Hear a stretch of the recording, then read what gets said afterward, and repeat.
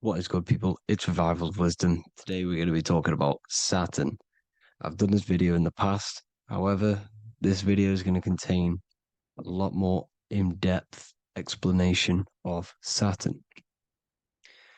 So the 33rd degree Mason, Manly P. Hall, said, Saturn is the key to crystallization, physical matter. Light is matter, matter is light. They are interchangeable. Low vibrating light turns into matter, high vibrating matter turns into light. And Saturn is the god of this world, this physical world. He crystallizes light into matter. This is symbolized as the Masonic checkered board, matter and spirit, matter and light, light and matter. He's also the god of time, destruction, justice. He creates and destroys, because all things in time die. He creates and destroys you. So, because we live in this physical world, which is the electric world, this is why we say electricity, because it comes from the root word of El, Saturn. They used to call Saturn El, E-L.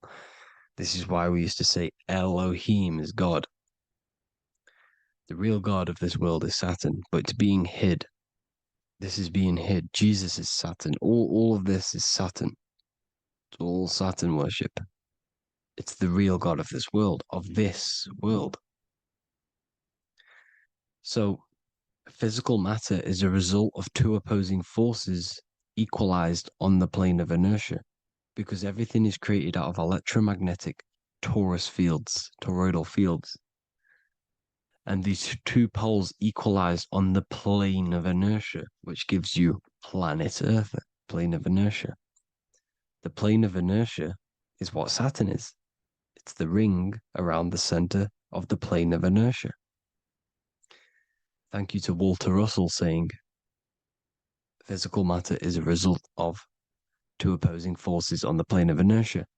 This is what Walter Russell says, so please check out his work. He's got many books, many books on light and electromagnetism and stuff like that. So I advise you to check him out.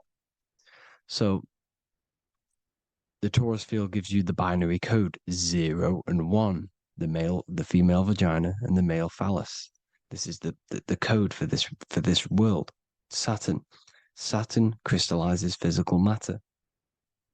Now Saturn is the most outermost layer of the 7 layers of heaven, where it says in the Quran, it says, Allah, it is he who created the 7 layers of heaven.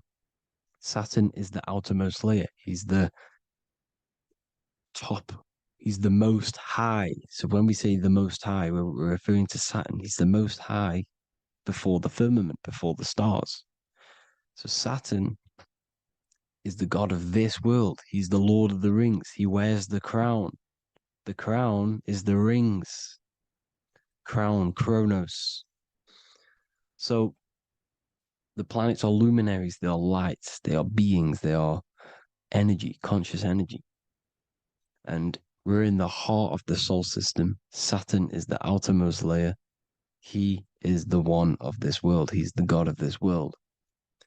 Now, on the North Pole of Saturn, you have the hexagon. Add up all the sides. It creates the 6-pointed star.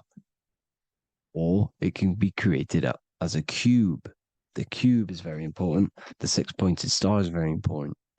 6 points, 6 triangles, 6 side, 6, 6, 6. Black cube adds up to 6 in gematria. Now, what did I say in the beginning? Saturn crystallizes the physical world. He creates physical things out of light. You are a light being. This is why we say human. Hue means the light spectrum. Hue, man, we are light manifested into physical forms, human. And we are incarnated through Saturn. Satan, same thing. The number of the beast is 666, and the 666 comes from the 6.6 triangle, 6 sides of Saturn, 666. We are all known as carbon-based life forms. Carbon The atomic structure of carbon is 666, 6 protons, 6 electrons, 6 neutrons. We are materialized into our physical bodies through Saturn, through the number of the beast. These bodies are the beast, it's the animal. The divine, the Christ, is the consciousness within, because you're a physical, spiritual being combined into one, hexed into one. Hexagram. This is a hexagram. You're hexed into physical matter, spirit and matter, light and dark, combined into one. Now you contain of the mark of the beast, the mark of your body. Your body's the beast. It says in the Bible, Satan, who is the god of this world. This world. There are many different worlds, but this world is run by Saturn, and it says that in the Bible. Saturn is Satan. It's the same thing. And look at the crown of thorns are wrapped around the heart. The soul is in the heart. The mind is in the brain. The soul is wrapped around the rings of Saturn. You're wrapped in physical matter. This is what it's showing you. This is symbolizing the rings of Saturn wrapping you. And the cross on top is the cross of the cube. The cube, the black cube of Saturn, unfolds into a cross. So Satan, who is the god of this world, Corinthians 4:4 in the Bible, Satan, who is the god of this world, has blinded the minds of those who don't believe. Satan blinds your mind because the god of this world materializes you, and he blinds your mind when you incarnate into physical matter. When you enter this soul system, not the solar system, you hit Saturn first. He materializes you. And look at the symbol for Saturn. This is the symbol for Saturn. All of the planet symbols are created out of the Holy Trinity. The Earth, Moon, and Sun. Body, mind, and soul. The Sun is your soul, the Moon is your mind, the Earth is your body. Your body's made out of the 5 elements. The Sun is your soul because the Sun is life force. Gives life to everything. Your Sun is a soul. Your soul is the sun of your body. The Moon is the mind. The Moon is the moon of your body, the mind of your body. Intelligence. So all of the symbols of the planets are created out of these. The Saturn symbol is created out of the Earth cross, matter, and the Moon crescent, moon, mind, matter over mind. This is why Satan, who is the god of this world, has blinded the minds of those who don't believe. He blinds your mind. Look at the symbol, it's showing you. The Saturn symbol is matter over mind when it should be mind over matter. So we descend into a soul system, into our 666 Saturn carbon suit bodies, and we are matter over mind. Then we have to move up the spine to go back up to spirit, to mind over matter, where you manipulate your own reality. Now look at this. It creates the number 5. 5 is the number of change. You're moving from this side of the number sequence over to the right side. You're moving from the spiritual into the physical world. You're incarnating into the 5 elements, the 5 senses. So the cube, the black cube of Saturn, is another major symbol. Very important symbol. Here you see the cube, and the color black is associated with Saturn because Saturn's associated with death. He creates and destroys. Light and dark. Death is associated with black, spirit, because you can't see spirit, which is blackness. So the black cube is black because Saturn rules the nighttime, which is dark, blackness, and he rules the winter, which is death, blackness. So Saturn is the black cube. Cubes have 6 sides: up, down, right, left, back, and forward. Cubes are 6-sided. Everything is 6-sided inside of this creation because you're incarnating, you're materializing, crystallizing into the cube, the world of the cube. Everything's a cube. Everything's got 6 sides. Here's Leonardo da Vinci showing you that you're in the cube. Leonardo da Vinci did this famous painting. You're in the cube, you're hexed into physical matter, or you're incarnated into the third dimension, the three-dimensional world, which is a cube, 3D. And black cube adds up to six sides of the black cube. The Kabbalah means cube god in Arabic. And look at what they do. They worship the cube, the black cube, and they stand in rings like the rings of Saturn. Australia, Denmark, Manhattan, Santana all have these black cubes. You go to New York, you will see the black cube there as well.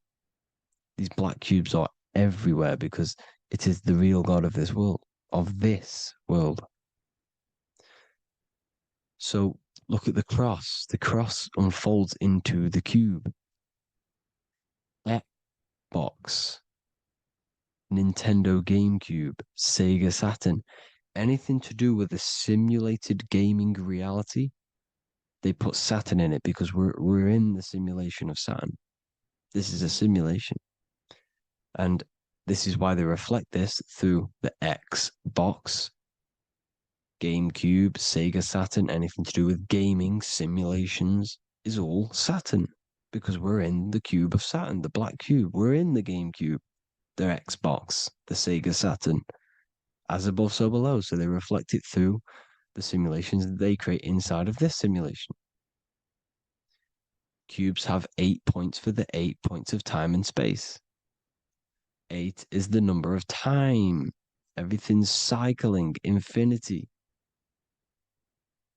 So look at the cube. The cube is symbolized as in Judaism. The Judays have the black cube. They wrap themselves in a black band and they cover their eyes into blackness. The black cube for the black cube of Saturn. They use the star of Saturn and they worship their god on Saturn Day because it's all Saturn worship. And look how the Saturn god is wrapped around with these thorns or leaves, just like Jesus is wrapped around his heart.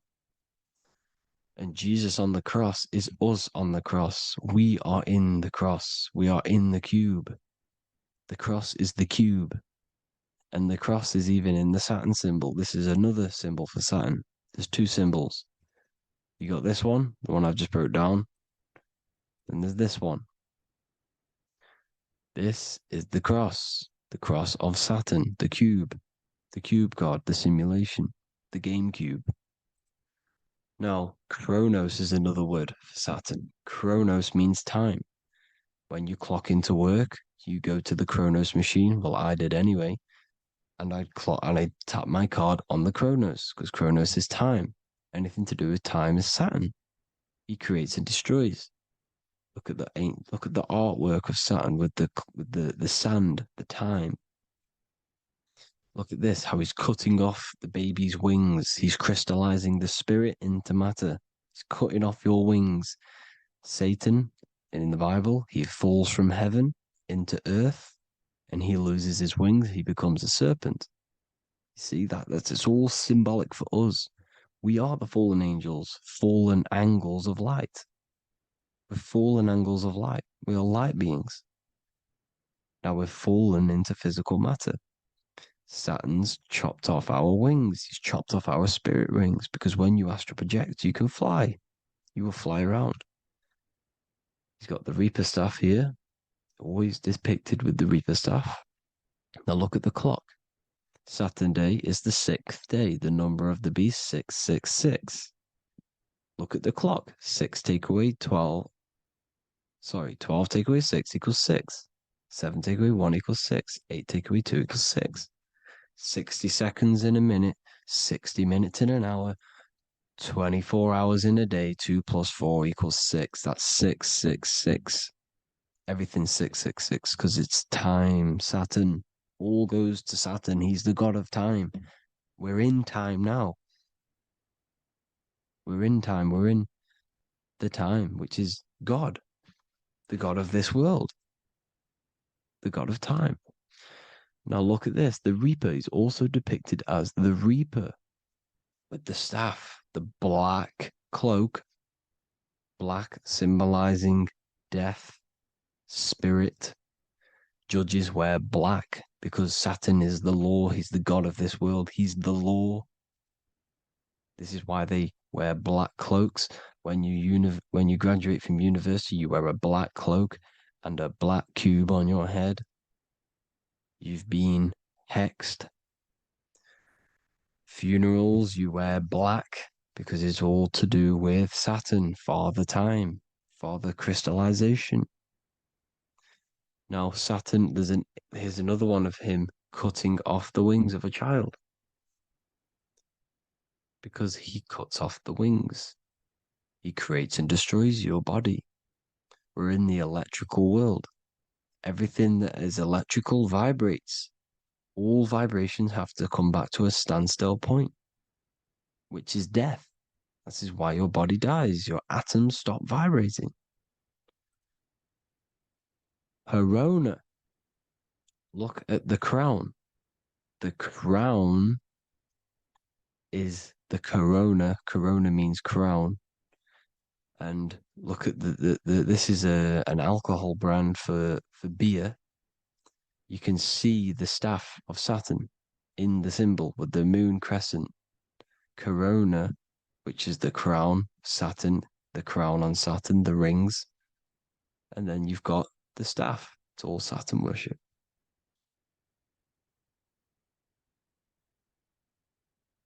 Is the black cubes of 9/11. Two black cubes. This was a ritual for Saturn. It's all ritualistic. And look at the Star of David, the Star of Saturn. It's not the Star of David. Creates IXXI, the sigil of Saturn. IXXI means 9/11 in Roman numerals. 9/11. It's all a ritual for Saturn, and they have the two black cubes of Saturn. Now look, XX. There's more symbolism of Saturn now. We're going deeper. XX is more symbolism for Saturn. The sigil of Saturn is XX, as above, so below. Same with the Star of David. You split it in the middle, as above, so below, as above, so below. XX, this is a Knights Templar Cross of Lorraine. XX, Knights Templar, high order of Masonry. They all worship Saturn. Well, Saturn's the real god of this world. X Eon with the XX. XXL magazines, which is all to do with famous rappers and stuff like that. When you die, you put XX on the eyes because it's Saturn. He's the Reaper. Is Jesus with the XX crown with the thorns around his heart, around his soul, with the cube on the top, the cross cube.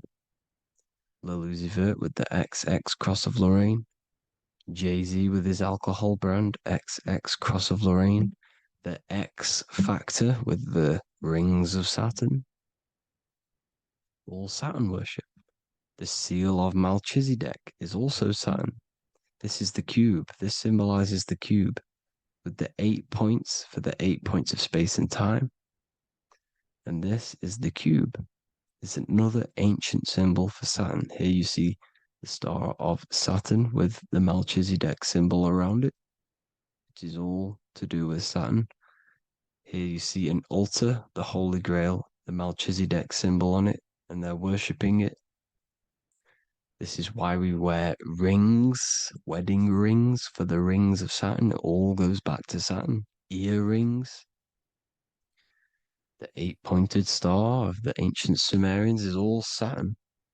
It's all Saturn. So the ancients, the symbols of Saturn goes on forever. It's in all of the major corporations. You can see it everywhere, the rings of Saturn. Toyota is an obvious one. Internet, Nike, Target, Sega, Saturn. It's all Saturn worship. All Saturn worship. Because he is the real god of this world. Here's Kanye West's album with a Saturn here. Here's Michael Jackson's album saying X escape. There's the X again. The X escape. You have to escape this reality. Maybe that's what he's pointing at. Here you see it on the dollar bill, the star of Saturn. Here you see it again on the dollar bill. So that is it for today's people. I hope you all gain some insight on Saturn. Please like, comment, and share if you can. Subscribe if you like the channel. Please have an amazing day. God bless.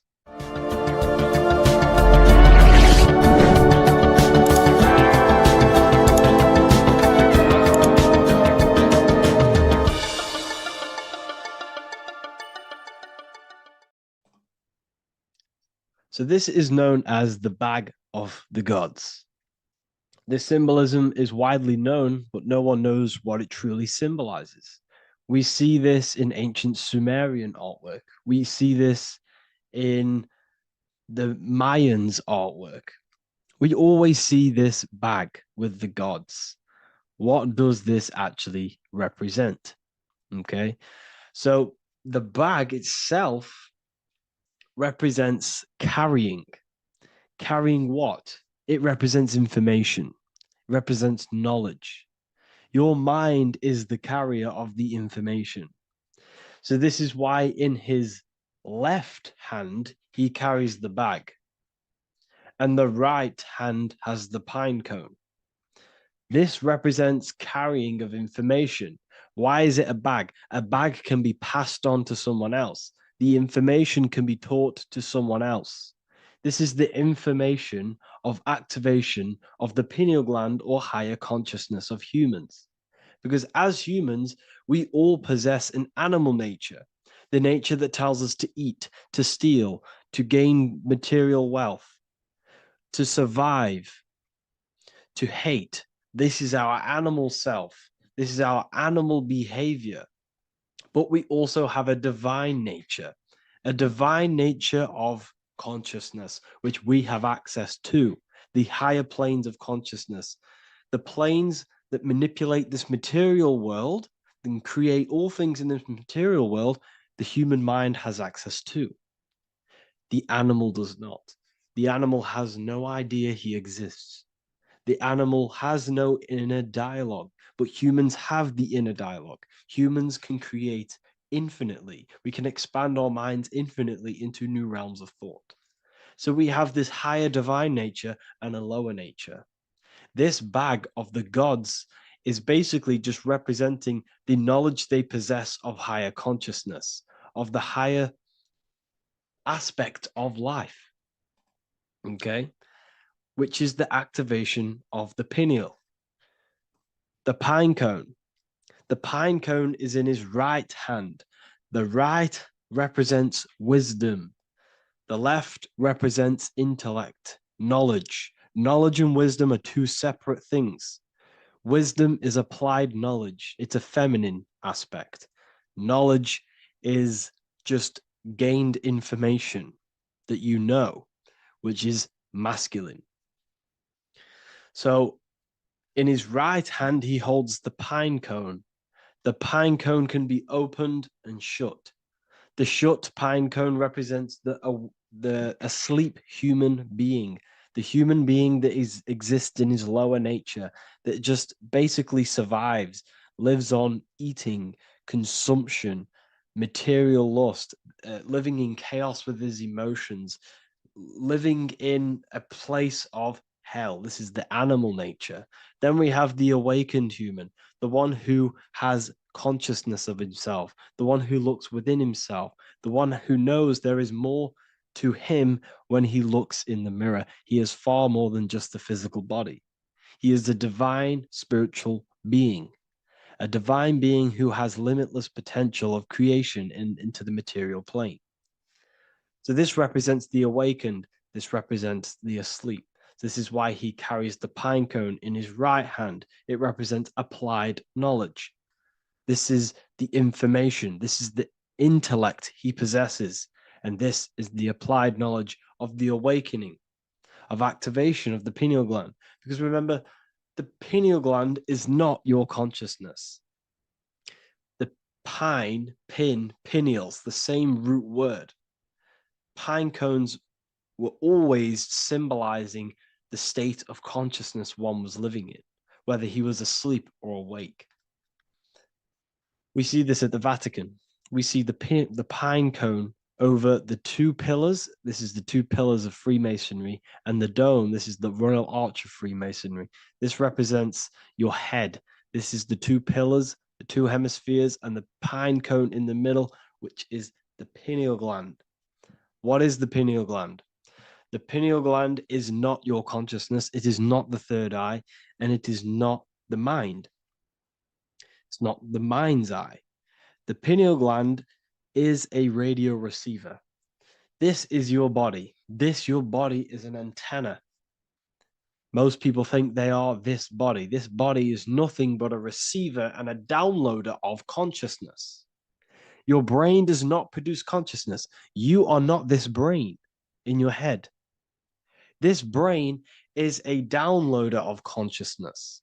Consciousness comes from a way higher divine plane, which is what this image is showing here with the clouds. The mind is light. Consciousness is light. And this light is coming down into the material plane, and your body is basically a crystal antenna which is receiving and downloading this consciousness. So you can experience a three-dimensional reality. So God can experience himself in a divided, separate state. This is what this represents.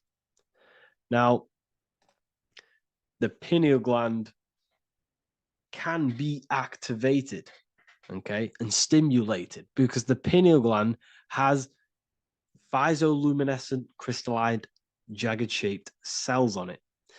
And obviously, these are crystals. Crystals are on your pineal gland. And what do crystals do? Radios use crystals. Your phone uses crystals. They tell you that crystals are woo-woo and pseudoscience because they don't want you to know the power of crystals. Your body is basically a giant crystal. Your pineal gland is a radio receiver for your consciousness. So if they can ruin your pineal gland and damage it, this will damage your connection to the divine, to your true self, to consciousness, to God, whatever you want to call it, the source. There is all one source consciousness, and we're all collectively connected to it. And this is our connection. This is our antenna. So what a radio does, a radio has an antenna, and the frequencies are all around us because all the radios are playing in your ear right now. But what the antenna of a radio does is tune into a specific frequency to pick up that frequency and play that frequency. It's the same with your consciousness. You're all a fraction of God's consciousness. So that is essentially what we are looking at here. We're seeing knowledge, intellect in the left hand, and applied knowledge, activation of waking up to higher consciousness, to the higher human form. Because we can reach beyond our physical form. We can turn our animal self into a divine being, into one of these so-called gods. These gods are nothing but human beings. The Anunnaki were not gods. They didn't come from the sky. These are normal, regular human beings who activated their higher consciousness. This is what we have here. This represents spirit. Birds represent spirit. So do we have any questions? I'll take some questions now. That was just a short lecture on what that symbol truly means. Okay, so if we have any questions, feel free to go ahead and ask some questions. Anything that you don't understand, anything that you want to know. Okay.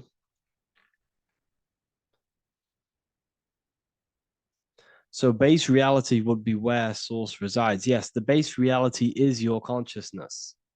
Are these lectures available in the university? There's a whole section, basically inside the university, there's a whole section with like over 30 long form lectures like this.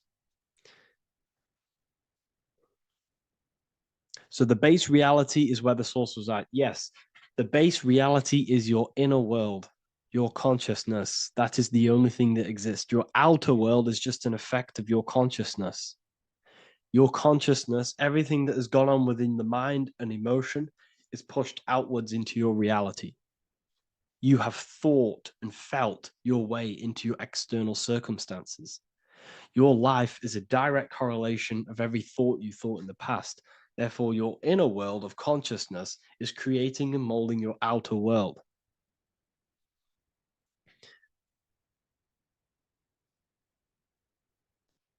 The best way to keep connection consistent, the best way to keep your connection to the divine or the higher planes of consciousness is through meditation and through imagination.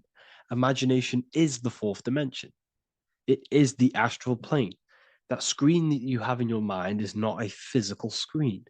That is the divine plane of the astral. And this is essentially where all objects of this material world comes from. The phone that you are holding, the laptop you're watching this on, whatever you're doing, every single object you see in your room that you are in right now began inside of the plane of imagination. This is not a physical plane. This is a metaphysical plane that you have access to. And you have the ability to bring down this plane into physical form. That's what we call manifestation. That's what the ancients called magic. This is what we now call in science metaphysics. It's all the same thing. So yes, you all have access to the divine planes. Unlike animals, this is why humans are so advanced.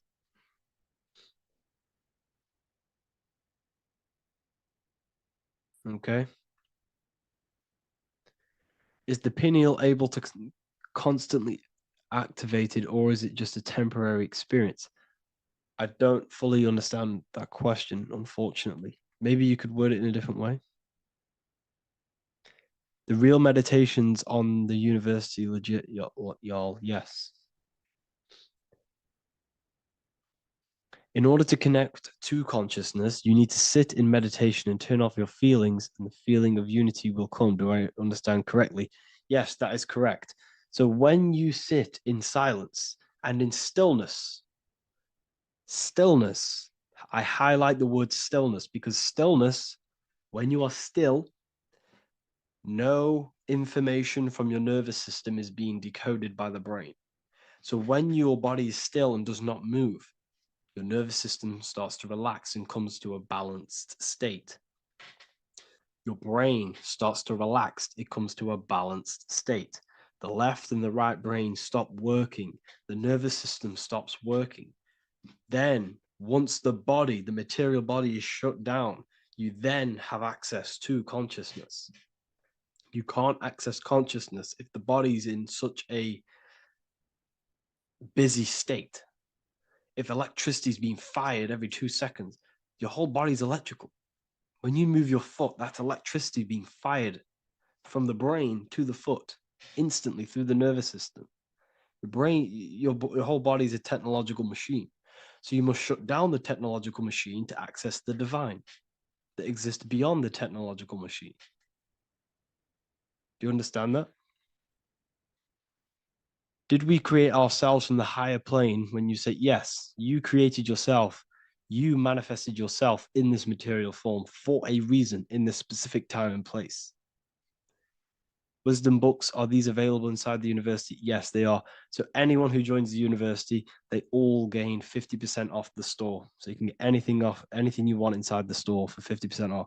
Plus, you get the Book of Wisdom Volume 1 PDF for free. You get the Human Health Guide. Plus, you get all of the library books. There's a loads of different books on occultism, symbolism, esotericism. Do you need to place your attention somewhere specific during meditation? You can do.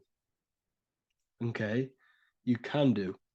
So if you struggle, when you first start to meditate and you struggle to turn off the thoughts, think of the back of the brain, the back of your head. Don't think of it, place your attention on it. Okay, so when you place your attention on the back of the brain, this now shuts off thought because the back of the brain doesn't have any activation to do with thought. The front brain does, the neocortex. That's all to do with activation of thinking. So place your attention on either the back of the brain or your breath. What's more important, creating yourself or finding yourself? It's balance of both. So in order for you to create fully, you must have awareness of self and awareness of thought and control over the mental dialogue, the inner voice inside of you. Okay. When you control that inner voice, that is when you gain power. That inner voice is what brings commands into physical reality. Before you kick a football, there is a change in consciousness. There's a decision made in consciousness before the body takes the action. Therefore, every physical manifestation is a change of inner consciousness before it's a physical reality. You can have the reality you want through consciousness before physically having it. That's the secret to creating. But you must believe it like you know the sun is going to rise in the morning. That's how much you should know that you have that reality in consciousness through feeling and thought and imagination. And that's how you can truly create in your reality. Shrooms help with consciousness or ego. I can't really talk about that because I'm maybe uploading this to YouTube, unfortunately. But we need to clean our pineal gland first from calcification. Yes, definitely. You should go on a detox the body. Because you can't really connect with consciousness if your body is in such a dirty state. Because the brain is, your nervous system is in a state of fight or flight, trying to fight off all these toxins. So when you meditate, you're probably going to be having thoughts all the time because your brain's firing, your nervous system's being attacked through toxins. So you must detox to have a true connection with the divine. Your diet plays a big role in your spirituality and mentality. What is the most optimal food for pure consciousness? Fruits and vegetables. They possess consciousness. So when you place them inside of you, they're syncing with your consciousness. How to check the cleanliness of your body, your skin, your teeth, your tongue, your mouth. If your skin has spots, different colors on it, you're not clean because your skin is a reflection of your inner organs. Coffee's not the best for you. Coffee gives you fake energy. Okay. So what coffee does, that buzz you get off coffee is actually the toxic effect of the chemicals reacting with your body. If I'm inside the university and wanted to buy your book, you said it would be 50% off because we are your student. Is that automatic or we need to have a code? You will have a code. Yes, I'm going to releasing a code for all the students after this. Caffeine equals neurotoxin. Yes, it fries your brain, it fries your nervous system, it fries your dopamine receptors. Will the Q&A last week about money symbolism be posted? Oh, I didn't post that. That's my bad. I totally forgot. I will post that after this. Thank you for reminding me. How to detox the body. The best way to detox the body is going through a week cleanse of fruit. So only consume fruit, sea moss, and cayenne pepper, and lots of freshly pressed juice. Do that for a week or 2 weeks, depending on how you feel, and then start to fast. You will lose weight, but you're not losing weight, you're losing impurities. It's good to do this every couple months, to just go on a raw fruit diet, cleanse the body, push everything out, and then start to fast while, consuming sea moss and having lots of freshly squeezed juices. What is an alternative for coffee? Something with high energy levels. Okay. We're not taught the most simplest thing about the human body. It is an electromagnetic machine. It's electrical. It runs off electricity. The only energy you need is electricity, and that is found in fruits, vegetables. If you want energy, drink pure, fresh, pressed juice. That will give you more energy, more electricity than coffee. Can we cleanse ourselves through oil pulling? Do you recommend it? I do oil pulling every day with coconut oil in my mouth. Celery juice is a good one, very good one. Yeah, celery juice.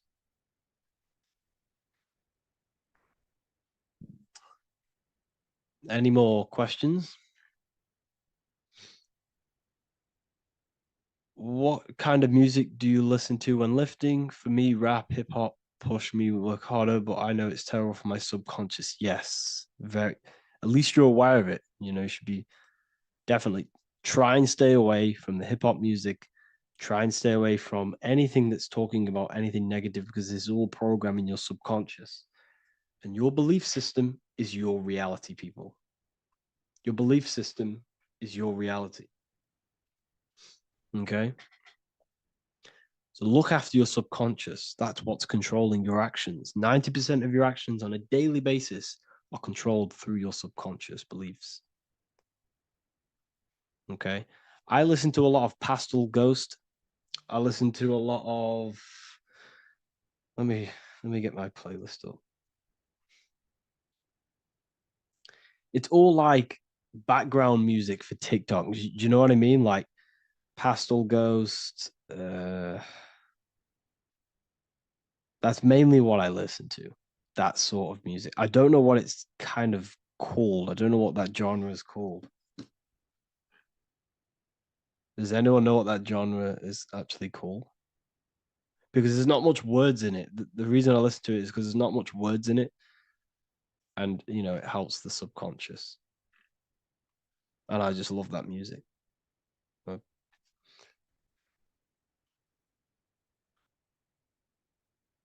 Like Lofi, yeah, a bit of Lofi. Uh, most people won't even know this type of music.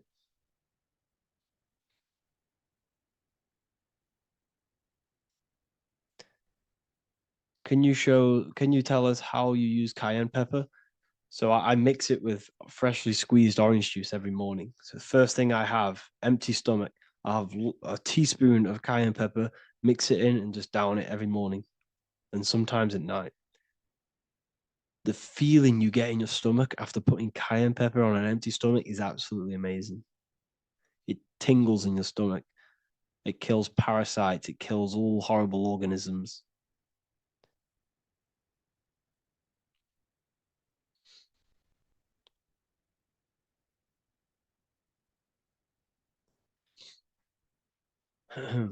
Mix it with hot water. Yes, hot water and key lime water. That I bet that's powerful. If you mixed warm water with key lime with cayenne pepper in first thing in the morning, I can imagine how powerful that is. I've never done that, but I'm going to try that.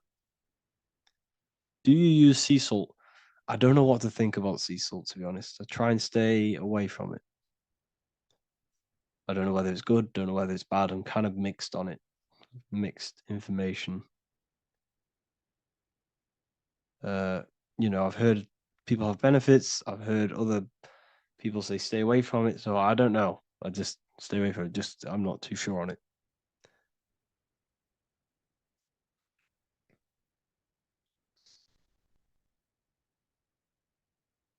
I drink fresh pressed celery juice every morning. Yeah, definitely. Uh, is there any chance we could like feel for move to like esoteric occult questions? The only reason I say that is because I might be posting this to YouTube, so it's like I don't want them. I don't want them thinking I'm giving health advice because I'm not. This is what I do. I'm not giving anyone medical advice. This is what I would do to myself because I can probably get in trouble for that. So the subconscious is the all knowing, it is the all seeing eye. The subconscious knows everything. Your conscious mind does not.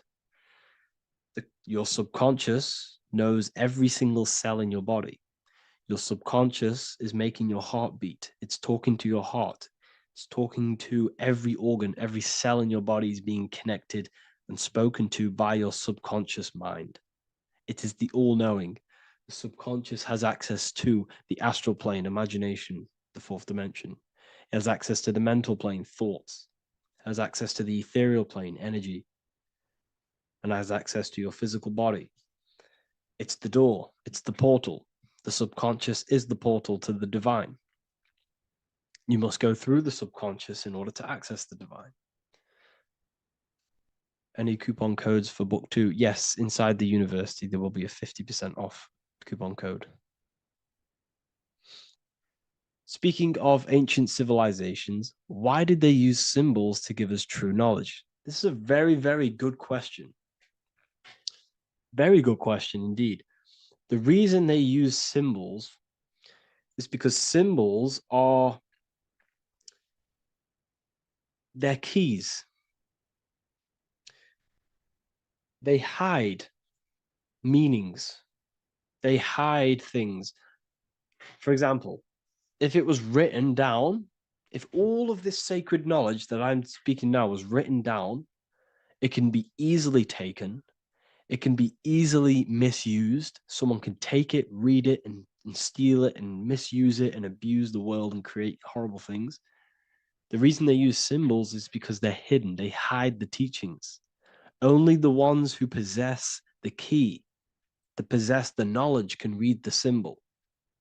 So the symbols act as a guard towards this higher wisdom, this higher knowledge, which gives you power. All of the knowledge I teach you gives you power. And you can misuse it. You can misuse your imagination. You have no clue, unless you've put this into action, how powerful your inner consciousness is. You can become a Okay, listen.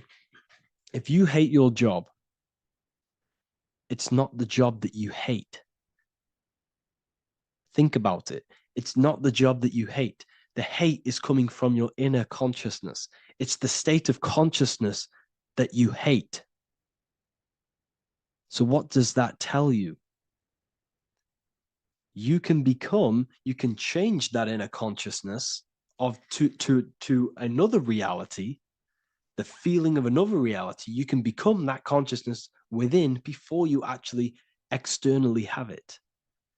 And by becoming and knowing that reality, that's what produces effect on shaping your outer world. When you really, truly know that reality inside of you, of being free, of being wealthy, of having abundance, your outer world has no other choice but to rearrange itself to your new inner state of consciousness.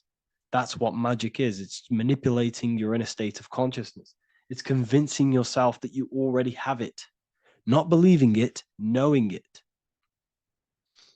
Okay? Knowing is different than believing. Believing is a lie. You should know thyself. Okay? So we can say that human overpopulation is intentional. There is no human overpopulation. We're all cramped in these cities. We're all cramped into one little place. We're not supposed to live like that. We're not supposed to live so cramped. This is why there's so many weirdos out in public. So many weird people doing weird things. This is when things start to go weird, and we shouldn't be living in this state, in this condensed state. We should be spread out. Okay. There is no overpopulation. It's just an illusion, because we all lived in such. Have you ever been on a plane? Have you seen how much land there is? It's crazy. There's no overpopulation. And how many people do they say there's in the world? There's not that many people in the world that they say. I think it's like 8 billion. I think they say there's 8 billion people. There's not 8 billion people. There's probably more like 2 billion. And the reason I say that is because I have a friend who only has like 300K followers. That's a lot of followers, okay? And he gets recognized everywhere he goes. And he's into all this stuff. And he says, listen, the population is definitely not 8 billion or whatever they say. I think it's like a couple billion. It's probably more like a billion. How to properly manifest intentions. Thought, emotion, and imagination are the key. You must know that you have that reality. Don't believe it. Become that reality within your consciousness. All day long, as much as possible. Feel it. Imagine it. Say it. And have zero doubt. How to have zero doubt. You can't, well, okay, so the doubt, that little voice that will seep into your mind saying, you can't do that. You can't do this. That's your old voice of your subconscious program. Listen, the reason why most people fail in life is because they have trained their subconscious that they will fail. They have told and believed that they will fail. The reason I will succeed for the rest of my life is because I have trained my subconscious to say, I will win, I will succeed, I will solve any problem. That's my belief system. And if my belief system is that, then my external reality, my conscious mind will seek a way to fulfill that belief. It will seek to control and create that belief in my external world. It will seek to solve any problem. I've trained my subconscious mind to know that I already have the reality, to know that I'm abundant, to know that I have everything that I already need. Therefore, if any problem comes, I can sort it straight away. But most people have a different belief. It's not your fault. We've been kind of manipulated and told this, that they will fail, that they can't do anything, that it's too hard. And that basically casts a spell on the conscious mind, where your conscious mind is just like, no, I can't do that, because of this subconscious belief that you hold. So you must reprogram your subconscious that you can do it, that you will solve any problem, and that you are abundant. That's the reason why successful people succeed. It's because they have a complete different mind state, a complete different belief system in their subconscious.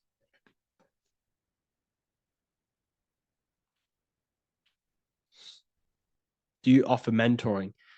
Yes, I do offer mentoring, but it's mainly for people who want to grow their online presence, and for the amount of value and transformation that I can place into your life, and the time that, well, the price of my time, it will be a higher price tag, but your life will completely change if you join my mentoring, because I will transmute your life. I will transmute your mind, and I will transmute your whole reality, because I could tell you exactly what you need to do.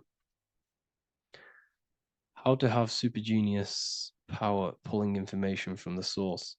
Okay, so you can do this. I talked about this in Book of Wisdom, Volume 2, if you've read it. This is a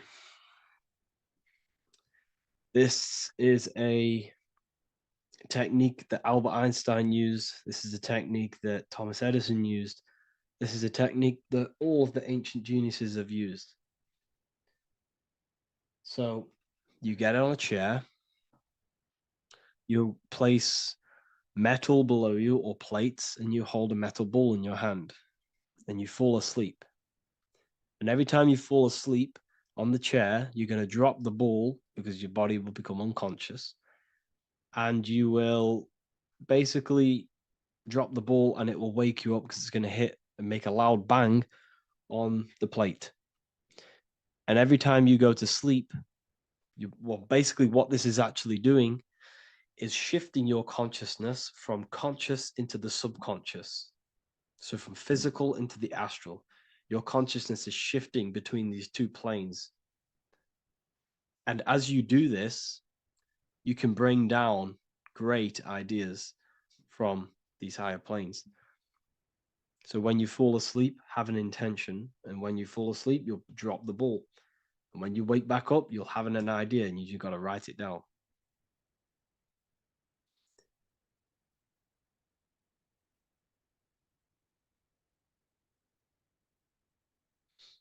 How to balance chakras. Don't focus on balancing your chakras. Focus on the mind. The mind is the cause of the chakras being blocked. If you have a blocked throat chakra, this is a problem in your mind, not the chakra. You see, the chakras are a result of the mind. You transmute the mind, you can transmute the chakras and cleanse them.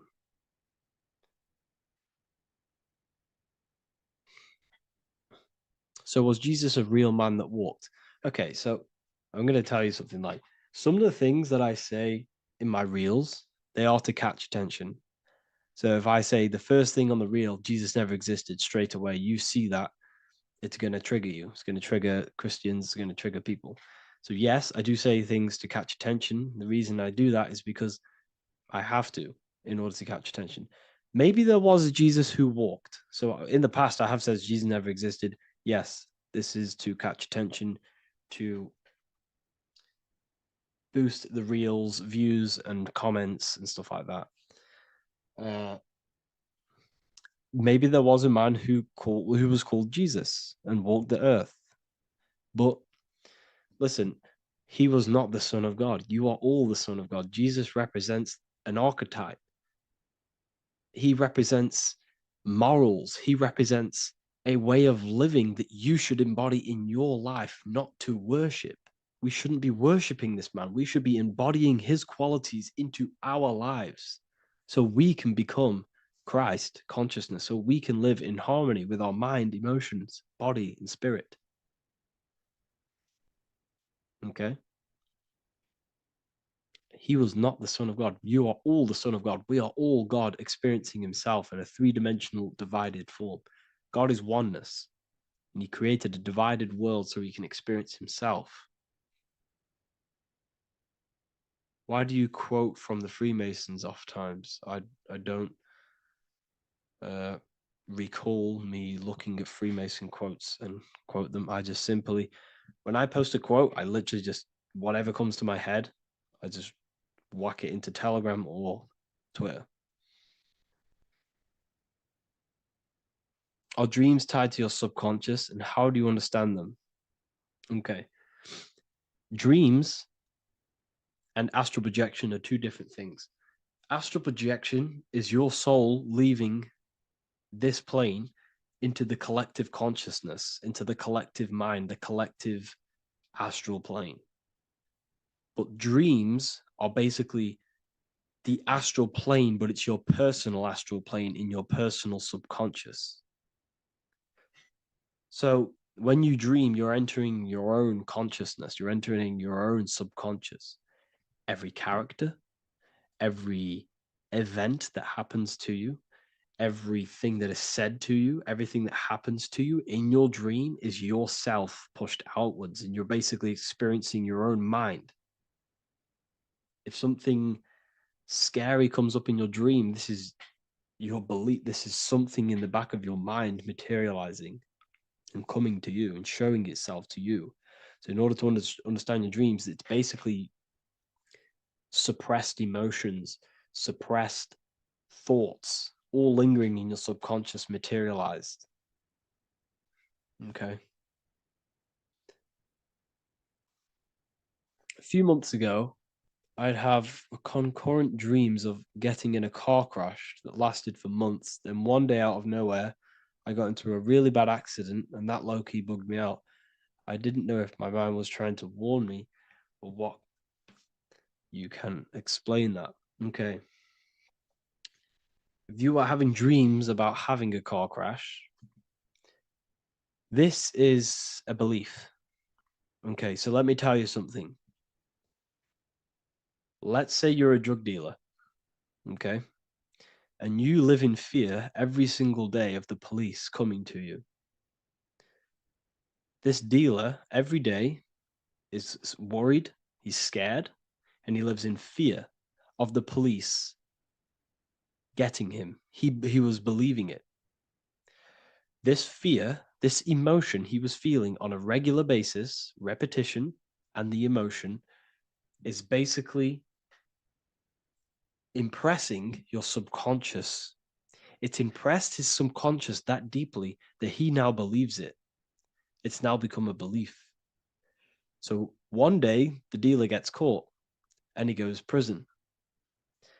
Let me tell you something. He placed himself there because he created a program, a belief in his subconscious of the police. And his external reality is now in a prison cell. But that prison cell is just an external manifestation of the prison cell of fear he installed in his subconscious mind. The four walls he's now trapped in is just basically an externalization of his own belief system that he created through consciousness, through the subconscious. If you embedded your belief that you will be in a car crash, you will be in a car crash. He placed himself there. He materialized that reality through the thought, through the emotion, through the belief. He put himself there. You see? So if you were having dreams, this was maybe, it could have been anything. You could have watched a program when you were a child about a car crash and that maybe scared you. Or you saw a car crash when you were very young and that scared you and that impressed your subconscious. Then you had a dream about it. Then you started to believe it. And then one day, bang, it happens. That's the power of the subconscious mind. It holds control over you. It holds control over every aspect of your reality, of your being. So, I hope you all enjoyed this live. I'll see you all inside Ethereal University. I'll be posting another lecture this week. And yeah, let me hold on. The Freemasonic square and compass is not just a symbol that represents Freemasonry, a lodge, or a secret society. It is a symbol of gaining your own personal power. Now, in this video, I'm going to be breaking down this symbol in the most detail I can possibly go into. Most people live in a state of illusion. They live their life impulsively, acting based on their five senses, tasting. They want to feel a certain thing like an orgasm, or they're basically just slaves to external things and their five senses, which leads to a very dark path where you'll never actually become a conscious creator and you'll never actually be internally happy. The Freemasonic square and compass reveals some deep wisdom about this. Now let me break this down. If you want to gain your personal power, listen up. The Freemasonic square and compass is a compass which is used to create circles. Now, if you notice something about the circle, they have no beginning, no end. You can't tell where it begins and ends. It's eternal, which means this represents consciousness. Now, if you don't know what consciousness is, if you close your eyes, you have an internal world. You have thoughts, emotion, visualization. This is all consciousness, spiritual. Then we have the square. The square creates squares or lines, which represent matter. It has a beginning and an end. You can quite see where the beginning of the end is, right? So we can even link this to Leonardo da Vinci, the Vitruvian Man. We see the man in the square with the circle. The circle is the eternal consciousness, and the man is the square, limited to the physical world. But consciousness is not limited. That's why it's outside the square. This is eternal. The body is mortal. The body will die. Consciousness will never die. If we look even closer at the symbol, we notice in this particular symbol, we have the compass overlapping the square. This is very, very symbolic. This represents spirit over matter, also known as mind over matter, consciousness over matter, the circle over the square. Like I mentioned earlier, most people are slaves to their senses. They go through their day and all they do is chase validation and feelings. They eat all day to feel good, which means they're slaves to their taste. They're slaves to their feeling. They masturbate, which means they're a slave to orgasms and external things. They're literally being governed by the external world controlling their internal world. They're literally living life on autopilot. And don't get me wrong, I was guilty of this too. We're all guilty of this when we join this world because we're not taught this sacred knowledge. Until you actually stop and recognize this, you'll be living life on autopilot, literally not even living. You'll be running off subconscious programs, seeking external validation and being ruled by these five senses.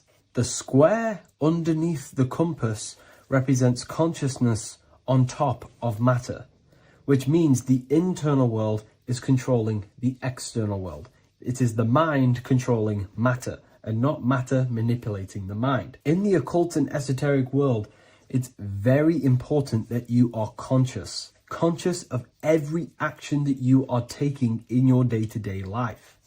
Never act subconsciously. Always be conscious. What are you thinking? What are you acting? What are you giving your attention? All of this is contributing towards creating, because you are a creator. Consciousness is a creative force. You need to make sure that the compass is on top of the square, that your inner world is controlling the outer world and not the outer world controlling the inner. As I've mentioned in many videos before, the internal world of consciousness is what's producing the external world. Your life is just a result of every thought and emotion that you felt in the past. Everything you own, everything you possess, your friends are all reflections of your consciousness. They're all reflections of what you are thinking about. When you change your thinking, your external world starts to rearrange itself. On a basic level, this symbol represents the combination of spirit and matter. You are a spiritual being and a material being. You are heaven, the sky, and earth, the ground. You are heaven and earth, spirit and matter infused into one. You are a bridge between the divine and the earthly worlds. And you can bring down these higher realms of consciousness, thought, imagination, and emotions into a physical, tangible reality. To do this consciously, we need to make sure the external world is not manipulating the inner world. Because if your internal world is being controlled by external circumstances, for example, you have a circumstance happen in your reality, an emotion triggers inside of you, and that emotion is a command to create more of that. And the thoughts that you think are creating more of that negativity. So it's a constant cycle of negative manifestation if you let the external world control your internal world of consciousness. So we need to make sure the compass is on top of the square, that the internal world are commands and not reactions to create your external reality. And not only just to create, but to actually enjoy life. If we let the external world bother our internal world, this means that we have some sort of mental or emotional attachment to the external world. We need to detach from the external world. Why do I say that? Because it's temporary. It's an illusion. We are going to die one day, and none of this will matter. You need to understand that everything in this world is temporary. You have to be okay with losing things, losing family, losing things in this world, because it's guaranteed to be temporary. We need to make sure the internal world is order and not chaos, commands and not reactions. Now, at the back of the Book of Wisdom, Volume 2, the book that I've wrote here, I go over the different meanings of the different arrangements of the square and compass. Sometimes we see the square overlapping the compass, which is the opposite of what we've just broken down. Or sometimes we see one leg of the compass on top of the square and one leg of the square on top of the compass. These are all highly symbolic. When we see the square overlapping the compass, this pretty much represents the beginning of the Freemasons' journey. When their internal world is being controlled by the external, they have a lot of spiritual growth and a lot of learning and inner work to do. Now, when we see half and half, one leg of the square on top and one leg of the compass on top, this represents the Masons' gradual emergence from the material realm into the spiritual. This interplay of symbols reflects the process of gaining greater light and knowledge as the Masons ascend from material concerns towards spiritual enlightenment. And of course, we've just broken down what this means. This represents spirit over matter. They're not chasing external physical things anymore. They're actually chasing and gaining validation and happiness from spiritual growth, more knowledge and deeper understanding of consciousness and themselves. Most people chase external material things. which actually don't make you happy in the long run. You could be given £1 million today.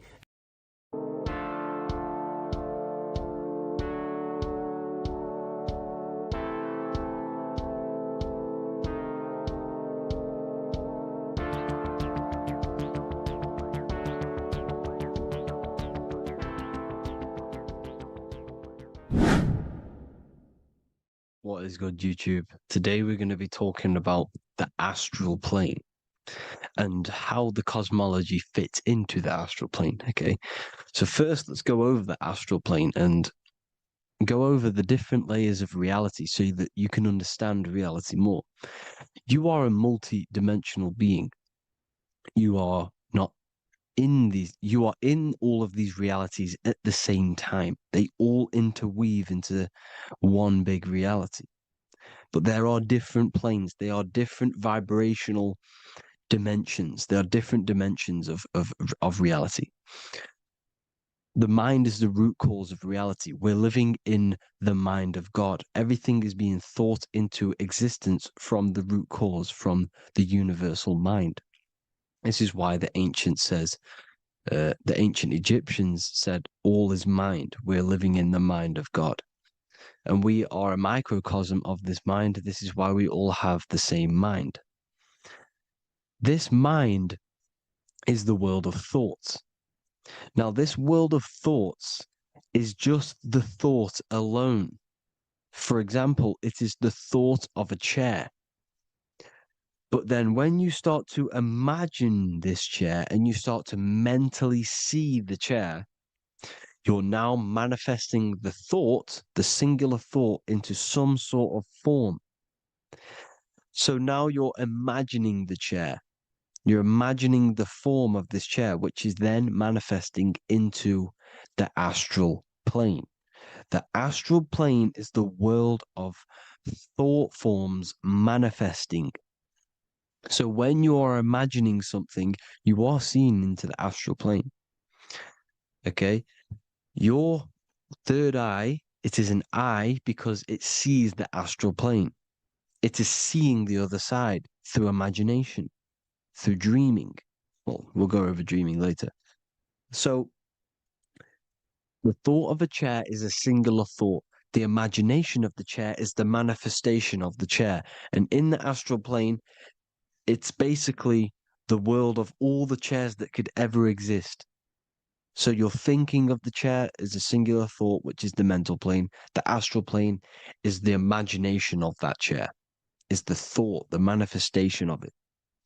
Depending on the vibrational state of the thought will depend what level of the astral plane it will go to. For example, if you're thinking about a chair to torture someone on it, it's going to go on the lower astral plane. Or if you're thinking and imagining happy things, it's going to go to the higher astral plane. So wherever your mindset is, that we call it a mindset because your mind is setting frequencies to certain things. Thoughts are frequencies. And a mindset is setting your frequency, setting your mind to a certain frequency.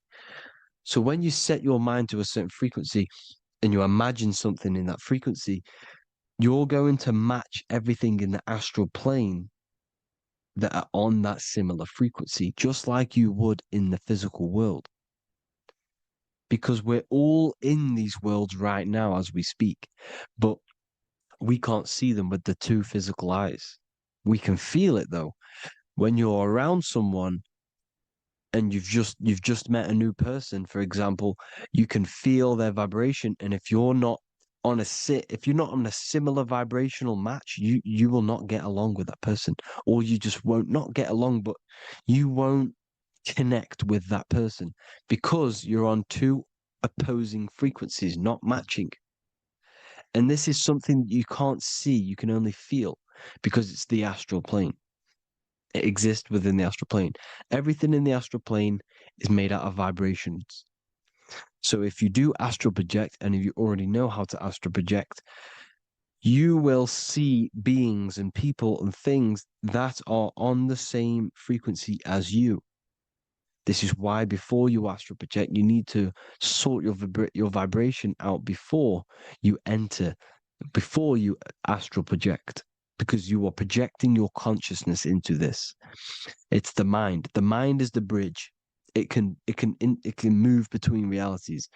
You are a observer. You are a observing soul which observes different realities. And the mind is the bridge between all of these different realities. The mind can choose. If you want to project into the astral, you set your mind to it, you can. Okay? So let's not get off track. The lower astral plane is where demons are. The higher astral plane is where heavenly beings are. Heaven and hell are kind of a real thing. The etheric plane is a powerful substance, the ether, the fifth element that they don't tell us about. If you type in on Google the 5 elements, they will try to remove it with wood or metal because they don't want you knowing about the ether. Ether is the energy double behind all physical objects. So the ether is very important. It is the 5th element. It is part of the physical world, but it's also part of the astral world. It is on either side. You see how they're showing you the truth in the language? Ether and either are the same word.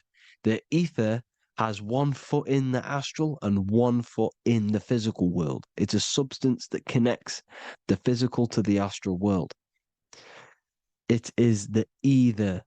It's on either side of reality. It's on the other side. Other, either, same word. Ether is connecting the physical to the astral plane. It's the world of frequency.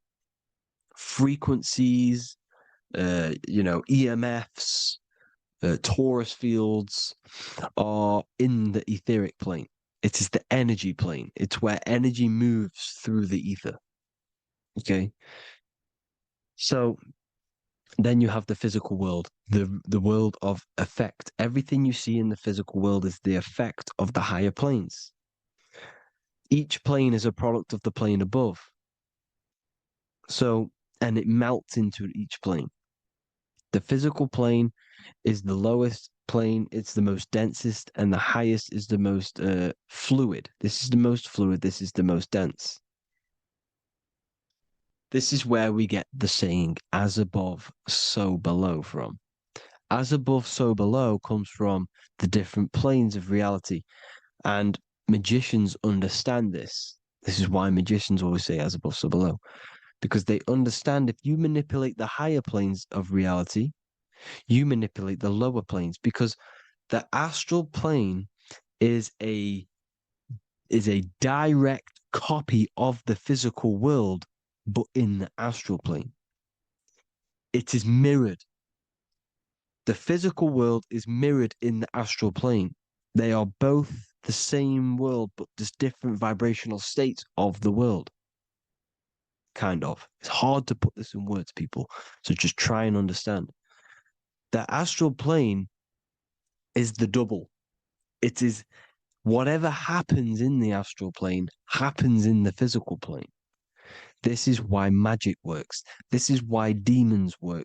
This is why spirit communication works. Because if you manipulate the higher planes, you manipulate the lower planes. As above in the astral, so below. Leonardo da Vinci showing you to look up, pointing up. You got to look up. He's telling you to change the mind, you change the physical world. You change your emotions, you're on the astral plane, you change the physical world. You change your reality by changing the higher planes. This is the Masonic 11, the 2 pillars. This is the 11 also symbolizing the 2 hemispheres of the brain here. But the 11 symbolizes the 2 mirrors. 11, 9, 11. 9, 11 adds to 11. 9 plus 1 plus 1 equals 11. The Twin Towers were an 11. Flight 11 was hijacked because it's a mass ritual within the astral plane. Now, we're going to go deep into that later, and I'll show you these rituals they do in order to manipulate the astral plane. So this is what the 11 is. It's the mirroring of reality.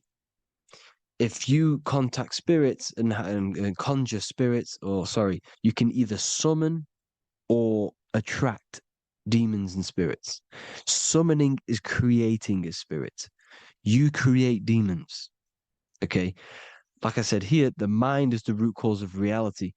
If you think of something if you think of a traumatic event that happened in your life over and over and over and over again for years and years and years, where attention goes, energy flows. The mind is the director of energy. If you are directing energy into the specific emotion, the specific thing that is torturing you in your mind, that will manifest as some sort of being in the astral plane, which is called an elemental. And this elemental being that you have created through your thought forms and emotions will latch onto you and feed off this energy. So it's important that you get your mind right. Okay. It's important you sort that you file the mind and you discipline the mind. Make sure it's only entertaining positive things, because you are quite literally creating your own demons. Creating the word demon has the word mon in it. And if you've watched my videos to know, mon means moon. The moon is your mind, the sun is your soul, the earth is your physical body. Demon is mon means mind, moon is mind. You create demons with your mind. Summoning. Now, this is where the rituals come in. 9/11 was a ritual because everyone was thinking about this big fearing, the death of 9/11. Everyone was thinking about it. And all of their minds thinking about this horrific thing will manifest and summon a negative energy spirit elemental within the astral plane. That's how all of this works. This is why it was a mass ritual. Okay. Chris Brown, new album name 11/11. Release date on the 11/11. This will be my 11th album and contain 11 songs. All of these people know the occult. This is Hermes Trismegistus with the star of Saturn, the six-pointed star, as above, so below. The mirroring of reality, physical and astral, the two Masonic pillars. So as above, so below. What's above us? The stars. The stars are connected to the astral plane. This is why we call them stargates. When we dream, we are experiencing these different realities. And what are stars? They tell in the Bible, it says Genesis 1:14. And God said, "Let there be lights in the firmament of the heaven to divide the day from the night, and let them be for signs." Signs translates to things to come. Why things to come? The stars tell the future. Why? And why do we say as above, so below? As above us is the astral plane and the etheric plane. As above, so below. Whatever happens in the stars happens on Earth. The stars are connected to the astral plane. Above us is the astral plane. We are a star in a physical body. This is why we say Mr., sister, stir equals star. The E and the A are interchangeable. We are stars, and the stars are the start of our incarnation. We start in the stars, same root word, and we descend through the seven energies, which are our seven chakras. Then we enter the heart of the soul system. The heart rearranged spells earth. And this is the true cosmology. Here's the Masonic cosmology. This is Masonic now. Here's the firmament. Let there be a firmament in the midst of the waters to divide the waters from above, from the waters that below. Genesis 1:6. The firmament, firmament comes from the word firma, Latin, I'm pretty sure, which means firm. When something is firm, meaning it's stable, it does not move, it is firm. The firmament is firm. So is the firmament Genesis 1:6. what does he say? Genesis 1:3, sorry. Let there be light. This is before the sun and the moon was created. Let there be light. Before the sun and the moon was created, light was appeared. So what's that tell you? This is a holographic projection from some sort of light being, some sort of projector. And that projector is the all-seeing eye you see in the Masonic cosmology. This is the all-seeing eye projecting the light beams. Let there be light. Everything is made out of light. The universe is created out of light waves. The torus field is one unit of light. The light projecting this reality is Polaris. Okay, the famous all-seeing eye. Now, what else? Then we have after let there be light in Genesis 1:16, and God made the two great lights. This is the sun and the moon, electric, magnetic, male and female. Then we have the Masonic checkerboard, the black and white symbolizing dualities within the dualistic reality we're in, spirit and matter, light and matter, rest and motion, positive and negative, good and evil. Everything's dualistic here. Okay? And it's a dance. The universe is a dance between flickering of white and black light, which is the torus field. We're not going to go over that, but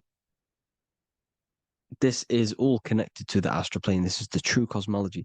The astral plane cannot work on a spinning monkey ball in the middle of space. Does not work. Cannot work. It's impossible. Okay? Impossible. So even in the Quran, it says, Allah has made the earth for you as a carpet, flat.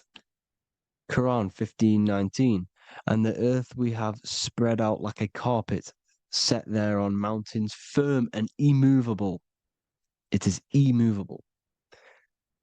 In the Quran, it also says 65:12, it is Allah who has created the seven heavens of the earth. The seven heavens meaning the seven layers of heaven, the seven planets. And Psalms 104:5, he set the earth on its foundations and it can never be moved. Never. So here you see in Isaiah 40:22, he sits enthroned above the circle of the earth and its people are like grasshoppers. He stretches out the heavens like a canopy and spreads them out like a tent to live in. We live in a tent. This is the tent. The projection of light. Here you see an ancient picture here. Here you see the ethereal barrier, meaning the firmament, the etheric barrier. And here you see his head popping out. Why is his head popping out? Because your head is heaven.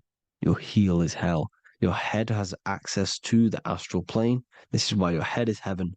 The pineal gland, when stimulated, has access to project itself, project consciousness into the astral plane. Here you see another ancient picture here with the Masonic Royal Arch, with the zodiac here, the zodiac on the top, arching because there's a firmament above us. Here's God in the brain. Consciousness is God. Here you see the Masonic Royal Arch, symbolizing the firmament. George Washington above the Masonic Royal Arch. These are the stars. This is Polaris projecting reality. Here's ancient churches with the dome. Polaris projecting reality with Jesus. Disney World is under the dome. The seven layers heaven, ancient paintings, all depict if you go and look at the ancient paintings, they'll all depict the firmament, the arch above us. This is where we get interesting. The Masonic Royal Arch has the 6-9, which is Cancer. The constellation Cancer, which is 6-9 is associated with portals because CERN is the 6-9. Okay, CERN is opening portals. They're trying to create a portal to the other side.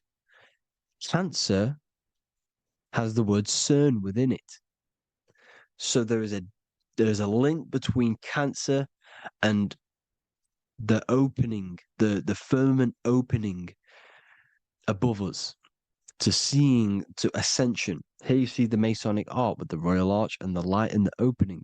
Here you see the light and the opening. This is the opening of the firmament. Here's the Hebrew cosmology with Sheol, the underworld, and the opening. So Cancer is definitely some sort of portal in and out of this reality.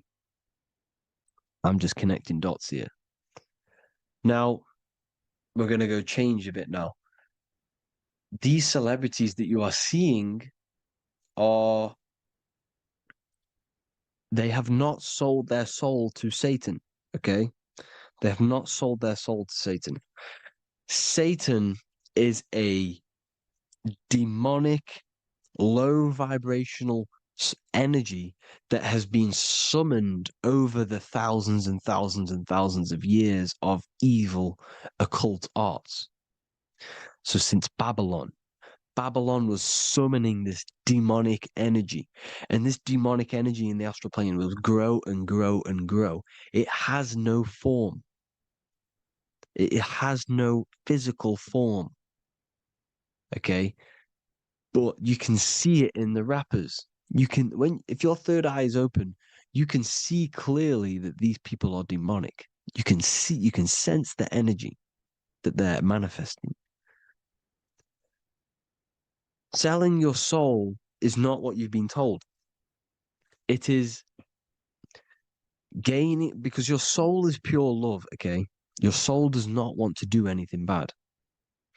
So when you sell your soul, you're gaining physical gain, you're gaining physical wealth, for example, like for these rappers, they will be given millions of pounds because the people in control of the music industry, which is the dark occultists trying to brainwash the masses, the people in charge, they're dark occultists. They understand Satan and the energy.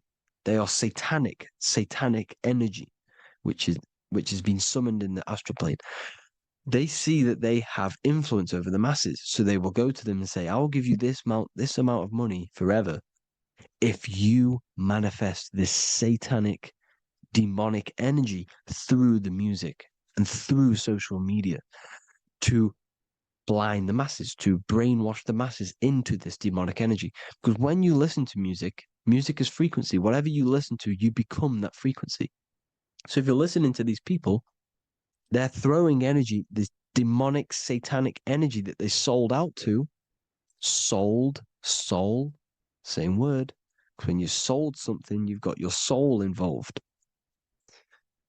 They have exchanged money, physical gain, so that they manifest this satanic energy within the astral plane and through the music, through the videos, through social media, to keep us in this vibrational frequency, in this low state of consciousness. This is what it actually is. It's not, you're not selling your soul to some sort of devil. This satanic energy has no physical form it is formless in the astral plane. It's a summoned energy. Now, the root chakra is red. This is why the devil is red, because it symbolizes the animal nature of man. When you are operating off your root chakra, you will kill, you will fight, you will do anything to survive, because it's all about survival mode in the root chakra. They want you keeping in that fighting mode, that surviving mode, so that you are manifesting this low vibrational frequency, this satanic energy, this demonic red energy. This is why the devil is red. And the devil has a tail with the red arrow pointing down, because it symbolizes your light body. This is your Merkaba.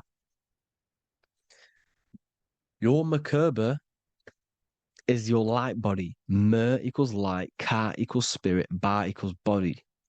Merkaba, this is the devil's tail pointing down, the descension, your heel, up to your heel, hell. Ascension to heaven, head. You see? This is the all-seeing eye with the illumination coming off it, your head, when you're illuminated.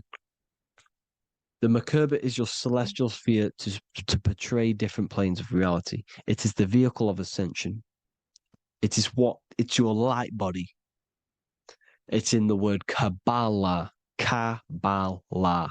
Ka, spirit. Ba, body. La, light. Same thing. Kabbalah. Merkaba. Same thing. It's all about the light body. This light body sees different realities. So when you see the goat in the music industry, it's this satanic summoned energy that's been summoning for thousands of years within the astral plane. When it becomes to the physical plane, it will manifest through different things. A goat, an owl, Satan, Moloch, Baal, same deity, same demonic energy that's been summoning in the astral plane. And this is why the Baphomet has a goat head. Drake's new album is the goat. The Polo G, the Masonic G, with the goat. And here's Rilo Rodriguez in the mirror with the goat in the mirror and him in his physical body. It symbolizes, the mirror symbolizes the astral plane because he's manifesting the goat, the demonic energy. He's sold out to the demonic energy. And in the physical plane, he's his physical body. The mirroring, the Masonic 11, the mirroring of reality, the astral and the physical. And what do you call them when they're an amazing rapper, the best rapper? You call them the goat. Because the goat, you're the goat because you're manifesting the goat energy, this satanic, demonic energy within the astral plane. So Baal, Moloch, all the same thing. Because in the astral plane, if you want to gain spirits to come to you and communicate you in the physical world, if you want to communicate with spirits, you have to gain their attention. You can either gain their attention or come together and agree to create some sort of being, which is Satan. Okay. You can, like I said earlier, you can create these beings, you can summon them or attract them. One way to attract them is sacrificing. In order for you to become God, man, to turn to God, you have to sacrifice your life.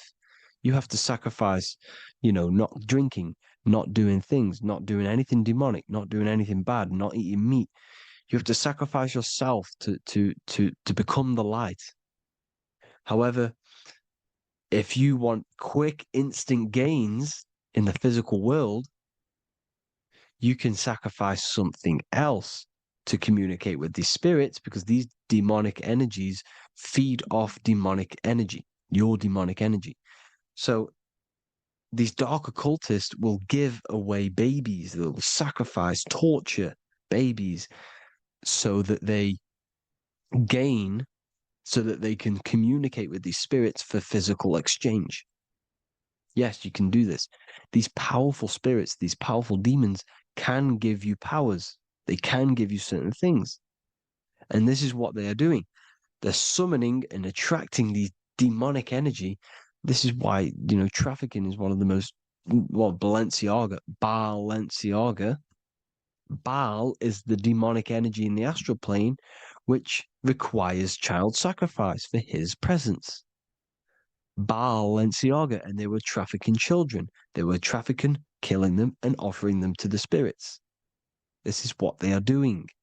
Balenciaga. It's in the name. Here you can see here a stick man with two horns. The goat, obviously, it's all the same deity. Baal, the goat, Moloch. Here's Moloch, the owl, the Egyptian owl, because it comes from the owl of Moloch, which is Baal, which is Satan, all the same demonic energy. And it's on the dollar bill, a tiny dollar bill, on the $1 bill. All the same thing. Bohemian Grove, they worship the big owl, Moloch. It's all the same thing. It's all one big demonic energy which has been summoning in the astral plane. And it's trying to take over Earth, the physical plane. That's what it's doing. So I hope you all gained a deeper understanding of the astral plane and what's actually going on in the world. Please leave a comment if you can to help the algorithm. Drop a like if you like this content. And hope you all learned something today. And God bless you all. Thank you all.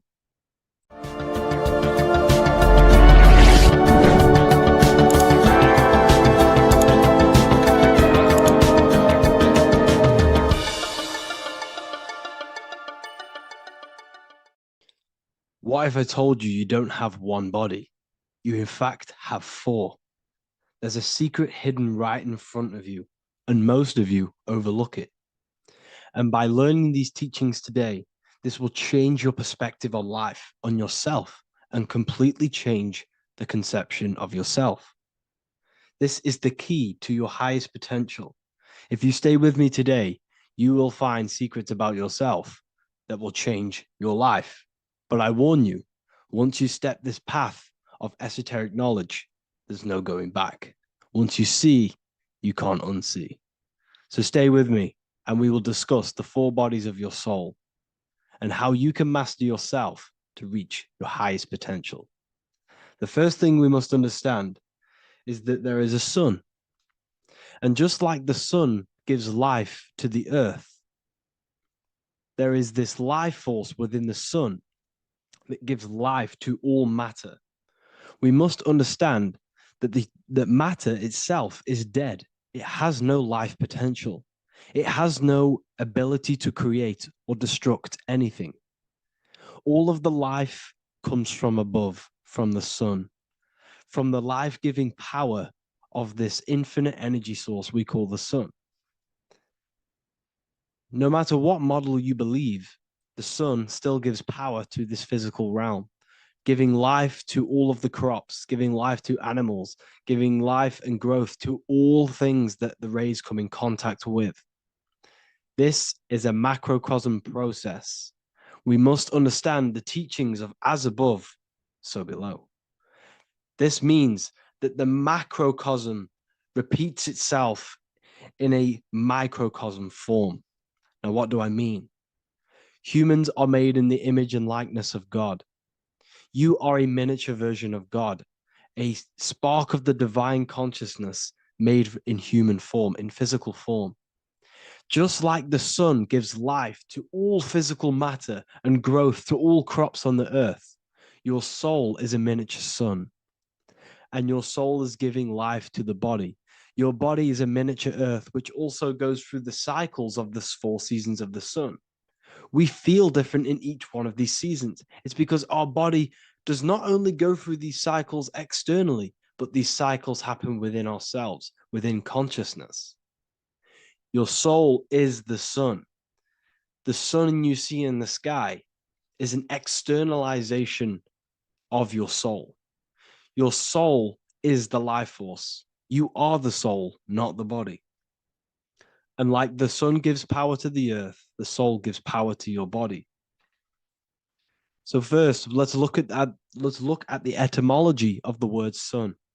The word sun comes from it's a Latin word solis or sol, which means the sun. Sol then became soul, sun, soul. And in fact, S-O-N and S-U-N in the old etymology dictionary mean the exact same thing. They are interchangeable. So when we look at the symbol of the sun, we look at a circle and a cross, which represent the four aspects of the sun, the four seasons of the sun: summer, winter, spring, and autumn. These are the four states of the sun. Like we said, this is where we get this symbol. You have the four states of the sun, which represent the four bodies of the soul. Now, this is where we get deep. Like I said, the sun you see in the sky is a macrocosm of your soul, an externalization of your soul. Just like your sun has four seasons, the four seasons within us are the four bodies. Our soul is incarnated and split into four sections. We have a mind, we have a physical body, emotions, and spirit. These are all interchangeable and they are all linked.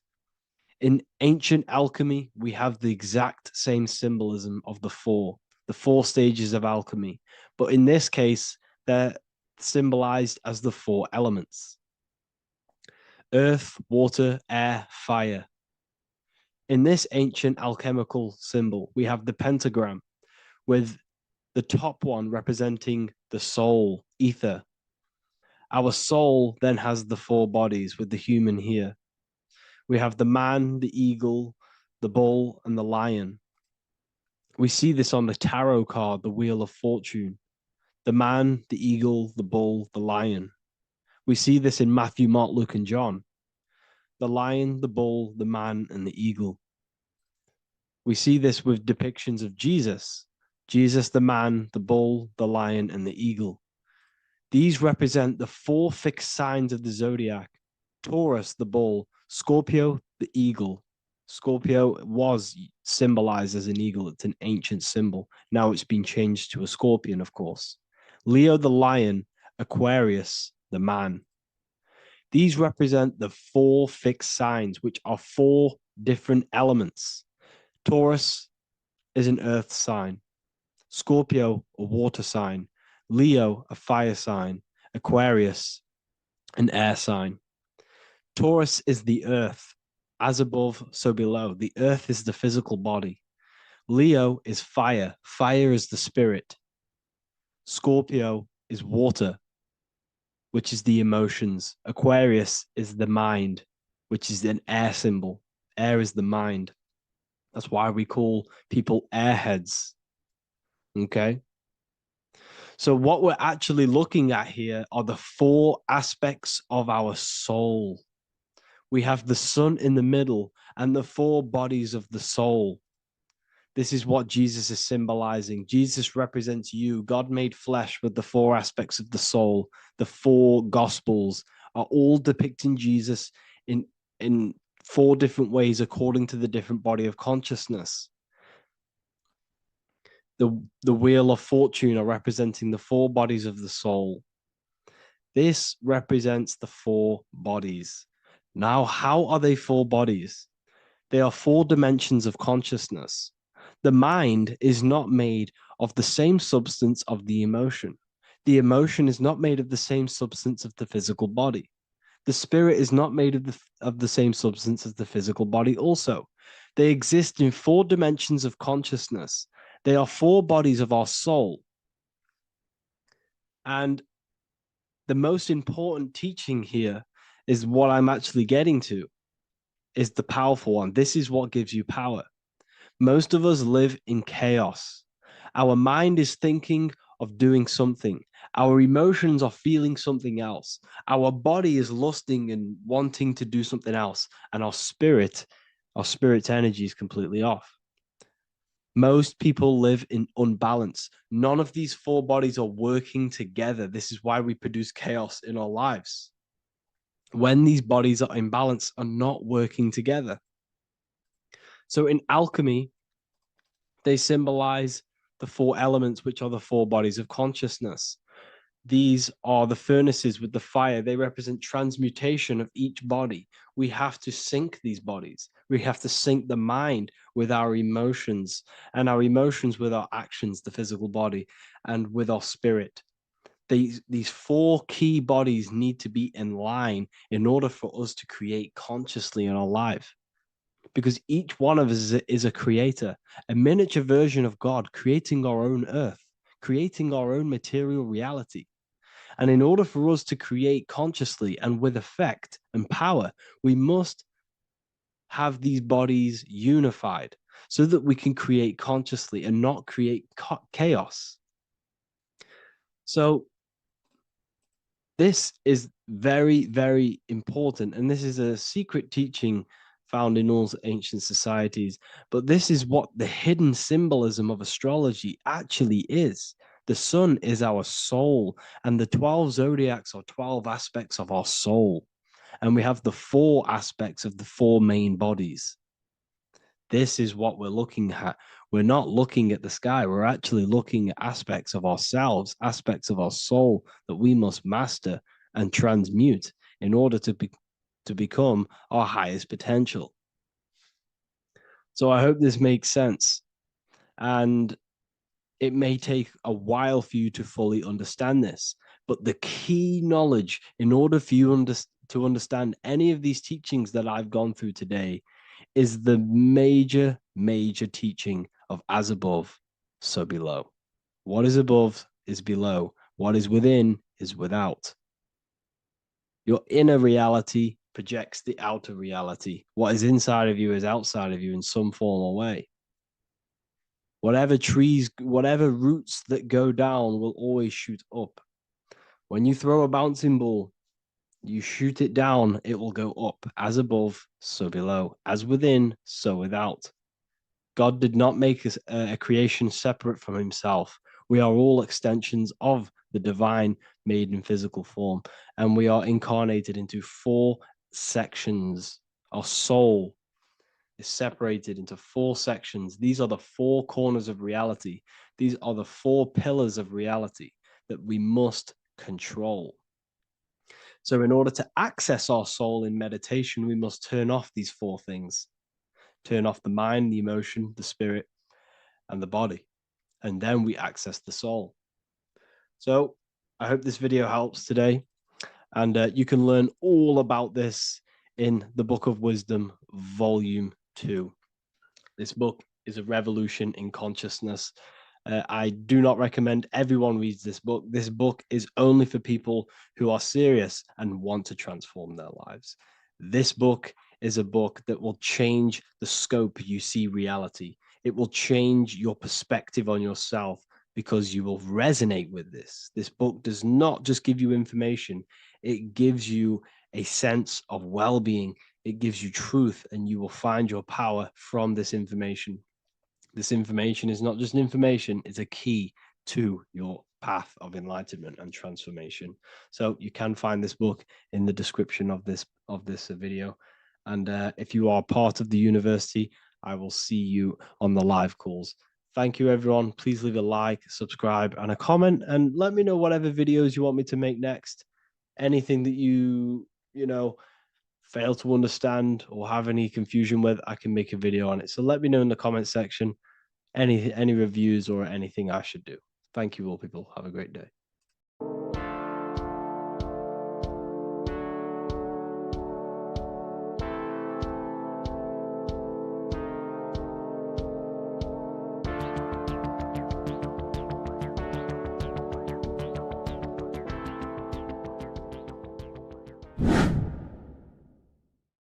Hey people, how are you all doing? It's Revival of Wisdom. And today we're going to be talking about your birth certificates and how we are slaves to a system and how they have trapped us into this system. Okay, so the first thing you need to understand about this system is there are 2 types of laws.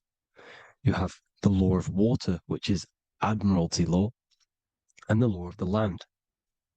So the Admiralty law is the law of water, and this is what money is. Money is water. This is why we say liquidity, currency, the current. A current is water, something moving through something. Cash flow. And this is why banks are called banks, because a river bank is on either side of the water and it directs the currency. You see? So money is water. And as you can see here, Ripple, the cryptocurrency, Ripple, water Ripple, and they're building a bridge over water, overseas, international banking with cryptocurrency. So money is water, and this has specific laws about water, but water is the same everywhere, you see.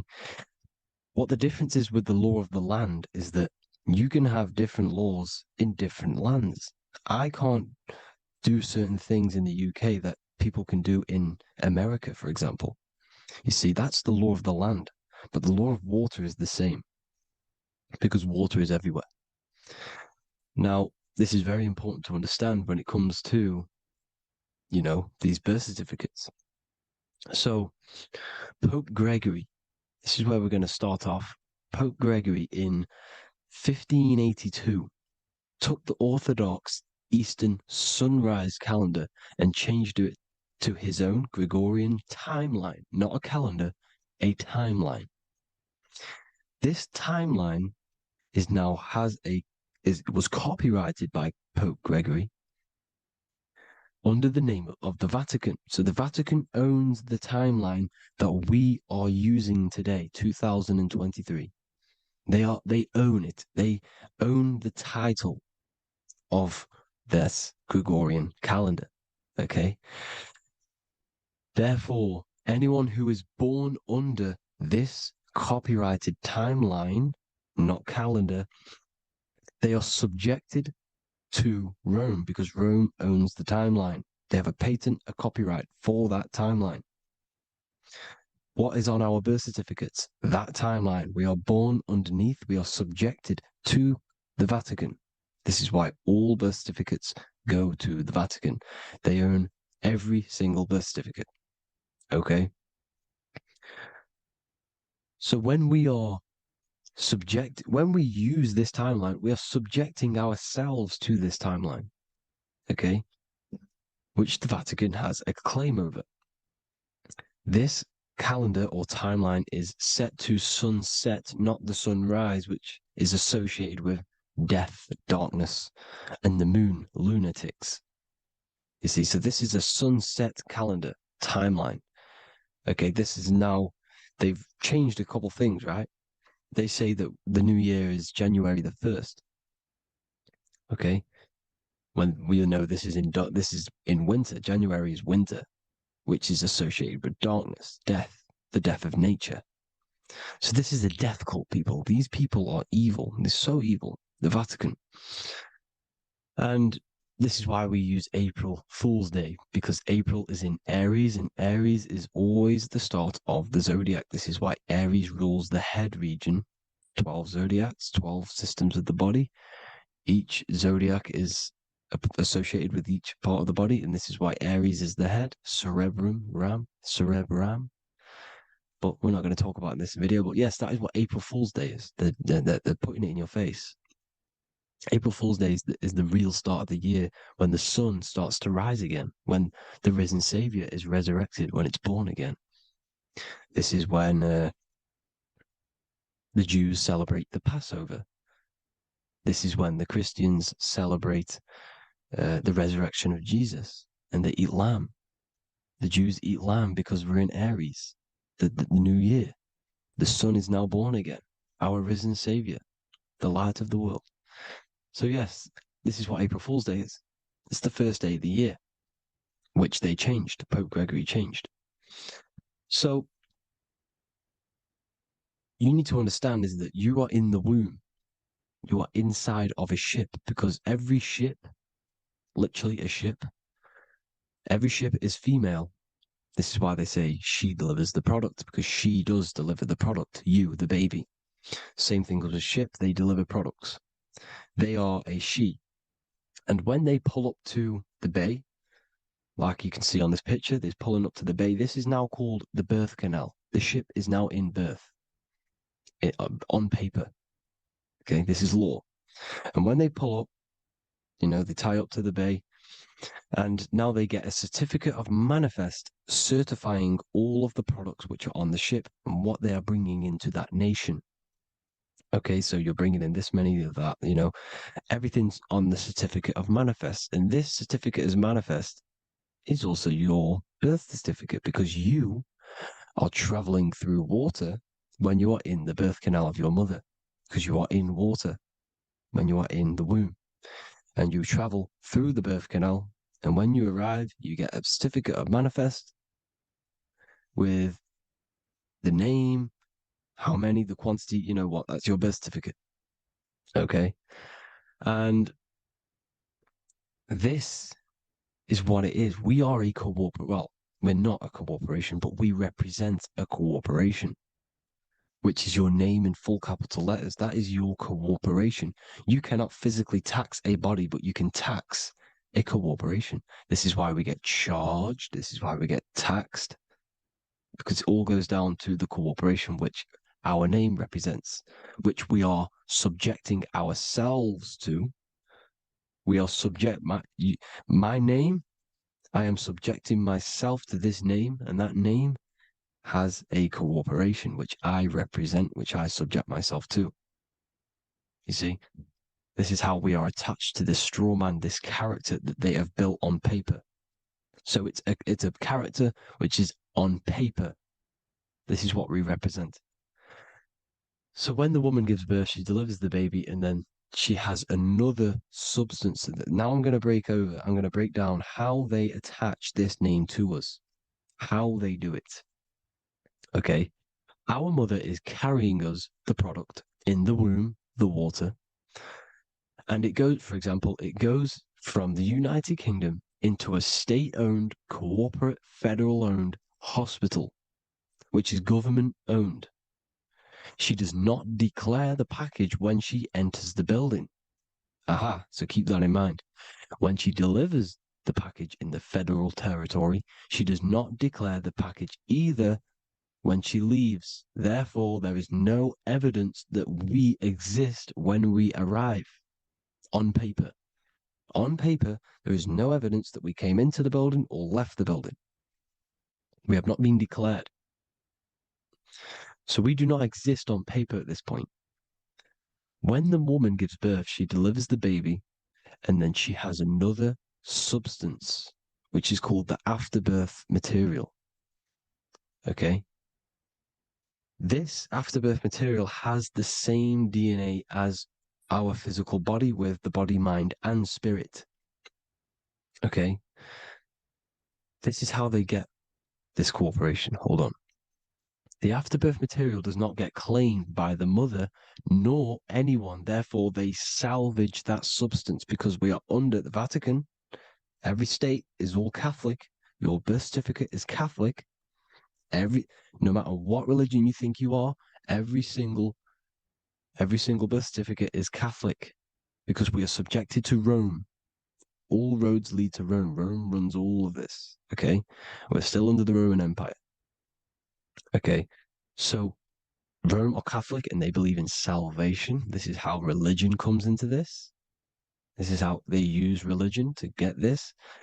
So they salvage the afterbirth material and they claim it and they salvage it and give it and charge it to Rome. And they give it a name. Here's the legal term, born alive. Here's what it says.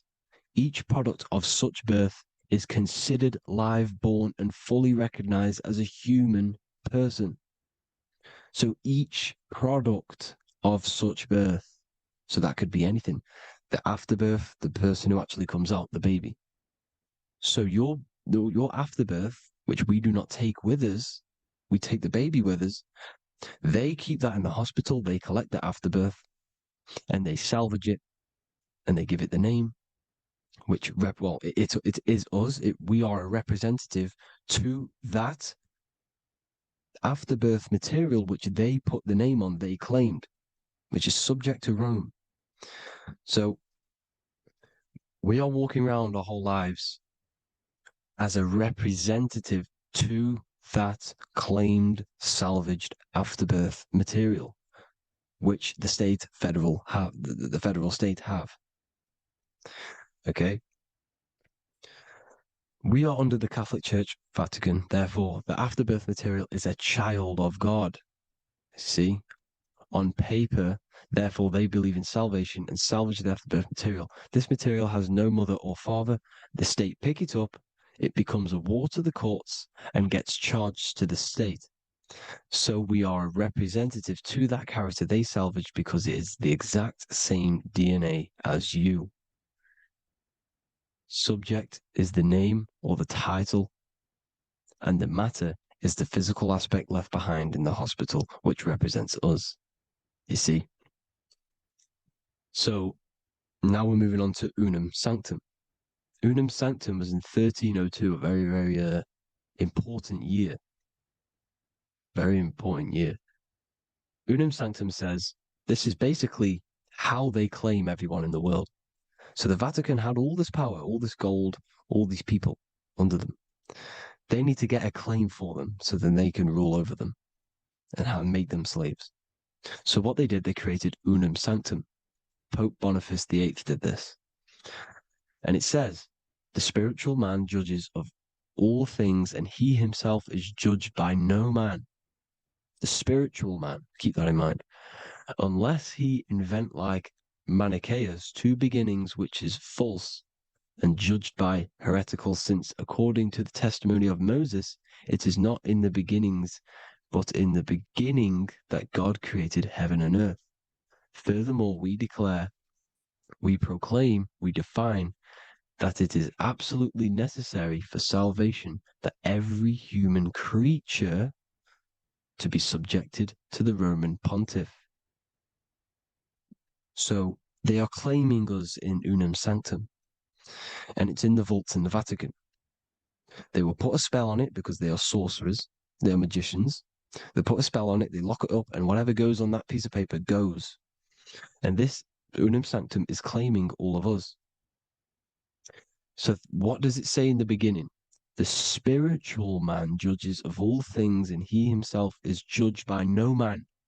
The spiritual man, the man with the body, mind, and soul, the first baby that comes out the birth canal.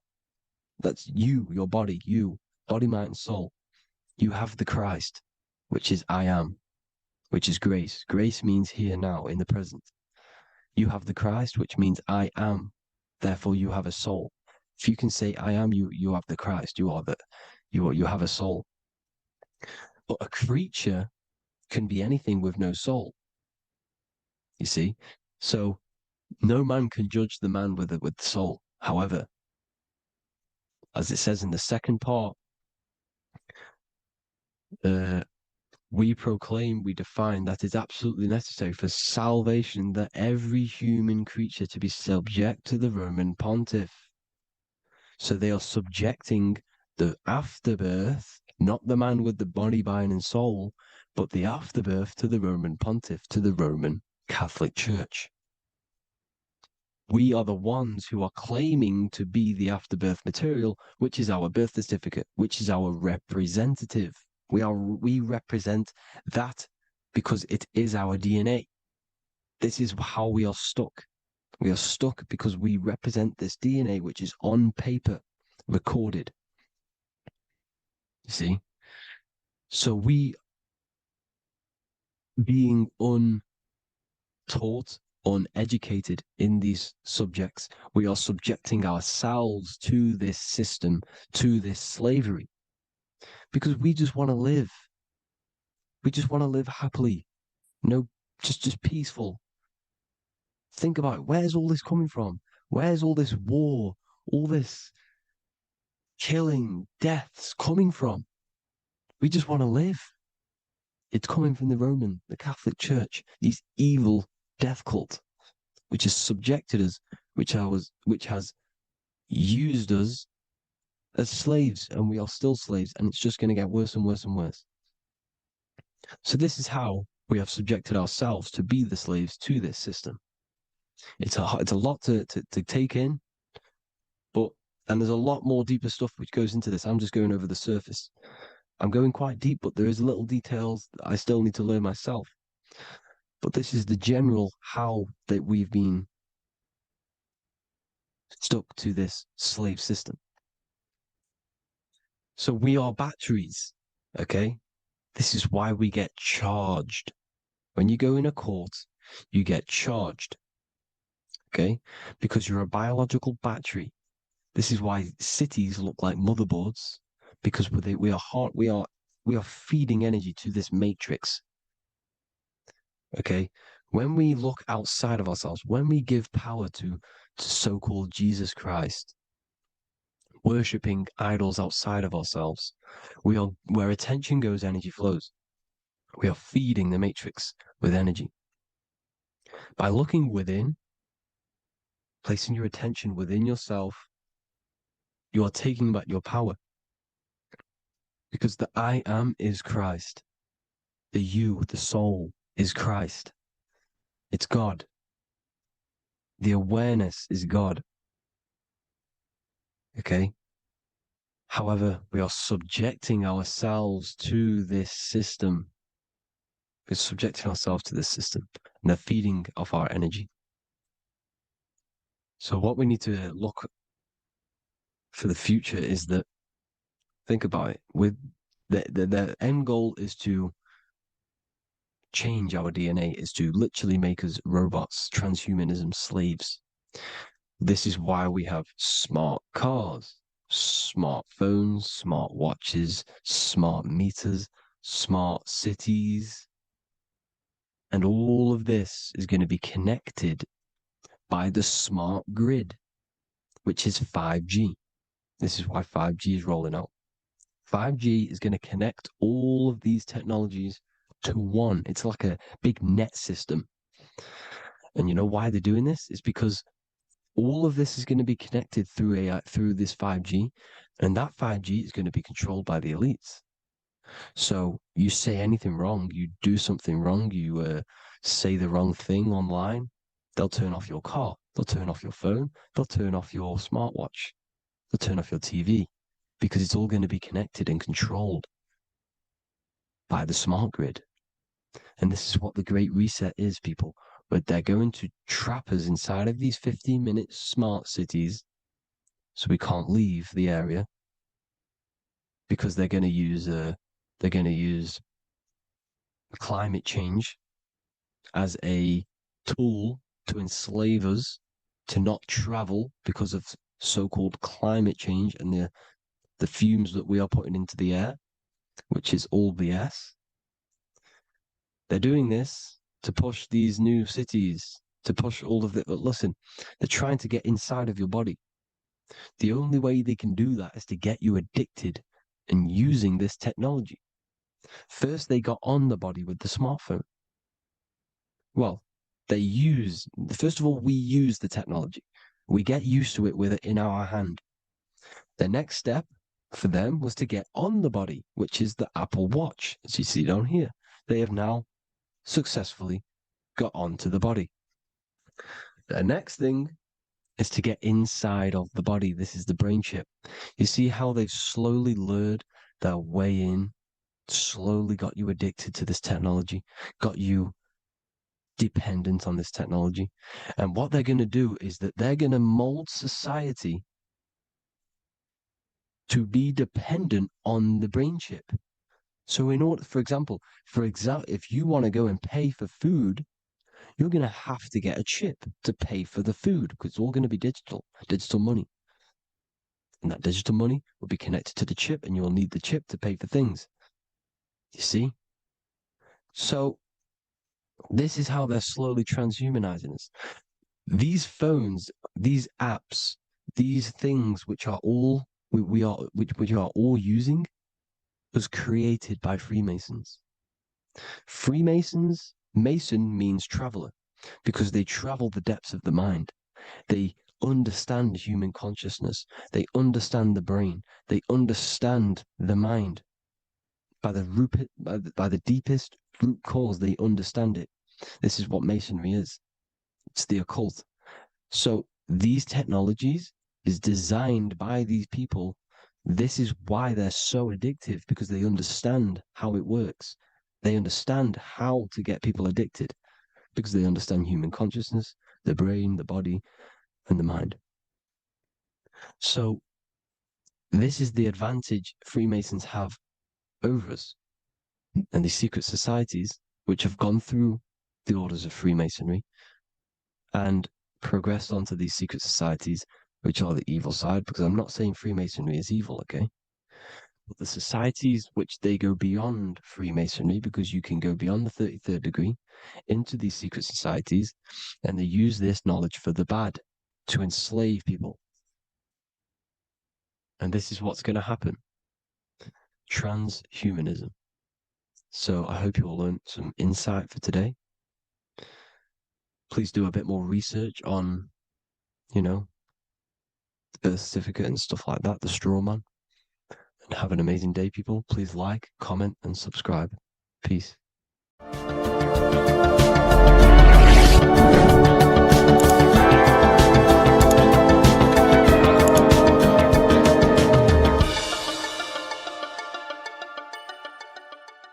Welcome to Revival of Wisdom. Welcome people. We're back with another video. In this video, we're talking about how Jesus Christ and Christianity is all sun worship. The Holy Bible of Christianity is not meant to be taken literal for history. It is a story and has lots of metaphors, starting with the symbol of the cross of Jesus. This cross originates from this ancient cross of the sun. This symbol has been used for thousands of years, way before Jesus was a thing, in Europe, America, Asia, and all around the world. In fact, this symbol is still being used by Christians today, not knowing it represents the sun. This is a 4,500-year-old artifact, a golden plate with an equal-armed cross found in England. The gold to symbolize the sun, and the equal-armed cross for the 4 equal seasons of the year. So this is why in the Bible you have Matthew, Mark, Luke, and John, symbolizing the yearly cycle of the sun and the 4 equal seasons. Also in the Bible, Jesus is referred to as the light of the world. So yes, Jesus represents the sun. He is a metaphor for the sun.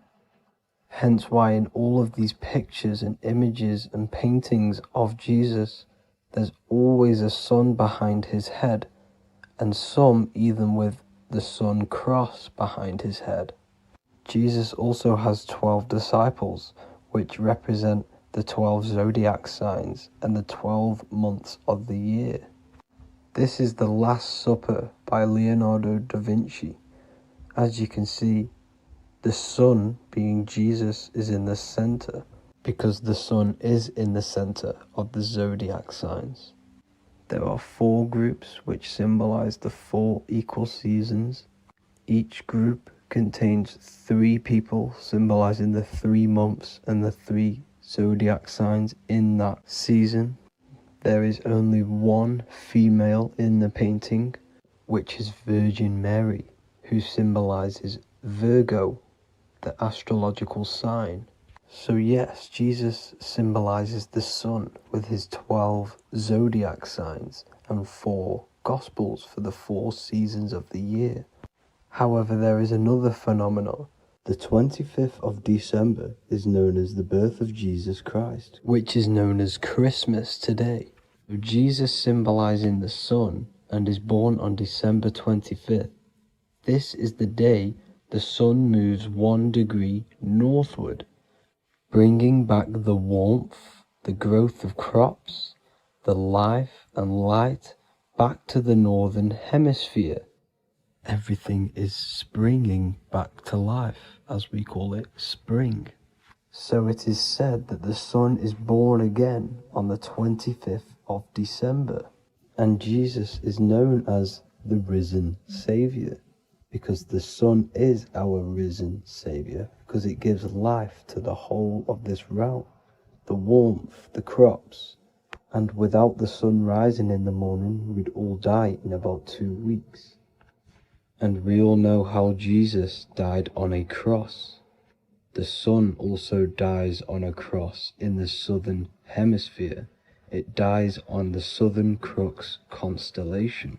And on December the 22nd, 23rd, and 24th, the sun remains in the same position. So the sun dies for 3 days and it is born again on December 25th, when it moves 1 degree northward. And this is when the sun is born again, or resurrected, just like Jesus. Constellation Virgo is prominent in the spring sky in the northern hemisphere. So therefore, the sun is born a virgin, Virgo. And as you see in this image, you see Virgin Mary holding the sun. Us as humans do not own the sun. So therefore God owns the sun. So yes, the sun is the Son of God, and this is what Jesus is symbolizing. And just how Jesus sacrifices himself for humanity, that's what the sun does. The sun gives out all of its energy so we can live. There are many other Bible verses which represent Jesus as the sun. Now in Matthew 8:23-27, his disciples are in a boat and there is a massive storm. Jesus is asleep, meaning the sun has not arose. And the disciples say, "Save us, Lord, we are perishing." Quote, "Then he rose and rebuked the winds and the sea, and there was a great calm." End quote. Now this is a metaphor for the sun rising and calming the storm, because in the ocean, when the sun is down, that's when there are great storms. The worship of celestial bodies go back thousands of years, and it's called astrotheology, and it can pretty much be traced back to all ancient civilizations. Now going back to the ancient Egyptians, the god Horus, the god of war, and he symbolized the sun in the morning. Ancients used to say that he walked over the sky in 12 steps. Yes, this could symbolize the 12 zodiac signs. It also symbolizes the 12 hours of daylight.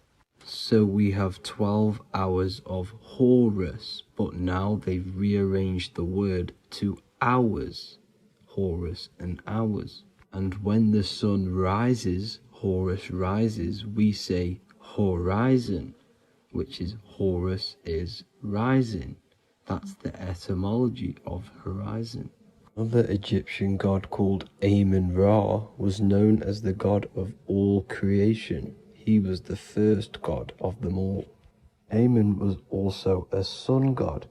Therefore, after every Christian's prayer, they say Amen, sending their prayer through the sun to God. So this all goes back to the worshipping of the sun. Sun worship was around way before the Romans. However, in the Roman times, their sun god was called Mithra.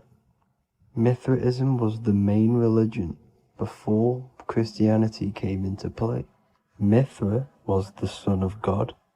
He died on a cross, and he was dead for 3 days and resurrected, just like Jesus.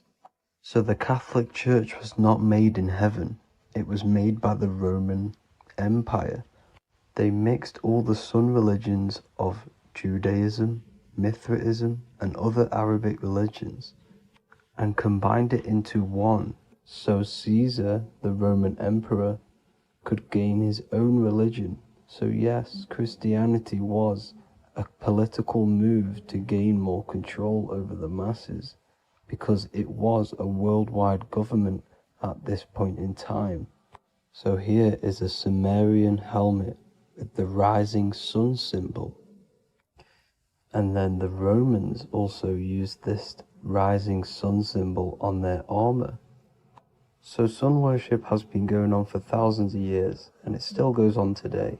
However, with all the programming and the low IQs, today we do not get the full interpretation of the Bible and these stories from the past.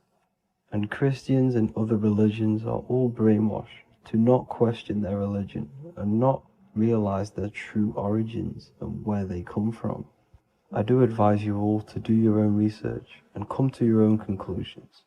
However, I'm just pointing out the facts and connecting dots for you all to see. That's it for this video, guys and girls. Thank you all for tapping in. God bless.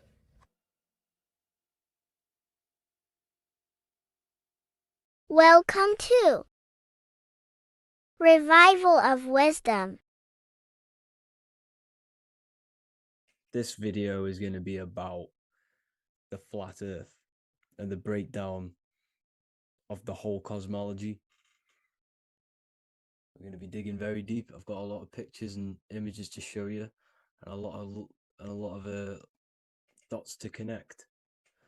So let's start with the Freemasonry art. So this artwork we have here is the Freemasonic cosmology, as they know and believe. So what is it symbolizing? We obviously have to start off with the 4 pillars representing the 4 corners of the earth. The 4 corners with duality. You see, there's everything on earth. There's good and evil. Good, evil, positive, negative.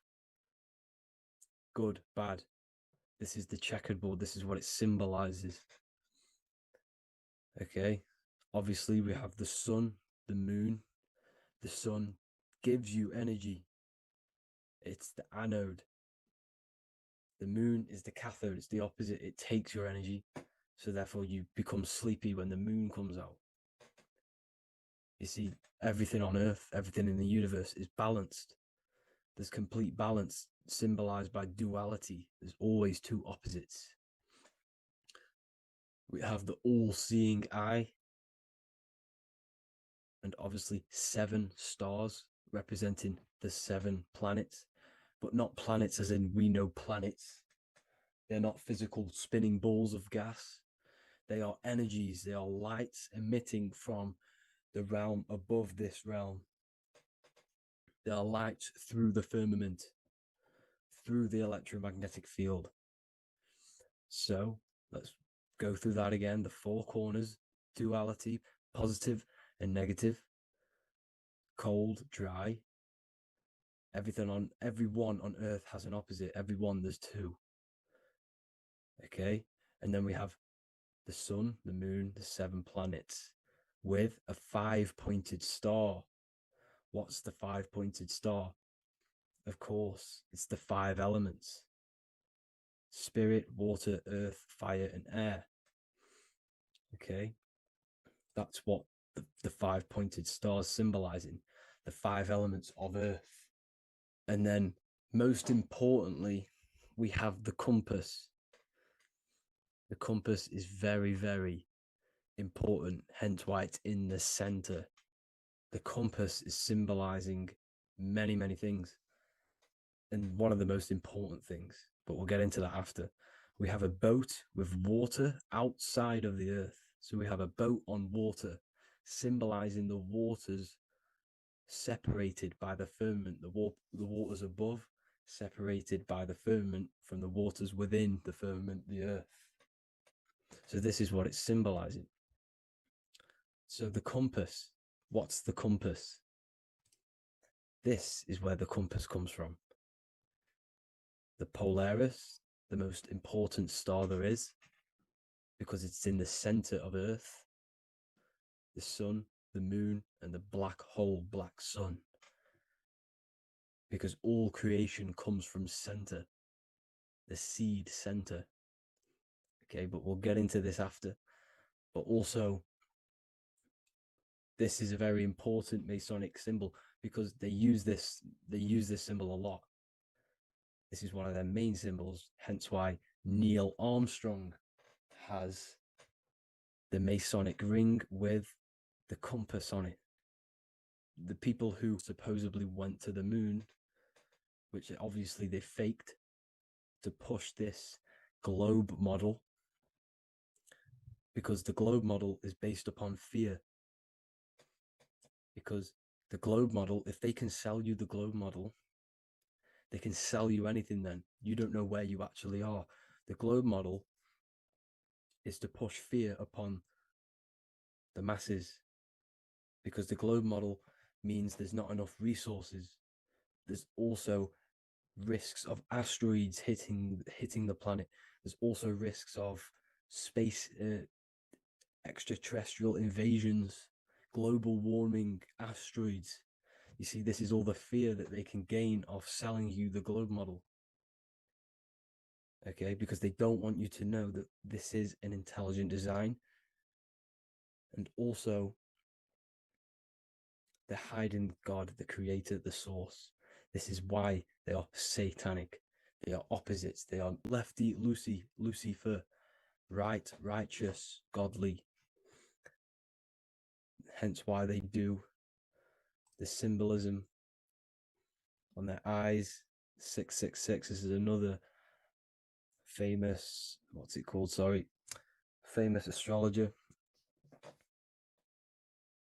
astronaut. This is another famous astronaut doing 666, showing that he's in the alliance of the occult. But even look at their 10th anniversary stamps. They have a Masonic compass on there. Also, the order out of chaos. Order out of chaos double-headed eagle. Okay, the Order Out of Chaos ring, which they wear. So all of these astronauts are in the occult. They are lying to you. They are in with this order, this Masonic New World Order, whatever you want to call it. So let's break this compass down a lot more. Because as I showed you here, the center, okay, this is what the compass is symbolizing. Let's go into the North Pole map. This is from 1595. This is a rough estimate of where this map came from. It's from around the 1500s to the 1600s, maybe 1400s. There's not an actual set date on this map because obviously our history has been tampered with. But let's break down this map and the symbolism that they use towards this map, because this map is the map of the North Pole. Okay, so in the center, we have the black rock symbolizing the tower, the pole, North Pole. And what's on top of the North Pole? Obviously, it's Polaris. North Pole and Polaris. Okay, with the 4 islands around the center. Okay, 4 islands around the center. And this is what blew my mind, right? They say that Santa sounds similar. And if you look at this pole that's pointing to the North Pole, you see this line here. So this is obviously from the 1600s. What color is Santa? He's red and white.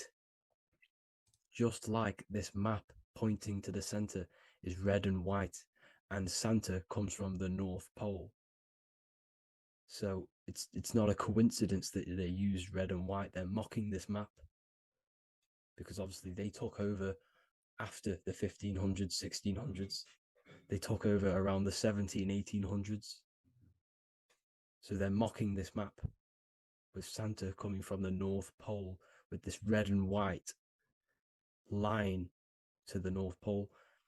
Notice the 4 islands, okay, like windows, their symbol. They obviously in the occult, they're part of the New World Order, is symbolizing these 4 islands with the blue behind it for the water. Okay, so this is another occult logo. They're symbolizing this center because the center is so important. Okay, we'll get into that. Also, we have the Mayan cosmology. This is the Mayan cosmology. This is what they created. This is their artwork, with also 4 major lands around the center. You see this 4 with green in between them all. 4 major lands with the underworld. You see this underworld is also symbolized by the Masons with the coffin of the skull and bones, the deceased, the dead. Okay, so this is also mentioned in the Book of Enoch. Okay, and it's called Sheol. Sheol, the underworld. Okay, and in the Book of Enoch, it says all spirits of the dead go to these hollow places, that they will wait until their appointed time of judgment. And it also says in the Book of Enoch, there are 4 hollow places underneath. 4 as above, so below, representing the 4 islands. As above, so below. That's where that could link in. Okay. The Book of Enoch is very important because it was found in a cave thousands of years ago and has a lot of truths about this realm and about this world we live in. So let's go back to the Mayan cosmology. So the ancient cosmology, they all must have had some sort of communication. They must all be at peace with each other, because all of their cosmologies link together. See the Greek, Babylonian, Indian, the Celtic, Okay, they're all linked in together. They all knew that they were in an enclosed system with an underworld and obviously a firmament. Okay, so this is what they all knew. They all must have had some sort of communication. They were a lot more advanced than us. They knew the center of the realm. Okay, and obviously the United Nations flag also symbolizes their center. You see how it has like a grid with a circle around the center. It's symbolizing that center of the realm, because that center of Earth is so important. The United Nations flag, all have it. See, some different ones all have that circle around the center. Because the center is the seed. All things come from a center. So the Taurus field is so important because it is the spark of life. It's the building blocks of the universe, this creation. Because all things have a Taurus field. Just like an apple with what's in the center of an apple, a seed. Because the center is where the energies hold, is where the energies meet. And it creates that spark of life. Just like your heart is the center of your body. And it has an electromagnetic field. Because the center, all things come from the center. So this is why the North Pole is so important, because this is why it's so important, because this is where the creation sparked from, the center. This is where the most electromagnetic energy is stored. So this is why the northern lights come from the center. It's electromagnetic energy. This is what the northern lights are. It's being emitted from this black hole in the center. Okay, and obviously what else is on the center? Polaris. Polaris is the center star. Okay, so the center star is what sits on top of this North Pole, Polaris, because it's a pole of electromagnetic energy, symbolized as a black rock, a black hole, pole. You see, because all creation comes from void. Light is born from darkness. Without light, darkness can't be born from light. You see, but light can be born from darkness. This is why darkness is so important. And this is why there's a black hole in the center of our realm, like the black sun. The black sun, the Polaris star, the North Star. You see, so this is this North Pole, Polaris. This is what they're talking about. And this is why compasses are an 8-pointed star, because Polaris is symbolized as an 8-pointed star. This is where a compass will point you to. It will point you to that center. So notice how a compass has this black hole in the middle. You see? And it will point you to this meeting point, the north, because in the center is the center of the Taurus field of the Earth. This is where the most electromagnetic energy is. You see, everything gets sucked into the black hole. Okay, this whole reality is being projected from that center point, just like your eyes suck in light. It's a black hole.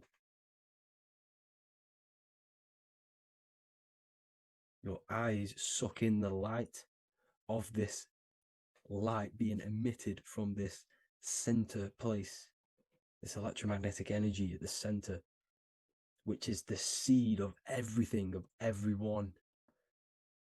You see, just like an apple has the seed in the center in darkness, because in the center of the apple, it's dark. It's black. It's pitch black, but that's where the seeds are. That's where the life is. But Polaris is so important because it's that center star which lines up. It is the pole, it's the top of the pole of the torus field. So Polaris would be here at the very, very top. And this is where the compasses point you to. And this is why the star of Ishtar, the 8-pointed star of the Sumerians, also talked about this 8-pointed star, and it's called the Star of Ishtar. Okay, and who is Ishtar? Ishtar is the goddess. Okay, so she's not a male, she's a female, because every creation is brought through a female, a womb. Every single human on earth is brought through the womb, the sacred feminine energy, and the womb is pure darkness. There's no light in a womb, just like the center of our realm. There's no, it's a black hole. Okay, and guess what? She's the god of fertility and sexuality. She is responsible for all life. Okay, so the star of Ishtar is the star of Polaris, which is symbolizing the responsibility for all life, the center of our realm, the black sun, the black hole. Okay, so this is what that god of Ishtar of the Sumerians is talking about, the goddess, the womb, the seed of creation. So this would be the portal, more than likely the portal in and out of our realm, because it's the top of the torus field. And what's above this realm is the heavens. So this is where you get sucked in from the heavens. Your soul gets sucked in and brought onto this plane of existence called Earth. These are some space NASA symbols. Look how much Polaris symbolism there is. And notice how it's at the center. You see this circle? This is like a half circle. And at the center is an 8-pointed star of Ishtar. It's the same thing. It's Polaris. It's at the center. And notice on some of these, look, this one is a bear holding the key and an arrow pointing to the Polaris star, so that they hold the key to Polaris. Another one with like a demon holding a key to the what? Polaris on top of him. Also an eagle, which is a Masonic symbol, the eagle holding a key on top of the center, you see. And notice how there's an arrow going up to the Polaris and an arrow down, as above, so below, to Earth. So you can go out to Earth, out of Earth, and into Earth through Polaris. And the eagle holds the key. You see? The eagle holds the key, just like this. This demon dragon holds the key to Polaris. And look at this one, Earth, with an arrow up to Polaris, an 8-pointed star. So Polaris is more than likely that portal which the Anunnaki used, the Sumerian gods used, because the Anunnaki symbol is also an 8-pointed star. Okay, and like I said, that center is the seed of creation. The center is the black hole. Okay, just like your pineal gland is at the center of your brain. The pineal gland is at the center of your brain, and that's what connects you to that spirit realm, to the source. That's it for this video, guys. Thank you all for tuning in. I hope you all learned something today. Please leave a like, a comment, And please subscribe to the channel for more content. God bless you all. Mentalism, conscious and subconscious mind. You need to understand that the mind is the root and the cause of all reality. I am mind, you are mind. Every single living creature in this physical plane expresses and manifests mind. We are all the invisible substance of mind. We are all the source, which is God. We are all consciousness, which is mind. Before we manifest something physically, we manifest it within the realm of thought, which is the mind. Thought then manifests into astral imagination. This then gives energy within the etheric plane. Then we manifest it physically within the material effect world. Everything begins in the mind, and this is why the government are called government. The word men comes from the Latin word mans, which is an English translation for mind. We see this word in entertainment, government, mentality. It means mind. Govern means control. They are controlling the mind through information. Information creates perception within our minds, and so do the words that we use and the language that we speak. It all creates perception within the mind. It is our perception that creates reality, and our reality is a level of realization. Your reality is realization. Everything begins in the mind. This is why they are controlling your mind through many different things. Okay? So essentially, they understand how the mind works. So this is why they manifest all things through mentally and not physically. Okay? You have a conscious and a subconscious mind. The conscious mind is what you are consciously aware of. It is the 10% of your mind. It is the mind that keeps you alert. A part of your conscious mind is for survival. A part of it is your visual field. A part of it is your just five senses. It is basically what you are consciously aware of right now. Your subconscious mind is the 90% of your mind. The subconscious mind is what holds all of your memories, your programs, and all things that you have ever experienced is all stored within the subconscious mind. It is this part of you where you draw memories from, where you draw your words from. I am consciously speaking, but the words that are coming out of my mouth are not thought about consciously. They are coming straight from the subconscious mind, where all programs and memories are stored. It is essentially this part of the mind which is manifesting our daily basis behavior, because the subconscious mind stores the programs which we are operating our life off. For example, if you tie your laces, you do no longer have to consciously do them. Your hands literally just know exactly what to do because you've done it that many times. So essentially, you create these programs within your subconscious mind through repetition and emotion. These are the two main ways your subconscious mind is programmed and installs things that you do on autopilot. The subconscious mind, like I said before, manifests 90% of your daily basis actions and 90% of your daily basis thought patterns. For example, if you were in a car crash 10 years ago and you had a very traumatic event, that car crash and that emotion that you felt in that time impressed your subconscious mind with a program. And even to this day, 10 years later, you are still wary about entering cars because of that program.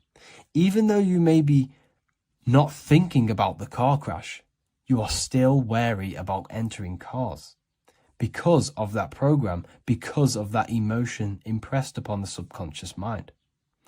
You see, everything you say, everything you think, and everything you feel is telling your subconscious mind, that is what I want. The subconscious mind takes everything literally. Even if you are talking about someone else, Your subconscious mind only knows you, and it only knows yes, and it only knows the now, the present moment. So this is why the golden rule back in the ancient days was treat others like you want to be treated. Because the way you treat others is telling your subconscious mind that is how you want to be treated. And this will create subconscious programs within you, affecting you. So, before you go to sleep every single night, what you want to do is to impress your subconscious mind with thinking and feeling of something that you want to become. Become that reality. Think and feel that reality. And by doing this, you are impressing your subconscious mind, and you will wake up in the morning with ideas. Because when you install a program within your subconscious mind, like I said before, it manifests into at least 50% of your thought patterns. So let's say I created a program within my subconscious mind of how to become financially free. Well, I created the program that I am financially free. My conscious mind will start to slowly think about that program and how I can achieve that program, because the conscious mind operates on survival. So if you create a subconscious program of I am financially free, your survival conscious mind will start to operate and think and act on this program subconsciously. You won't even know that you are doing it, but you are.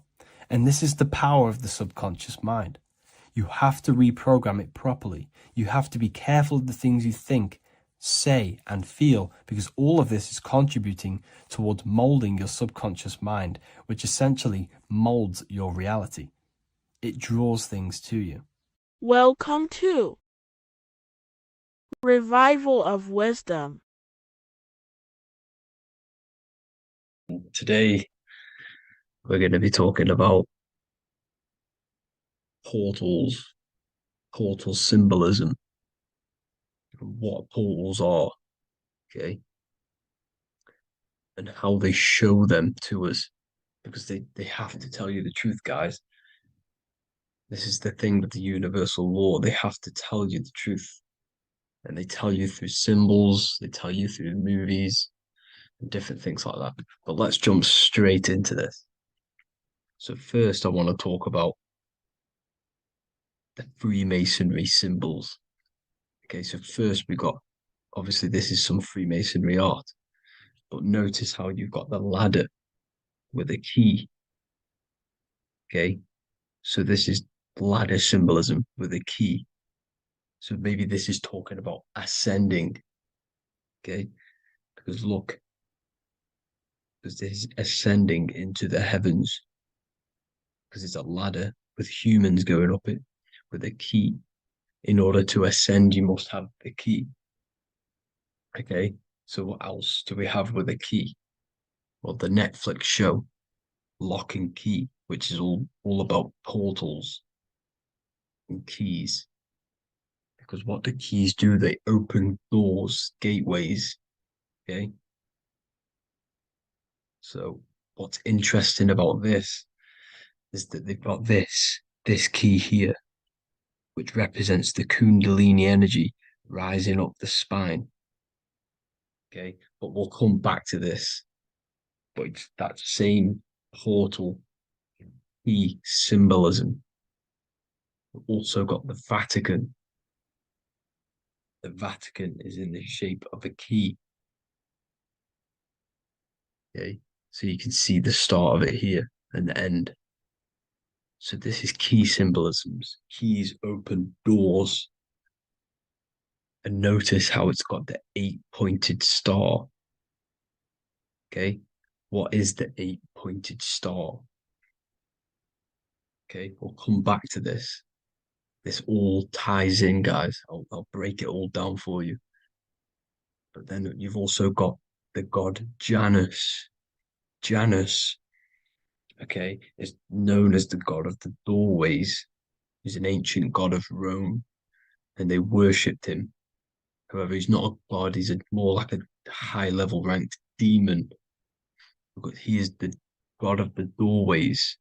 And notice how he's got two faces.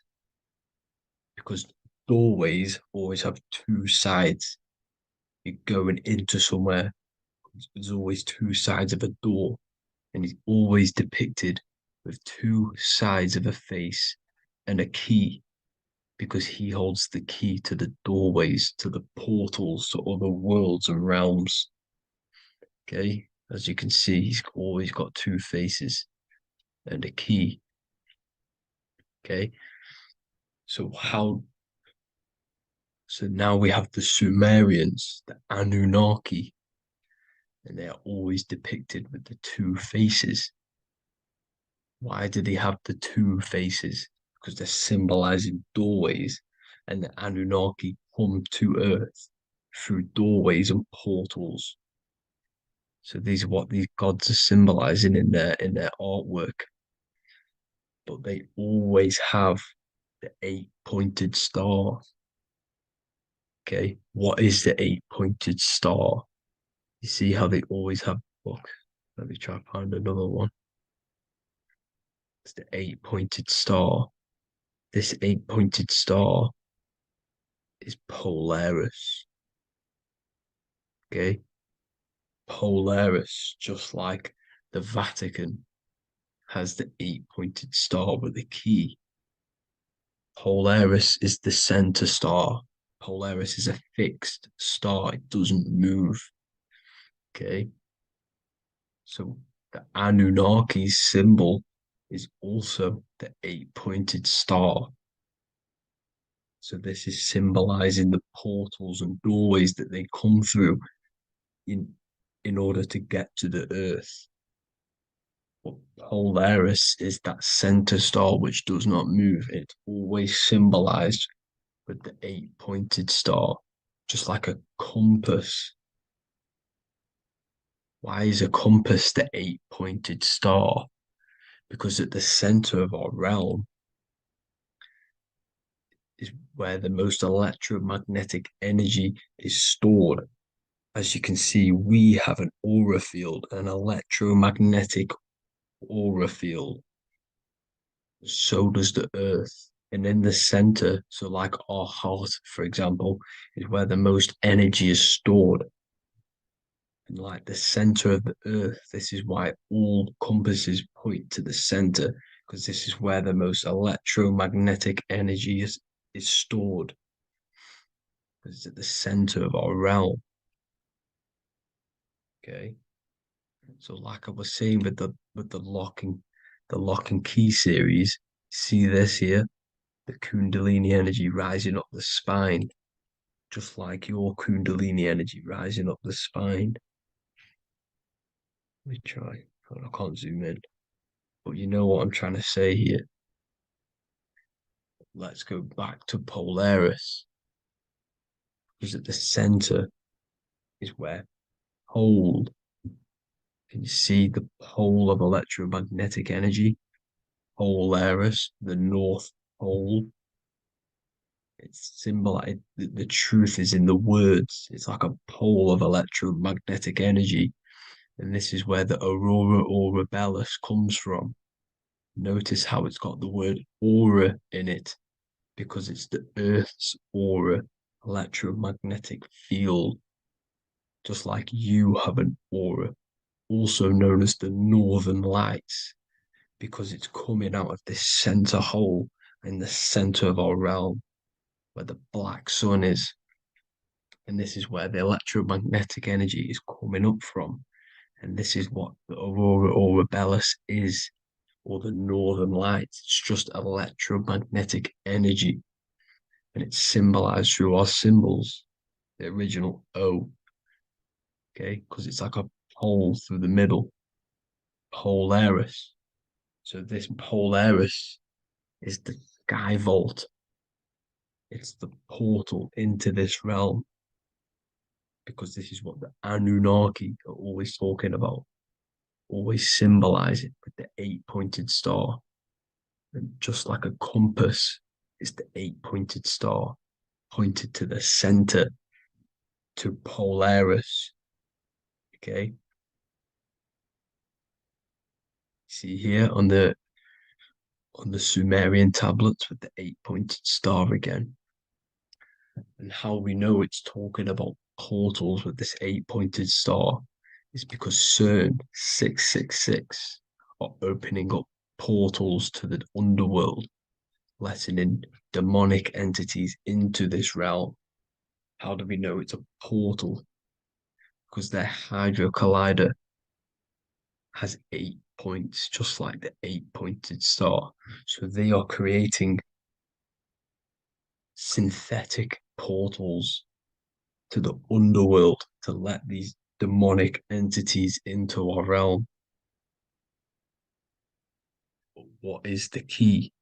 Because if we're talking about ascending through Polaris, notice how here on the masonry art, this luminary here, so this is the sun, that's the moon. This is Polaris because it's a luminary with what? 1, 2, 3, 4, 5, 6, 7, 8 beams coming off the luminary, just like the 8-pointed star. So you see the ladder with the key going up to Polaris. It's symbolizing ascending out of Earth. So what is this key that they're keeping from us? Because it's a human holding a key going up the ladder to Polaris. Well, chakras. We have 7 chakras. Okay, so this is what they are telling us in the lock and key symbolism. The Kundalini energy rising up the spine. Okay, just like they have 33 vertebrae on the back of your spine. Okay, this represents the Kundalini energy going up your 33 vertebrae, just like in Masonry has 33rd degrees.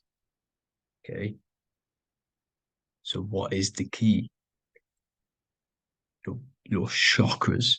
Your chakras have to be unlocked. Okay, you have to unlock your chakras, and you can't unlock this one without going through this one. You have to go through them all. It's like a ladder, just like Jacob's ladder. You can't go from the bottom to the top. You have to unlock each one. Okay, just like you have 7 chakras, you have 7 layers of your aura. Okay, you have to unlock your chakras to the highest point in order to reach Christ consciousness. And this is the key that they're talking about. They're symbolizing the organic portal within each and every one of us to ascend out of this realm. Okay, so this is the key that they're talking about, and they're holding back this knowledge to keep us trapped in this 3D realm. Okay, so like I was saying with the 33 vertebrae and the Kundalini energy coming up the spine, 33 vertebrae, you can see this sort of symbolism going up to the light, because it's the light. You see here, your crown chakra turns on and becomes enlightened, just like the Illuminati symbol. Can you see it? But also, Jesus also died at 33.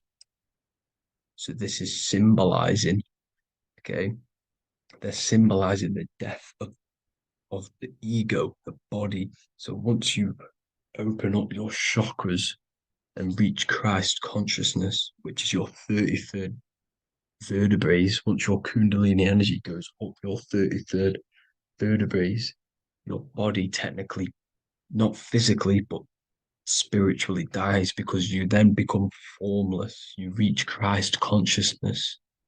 So then you can travel other worlds. Okay. This is what they're talking about with Vatican, 8-pointed star, and the key. Janus with the key.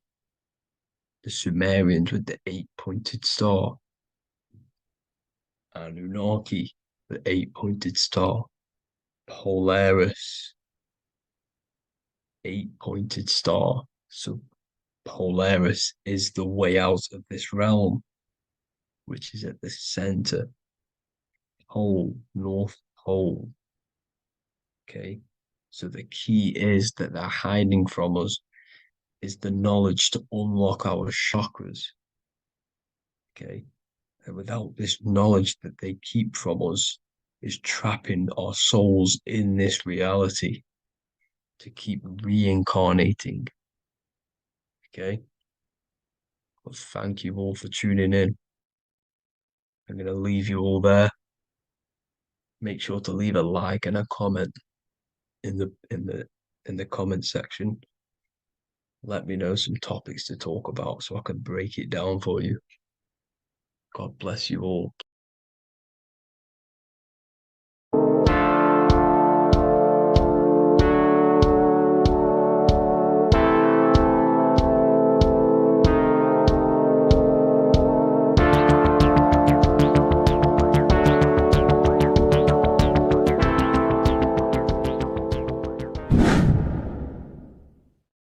What is good, people? We're back with another video, and today we're talking about the chakras. Let's jump straight into this because I know there's been a lot of requests for this video. So let's jump straight into this. So you have 7 chakras, right? 7 chakras, and these chakras are feeding off your electromagnetic field, known as your aura. This is both positive and a negative pole, male and female, right? This electromagnetic field is made out of electric and magnetism, and together they come as electromagnetic. Now, your chakras, the word chakra just means wheel, spinning wheel, because that's what they are. They're spinning wheels of energy. They do not exist on this physical plane. They exist on the etheric plane. Okay. Now, these energy centers are known to regulate your emotions, and each energy center controls the organs and cells in that particular area of the body. So, for example, your sacral chakra will control the cells and organs of your sexual reproduction area. Okay, the navel chakra or solar plexus will control the digestion in your body. Same with the heart, same with the throat, right? So they are like mini brains for each center of your body. They run along up the spine, but notice the crown chakra exists outside the body. It's just above the head. Now, this process of the chakras is obviously the 7 colors of the rainbow, starting from red, which is the lowest vibrational color, all the way to violet, which is the highest vibrational color. This, like I said, these energy centers are feeding off your electromagnetic field. So if these chakras are unbalanced, they are taking too much energy from your electromagnetic field, making it weaker. Now, this is the North Pole. As you all know, the Earth is flat, and we live inside of a giant torus field, and the North Pole is the Earth's heart chakra. And this is why the aurora borealis, or the northern lights, whatever you want to call them, that's why they are green, and they are being emitted from this center point of the Earth, because it's symbolizing the heart chakra, which is green, right? Now, you do work your way up to these. However, this is a torus field. You are a torus field. You have different layers of this torus field, right? And you need to balance all of these chakras, but you can't move up these chakras until you open the one below it. So it's like a stairway. You can't go to your solar plexus without going through your sacral. You see? So you have to work up these. However, you have to work up these and then live from the heart, because the heart is the center of the torus field. It's the balance between male and female poles, positive and negative poles. So you have to balance all of these chakras and then bring them all into one, which is the heart chakra. Now, they exist on the etheric plane. They exist on the etheric plane, and the etheric plane is a layer of the material plane. It's the one higher than the material plane. And then after the etheric plane, it melts into the astral plane. So they exist just between the physical and the astral aspect. Now, this is the yin and yang matter, which is the lowest root chakra, physical matter, and then to spirit, because high vibrational matter turns into spirit, low vibrational spirit turns into matter. So they're interchangeable. This is the yin and yang. Now, when you see ancient paintings with the halos, you see this is like a toroidal field coming out the top of his head, you see, with a halo. This was symbolizing in the old days, in the ancient days, that they've aligned their chakra, they've reached Christ consciousness, which is God consciousness, right? Now, this electromagnetic field is the apple that we bit out of in the Bible, because you see that apple is a torus field. So they were metaphorically or personifying the torus field. That's what the Bible is. It's a massive personification. It's all metaphors. You have to read it properly. It's got a greater meaning behind it. Now, when we bit from the apple, we ate from the tree of knowledge, which is good and evil. Our lower mind took over, so we materialized to feed our physical bodies. We materialized through Saturn. That's what Saturn does. Now, if you don't understand that, go and watch the video previous to this one called Occult Secrets of Saturn. And that will show you how Saturn is the materializer.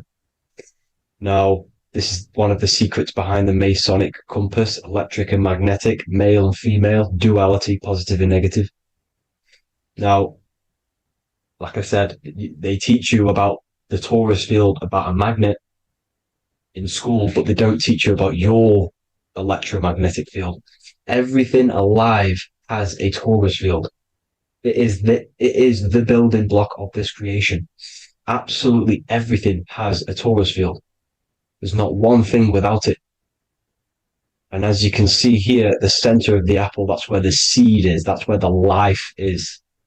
The reproduction of that organism. As you see, this is where the most electromagnetic energy is stored, in the center, because this is where the two duality, this is where the field meets at the very center. This is why the seed is at the very center.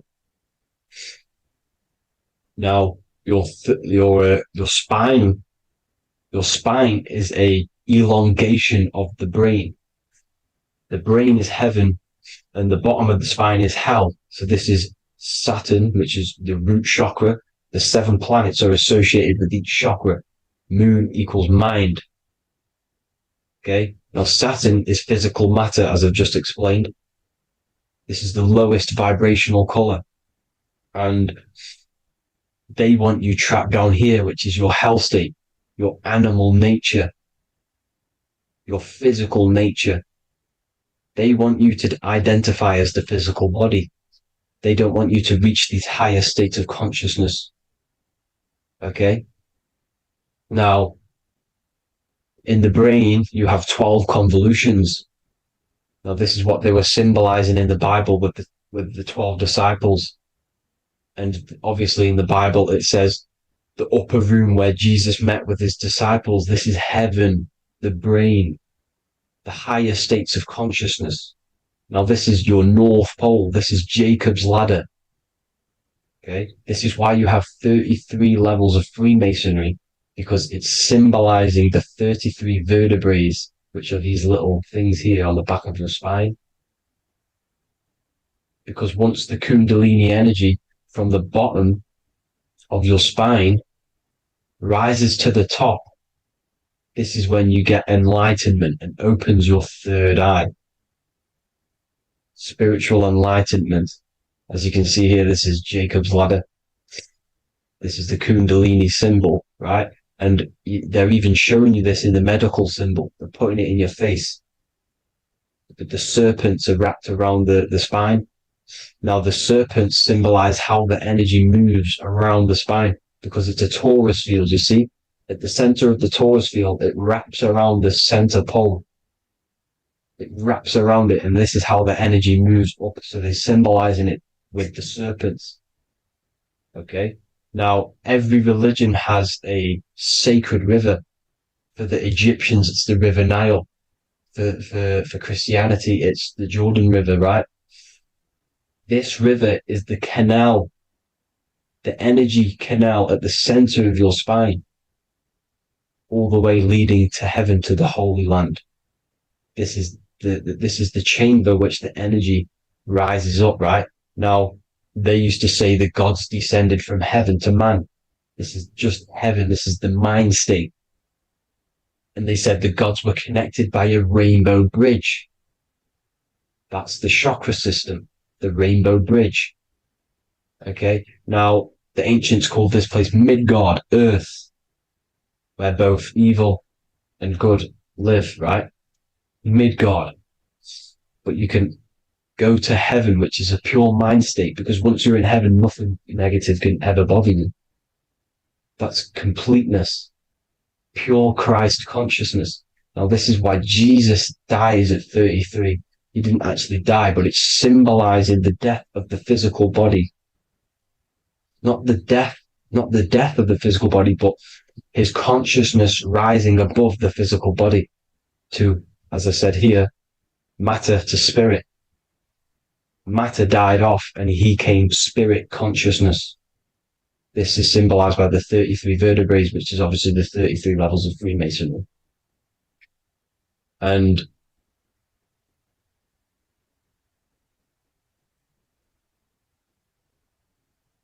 now the pineal gland, which is at the very top of this Jacob's ladder or the River Jordan, the canal, your 33 vertebrae on your spine. This is where the pineal gland sits, right? At the very top, at the center of your brain. Now, there's multiple ways this was symbolized. The Eye of Ra, which is used by the Egyptians. Now, this pineal gland is the seat of consciousness. This is where your consciousness is stored, right? And the ancient Sumerians used the pine cone, hence why it's got the word pineal gland, the seat of the soul consciousness. It produces DMT, dimethyltryptamine, which is known as the spirit molecule. And the pineal gland is wrapped in microcrystals, and we all know crystals transfer frequency and energy.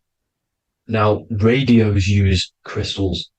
A radio is a frequency transmitter, turning a frequency into a frequency that we can hear with our ears, right? Because all the radios are actually playing right now in your ears. However, our ears can't pick it up, so the radio transmits it into a frequency that we can hear using crystals. So this is the power of crystals, and this is what our third eye is wrapped in, crystals. Now, this third eye is not actually your third eye, it's your first eye. When you're being materialized in your mother's womb, this is the first gland that is produced, and everything's built around it, because it is the consciousness. It is your consciousness. Your consciousness never dies, ever. It's an eternal essence. It lives forever. You never actually die. Only the mortal body dies. Now that's what we call life. Life is abided by time, and time is change. And change is what we call life, because everything's constantly moving and transforming into different things, right? Now let's not get off track. The pine cone is obviously, this is in the Vatican here. The pine cone is symbolized as the pineal gland, pine. And this is the opened pine cone. The opened pine cone means, or symbolizes, the awakened man, the awakened third eye. But the ones here, which the Sumerian gods are holding, these are shut pine cones, symbolizing the unawakened man. But let's not get confused, people. These gods were not gods. They are human beings just like you. They reached Christ consciousness. They are nothing more special than you. They just had the ability to reach Christ consciousness. And obviously their knowledge was far more intelligent than ours, far more advanced than ours. They knew the truth about this reality to the depths. Now, the ancient Hindus had a goddess called Kundalini, which is said that she descended by the means of a ladder or a cord from heaven, which is symbolizing the spinal cord.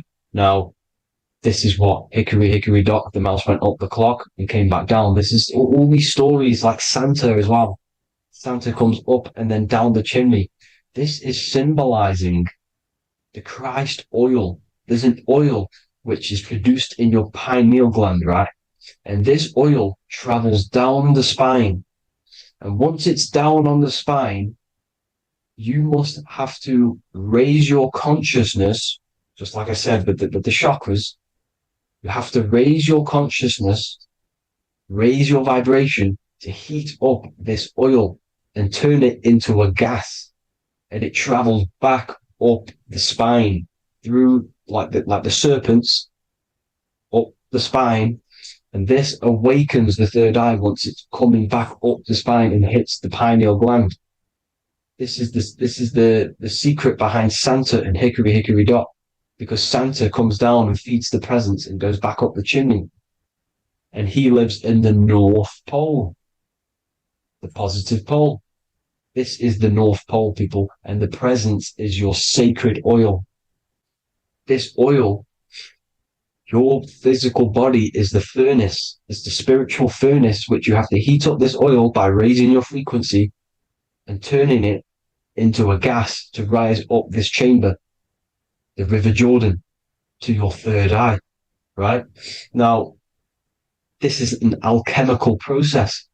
Your body is the alchemical furnace. It says in the Bible, if therefore thine eye be single, thy whole body shall be filled with light. I shouldn't have cut that out, but that's what it says. The light of the body is thine eye. If therefore thine eye be single, thy eye shall be filled, their body shall be filled with light. This is symbolizing the pineal gland, enlightening the body, the spiritual body, filled with light. Now, as I said, they want you kept down here, which is the root chakra, which is your animal nature, which is obviously mind, matter over mind. This is the symbol of Saturn, right? As you say, we're built of body, mind, and spirit, the Holy Trinity. That is the sun, moon, and earth. The sun's your soul, solar. Moon is your mind. Earth, which is the cross, which is your physical body, the 5 elements, right? So body, mind, and spirit. So the Saturn symbol is actually made out of the cross on top, which is the earth, and the moon on the bottom, which is symbolizing matter over mind, because earth is physical matter. You don't want to be matter over mind. You need to be mind over matter. See, they want you identifying as your physical body. They don't want you to realize you're an eternal consciousness. You're an eternal essence of consciousness which never dies. They want you trapped in your animal nature. And this is why the Baphomet has a goat head, because it's symbolizing your animal nature, which is evil. Not evil, but you're more likely to do evil things, right? Which brings bad karma. That's your animal side. This is why the Baphomet has an animal goat head. As you can see here, he's got the Kundalini energy here. So when you see the inverted cross, the cross is your body, as you can see here. The inverted cross means your chakras downwards, down here. Your head's down here. Your mind is down here. But your mind needs to be up here, which is the upwards cross, which is Christ consciousness. And as we all know, 7 colors of the rainbow, 7 planets, 7 chakras. Red light is low frequency and long range. This is why Saturn is the slowest moving celestial body. And it's the lowest chakra, because it's low frequency, long range. The moon being the crown chakra, which is high frequency. This is why the moon moves around the quickest. The moon is your crown chakra, which moon in mind. See, so there are multiple ways of your chakras becoming blocked. Now, each chakra has a specific intelligence. It has a specific thing that it's doing for the body, right? Now, this can be overused. It can be abused. For example, masturbation.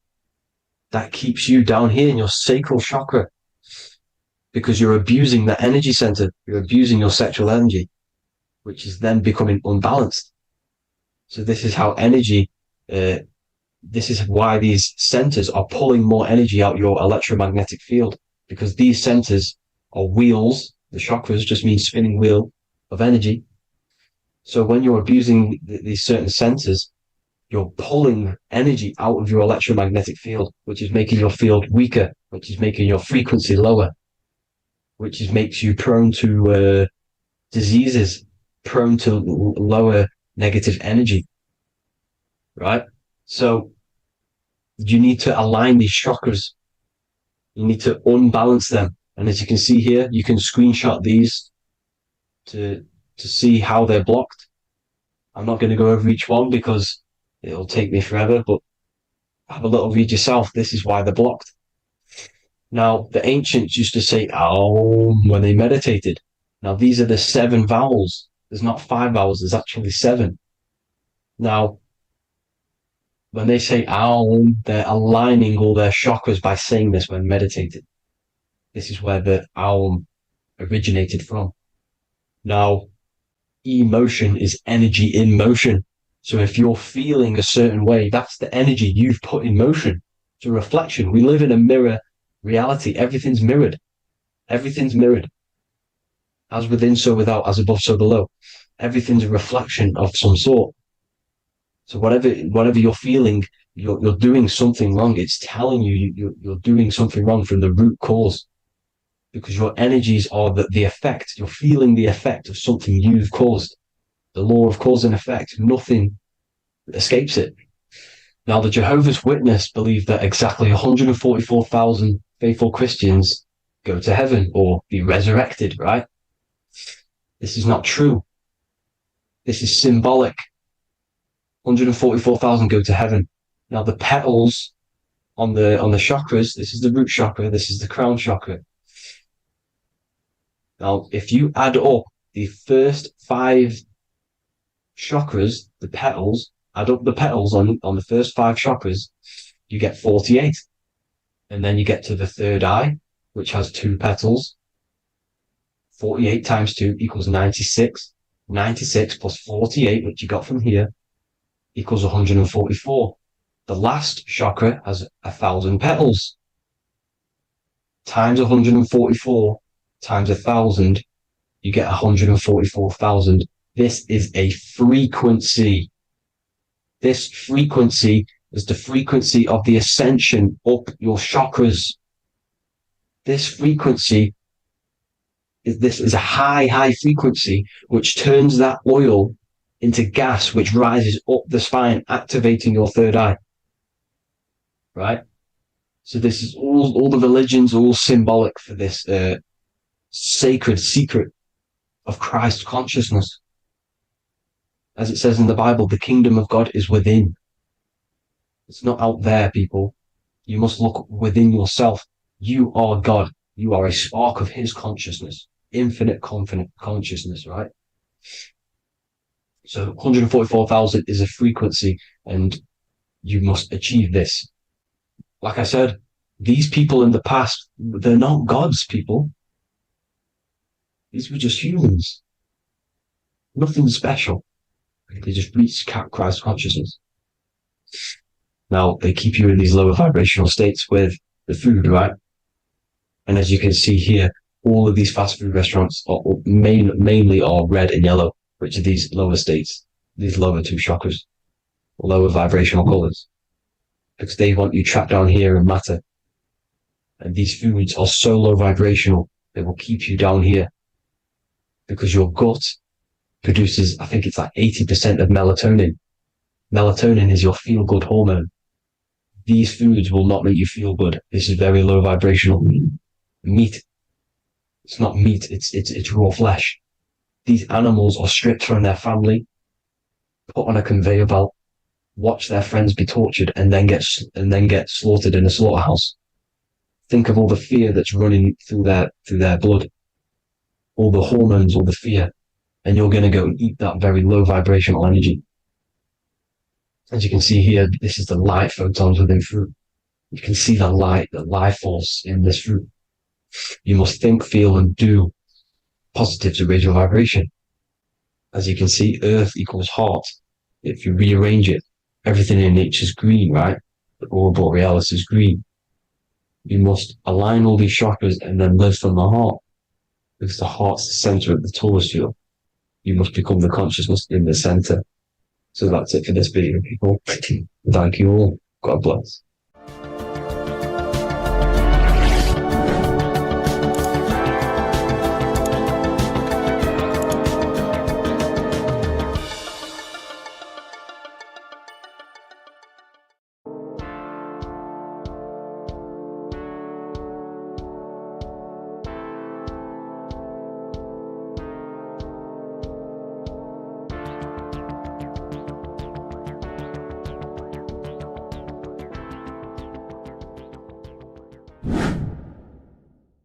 The earth has become a realm in order to trap souls within so that they can harness our electricity, our energy.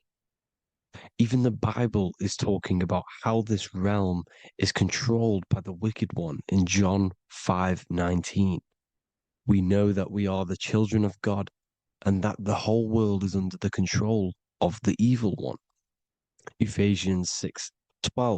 For our struggle is not against flesh and blood, but against the rulers, against the authorities, against the powers of this dark world, and against the spiritual forces of evil in the heavenly realms.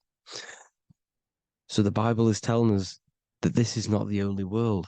There are other worlds, there are other realms that we can go to, considered as heaven. Heaven being a higher realm where there is no evil, no darkness. This is a midpoint realm where there is good and evil. Now, we're going to explain how the soul trap is how it's working, and how your soul is being harnessed for its energy, and how you are tricked to come back to this realm after death. What you need to understand is first is that you are the invisible intelligence behind the physical body. You are the mind and soul. The soul is the true you, the good you. It is pure love, pure bliss, eternal, never dies. The mind can be corrupted, though. The mind is the intelligence of the soul. It is invisible. It has no true form. The intelligence inhabits the brain. The brain is the computer to control the electrical machine called the nervous system, which is choice, program, and action. You are the invisible intelligence behind the body, and this will prove it even more. You do not even see into the external world. You are seeing an image produced by the brain, because the light is being sucked through the retinas of the eyes. The image is produced in the visual cortex at the back of the brain. What does this mean? This means that we are the consciousness in the center of the brain, in the pineal gland, that is experiencing the program being ran by the central nervous system in the brain. This is the sigil of Lucifer. Lucifer in Latin is Lucy. Lucy is light in Latin. Lucifer is known as the light bearer. This is how the eyes work, people. It's not a demon or a devil. The sigil for Lucifer is how the eyes work, and how the left eye is controlled by the right brain. The right eye is controlled by the left brain. There is a crossover. It's the same with the body. The left side of the body is controlled by the right brain. The right side of the body is controlled by the left brain. There's a crossover with our hemispheres in the brain.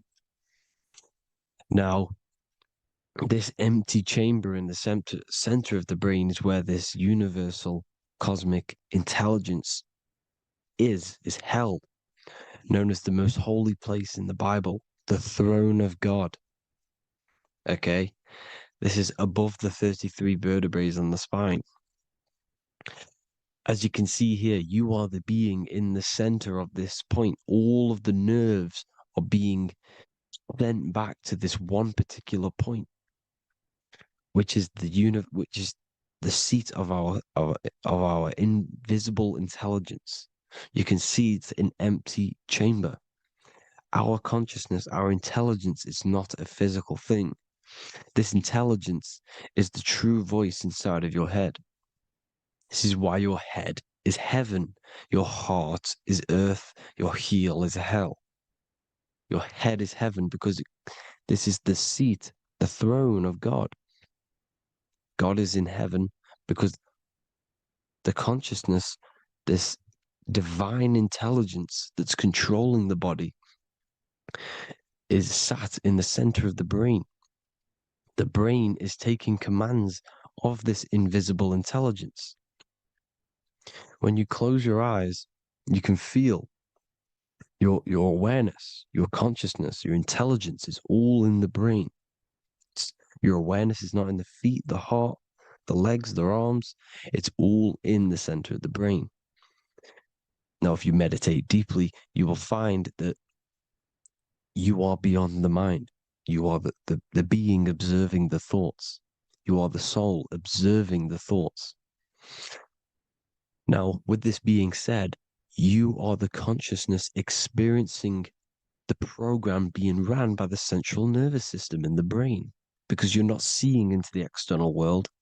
It's an image, it's a simulated image produced by the brain and the central nervous system. You do not experience the external world. You do not feel the external world. You feel electrical impulses on your nervous system. Your nervous system is decoding what you are feeling.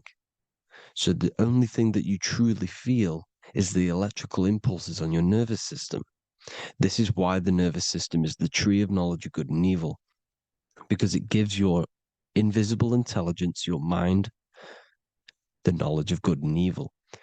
It can detect good things, it can detect bad things. If it's hot, if it's warm, if I need to go, the nervous system is doing this. It is the tree of knowledge of good and evil.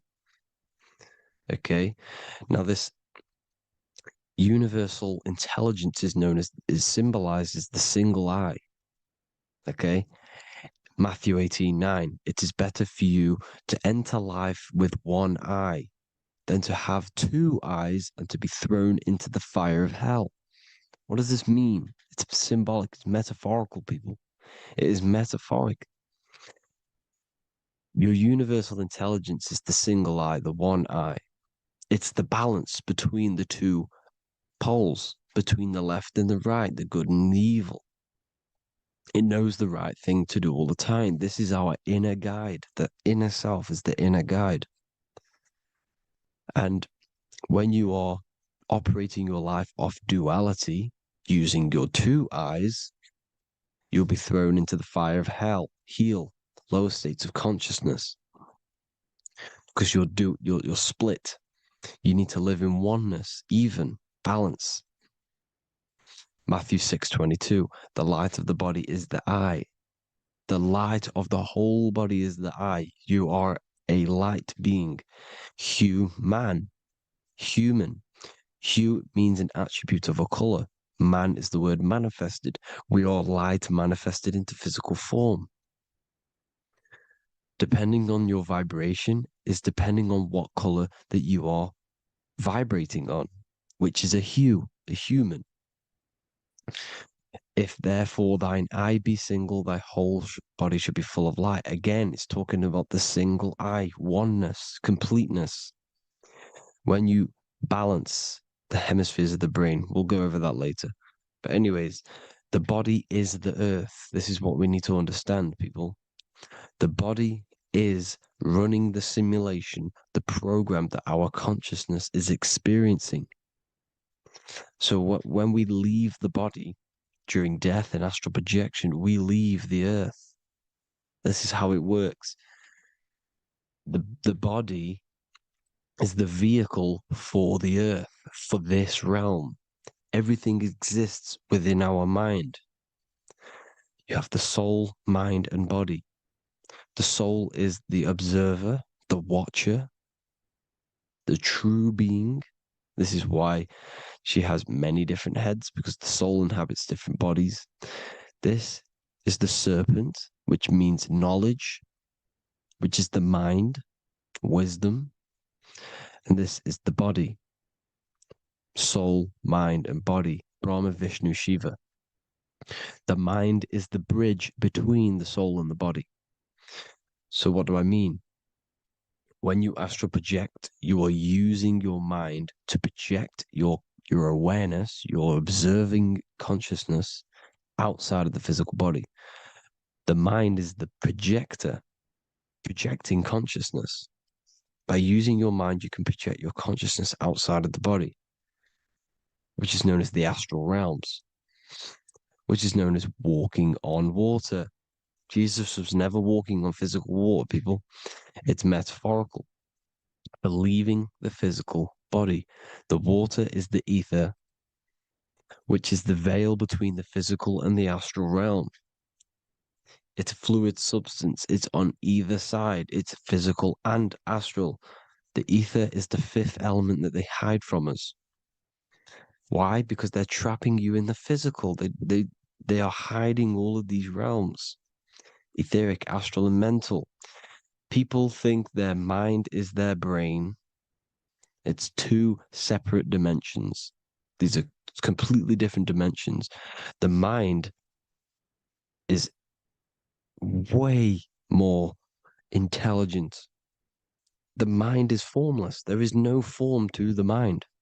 You can think anything you want. You can manifest anything you want within your mind. It is not a physical object. The physical realm is being controlled by the mind. Everything's being controlled by the mind. Everything exists within the mind. This is why the Egyptian says the universe is mental.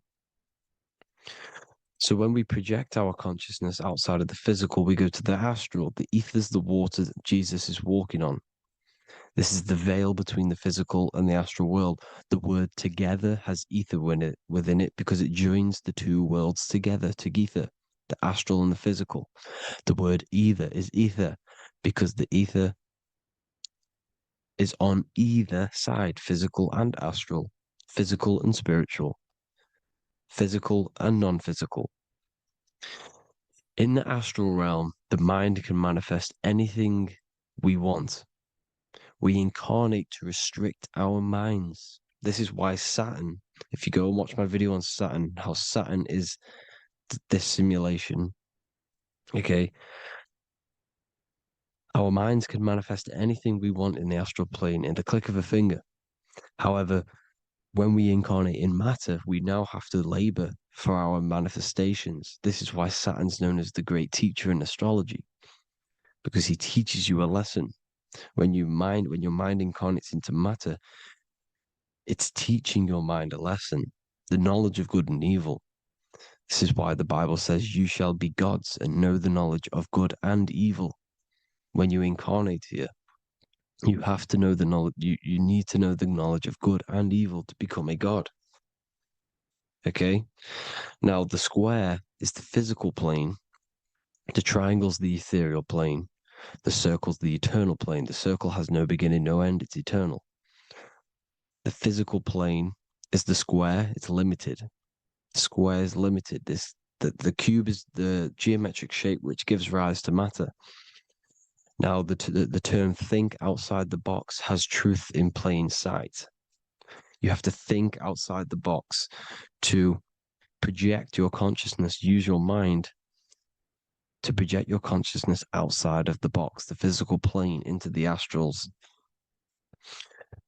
The astral realm is the realm of the stars. Above us is the stars. Through the stars is the astral plane.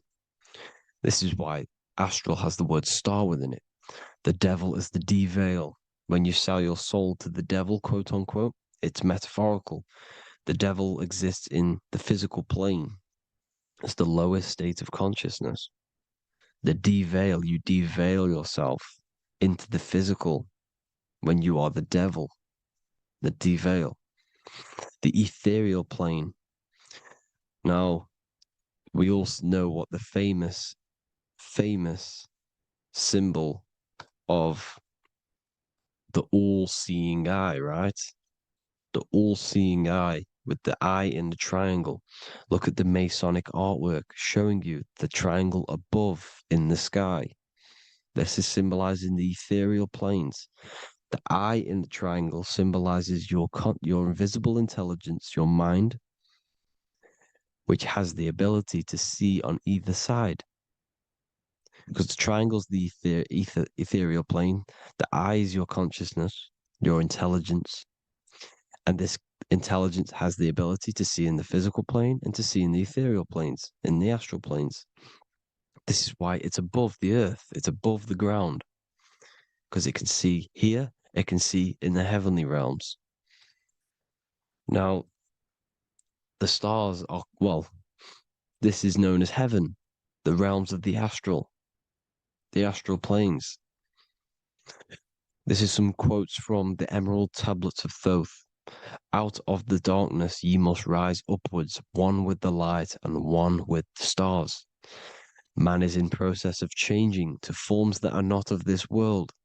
Grows he in time to the formless, a plane on the cycle above. So there's other worlds. The Bible's telling you there's other worlds, there's other realms. Know ye must become formless before ye are one with the light, the astral light above, which shining through the stars. Not of the earth are ye, earthy, but a child of the infinite cosmic light. You are the invisible intelligence controlling the physical body. The body's not you. It's the vehicle that your soul lands in when your mind projects your consciousness into that realm. Free from the body, I flashed through the night. Unlocked at last for me was the star space. Wow, that's powerful. The star space, the astral planes. This is what it's talking about. We are all a star. We descended from the astrals, which is the star. We are all a star. Look at the ancient paintings of Jesus' birth. It's the star beaming his consciousness down into the physical plane. Here's another one. Here's some Freemasonic artwork showing you, again, the ether, that invisible intelligence, the eye, manifesting itself inside of here, in the physical realm, where the people are. You see? It's the same here. This is Jesus. Here's the bird symbolizes the Holy Spirit, your invisible intelligence, descending into the waters, the ether, the ethereal, everything. The ether's the base of all physical matter. Here's Truth in Plain Sight. Mr. Bean, the famous TV program in England, in the UK. He begins the program like we all begin the program for falling from the stars. He falls down with a beam of light. And this is truth in plain sight. This is false. The aliens don't exist. They're a lie, alien. But this symbolizes the star beaming our consciousness. And when we die, this star will suck us back up. Just like this UFO is doing. It's truth in plain sight. So, this is some more Freemasonic artwork. Going from duality to singularity. Sun, moon, masculine, feminine. Right hemisphere, feminine, left hemisphere, masculine. The consciousness in the center, the balance point. Here's another more Freemasonic artwork. The two pillars, left and right hemispheres, and the invisible intelligence between the left and right hemispheres, the light of the body. This is why light's coming off it. Because it's light, it's pure light. The blazing star. The stairs go from the checkered board, the duality, up to oneness, in between the sun and the moon, the masculine and the feminine. This is symbolizing going into oneness. What did the Emerald Tablet say? You've got to become one with the stars, one with the one with the self. Balancing the two hemispheres so that you can gain, because when the two hemispheres are balanced, you can gain a more deeper connection with your invisible intelligence. Same with the chakras. When the chakras, the 7 seals in the Bible, these are 7 seals because when you conquer the 7 chakras, when you balance the 7 chakras, you then gain a more deeper connection with your internal self because your mind is not filled, it's not being ran, it's not being dominated by these 7 deadly sins, the 7 seals, the 7 chakras. These are 7 energy centers which are concealing our true form. Balance makes us have a stronger connection with our true cosmic intelligence. Heaven is even. This is why Jesus is pointing at the heart. The even point is the heart. You got to balance the chakras and live from the heart because the heart is the earth. You're in good and evil. The body manifests the lower and the higher self. The higher self is in the higher parts of the body. Wisdom, intuition, expression. The lower self is in the lower parts of the body. Sex, food, and power. This is how they are trapping your soul, people. Like I said, the mind is the bridge between the soul and the body. So by tricking the mind, not giving it the right knowledge, and keeping the mind stuck in the lower 3 centers, thinking about power, food, and sex, this is low vibrating energy. It's going to keep your mind addicted to the physical realms. Okay, this is why you need to go even, balance, heaven. Okay, I will explain the soul trap in a second, how it fully works. But I'm telling you all the science behind it so you can understand. When you are doomed, you are domed. This is the dome, the firmament, the firmament, the mind. Ment is mind, firm is firm. A firmament is doomed under the firmament. You must have a loose mind, an open mind to expand your consciousness beyond the stars, beyond the ethereal barrier. You have to vibrate higher than this world. Your consciousness must be expanded more than the physical plane. You need to learn how to astral project. You need to learn how to leave the body, how to operate outside of the body, so that you, when you do leave the body, you will have recognition. You'll have knowledge. You'll have practice. But this is as above, so below. The woman's belly is the earth. It's as above, so below. It's a microcosm of the macrocosm.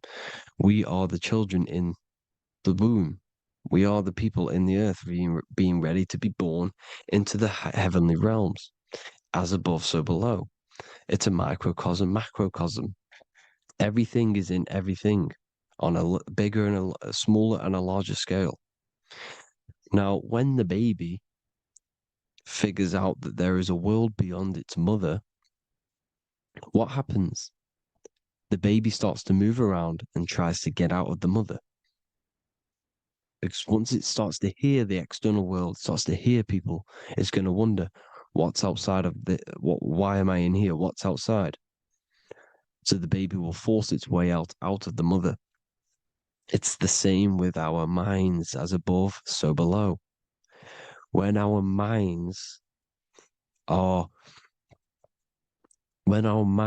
figure out that there are other realms beyond this world, we will seek a way out. This is the womb, the Mother Earth, Mother Nature. It's the mother. We're in the womb. We can be born out of this world, which is being born again in the Bible. When you are doomed, you are domed under the dome, under the firmament, the firm mind. The firm mind will keep you under the firmament. Due to the law of polarity, there has to be other realms. There has to be. Because the law of polarity works in this world and it will work on every scale possible. It's universal laws. These are universal laws. The law of polarity means that there are other realms polarizing this realm. There is a hell, There is a heaven. There is a midpoint, which is Midgard, which is the one we are in now. Earth, heart. Earth is the heart. Heart is the center, good and bad. The balance between good and bad. Your reality is your level of realization. Your mind realizes other worlds, you will seek a way to them worlds. It's that simple. The soul trap is to keep you stuck in this physical body, which is the earth. This body is the earth. It's running the program, like I said at the beginning. It's running the simulation that your consciousness is experiencing. You are an electromagnetic being, and you're hidden in a cage, your rib cage, and you're stuck in cells, a prison cells. Look, you're in cells. We produce electromagnetic energy. Your soul produces this energy. And by trapping your consciousness inside of this physical realm, they harness this energy within the astral realms. They're using you to manifest demons, because your mind creates demons through emotions and mental thought energy, which is a whole nother video. I can make a video on that. You're manifesting everything for them because they're trying to create a hive mind. This is why they want everyone to believe in one belief system, one government, one belief system, one religion, because they're creating a hive mind. This hive mind will manifest and be summoned within the astral planes, because the mind manifests the astral plane. The astral plane is the realm of imagination. The mental plane is the realm of just thought alone. The etheric plane is the energy. The physical plane is the matter. So all of our minds together are manifesting these demons within these subconscious realms, the astral. Now, how are they keeping you stuck to this realm? Well, when you die and you're stuck in your lower three chakras, okay, when your mind and soul detaches from the body, which is the earth, when you leave the earth, you're still going to have these mental addictions to the food, the sex, the materialism, the phone, the cigarettes, everything. This is why they get you addicted to everything possible. The TikTok, the YouTube, they get you addicted to as many things possible. Because when your mind is addicted to these things, and when this mind leaves the physical body, you're still gonna have these addictions. Okay? You're still gonna have these thoughts. And you will be manifested into the lower astral realms because you're thinking materialistic, you're thinking negative, because your level of realization was your reality. You were manifesting hell on the earth. When you leave the body, you're going to manifest hell in the astral planes, which means you'll be vibrating on the very low, which will put you in the lower astral realms. So guess what? You're going to come back. You're going to come back into materialism. You're going to reincarnate. Because you haven't prepared for life after death. You must detach from the external world. Okay? Moon is mind. The sun is the soul, the earth is the body, the moon is the mind. This is why we say lunatic. In your mind, you have a specific mood. Moon. Money, M-O-N, is the moon. Money exists in the mind. They get you addicted to the money. The Bible's telling you this. Do not conform to the pattern of this world, but be transformed by the renewing of your mind. It's telling you. Of this world, but be transformed by the renewing of your mind. Who knew that the Bible was this deep? Matthew 16:26, what good will it be for someone to gain the whole world yet forfeit their soul? James 4:4, don't you know that friendship with this world means enmity against God? Therefore, anyone who chooses to be a friend of this world, of the world, becomes an enemy of God. John 4:4, dear children are from God and have overcome them, because the one who is in you is greater than the one who is in the world. It's talking about the invisible intelligence. It's greater than the physical world. John 2:15, do not love this world, nor the things it offers you.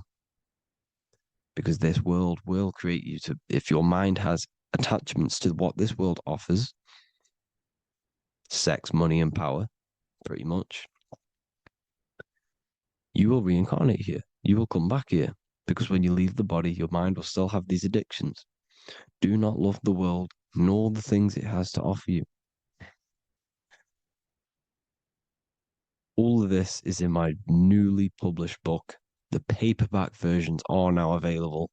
Finally, for all the people who have been waiting, the Book of Wisdom. All of this knowledge is inside of the Book of Wisdom. The paperbacks are available. There's worldwide shipping. You can get it anywhere, pretty much, any country. My new website, it's amazing. There's going to be some amazing products coming on the new website. But I thank you all for the support. Before I leave, I need to explain what is going on with the soul trap. Like I said at the beginning, the mind's the bridge between the soul and the body. The body's the realm. By tricking your mind with false knowledge, they are keeping your soul stuck to this realm. They get you addicted to all the physical things, and that is it.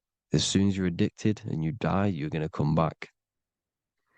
So by tricking your mind, which is the bridge between the realms, they keep your mind stuck within this body. They keep you in physicality. They deveil you, the devil, the deveil. Thank you all for the support, people. If you do want to join the Academy, all the links will be posted below this video for the book, The Academy. Thank you all for the support and have an amazing day.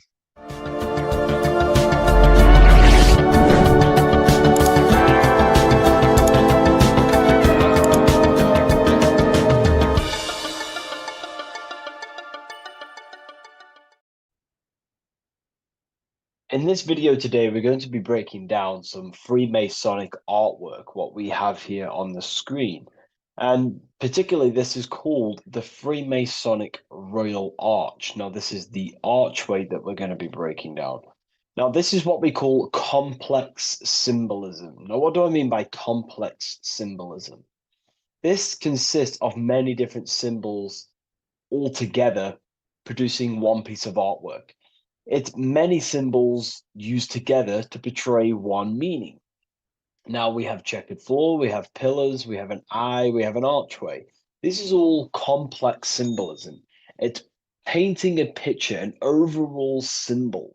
Now, when we're talking about Freemasonic symbolism, it's all about how to gain enlightenment and more self-awareness. Now, that is the aim of Freemasonry, of the spiritual path that you are walking, consciousness and gaining higher awareness, because this is the eye. The eye is conscious. The eye sees, it perceives.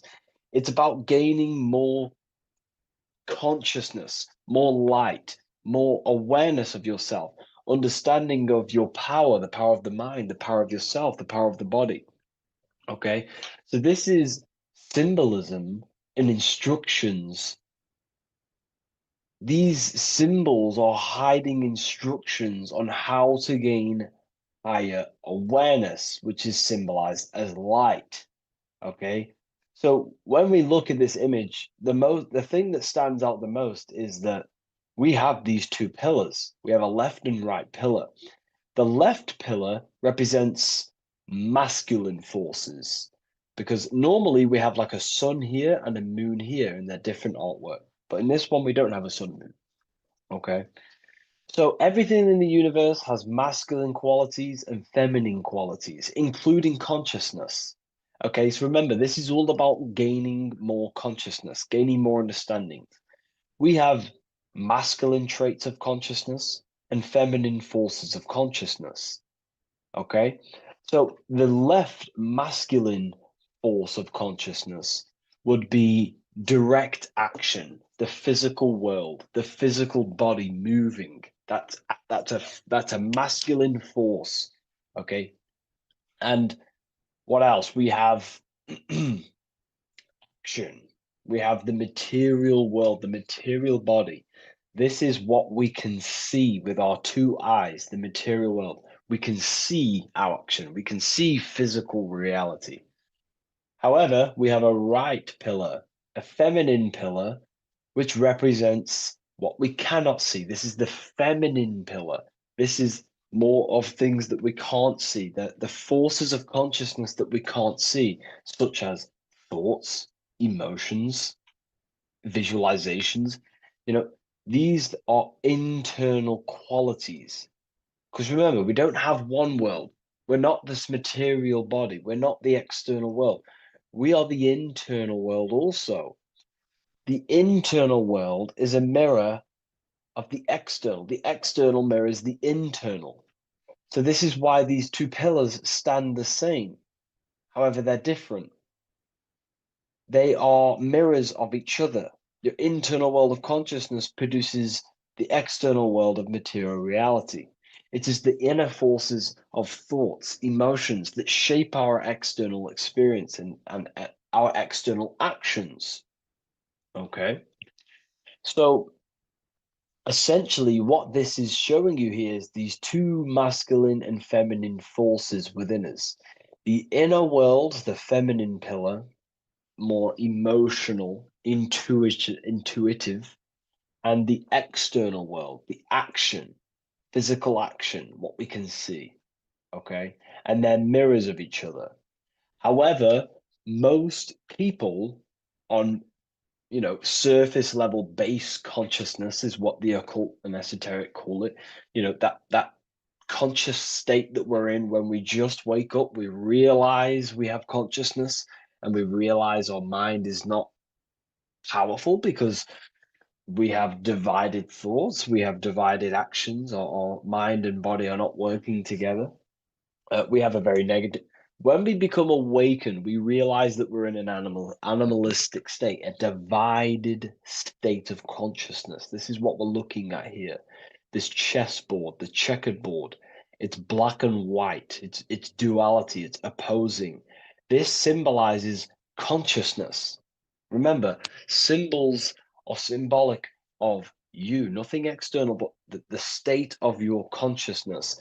This represents base level consciousness, hence why it's on the ground. The ground represents low. It's at the base, it's the surface, it's the ground upon we rise upon. We have to climb these pillars, remember. We climb these pillars towards the archway, the eye. Now we're going to break that down later. So the black and white checkered board is confusion. It represents base level earth consciousness.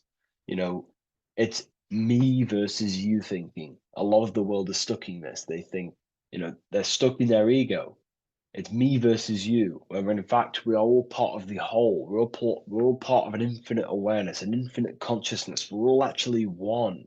We're all one. But on this chessboard down here, it represents base level thinking, base level consciousness, base level awareness. It's you versus me. We see life through the ego of of selfishness, pretty much. This is the internal division where our inner world is not aligned with our external world, where our mind, our internal thoughts are not being acted upon. Now, and that's not to say, oh, you should act on every single thought, because we all have intrusive thoughts. However, if you say you're going to do something in your internal thought and in your mind, the body needs to be a follow-up of that. You need to have honor within you that your body acts out the mind's will, the mind's desire. If you say you're going to start something, you need to start something. You should not have the contradiction between the inner and the outer world, which is this division you're in. If you say you're going to better your life, which is what Freemasonry and the spiritual path is about, bettering your consciousness, mastering your mind, leveling up your awareness. Okay, you have to do what your internal world is saying. You have to act out left pillar action, your internal world. You need to build a connection between the mind and the body. The mind is the monarch. It is the command center. It is it's above all forces. The mind is the force. The body needs to obey. If you want to get out of this division, you have to align your mind's will and desire with your body's actions. You have to act according to rise above this base level consciousness. Okay? So, what we're looking at here is how to achieve wholeness, singularity, unity consciousness is what they call it in the occult. Unity consciousness, where there is no external physical body and internal mental body contradiction. There is no contradiction between the feeling of doing good and the action, because we all have a feeling in our soul. Our soul communicates to us the right thing to do at all times. We all know the right thing to do at all times, and that is a feminine force of consciousness. That's the right pillar. We must act on what we know and feel is good at all times in order to climb these pillars towards unity consciousness. Okay? We must, upon the feeling of doing good. You know, when we're in an environment, we feel inside whether we should be here or not. Whether on your phone, you know intuitively whether you should be on your phone or doing something else, studying, reading, whatever it is. Your higher mind tells you what is right and what to do at all times. You know you shouldn't be on your phone wasting time subconsciously and on an emotional, intuitive state, which is a feminine internal quality, a right pillar quality. And the body's not acting out this. It's not acting it out. The body's on TikTok. The intuition is telling you to reach the higher mind. That's the division. That's base level consciousness. Okay. And in order to climb these pillars, we have to act according to our internal intuition to build these bridges between left and right. The inner world and the outer world need to be synced, not divided down here. This is the division. That's base level consciousness. If you want to gain higher awareness, you want to gain personal power, mental power, you have to become a strong force. You have to gain a strong connection between the inner and outer, the intuition and action, the mind, the higher mind, with the physical body. Most people live in this war, and we've all been there. I was in it too. You know, we all begin here in this internal war. It's the same war between Jesus, Satan, Horus, Set, day, night, good, evil. That's the war between the mind, the body, the higher mind and the body, the intuition and the body. There needs to be bridges built between the two so that you align the left pillar with the right pillar to gain higher wisdom, higher awareness, higher powers. Because when the mind is contradicted, when your mind says it wants to do something, and you want to build the business, you want to study the occult, you want to reach your higher mind, the best version of yourself, but you don't act upon that, that is internal contradiction. The mind is not powerful in that state. The mind cannot direct its creative power, its forces, if it can't direct these forces into manifestation to create things in your life. You know, as you are aware, if you've watched my videos, you are a creator, you are a co-creator, a spark of the mind of God, and you are here to create and expand. In order to use the power of your consciousness, the power of your mind, the forces of your mind correctly, and to direct it with force, direct it efficiently, you have to align the inner and outer world, building the bridges to gain higher awareness, to gain higher power, to find out more about yourself and why you are here. Because remember, we're all being guided by our intuition. That is the true spirit guide. I don't like saying spirit guide. Spirit guides are not real. There's no force outside of you guiding you. It's your own soul guiding you through intuition, through emotional communication, the feeling of goodness, the feeling of what is right. Down here in division, you don't understand right from wrong, light or dark. But when you awaken, you start to understand right from wrong. You gain higher awareness.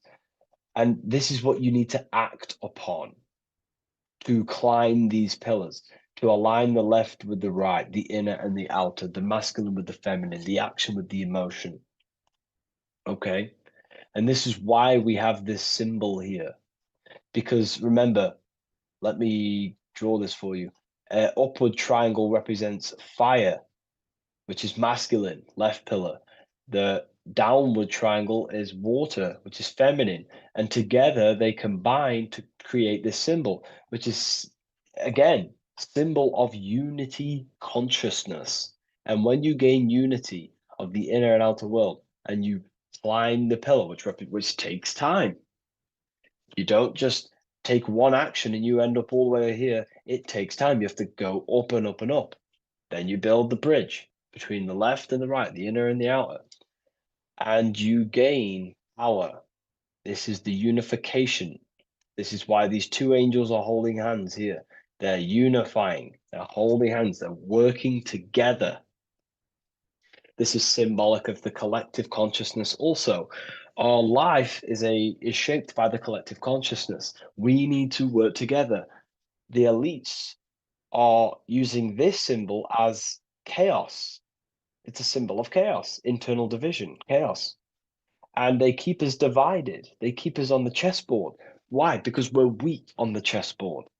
When you have chessboard-based consciousness, you're manipulated by the people who have higher awareness of the mind. You see, life is a mental game. Life's a mental game. We live in a mental universe. Life is mental. Okay? And the ones who use the mind more, the ones who know about the mind more, win the game. It's throughout history. You know, you can moan about this, you can whine about this, and it's okay. But this is life at the end of the day. The ones who know the forces of consciousness, the ones who know the mind, always rule over the ones who do not. You know, we can moan about it. I used to moan about it. However, it gets you nowhere. This is the game we're in. This is the situation we are in. We have to learn how the mind functions. And if we do not, you will be moved by the chess master, by the people with higher awareness, and you will be stuck in division, you versus me, light versus dark, racism, division, all just division tactics for us to be manipulated. Because we're not working together, that's when we're easy to be manipulated. So in this state down here, you're easily manipulated because you don't know how your mind functions. You have a base level awareness. You know, you live to survive. In fact, you're not living. You're just experiencing. Okay, you don't question whether you have consciousness or not. You take consciousness and life for granted. Okay, and you don't realize the power of consciousness and the forces of consciousness and the forces that are shaping your life, such as thoughts and emotions and visualizations. Okay, so I was there too. Everyone begins at this point. It's okay. If you're at this point, that is completely fine. I'm not, saying anything bad. We all start at this base level and we rise up. Okay, and we have to take action. So this is a massive misunderstanding in the spiritual community today is that, most people just focus on the left pillar, meditating, visualizing, trying to manifest things, or they sit around visualizing all day, hoping something's going to change. Action is just as important as visualizing and meditation. It's just as important. They come hand in hand. Masculine, feminine need to be unified. Okay. This is why we have these tools up here, right? We have the spade and a pickaxe. These are Masonic tools. The spade does what? It digs. It digs down. Because these are tools to lift ourselves out of this base level consciousness. We have to dig ourselves. We have to actively masculine force action dig ourselves out of our lower mind. We have to shovel we have to destroy our old self. We use the pickaxe to destroy action, our old mind, our old thinking habits, our old actions, our old, emotional chaos. We have to actively destroy our old self. Okay. And the spade represents shoveling. Why is the spade on the right side? This is the feminine pillar. This represents our subconscious mind. We have to actively seek into our subconscious mind, dig deep into ourselves, and question, why am I taking certain actions? Why am I posting on social media? Am I seeking validation? Where are these actions coming from? Am I actively seeking a relationship with someone to actually love them? Or am I actually secretly, subconsciously fulfilling a childhood trauma of being alone? We have to actively seek within our subconscious and question and go deep within ourselves with the spade to question, where are these lower actions, these low level actions coming from? What forces are driving our actions that are keeping us stuck in the lower mind, in the division? You have to question our subconscious. We actively have to dig within ourselves to build this bridge, this archway, which unifies our consciousness, which unifies the inner with the outer, the left with the right, the body with the mind, the emotions with the action. It's all about mastery, self-mastery, mastering the self so we gain light. Now, why do we have an eye? The eye needs light to perceive. Your physical eyes on your brain and your head needs the sun. It needs light to see so you can see into the world. But a single eye represents the mind or consciousness, awareness, right? So it represents light. And the mind needs light. Light is symbolic for information. Okay? Light is symbolic for information. The mind needs information to perceive truth. So when we say someone's intelligent, we say they're very bright. So the physical eyes need light to see, and the mind needs information to perceive. Same thing, symbolic. And when we align the left with the right, the masculine with the feminine, we gain higher light of awareness. You gain deeper understanding of your consciousness, who you are, what you are. You gain deeper awareness of the power of your consciousness, the power of the forces of consciousness. You gain more light, more power, personal power. Now, it's up to you how you use that power. Do you use that power to manipulate others because of the others that are not aware of your, forces of consciousness? Or do you use that power to create goodness in life? That's completely up to you, okay? And how you use that power. This is why secret knowledge is hidden, because you gain a lot of power, personal power, when you can direct the forces of consciousness properly. They're very powerful. In fact, it's the most powerful force in the universe, consciousness. It is. It shapes all things. It's created all buildings, all creations. Okay, so I hope this has gained you a better understanding. Please leave a like, comment, and a subscribe to the channel, and I'll see you all in the next one.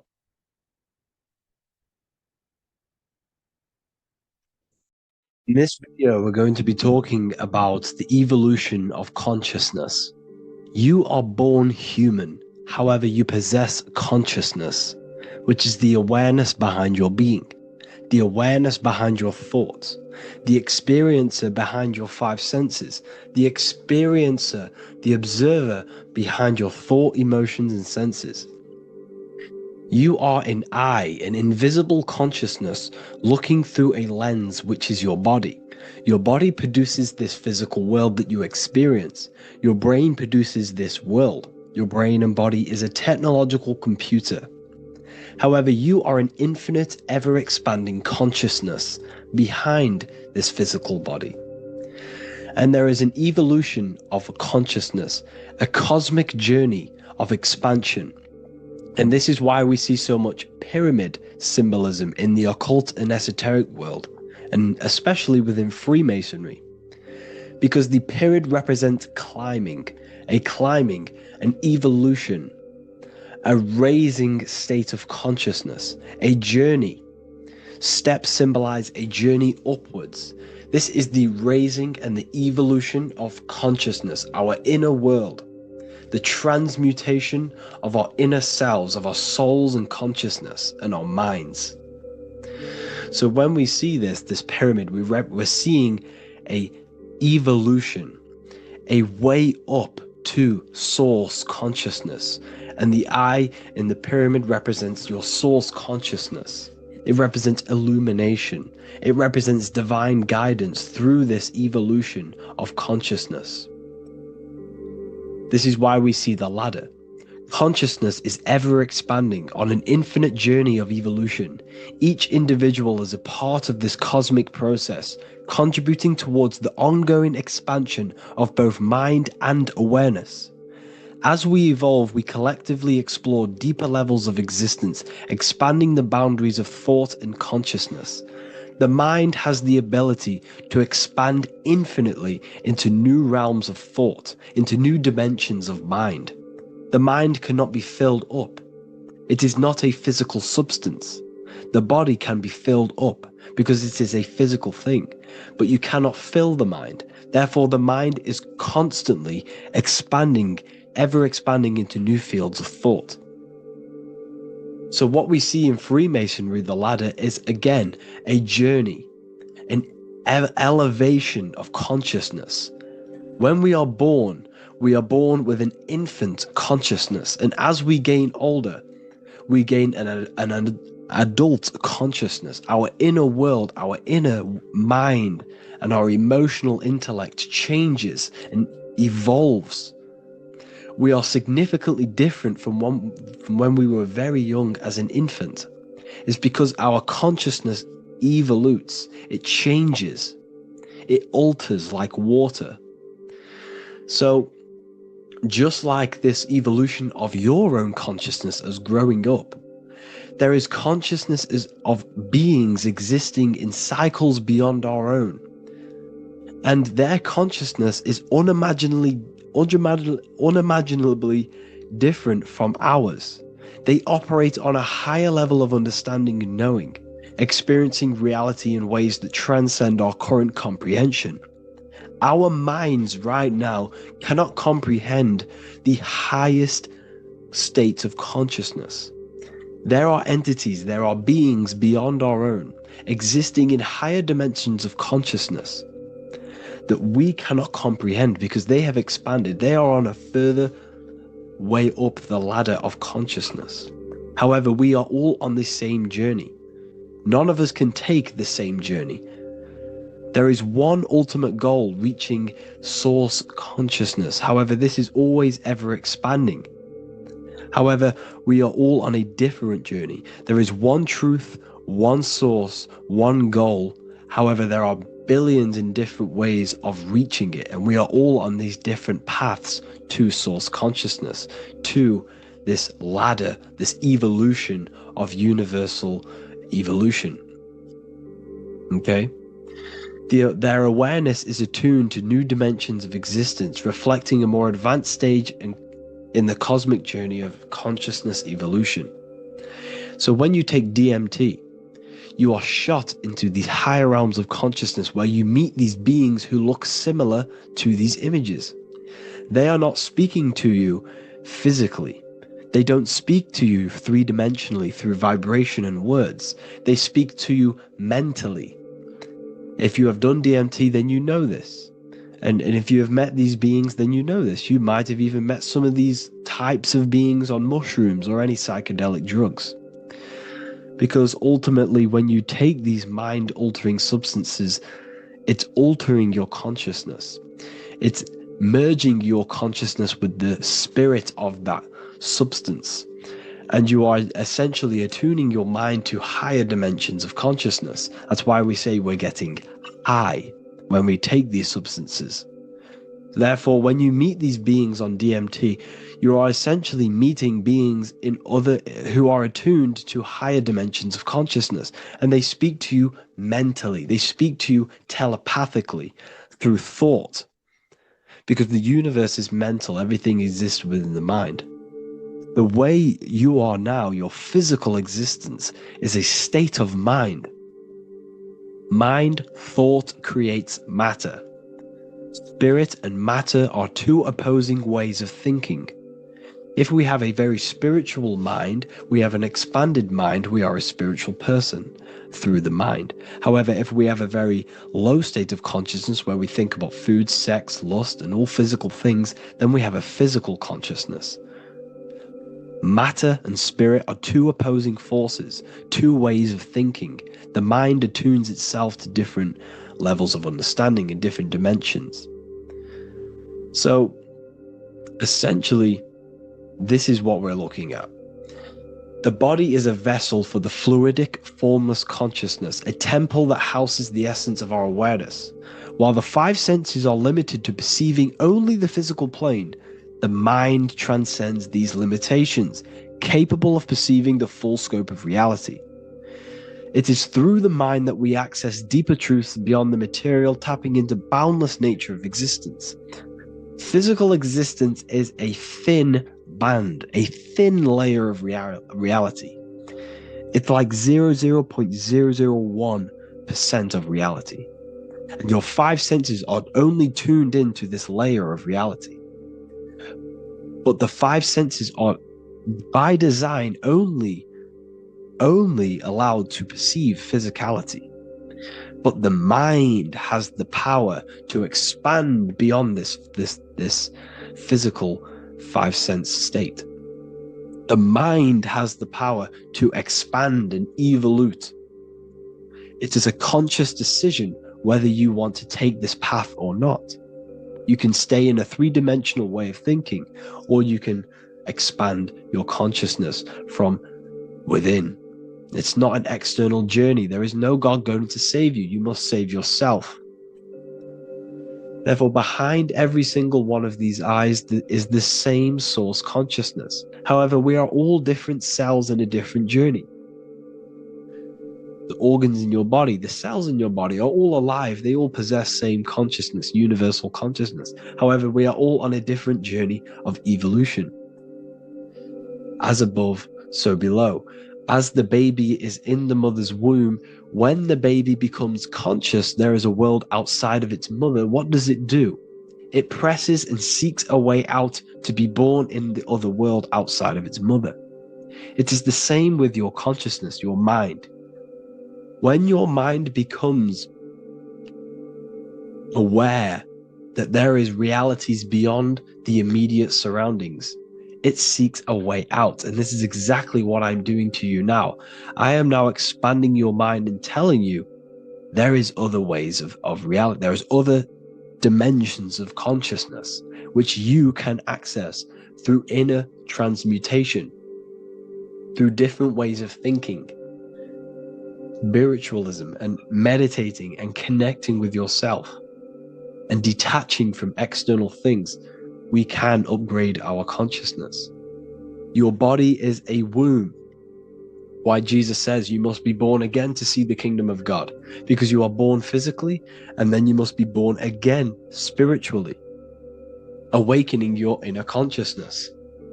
So like I said, as the baby is in the womb, it's the same principle. As above, so below. You were a baby, you were in your mother's womb, and you figured out there is a world outside of your mother, so you seek to way out your mother to be born in another world. It's the same now. You must do this now. This is your spiritual evolution. This is the evolution of consciousness. It's ever expanding. When you die, this is a transition. You must learn to not fear death. This is another part of your spiritual journey. You must master death. Therefore, like I said before, the mind has limitless capacity to expand into new realms of thought, continuously exploring uncharted ideas and concepts without boundaries. The mind can ever expand. It can never be filled. It can never ever know everything. There is infinite fields of knowledge, infinite fields of thought. Your current state is just one stage on an infinite pathway. You won't remain human forever. The human experience is a crucial phase where we learn to balance polarities, master the fundamental laws of the cosmos. It is a period of growth and transformation, preparing us for the next stages in our cosmic evolution. The goal is to strive for perfection, yet the true perfection is unattainable. It's like a tunnel, and there is a light at the end of the tunnel. And as you walk through this tunnel, the light is ever moving backwards. You should forever seek to meet that light, but you will never meet that light because consciousness is ever expanding. You should strive for perfection, yet knowing that perfection is forever unattainable. The journey is endless, with each step revealing deeper layers of understanding and experience. The pursuit of growth and expansion is itself the essence of our evolution. You can find all of this knowledge in the amazing book that I have read for years. I have read this book, The Emerald Tablets of Thoth, the Atlantean, by M. Dorial, translated by M. Dorial. I'm telling you now, this book, now that I've told you this, you have some context on the book. The whole book is about evolution of consciousness. He's talking about higher dimensions beings. He's talking about how you can transcend this physical plane. It is truly the most amazing book you will probably read. One of the best spiritual texts you'll see. It's hard to understand, so you must read it over and over again. And the more your mind progresses, like for me, I read this every couple months. And the more I learn about consciousness, the more I expand my own consciousness. And every time I read this book, I pick out something new that just completely blows my mind. Because you can only understand this book to your level of consciousness, to your level of understanding. So now that I've told you all this information, go and read this book and it will absolutely blow your mind. And so will the Book of Wisdom Volume 2, which is now available. I released it the other day. I'm just going to read a page out now. This page is called Spirit and Matter. The Earth is not merely a dense, lifeless rock drifting through space. It possesses spirit, a living essence that animates its form. But what do we mean by spirit? Spirit in esoteric terms refers to the energy, the life force, animating the principles infused in matter. So essentially, what this page is talking about is how everything has spirit, consciousness within it. You are the middle, you are spirit and matter. You have the ability to expand your mind to the God self and raise above our animal instinct, our material self, and know the divine and expand. Animals cannot do this. Animals are not self-aware. Humans possess self-awareness. We can observe our consciousness. We can say, why do I exist? We can look in the mirror and know that we need growth. And this is what Anunnaki means. Anu means above. Anu was the supreme god of the sky, which is a metaphor. He represents spirit above, heaven. Anu came down to earth and married Ki, the goddess of the earth, which represents matter. It's a myth, it's an allegory. Anu married Ki and gave birth to the Anunnaki. Spirit came down and infused with matter and gave birth to the human, which is you. You are spirit infused in matter, Anu and Ki, Anunnaki. You are the Anunnaki. And this is just one of the teachings in my book. Honestly, this book is absolutely amazing. If you truly, truly want to expand your consciousness, give this book a read. And obviously, if you're inside the university, I give you this book for free. A paperback version. If you join the university, follow the steps inside of the general chat, you'll be able to download this book. Not download it. Order a paperback for free. All you have to do is pay for the shipping. You'll also gain amazing knowledge inside of my library, where your mind will just be overblown with the amount of esoteric books. There's over 45 rare occult books, plus you get a PDF of the Volume 1 and Human Health Guide. You get reoccurring updates where I expand on symbolism, occultism, where you will just feel absolutely amazing once you understand esotericism in yourself. You'll also learn how to create the dream reality that you want with the Manifestation Mastery course, where I teach you how your consciousness creates reality. You'll have a real lectures where I post lectures on symbolism, occultism, esotericism. There's a conscious community and live calls and Q&A where you can ask me questions and I'll answer your questions.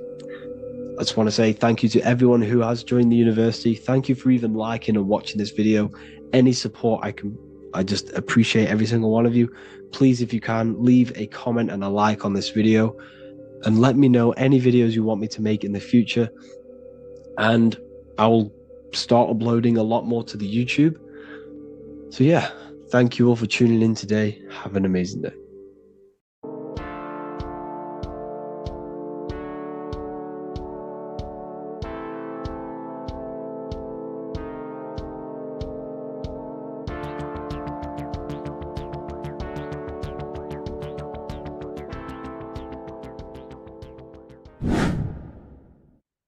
How are we all doing, people? It's Revival of Wisdom from the Wisdom Academy.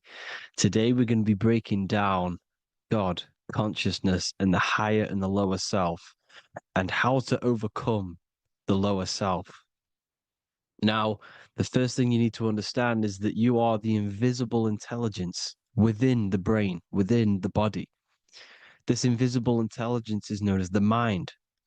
But you are not the mind. You are the observer of the mind, which is the soul, the invisible entity. The mind is your intellect, your intelligence. Now, the mind is, it's hard to put this in words, but the mind is something that gives you the ability to explore the universe. And this inner self is the I am. It's the quiet, the inner self, the voice you see in you hear in your head. This is why within spells high twin, inside, internal. The I is also the number one, which is one line. Because the one and only, is the inner self, which is the I am. This is why you say, my name is Harry.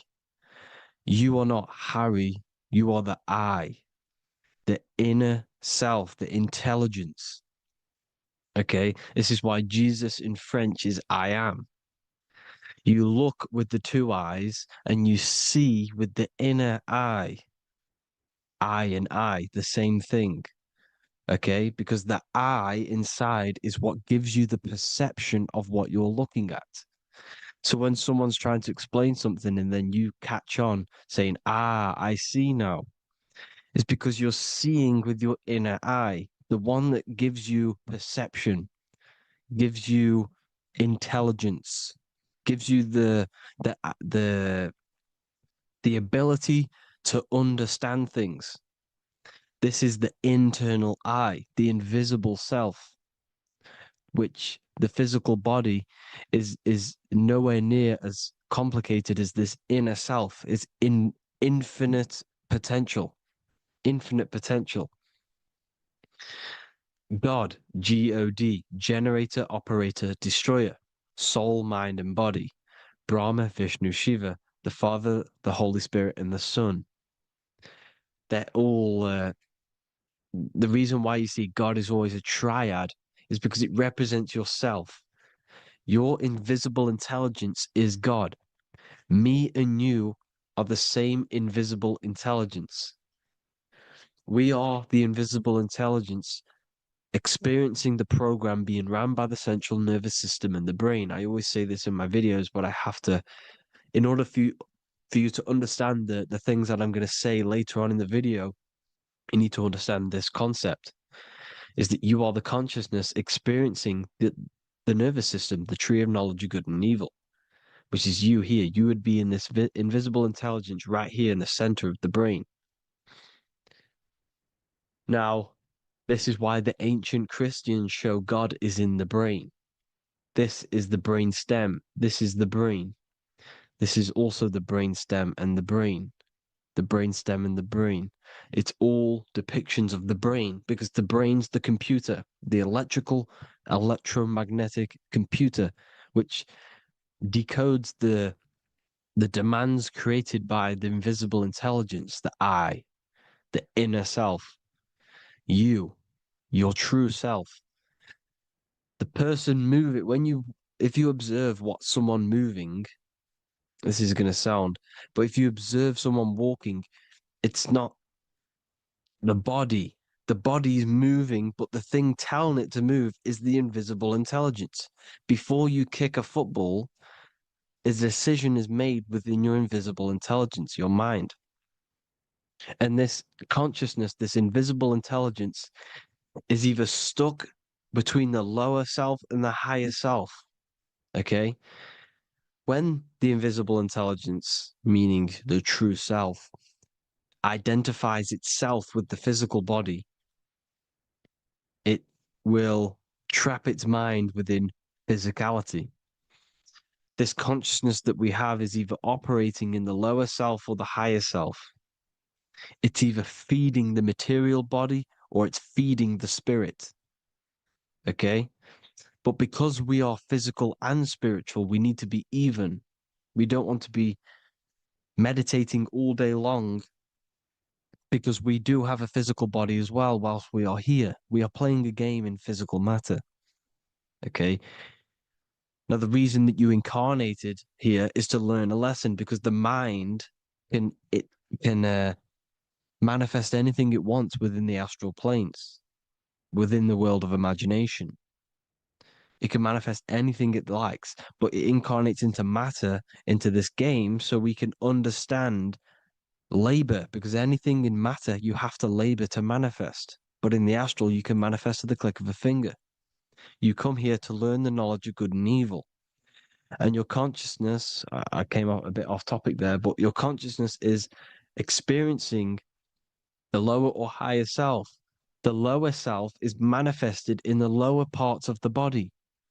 Sex, food, and power, the lower three energy centers. These centers are like mini brains. You are literally thinking with these centers.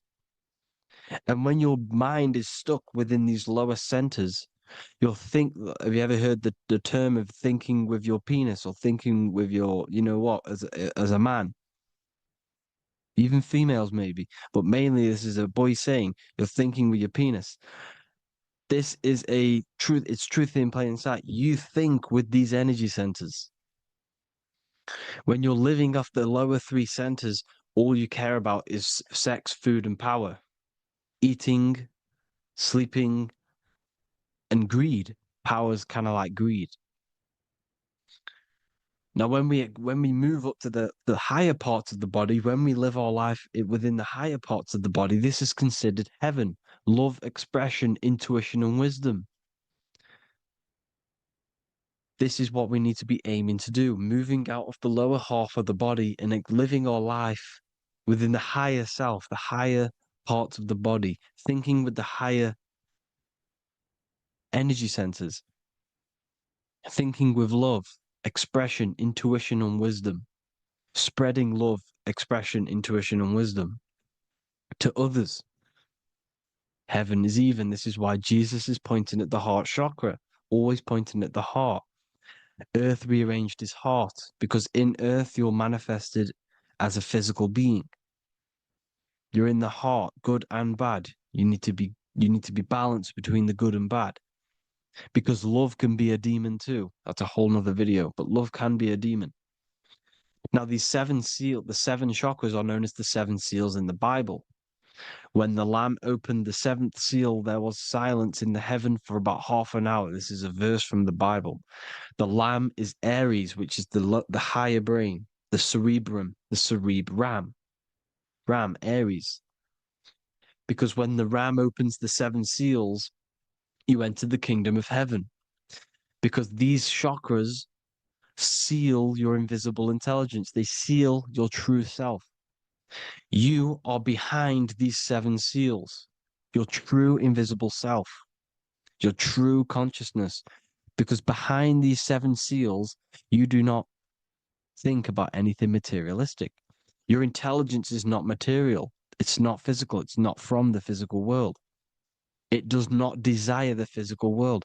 The body is the beast. The body's the animal, the lower self, which can corrupt our intelligence. It can corrupt the intelligence. Okay? Now, we need to balance these chakras so that we gain a deeper connection between this intelligence and the brain.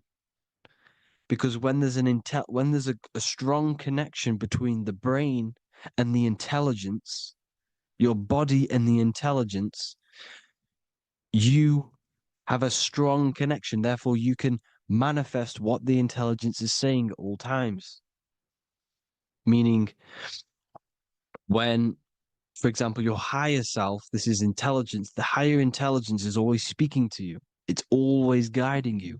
It's always telling you the right thing to do. You can feel it when you're doing something wrong. You can feel that you're doing something wrong because this higher self, this intelligence knows what it needs to do here. And when there's no connection between the body and this our intelligence, our true self, when we strip away, when you close your eyes for long periods of time, you will figure out you are this invisible, infinite, creative being. There's no words that I can't describe what it is, but it's the voice inside of your head that you can feel when you close your eyes. You are this being inside of the heaven, because this is heaven, this intelligence. And when there's a strong connection between the body, you can manifest everything it's saying. When everything is balanced, when you're no longer thinking with the lower centers, when they're all balanced, you're not thinking in particular with every center, you balance them all, you can manifest everything it says. Your body will act out what the intelligence is always saying.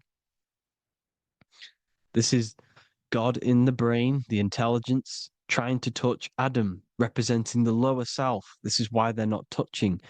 Notice how Adam is resting, but the intelligence is always reaching out, stretching, symbolizing metaphorically saying it's guiding. I'm always reaching out. The intelligence, your intelligence is always guiding you. It's always reaching out to you.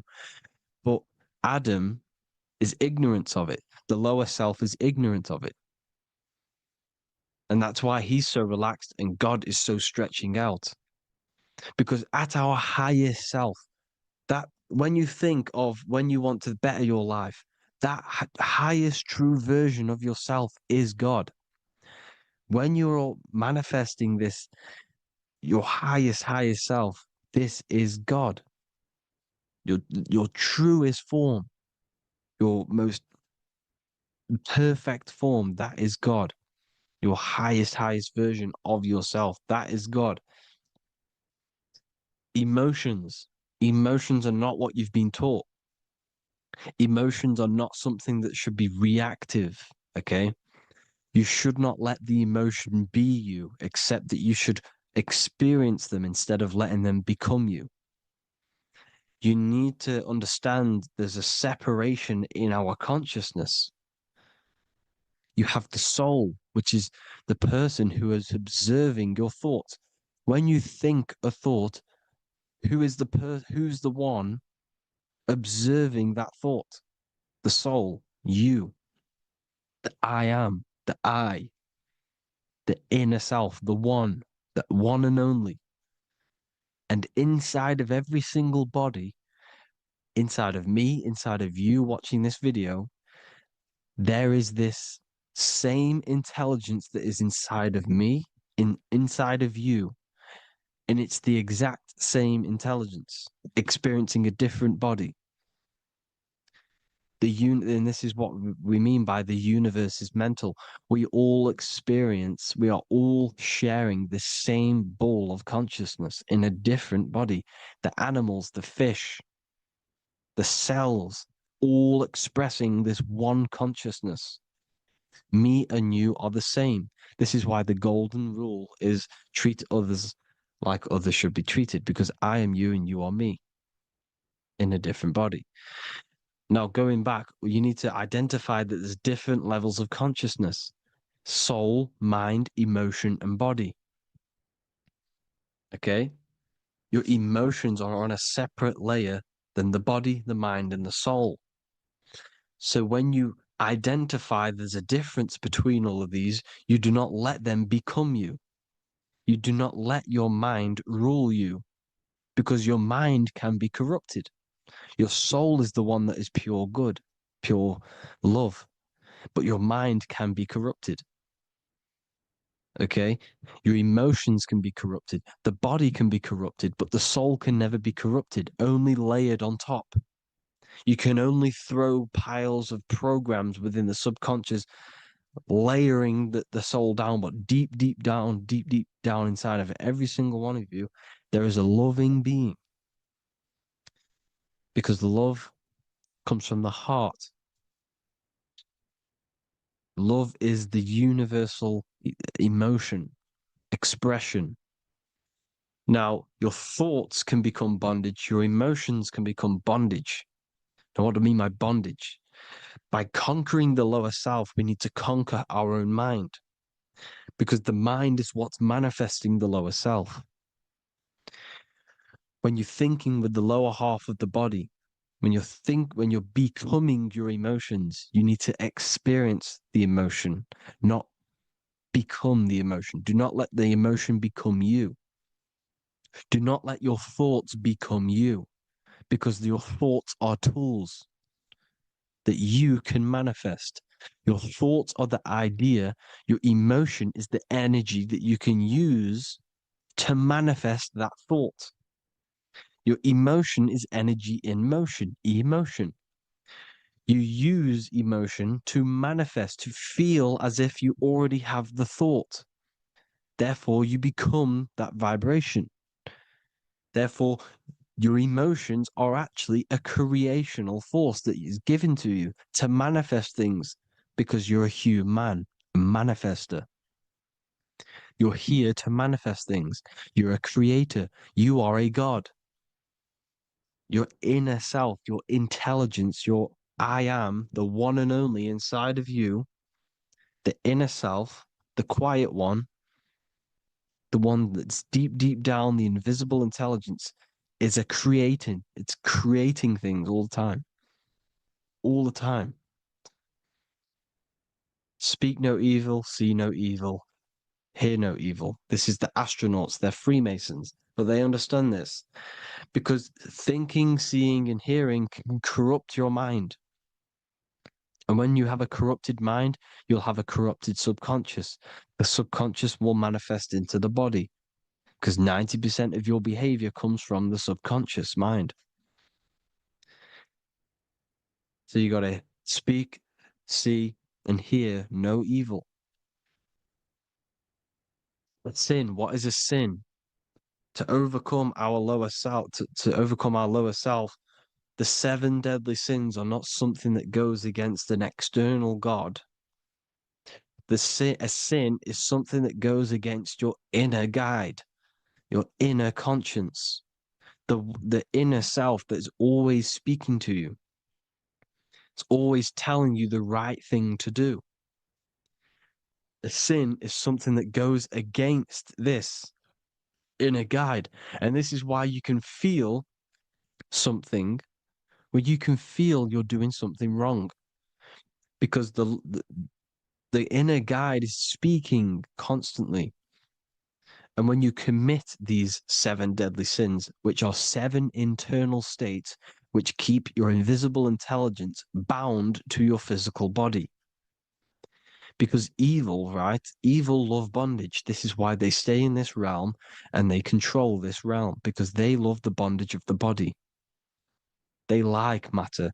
They want to stay in matter for eternal life. They don't want to ascend back into the heavenly realms where you do not have a physical body. You can explore the universe within the astral planes. They stay bounded to the body, bounded to the 3D construct of the physical world. They have greed, lust, envy, gluttony, wrath, sloth, pride. They want all of this. And if you want that, that's okay. But deep, deep down, you don't want that because your soul is always telling you the right thing to do. Your soul knows what to do to get out of here. It needs to detach from the external world. Detach from all of these 7 internal states which bound you to your lower self, your lower centers. That's what a sin is. You have a left and right brain. The left brain is always analytic. The right brain is metaphorical. So the right brain is producing a holistic view of reality. Now, what do I mean? And not view, perception. When you see, because your eyes are parts of the brain, sorry, when you look at something and you look, that image is produced in the back of the brain in the visual cortex. And then the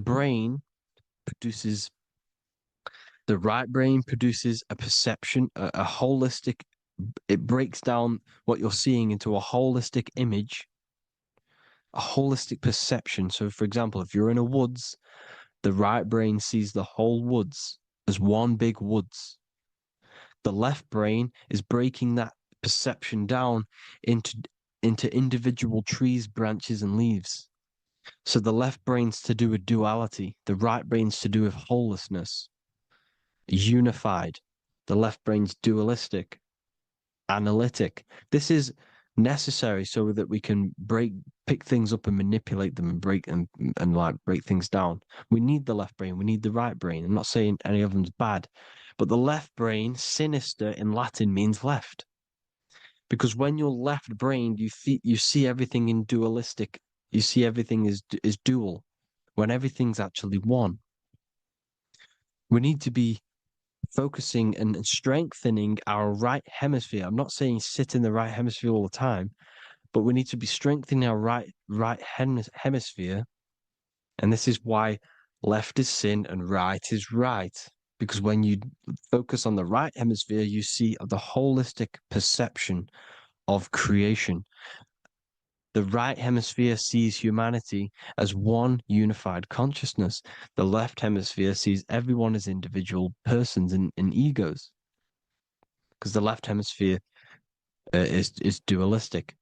And this is why the Bible says, cast the net onto the right side of the ship and ye shall find. John 21:6. What does that mean? Cast your energy, cast your perception into the right hemisphere of the brain, and ye shall find unified consciousness. You shall find your higher self, the one and only. If then you have been raised with Christ, seek the things that are above, where Christ is seated at the right hand of God. Wow. Powerful.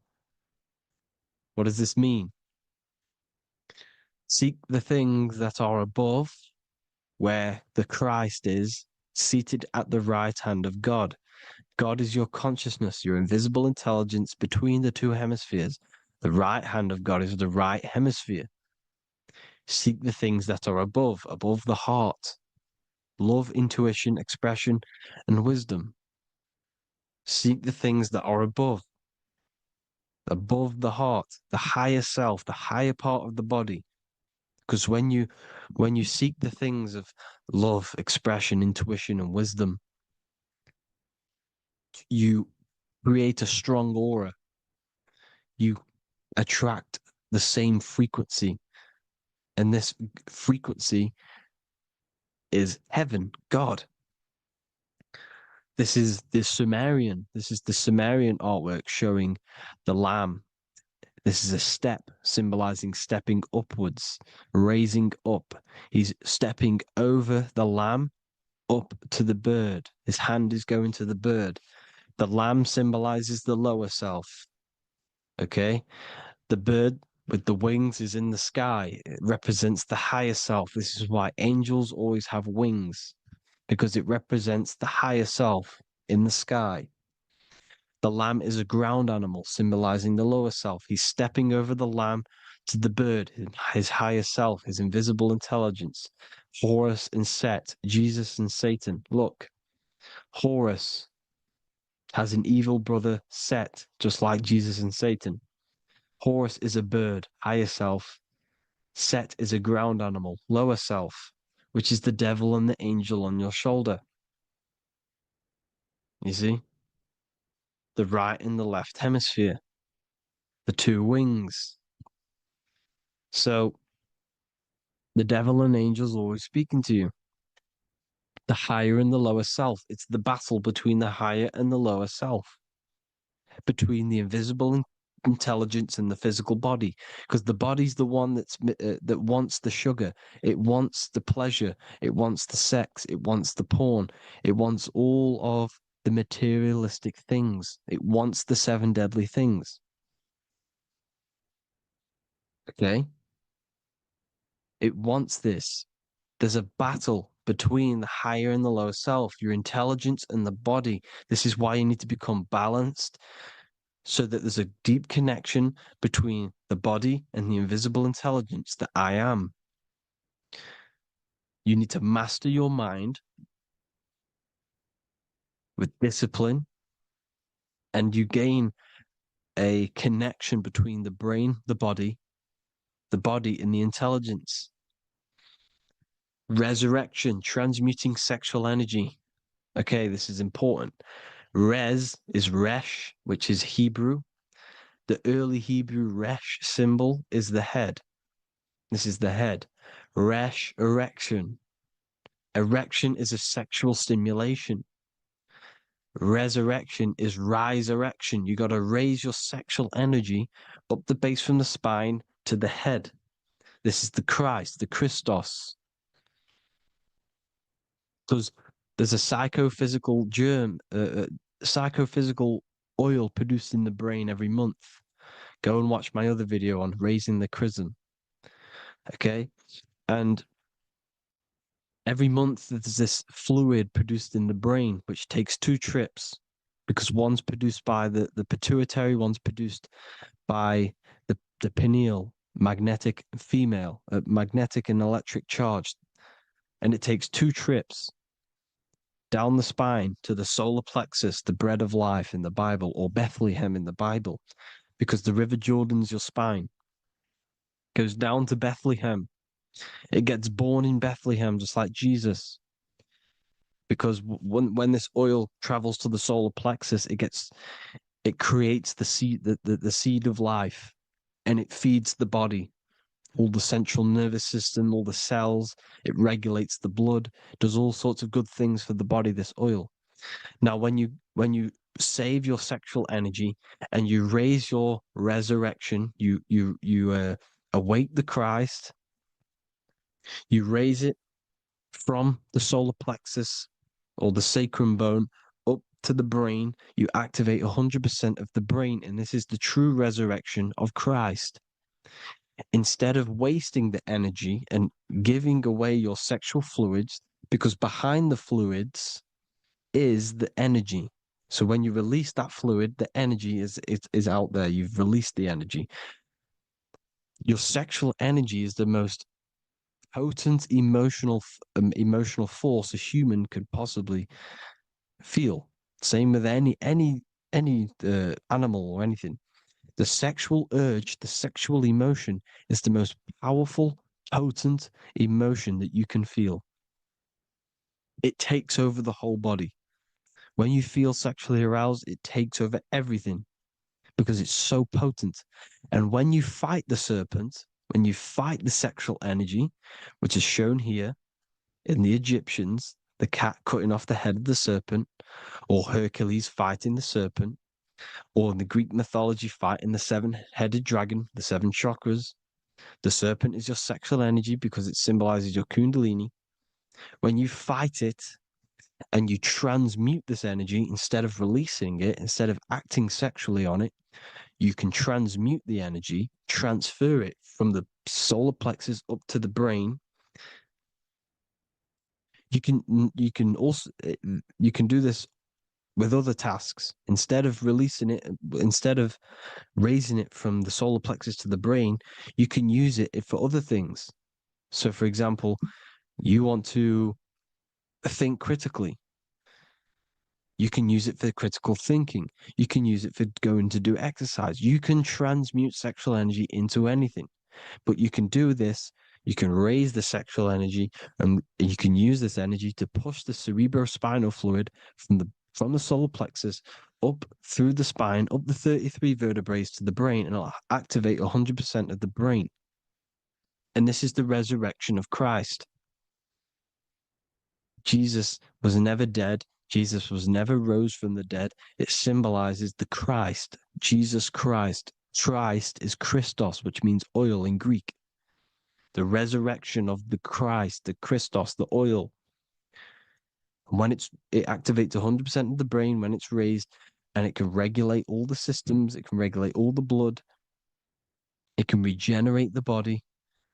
And this is the true Antichrist. They don't want us doing this process. The Antichrist is not against Jesus, it's against the fluid in our body that makes us live hundreds and hundreds of years and makes us live as gods. This is the true resurrection. And when you fight the serpent, you fight your sexual urges, your sexual emotion, the most strong emotion that you could ever feel. You can do this process. And this is the true secret of transmuting sexual energy. Because when you transmute the sexual energy, you can become a god. And this is why Hercules is fighting the serpent. Notice how the serpent is low. He's reaching down to it. It represents the lower self. Because the lower self wants the lust. It desires sex. The body desires sex. There's a fight between the higher and the lower self. But when there's balance, there's even. Heaven is even. When there's evenness between these, this is the kingdom of heaven. This is when heaven is on earth. So at our highest levels of ourselves, the highest level of our intelligence, this is God. God is something that we manifest. We need to achieve Christ consciousness by battling the body. There is no battle outside of the physical body. It's an internal battle. Jesus and Satan have been externalized.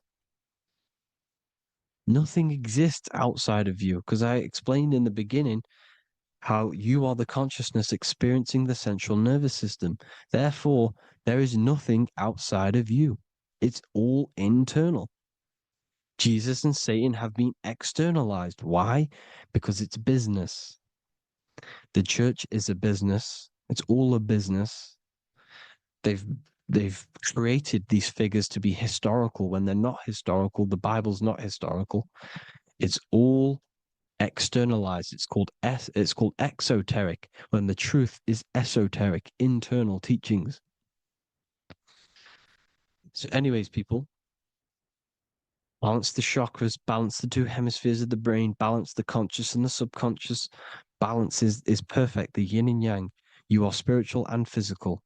You live in day and night. You need to be balanced. Oneness. Seek oneness. And this is the true kingdom of heaven. And when we all realize that we are all the same intelligence, the same consciousness expressed in different bodies, when we all realize this, we all realize we're all one. Doesn't matter what race you are.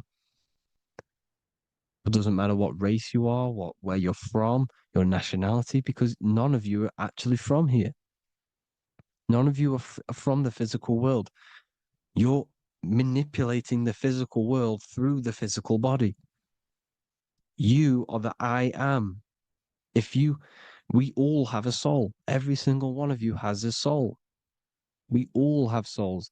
The reason why they say some people don't have souls is because they're trying to suppress your mind. They don't want you to know that you have a mind. That sounds crazy, I know. But a lot of people haven't realized that they have an infinite intelligence called a mind. And behind that mind, if you can observe your thoughts, the person who is observing the thoughts, you have a soul. Everyone has a soul. Don't listen to all these people saying some people don't have a soul, some people do. We all have a soul. Every single one of us. So anyway, you need to break the lower nature of yourself. At our highest levels, we are gods. Our intelligence, our universal intelligence, the I am, the intelligence that's inside of the brain, is God. Our minds are being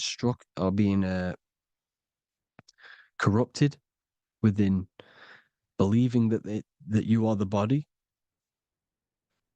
and the result of this is a society like today, because everyone thinks they're the body, and everyone's living in the lower nature of self, where everyone only cares about themselves. But when we realize we're all one big consciousness ball, we're all the same consciousness expressed in different bodies, there will be peace. So thank you all, people. If you do want to learn more, if you do want to read my book, it's called The Book of Wisdom. I'll put it in the description. It's an amazing book, people. It's going to give you the best understanding possible about creation, yourself, and the world. It's amazing. The Bible, everything. I have just launched a new cymatic library.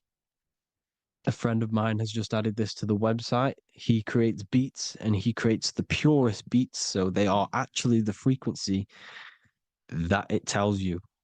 Most of the stuff on YouTube and Spotify and Apple Music it says it's a certain frequency, but we know these major platforms are all playing with the frequencies of the app. So if you want a real binaural beats, solfeggio scale frequencies to meditate on or listen to throughout the day, join the Occult Library. You can get a 2-day free trial.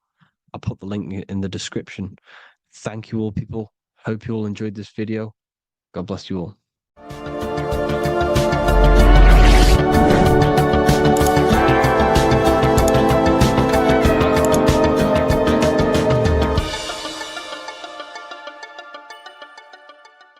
Welcome to Revival of Wisdom.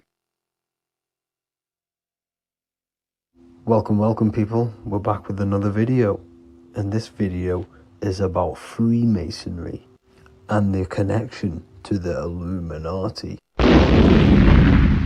Please, as always, to make sure to hit that like and the subscribe button and turn on the notifications to never miss a video. On May the 1st, 1776, the founder of the Illuminati, Adam Weishaupt, founded this secret organization, and this date can be found in Roman numerals underneath the all-seeing eye pyramid on the $1 bill. This $1 bill also says Anu Coptus Novus Ordo Secularum. This is Latin for announcing the birth of the New World Order. This New World Order will be headed by Lucifer, the all-seeing eye, and followed by the 13 layers of bricks for the 13 elite bloodlines. So your Orsini's, Rockefellers, Rothschilds, Soroses, and the other 9 elite families. So when Adam Weishaupt created the Illuminati, he made it consisting of high-level degree Masons, French and Latin philosophers, and many more powerful people to all become one society. So this is why you see Masons using this same symbol of the all-seeing eye inside the pyramid. But not all Freemasons are part of this Illuminati secret society. As the 33rd degree Freemason Manly P. Hall said in his book The Secret Teachings of All Ages, Freemasonry is a fraternity within a fraternity, an outer organization concealing an inner brotherhood of the elect. So what he's saying here is that Freemasons have to go up the degrees of Freemasonry, and once they hit the top, they either get elected or not into these secret societies like the Illuminati, Skull and Bones, and Knights Templar.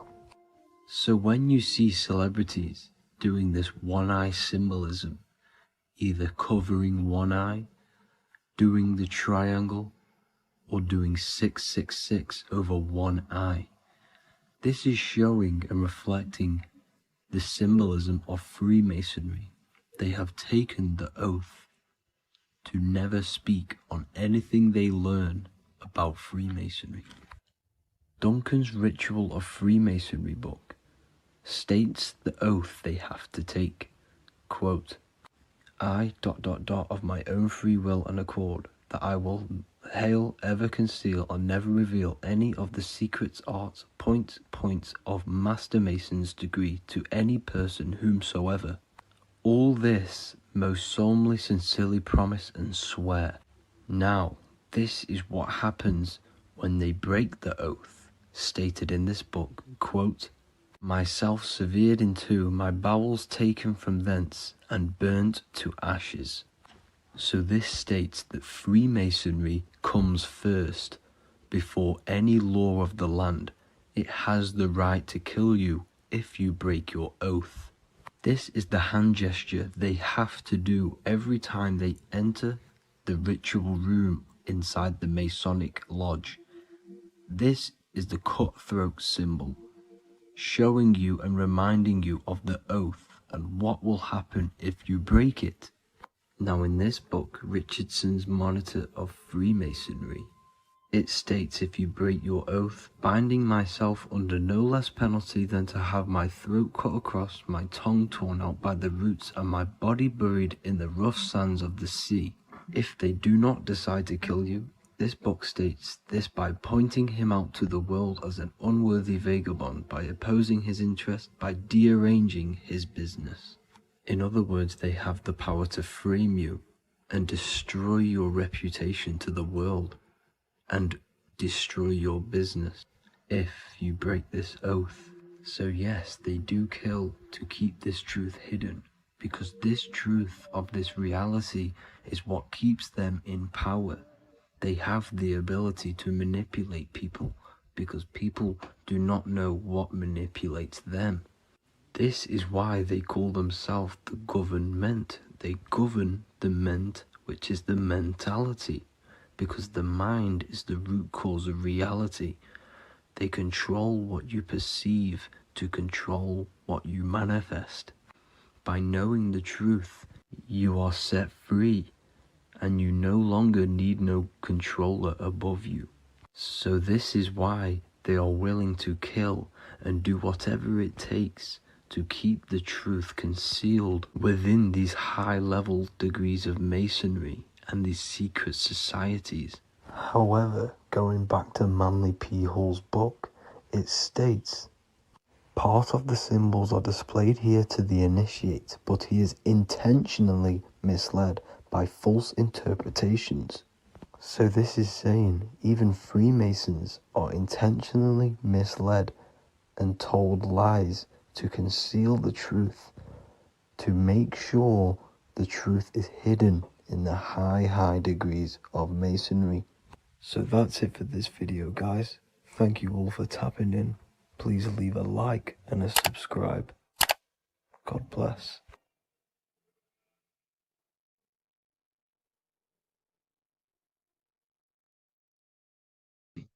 This one secret that is hidden and guarded within secret societies grants you profound power, which can fully transform your life and perspective on reality. Today, I'm going to reveal this one secret, which you probably already know, but never realized how deep it truly is. This has the power to change your life. It is the key to your potential. And if you stay with me, this power may be yours, and you could transform your life with this hidden secret that is guarded within secret societies and esoteric orders.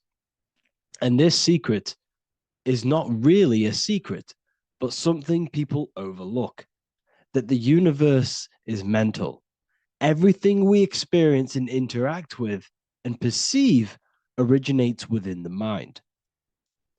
The universe is a boundless field of consciousness, a mental construct molded and shaped by thought. We do not just live in a physical world, as they want you to believe. There are hidden forces that mold the material world.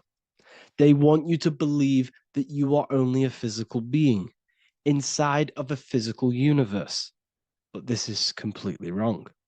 You are the architecture of the universe. Your consciousness is the very fabric of reality, and you create your own universe.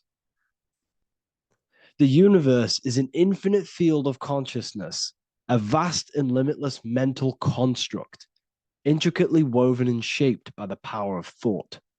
It is a dynamic and ever-evolving field where the interplay of awareness and attention gives form to existence.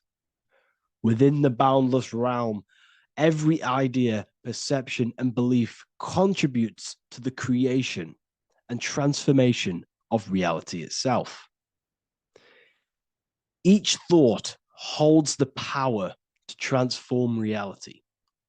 Your consciousness is the very fabric of reality.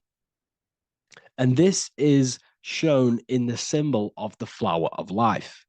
The flower of life is a symbol. It symbolizes the interconnectedness of all existence, illustrating how every thought is not merely a fleeting moment, but a ripple that reverberates across every layer of reality. Each action, like the intricate overlapping circles of this pattern in the symbol, extends its influence far beyond its origin, weaving a web of interdependence where every choice impacts the whole. It serves as a profound reminder that everything is connected, bound by an unseen field of consciousness. This symbol represents how one action, one thought is a ripple in the whole vastness of the ether of consciousness. To master your mind is to master the universe, because your mind is a miniature universe. The mind is the very fabric of reality. So if we gain the hook, if we gain the power and the mastery over our minds, we have now gained the power to create reality to your will and intent. You see, most people live in a cycle, and this cycle is the outer world manipulating how they feel on the inner world. People's external circumstances are creating their thoughts and emotion in the inner world of consciousness, which is producing a constant cycle of negative manifestation. For example, let's say something negative happens to me in my external world. Then I start to think negative and feel negative. What that is actually doing is manifesting and projecting more negativity, because our thoughts hold the power to control and weave our own life. Your life is a direct correlation of every thought you thought in the past. What we need to do is stop and not let the mind control you in your reality. You need to control the mind so you can control reality. So what does this actually mean? Reality is an externalization of consciousness. Consciousness and matter are one. They're not separate.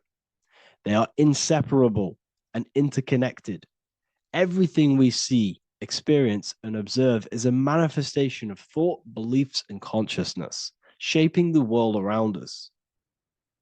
Now, this ties in with the secret fifth element that they have hid from you. They've hid from you this sacred and very important symbol and pillar to reality. And this pillar, this sacred thing they've missed, is called the ether.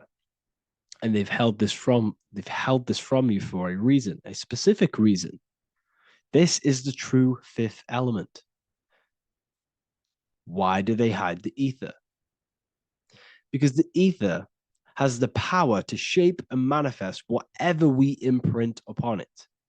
Every thought is a vibration interacting with the ether and actively shaping our reality. The ether, you could see it as the codes to physical reality. It's like an energetic blueprint which surrounds all physical objects. It is the life force that gives life to all things. All energy comes out of the ether and returns back to the ether. Energy, it's 0 point energy, and it is infinite source of energy. So this is why they hide the ether, because whatever our mind can imprint onto the ether, we can create into a reality. And we imprint the ether through thought and imagination. The mind holds the power. The mind is the very source of reality. The material realm is not separate from the mental realm. Rather, it is intricately shaped and influenced by it through the ether. This subtle, all-pervasive medium bridges thought and matter, allowing consciousness to mold and manifest the physical reality. To transform our lives, we must first transform our minds.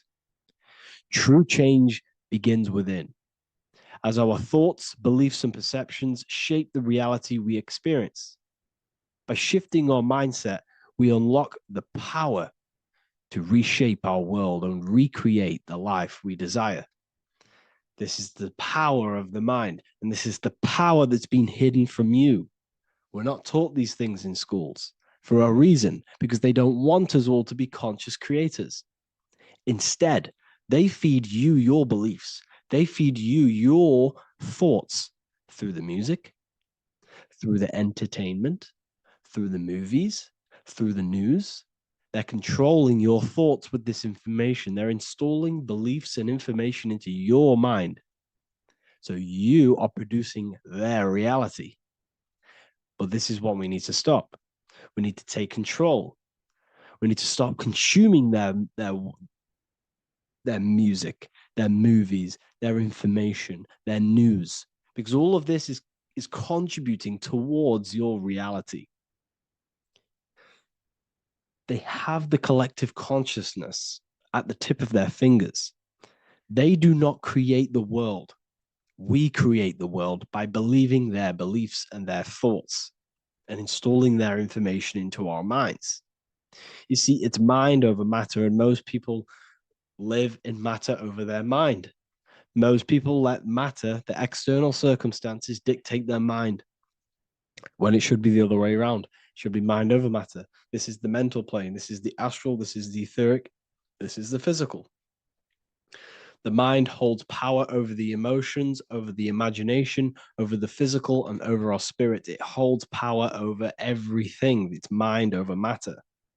It's the mental body that we must transmute and change. Most of us live in a chaotic state of mind, and this is what we must change. Turn chaos into order. So we need to be mind over matter. We need to install this belief into our subconscious.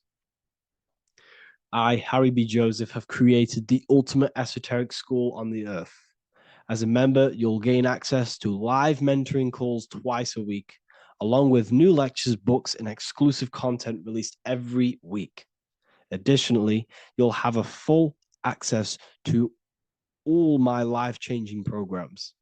If you're ready to transform your life and start your journey today with me, join Ethereal University. These are the campuses. We have the real lecture sections filled with lectures that you can watch. Manifestation Mastery, which teach you exactly how to reprogram your subconscious mind so you can live that reality. Sexual Alchemy, the path to empowerment of how you can transmute your sexual energy. The Real Library, where you gain access to powerful esoteric books, PDFs. Symbols of Secrets, an amazing course. The course that allows you to see beyond the veil that has been pulled over your eyes, the language of symbolism that secretly rules the world. I teach you how to read symbolism. Esoteric Exchange, live calls. You get to rewatch all of the old live calls. Mindwave Hub, this is a place of binaural beats where you can listen to infinite amounts of binaural beats. So you can meditate to them. Meditation section, numerology, health section, and electromagnetism.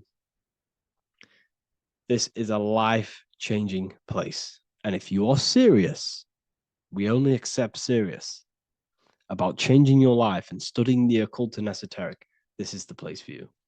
I've been there. I've been on YouTube, looking around for valuable information, trying to find good accounts, good channels, it's very hard. I had to go through years of trying to find good information on YouTube. But what I've done is, instead of you searching around everywhere for bits of information and connecting the dots, I've put it all into one big place. You get your binaural beats, you get all the programs you need to walk the path of enlightenment to transform your life. I will connect with you on the inside, and I hope this lesson, this lecture, you gained some information, you gained some power from it. Please like and comment, or don't. It's up to you. If you have any reviews, if you have any ideas of lectures that you know, if you don't understand certain things, make sure to leave a comment and I can make a lecture about it. I can make a video about it for sure. I don't mind taking recommendations for videos. So I thank you all, people. Have an amazing day. Welcome to Revival of Wisdom. Welcome people, we're back with another video. Please make sure to hit that like button, subscribe, and turn on notifications to never miss a video. The Earth is a giant torus field consisting of a positive and a negative pole. The Sun being the cathode with a positive charge and the Moon being the anode with a negative charge. This is why the Sun rules over the day, giving you lots of energy, and the Moon taking your energy from you, making you go to sleep. Now, the plane that we live on is called the plane of inertia, and at the center of this plane of inertia is the North Pole. This is where the two electromagnetical energies meet. Now, this is where the most electromagnetic energy is stored. This is why all compasses will point north, because it's the most magnetic place in this reality. So the Sun and the Moon is spinning around this center point, which is stirring the ether of this reality and making everything move in circles, meaning this is a cycle. Everything's recycling itself. It's an organic simulation. The ancients also knew about this sacred land at the center of this reality, known as the North Pole. As you can see on this map from the 1500s of the North Pole, you can see 4 islands around this center black rock. Ancient civilizations like the Mayans, the Buddhists, and ancient Chinese also depict these 4 islands. The endless symbology of these sacred lands at the center has been going on for thousands of years.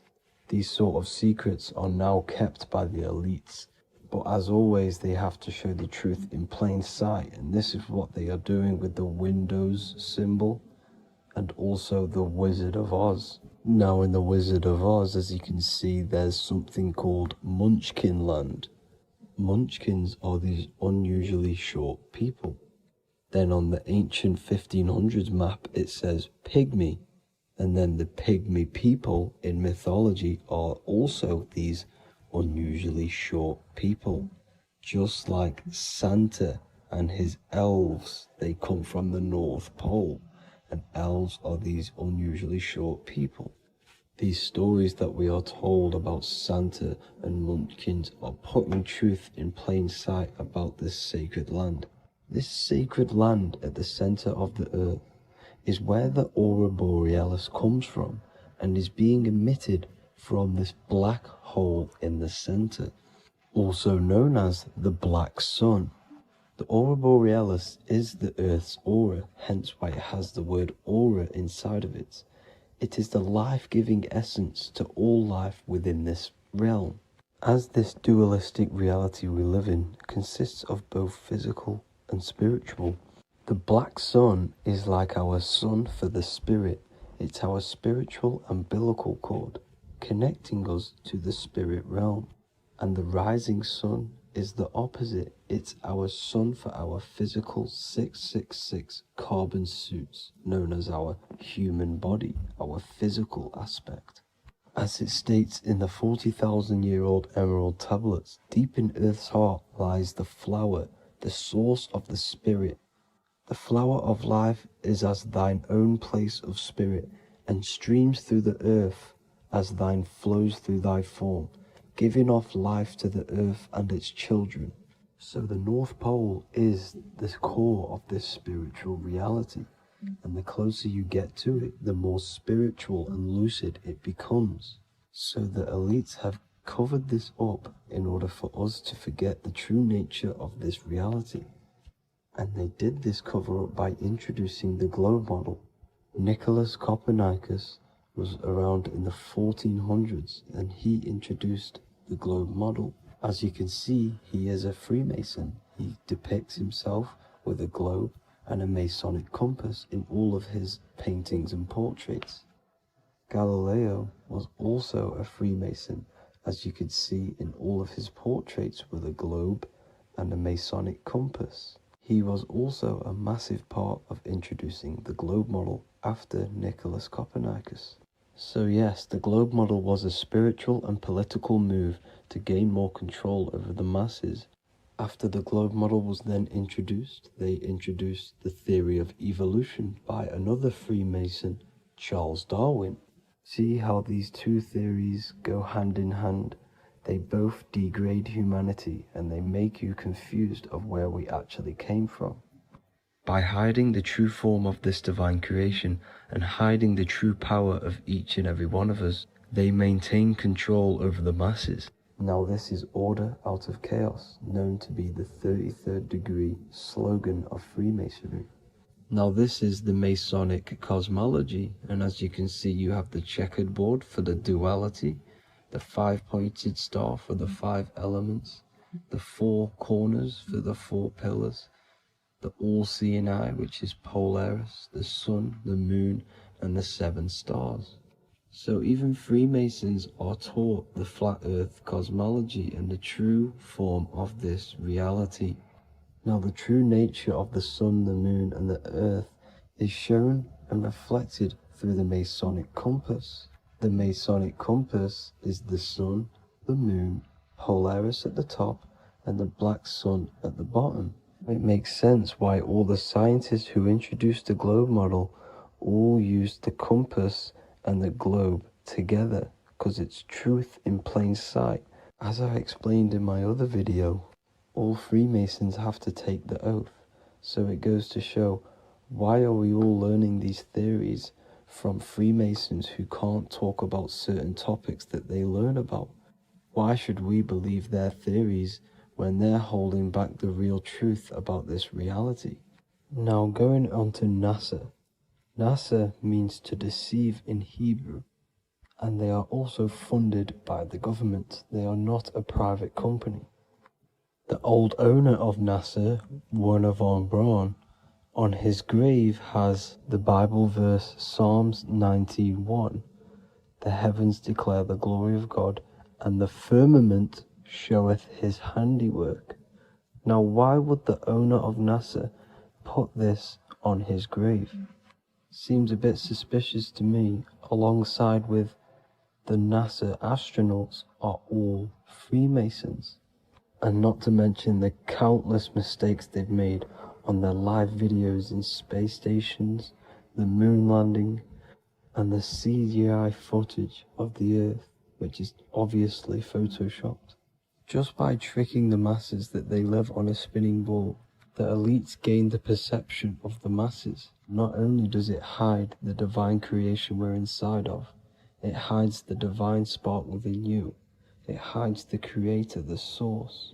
And by believing in space and we live on a spinning ball, it makes people come to the interpretation of that we are a coincidence and we do not have any purpose. And of course this is false.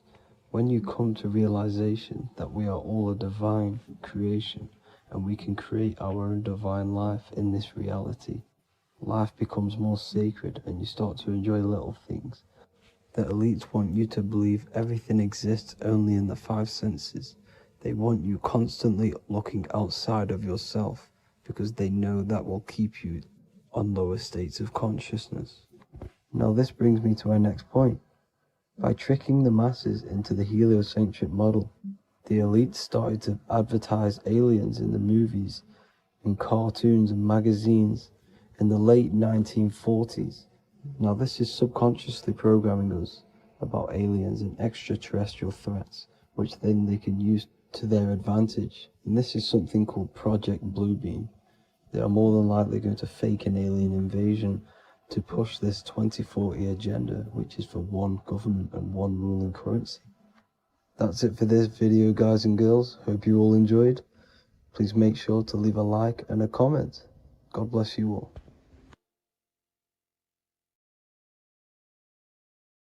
Hello, people. Today we're going to be talking about the secrets of the human heart. Everything they told you about the heart is a complete lie. There are secrets behind it, and you're going to find out why. And it's very important that you understand that the heart is not a pump. It's not a pump. They lied about this. The lungs is a pump. The lungs is what pumps the blood around the body. It's the oxygen. Oxygen is reacting on the blood. Now, what do you use to use a pump? You use air to pump things up. That's what your lungs are. They use air, oxygen. Now, oxygen carries magnetism. If you pour liquid oxygen between two magnetic magnets, you find an attraction, as you can see here. So this attraction proves that there is magnetic principles within oxygen, liquid oxygen.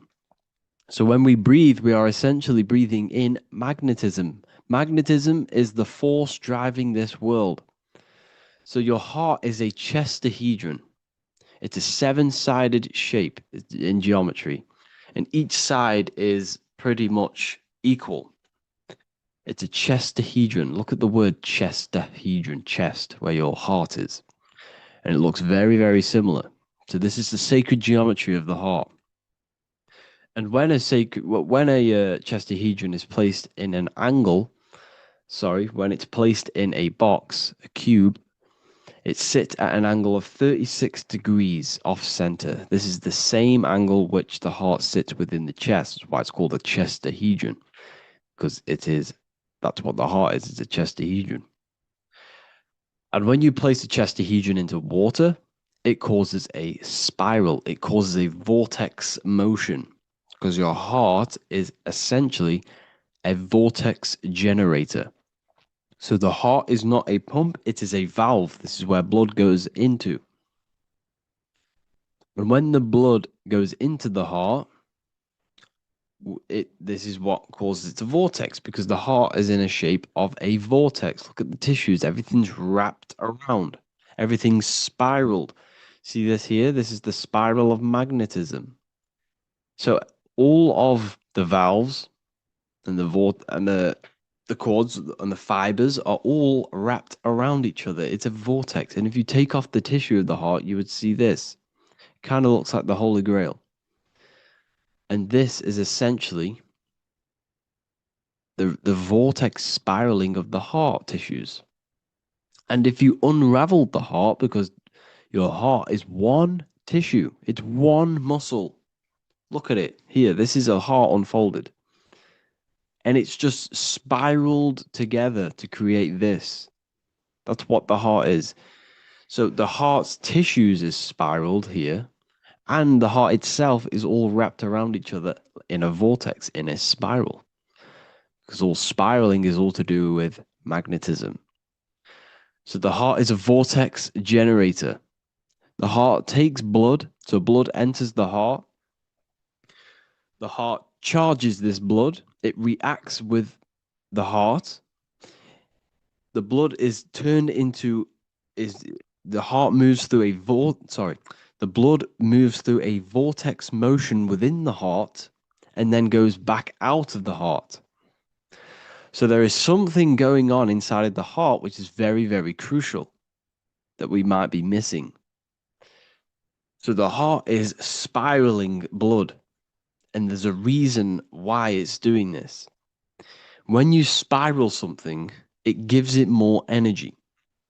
It gives it more frequency, more energy, more force behind it. So by spiraling the blood, it's turning blood into plasma.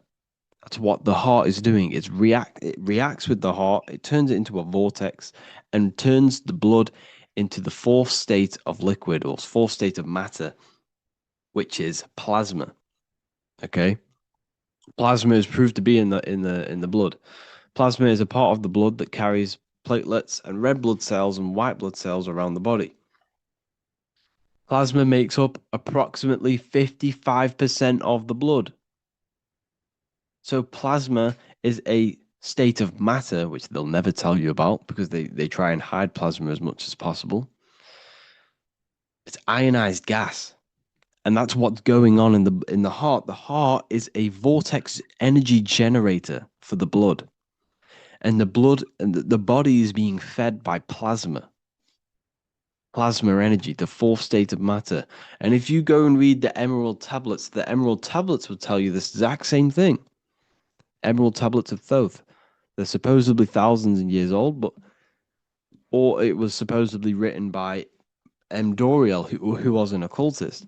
Apparently, he translated them. Either way, he was an occultist. So it's either written by an occultist or it's actually 100,000 years old. In the physical are these channels, the blood which moves through the vortical motion, reacting on the heart to continue its beating. So what is that telling you? The blood moves in vortical motion. It's a vortex. Reacting on the heart. What's it reacting with? There's something in the heart that turns blood into plasma. It reacts with the blood, reacts with the heart. Then it says magnetism, which moves through the nerves paths, carrier of energy to all the cells and tissues.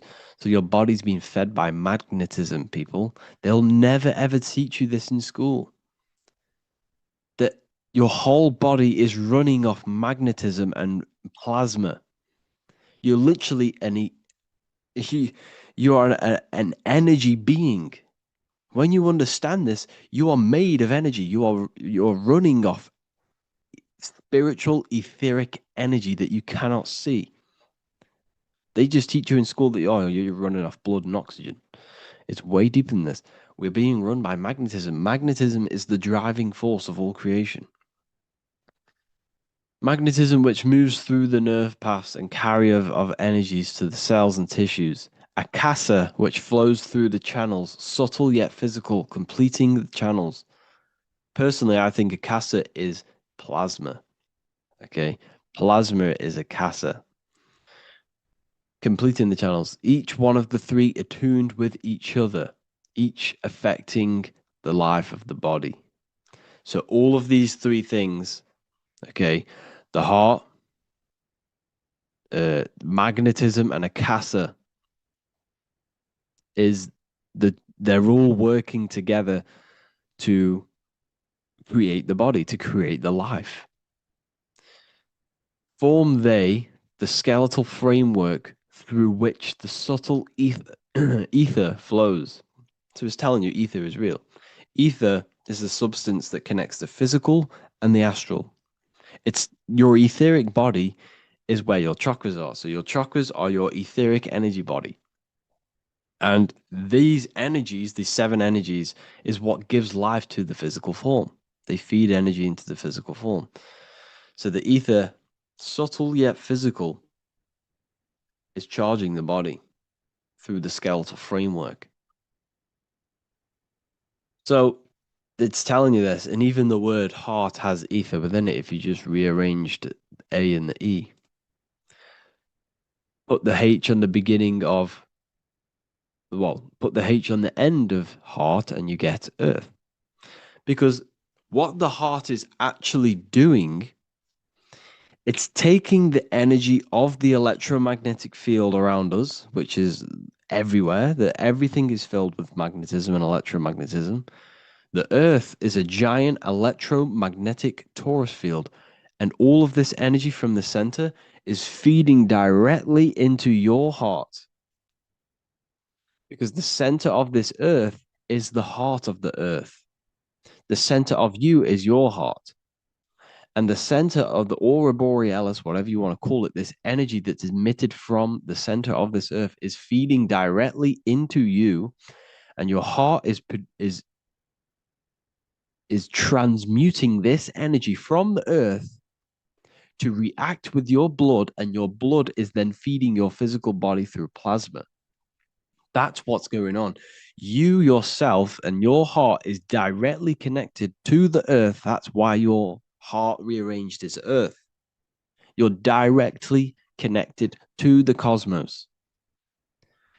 Everything they do to poison you and give you all this stuff is to keep you disconnected from the universe. You yourself are the universe. Your body is directly in correlation electromagnetically with the earth. So the heart is the balance. That's how you connect with things, through the heart. Okay. Here you see Jesus with the Sacred Heart, always pointing at the heart.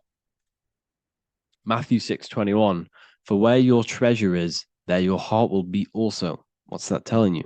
What's your treasure, your goal, what you're doing in life? There your heart will be also, because your heart is a guide through this lifetime. Your heart has an intelligence. Every single organ in your body has consciousness, and you think with it. You can think with these different organs. You can think with the brain. You can think with the heart. You can think with, the reproductive area. That's why, everyone always says you're thinking with your penis. For if you're a man, you know about this. People say that. That's just a saying, but it's true. You think with these body parts, people, and your heart is a guide. It knows everything that's right. It knows the things that you need to do.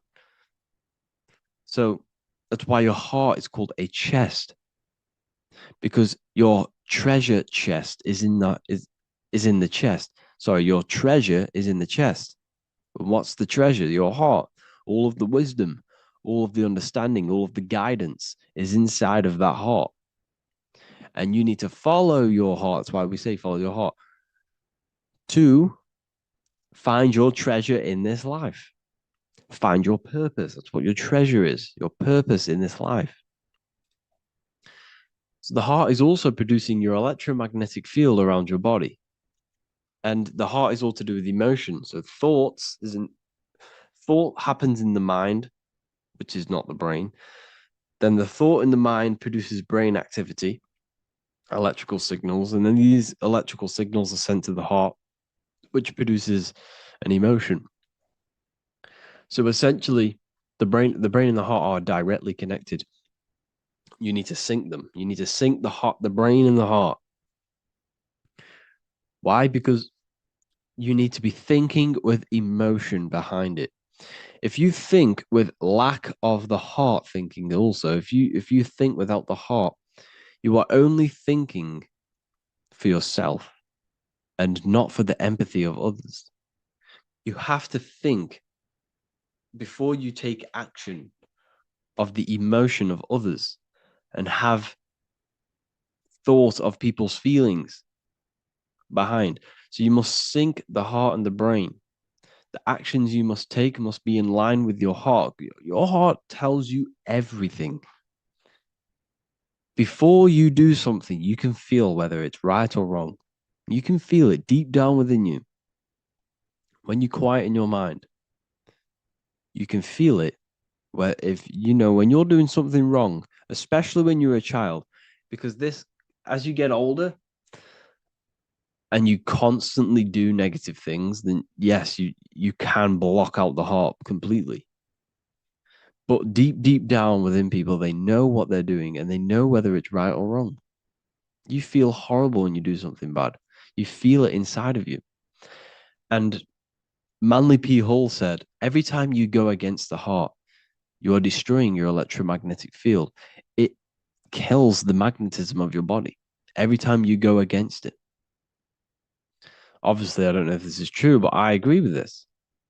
Manly P. Hall was an enlightened individual who understand the anatomy of the body, understand all of the occult things. And essentially, every time you go against your heart, you are killing the magnetism of your body, your cells, and everything about you. Because your whole body is magnetic.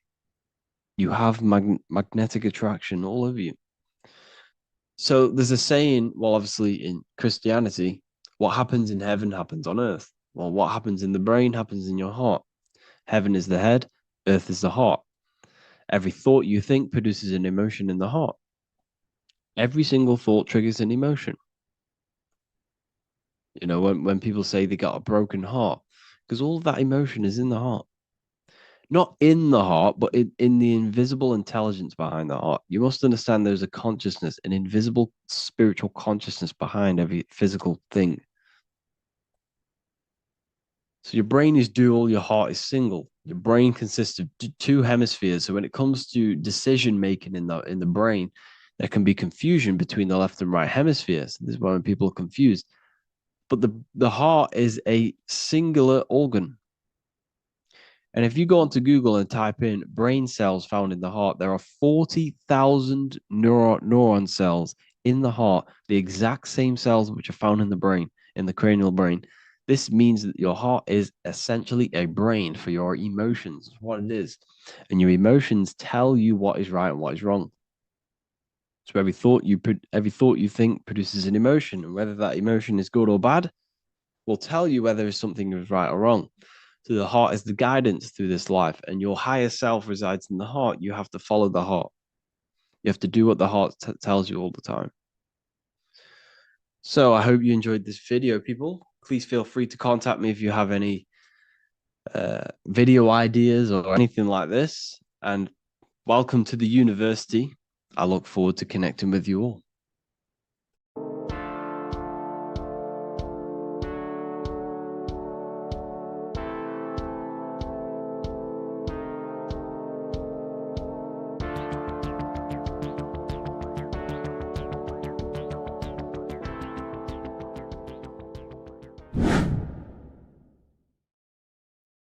How are we all doing today, people? It's Revival of Wisdom, and today we're going to get real deep. This video is going to get real deep. A lot of people are not going to be ready for this sort of knowledge. Okay, you really have to do is to really deprogram the mind, because everything we've been taught is a complete lies to keep us trapped. Okay, this is really advanced knowledge. Now, let's get straight into this. All of the ancients depicted other worlds, and they called this place Midgard. Midgard is the mid garden, the middle garden. This is why the Masonic symbolism on the floor is always a black and white checkered board, symbolizing the polarity here, the good and bad, because we're in the middle garden, the heart. Earth rearranged spells heart, because we're in the heart of this system, or whatever it is, a super quantum computer, whatever you want to call it, simulation.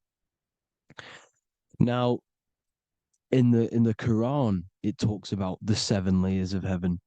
All of these ancient artworks are depicting these different layers of reality.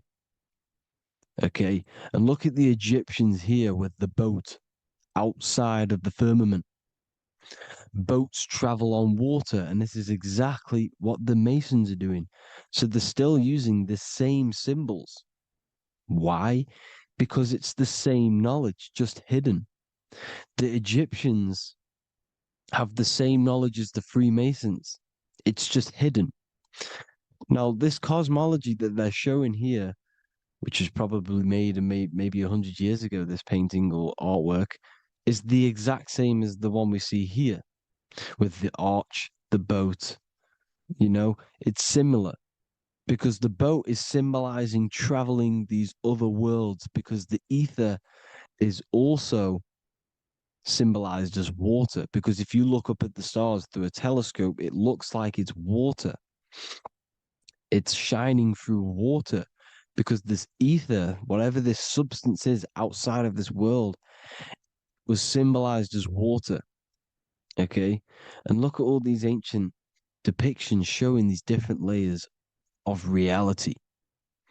Now, we are being trapped within this 3D dimensional world, which is the cube, the Saturn cube, because there are 6 sides to everything in this world: front, back, left, right, up and down.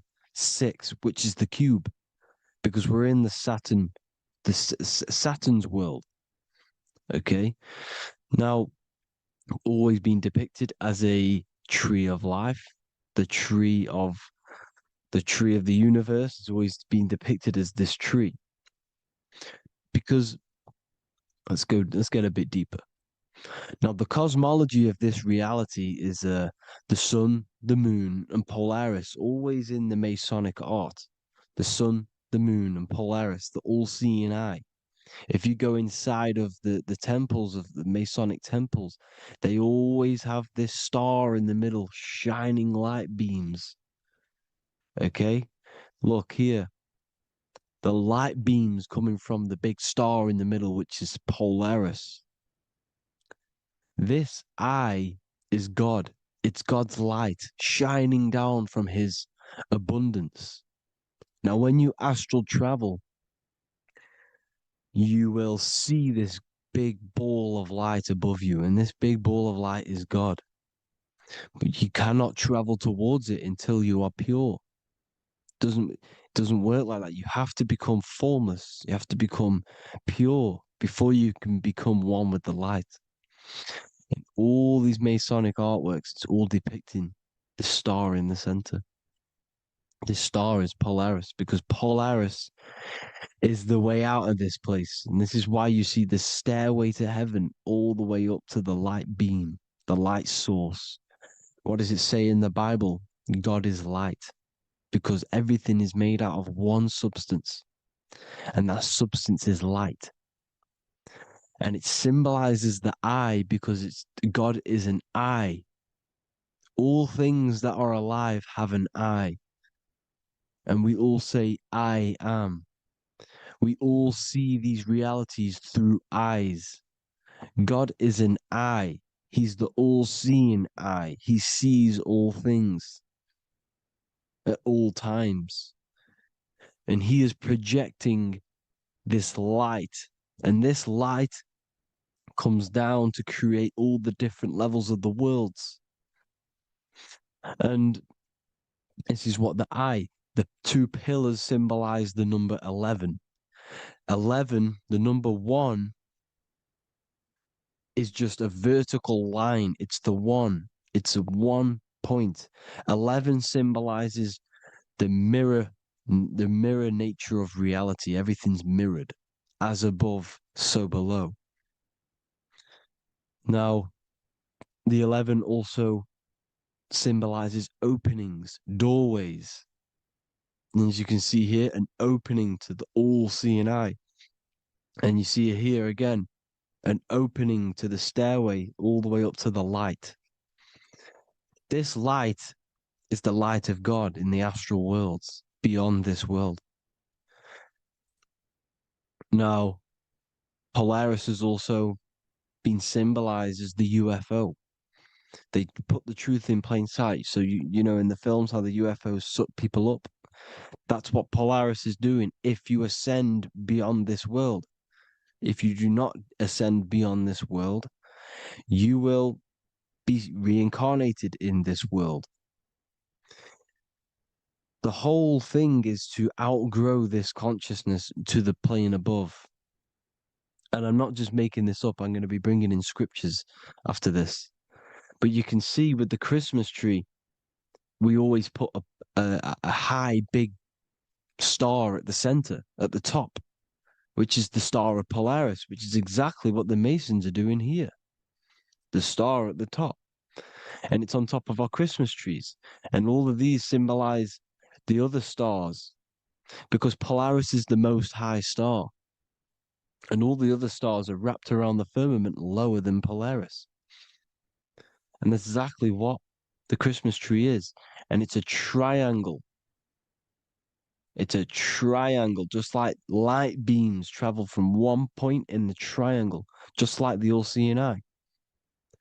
It's a triangle. The light is coming from one point and sending its rays downward.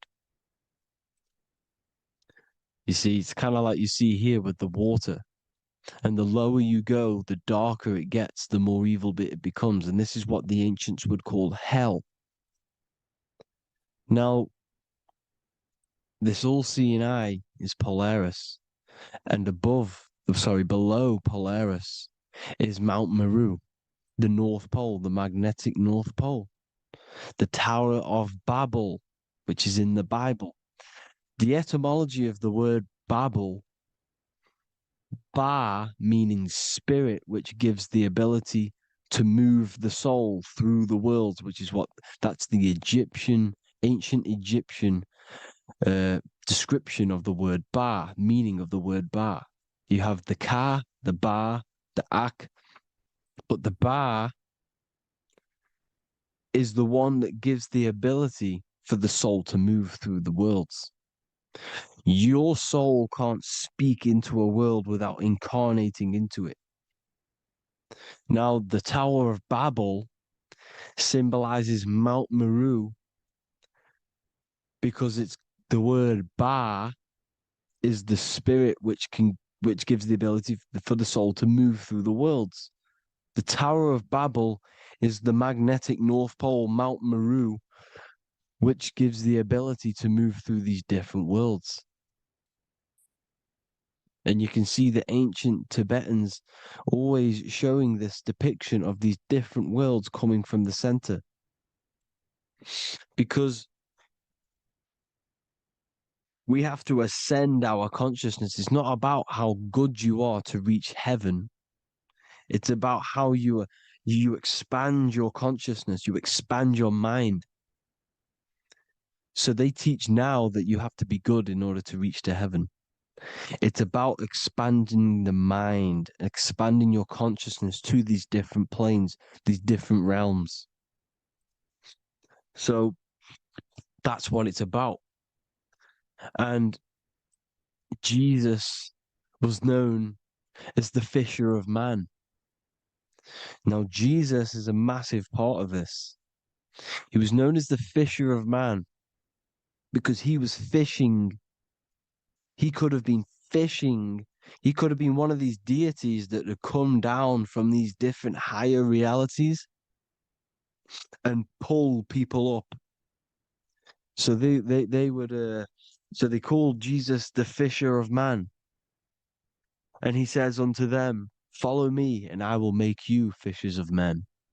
So these deities that we see in the past, like Buddha, Krishna, Hermes, Thoth, Jesus, could all be these entities who were coming down to pick up the minds that were worthy enough to see the higher planes of reality.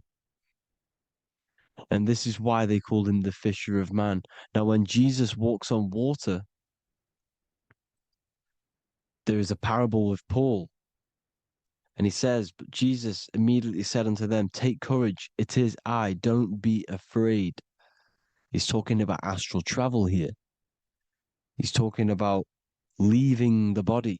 Because when you leave the body in astral travel to see these alternative realities, you can't be afraid because fear is a bondage, which is what the Emerald Tablets talks about.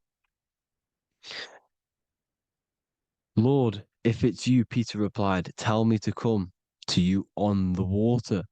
The water. Come, he said. And Peter got down from the boat, walked on the water, and came towards Jesus. But when he saw the wind, he was afraid and began to sink. When you become afraid in astral travel, you sink back into your body. Lord, save me. So this is talking about Jesus pulling people up into different realities. And you can see the fish is the symbol of Jesus, is another symbol of Jesus, a fish. Because fish symbolize deep occult knowledge, because fish travel the depths of the ocean. And they symbolize us because we are fish underneath the ethers. And Jesus was pulling people up.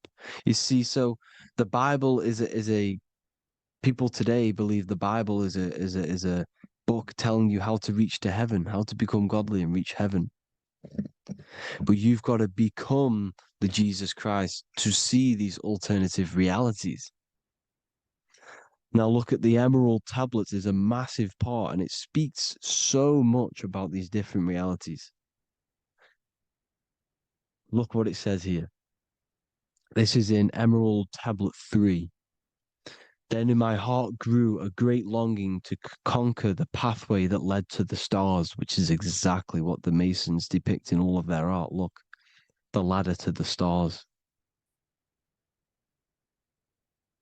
And then he goes on to say, years after years, I sought after wisdom, seeking new knowledge, following the way, until at last my soul, in great travail, broke from its bondage and bounded away, broke from the bondage of the body.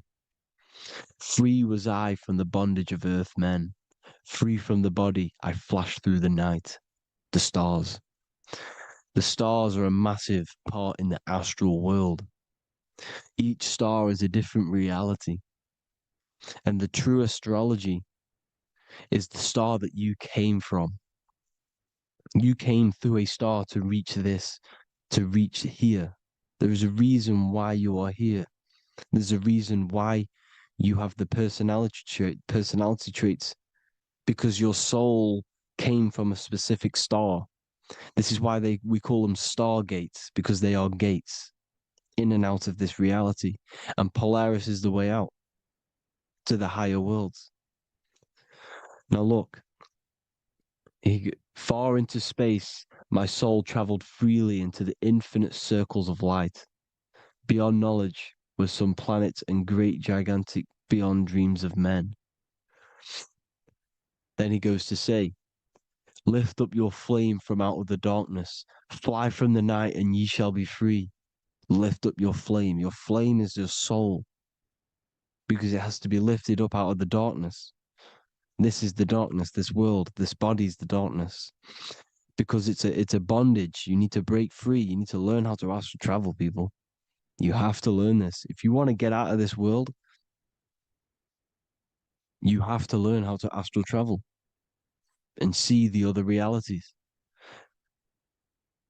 Traveled I through space-time, knowing my soul at last was set free, knowing that now I must pursue wisdom until at last I pass to a plane hidden from knowledge, known not to wisdom, extension beyond all that we know. So he's talking about he went to a place where we cannot even comprehend here, a place that is not even known to Earthmen. He's telling you he's ascended out of this world to the planes that are beyond. And it says here in the Emerald Tablets, man is in process of changing to forms that are not of this world. Grows he in time to the formless, a plane on the cycle above. Know ye must be one, ye must become formless before ye are one with the light. The light, the same light that I was talking about, the Masonic light, with the triangle, God, the one source. Ye must become formless before ye are with the light. Formless, you have to leave the body. You have to leave the body. You have to gain the ability to leave this body and travel to these other worlds. Now, it says here, not as man am I, for free have I become of dimensions and planes. In each I take on a new body. In each I change my form. Know I now that the formless is all there is of form. You see, all things created come from the things that, all things that you see come from the things that you cannot see. All of us have the same spark of consciousness, the same I am. Every dog, every animal, every human has this same I, this same thing which sees through the eye. It's formless. It takes this formless entity is the same entity of us. We are all the same entity in different bodies. And this entity it was represented as the flame, the cosmic flame, which is inside of all of us. And this is why the Masons depicted your spine as a candle or the Holy Grail. You would either see this or a candle with a flame on the top, because the Holy Grail is your consciousness, which is on top of your spine, which is the candle. Now, Jesus, Thoth, Buddha were all these deities which were coming down to lift people up because they were fishermen of men. And he would lift you up to the higher worlds, out of this world, to the ones above. Now, Thoth, you can see him here, he's leading the way. He's holding someone and he's leading the way with knowledge and power. He was leading the way to other worlds, out of this world. There's no point trying to change this world. This world will stay the same. It will stay the same. You have to get out of this world. And that's what they're telling you. That's what they're keeping you from. They're keeping you stuck within this thin layer of reality. So what the Masons are doing, they have the ability to astral travel. They're living not stuck and bound to one reality, but living within the different layers of reality. And this is what Morpheus was doing in the Matrix. Morpheus was going into the Matrix to go and get Neo, which is exactly what Jesus was doing, pulling up people out of this world to the ones higher. And that's exactly what Morpheus is doing in the Matrix. If you haven't watched the Matrix, go and watch it. It will blow your mind. Everything I'm saying in this video, you will see it. Except that you don't need to use a machine to enter the Matrix. You just use your body. Well, you use your consciousness to leave this body. You see, Neo was also uploading himself into the simulation to pull people out of the simulation. And this is exactly what all of these gods were doing. The Fisher of Man. Look, he was pulling people up out of this reality with the knowledge. Now, Jesus was always depicted with the mushrooms. Look at all this mushroom art. Mushrooms were literally the origin of Christianity. You can see it everywhere. There's mushrooms in all of the ancient art. Every single one of these paintings you see here, there's mushrooms on them. Mushrooms have the ability to see alternative states of consciousness. Now, if you go and do them and you go to sleep, if you pop mushrooms, you go to sleep and you will wake up in another reality. You will wake up in another reality. Don't try it if you don't want to do it. But if you've got the heart to do it, do it. Eat them and go to sleep. You'll wake up in another reality. And Jesus was handing out mushrooms to the bright minds, to the minds that he wanted to fish out and pull up to the higher realities. He was giving them mushrooms to see themselves in an alternative state, in an alternative reality. This is why there was so much mushroom art, and it's not just ancient Christians. It's Sumerians, it's the Mayans, the Celtics, the Egyptians. All used mushrooms. All of them. Look at all this art. It's on stones. It's everywhere because mushrooms. See, everything in nature is a macro. Look at the form of a mushroom. It's literally your spine and brain. Because they alter your consciousness. Your body is just a radio receiver. Everything that you're experiencing is a program being ran by the central nervous system, and your consciousness is experiencing this program. These electrical impulses of the nervous system, because it's all feeding back to one point, which is the pineal gland. And this is the candle with the light on it. Type in Masonic candle and you'll see it. It's your spine with your spark of consciousness on top of the spine. And it's a mushroom because this sends you to alternative states of consciousness, alternative realities. Now, they were all doing this, the Egyptians, the Mayans. Now, there's more symbolism which goes into this. Look at the Christmas trees we use. The Christmas tree with the presents underneath them. Magic mushrooms grow under trees. And these are the presents under the trees that we symbolize today with Christmas. Santa's red and yellow for the red and yellow mushrooms. The same mushrooms Mario has to collect. And when he gets enough mushrooms, he levels up. And then what does he do when he go past the world? When you win that world in Mario, you go to another reality. You go inside of another world. It's truth in plain sight. And it's using mushrooms. It's using mushrooms. Everything, all of the characters in Mario, well, a lot of them are mushrooms. Look at this one. The presents, black, yellow, and red and white. Red and white mushrooms. And the bow on the top is the mushroom head.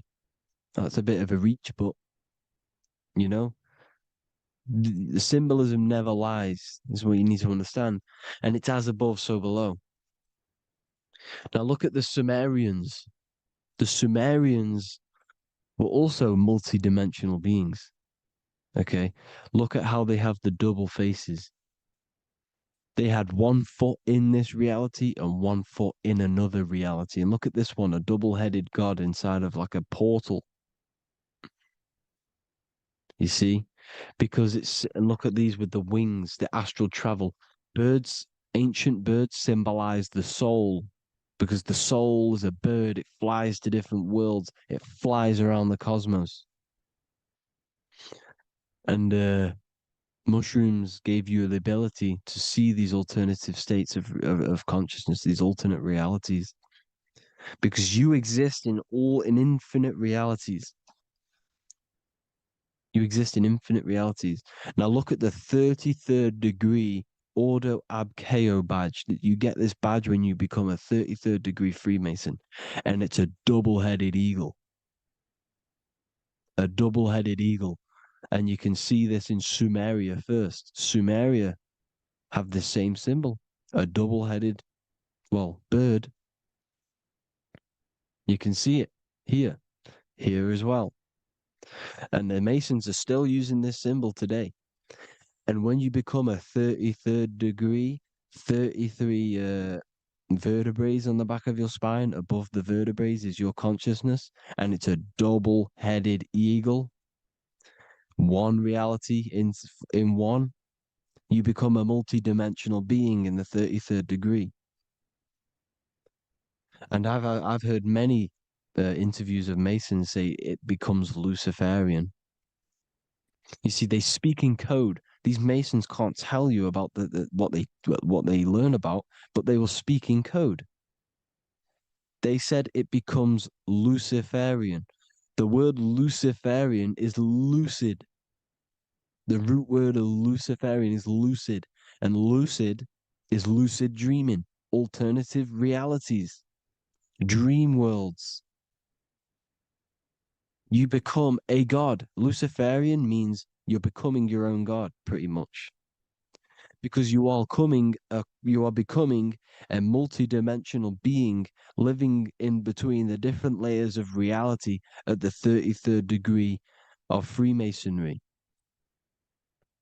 And look at the double-headed eagle, because the birds symbolize the soul. And they reach high, they fly high, just like the soul wants to fly high to the light, to become one with the light, like the Emerald Tablet says. Now look at Janus. Janus was another god, and he's known as the god of doorways. Janus always depicted with a double head. Janus is why we say janitor or January. And January is entering a new year. Janus is known as the god of doorways with keys, always got a key, because keys open doors. That's why the janitor holds all the keys. And Janus always has double heads because he had one foot in this reality, one foot in another. He was a multi-dimensional being, a Luciferian, living between the different layers of reality, except from instead of being stuck in one like we are. Well, a lot of people. And that's the whole point. You see, all of this stuff is about like changing the world and stuff like that. This world will probably never ever change. It's probably been like this forever. Well, forever, for a long time. But it's about moving out of this reality to the higher states. And the Masons always depict the ladder to the luminaries, the stars, with a key, the same key of Janus. The Vatican is a key, and it's in charge of all the religions. Why is it a key? Because they're holding back the key. They're keeping you stuck within this reality, keeping you stuck as identifying yourself with the body, identifying yourself with this world. You are not in the world is within you. This is a program being ran by your central nervous system, and your consciousness is experiencing this reality. Now, this is going to be a mind-blowing video for some people. You have to have an open mind. You have to let go of all the programs. I'm repeating what the ancients are talking about and the ancient symbolism. Look at Janus with the double-headed god. He was just another god coming down, giving keys to people who had the worthy mind to be pulled up out of this reality, to be pulled up to heaven, just like Jesus was teaching how to reach heaven. But really, it's an encoded scripture. But anyways, hope you all gained some insight on this video. Have an amazing day. Please like, share, comment. All the links are in the bio for the PDF, for the Manifestation Mastery course, and all the other amazing stuff. And if you want to support the channel, I'd greatly appreciate it if you became a Patreon member. Hope you'll have an amazing day, people. God bless.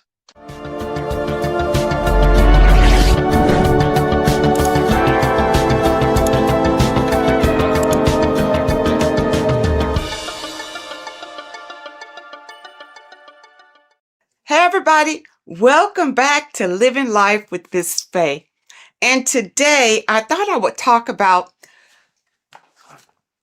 the Book of Wisdom, because to me, this is information that should be in every household. And you really shouldn't pass this by, because information like this may not be out here forever. But this information is so important, especially for you today, because so many things have been hidden from you about the world, about our living in the world, about our own existence. So many things have been hidden. And these books, the Book of Wisdom, this is book 1, and this is book 2. And they both are jammed with hidden knowledge.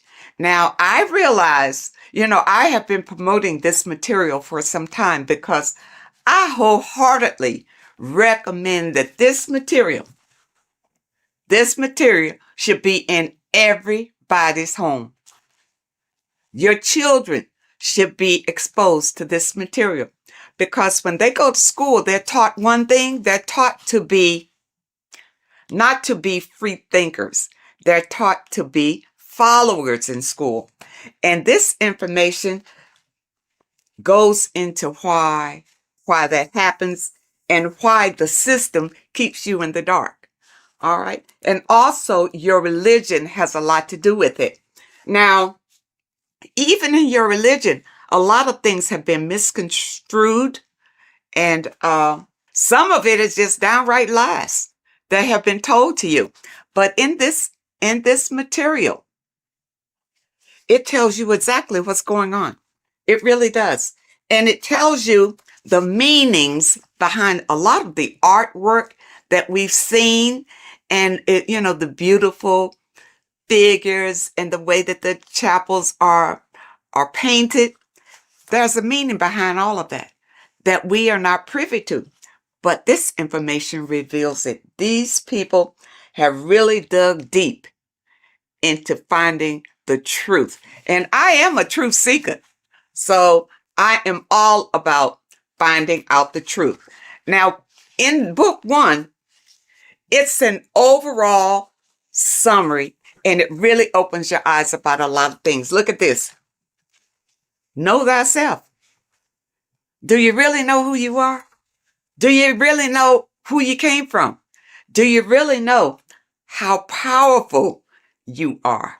The powers that be don't want you to know that you have power. They want you to live your life in fear, number one, because when you're fearful of everything, then it's easier to control you, easier to manipulate you. And people look at it. When you go to school, what are you taught in school? You're taught to follow instruction. You're taught a skill to work for someone else. You're not taught to work for yourself. You're not taught to think for yourself. You're taught to obey orders. People, you're bigger than that. You're more intelligent than that. And this book of wisdom will help to open your eyes. You're not stuck in a life that you have no control over. In book 1, it talks about man is God made flesh, and it tells you why that is. We're all a part of the God source. That's how we were made, being a part of it. And a lot of us don't know that. We just think we're just out here flapping in the wind, and that's not true. It talks about the influence that the moon has over our lives. In a full moon, you realize that there's a lot of activity that goes on during the full moon because it energizes people.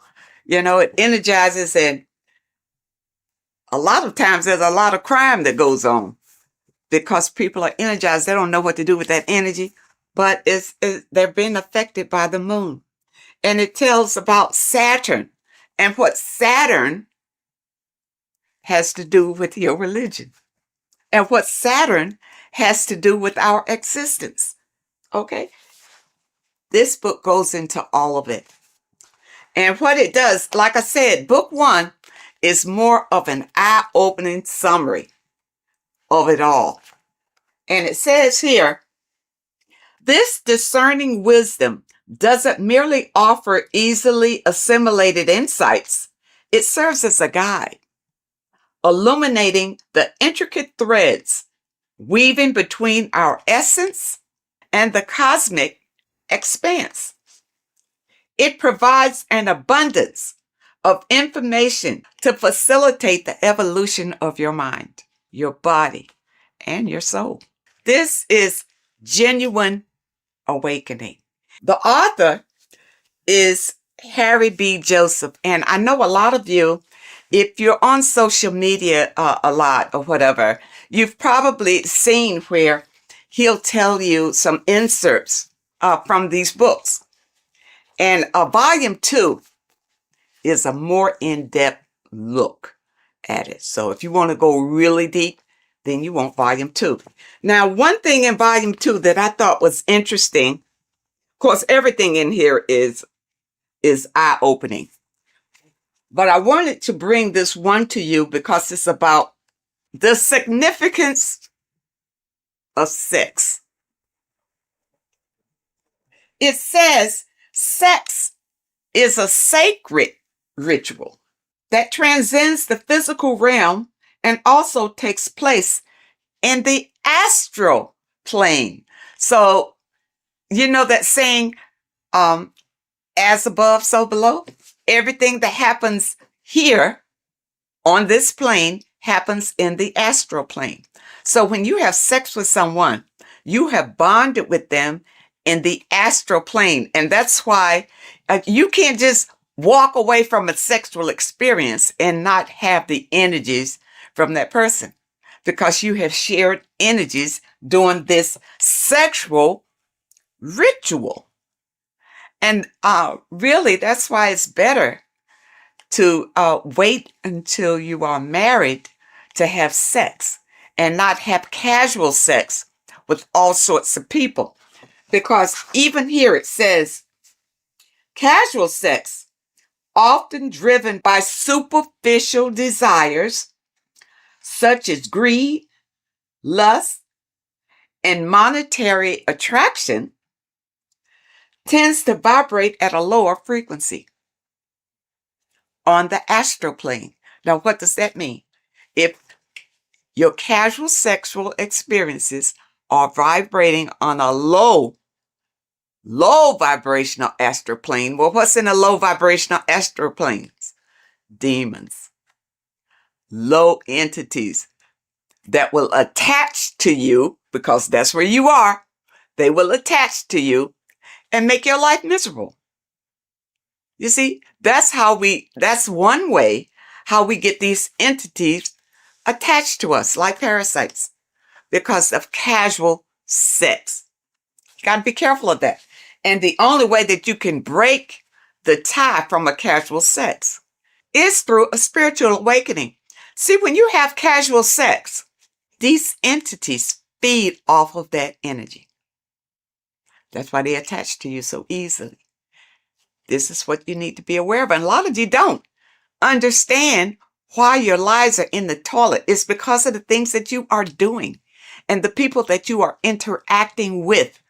And if you had this material beforehand, then you would be aware and able to guard yourself from a lot of heartbreak and disappointments in your life. Because once these entities attach themselves to you, they're not bringing you any good. They're going to bring you harm. Okay? And devastation. You don't want that. When sexual activity is engaged from a place of love, deep passion, and high vibrational energy, it fosters a protective and positive atmosphere. Protective and positive. When you engage in a sexual experience and you both love each other, it's genuine love. Okay? That's what you get. Not when somebody's fooling you and tricking you and making you think that it's love. And as soon as you've had sex with them, now they disappear. Now they have nothing to say to you. Now they'll tell you that they didn't want to get involved. You know, they're not looking for a relationship, that sort of thing. Well, no, that's still low vibrational, because you didn't wait until you got to know the person. Just had sex with them. Don't do it. And when you have a love-based connection, elevates the energy, creating a shield against negative influences and ensuring that the experience aligns with higher spiritual principles. Okay, and that's what you want. See, this book goes into everything, and it goes into the foods that you should be eating, the foods that you shouldn't be eating. And it goes in a lot of Masonic symbolism, because the Masons have been ruling for a long, long time. And we're not aware of it. It just passes us by, you know, because we are in survival mode. And the powers that be have put us in survival mode. We hardly have time to just enjoy our lives, because we have to work for the elites. Work hard for the elites, you see. But if you have knowledge and understanding about how they maneuver and how they manipulate and control you, it will help you to improve your own life. In this book, you will discover more than just knowledge. You'll unlock the mysteries that lie beyond the veil of the ordinary. Dive deeper into the cosmic currents that flow through the universe, guiding your mind, body, and spirit toward a higher plane of existence. People, you don't realize how powerful you are because you have been dumbed down from the time you got here and made to believe you don't have any power. There's an external God that you must pray to for forgiveness of your sins, for anything that you desire in your life. You pray to that God, and that God will deliver it to you. Now, has it happened? Have you received all that you desire from the God that you have been worshiping? If not, maybe you need to know the truth about things. Maybe you need to look deeper into things. Now, it also talks about symbolism, and symbolism is everywhere. But many times we don't understand what the symbolism is. And we see people doing these mantras, and we think, it's evil what they're doing. What they're doing is calling in power from the entities that are around them, because they understand that we are all energy. And they do these mantras to bring in energy, whether it's for confidence, whether it's for strength, endurance, or whatever. That's why you see a lot of celebrities doing these mantras that you think is evil, because you don't know, because your mind is closed and you're living in fear of everything.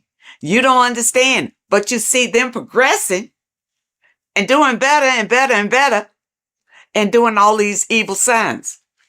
These signs are not evil, number one. They're not evil. They have learned how to manipulate energy to their benefit. And you don't know how to do it.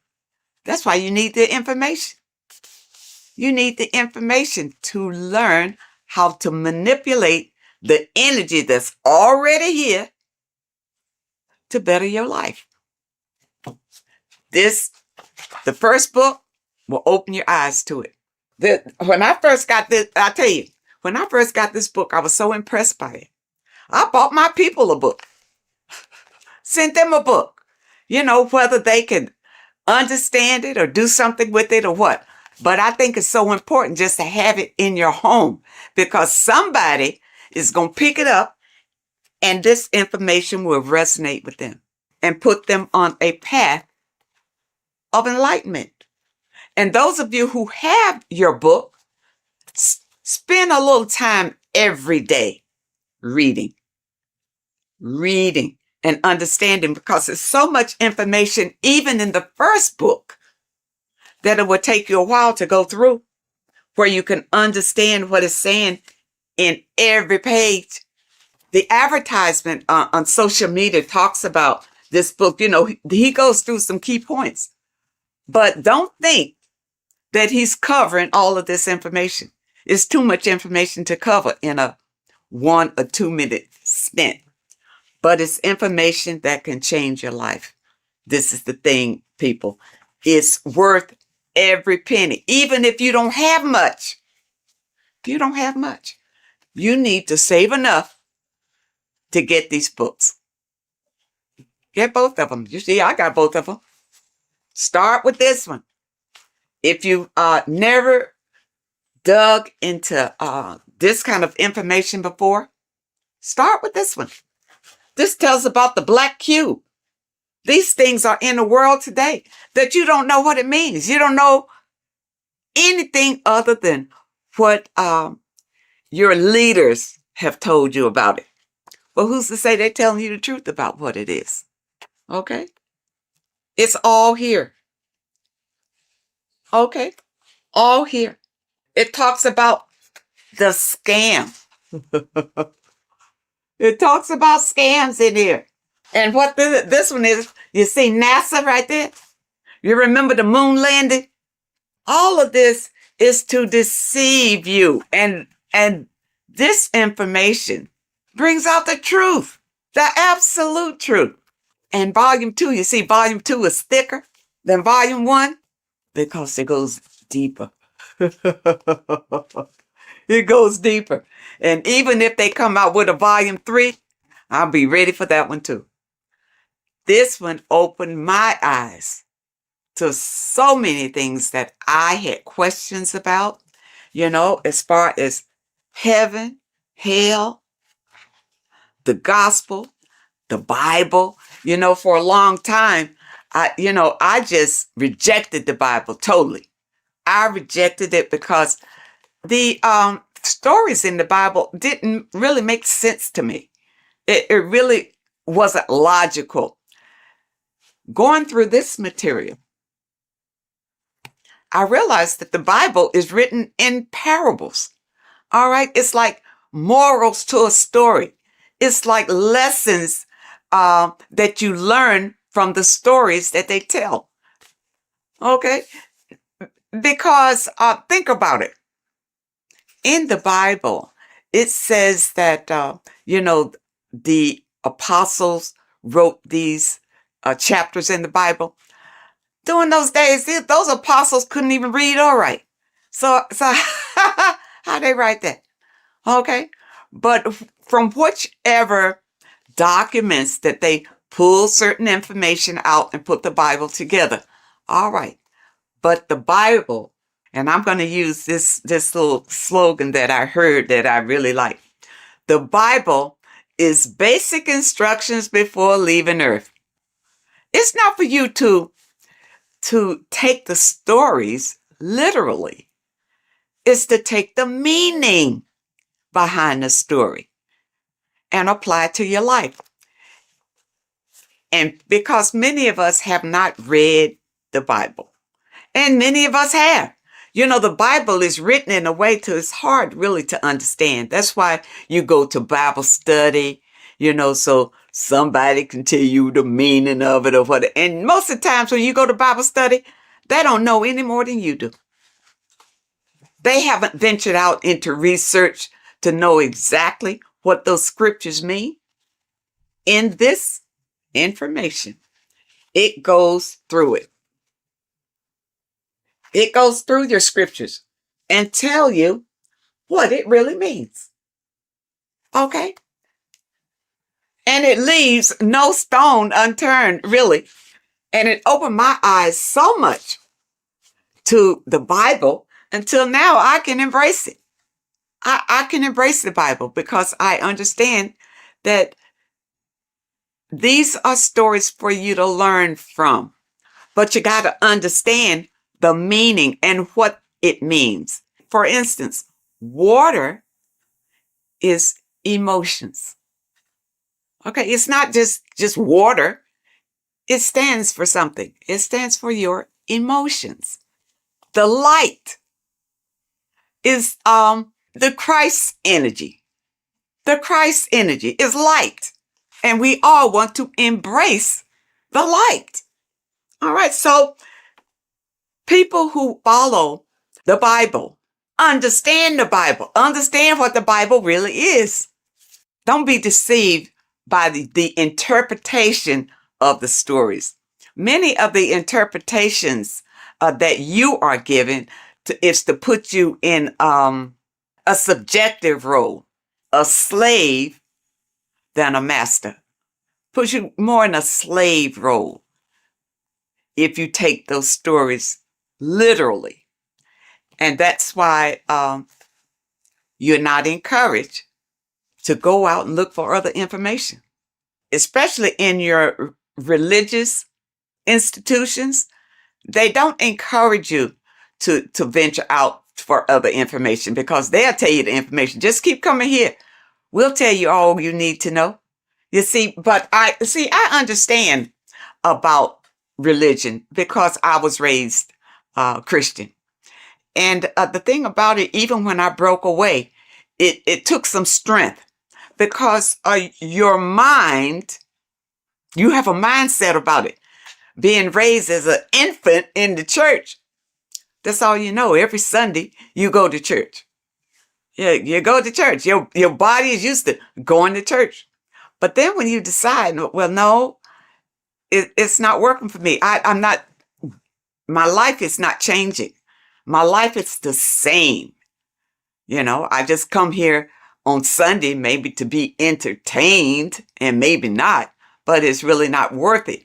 And then you listen to your pastor or whoever is delivering the message. And what he's doing is giving you the spiel that was given to him in theology school. That he's doing. He's giving you the interpretations that he was given. That's all he's got, because he hadn't done any research on his own. He didn't know any different. You see? And there are many people out here who feel like ignorance is bliss. I know you've heard that. Ignorance is bliss. No, it's not. Especially in today's world, with so many changes coming down the pike, and fear is leading it. Fear is right in front, leading all these changes down the pike. And fear is leading it so that you won't buck against it, so that you will be so afraid you'll just hold on tight and hope that you come out okay on the other end. But if you get this material under your belt, it will give you strength and a way to grab the power that you have inside of you, so that you won't feel desperate and you won't feel afraid. You'll feel empowered. And that's what we all want. That's why I feel like everybody should have this material in their home. Everybody. And your kids should grow up reading this before they go to school, and their little minds be manipulated to believe whatever the system wants them to believe. Because really, they're just grooming them to be little worker bees, to be worker bees. You see? People, you have the right. You have the right to be the master of your own reality. But if you don't know the information, you don't know where your power comes from and how to use the power that you have, doesn't mean anything. All you got to do is open yourself up to new information. That's all it takes. And your life could change drastically by just the information that is revealed in these pages. And it's I tell you, it's funny because years ago, I guess I was, I was in the Christian faith when I ran across information from one of the folks who contributed to this material. And when I heard him talking about it, it resonated. Something he said resonated in me, and I never forgot it. And then when I found this material again, and I saw his name, I think his name was Santos Benucci or something. I don't want to destroy anybody's name, but I know he is referenced in some of this material. This is it. When he talked years and years ago about it, and now here it is in printed form. People, do not let this pass you by. This is your life right here. You think your Bible is? The Bible is great, but it's in parables. You can't understand it the way it should be understood. Okay? But with this being your companion, it will open your eyes like they've never been opened before. And I know a number of you out there have purchased the book. Leave us a comment and tell us how you feel about it. But take your time. These are not fast reads. Either one. And the thing about it is, I keep going back to them. It's not the kind of material you read one time, put it aside and forget about it. You put this on the coffee table and read a little bit all the time because it reinforces your soul and helps you to manifest the life that you desire.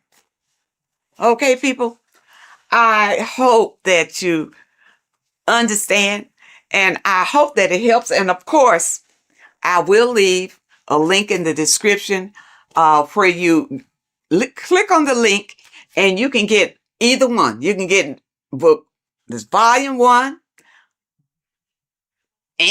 or you can get volume 2. And the volume 2 is in hardback. You know, when I first got it, it was in the soft cover, but I love hardback. So I have this in the hardback too, because the hardback I absolutely love. And because the books that I purchase, I want to pass them on to my people when I'm gone. They mean something. Stop wasting your money on stupid magazines and crap that doesn't mean anything. You buy a book, buy one that's going to change your life. Oh, and also, when you click the website, you'll notice that there are courses on there that you can sign up for. For those of you who want to go really deep.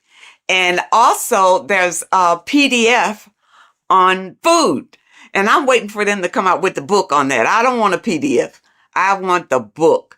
And once they come out with the book on foods that you eat and foods that you don't eat, I will be the first one to get that one.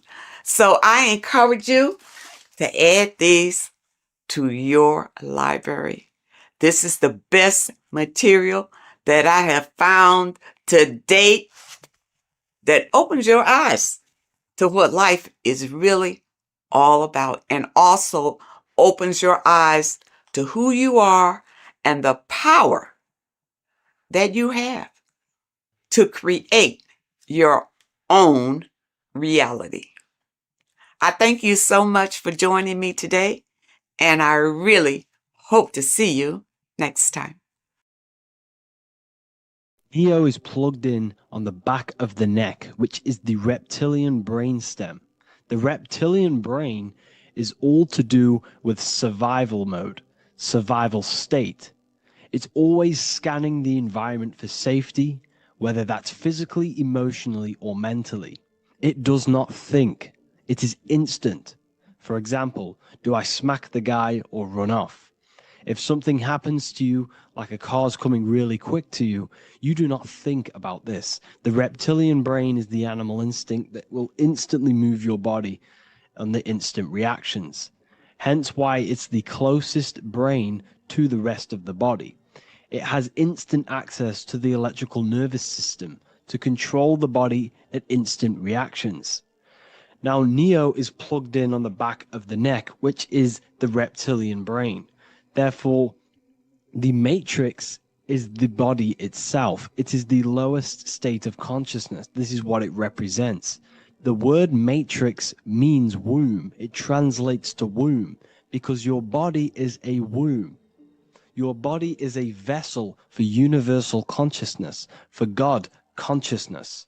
And the body is also a womb where you can be born again outside of this body by raising your consciousness, by awakening the neocortex.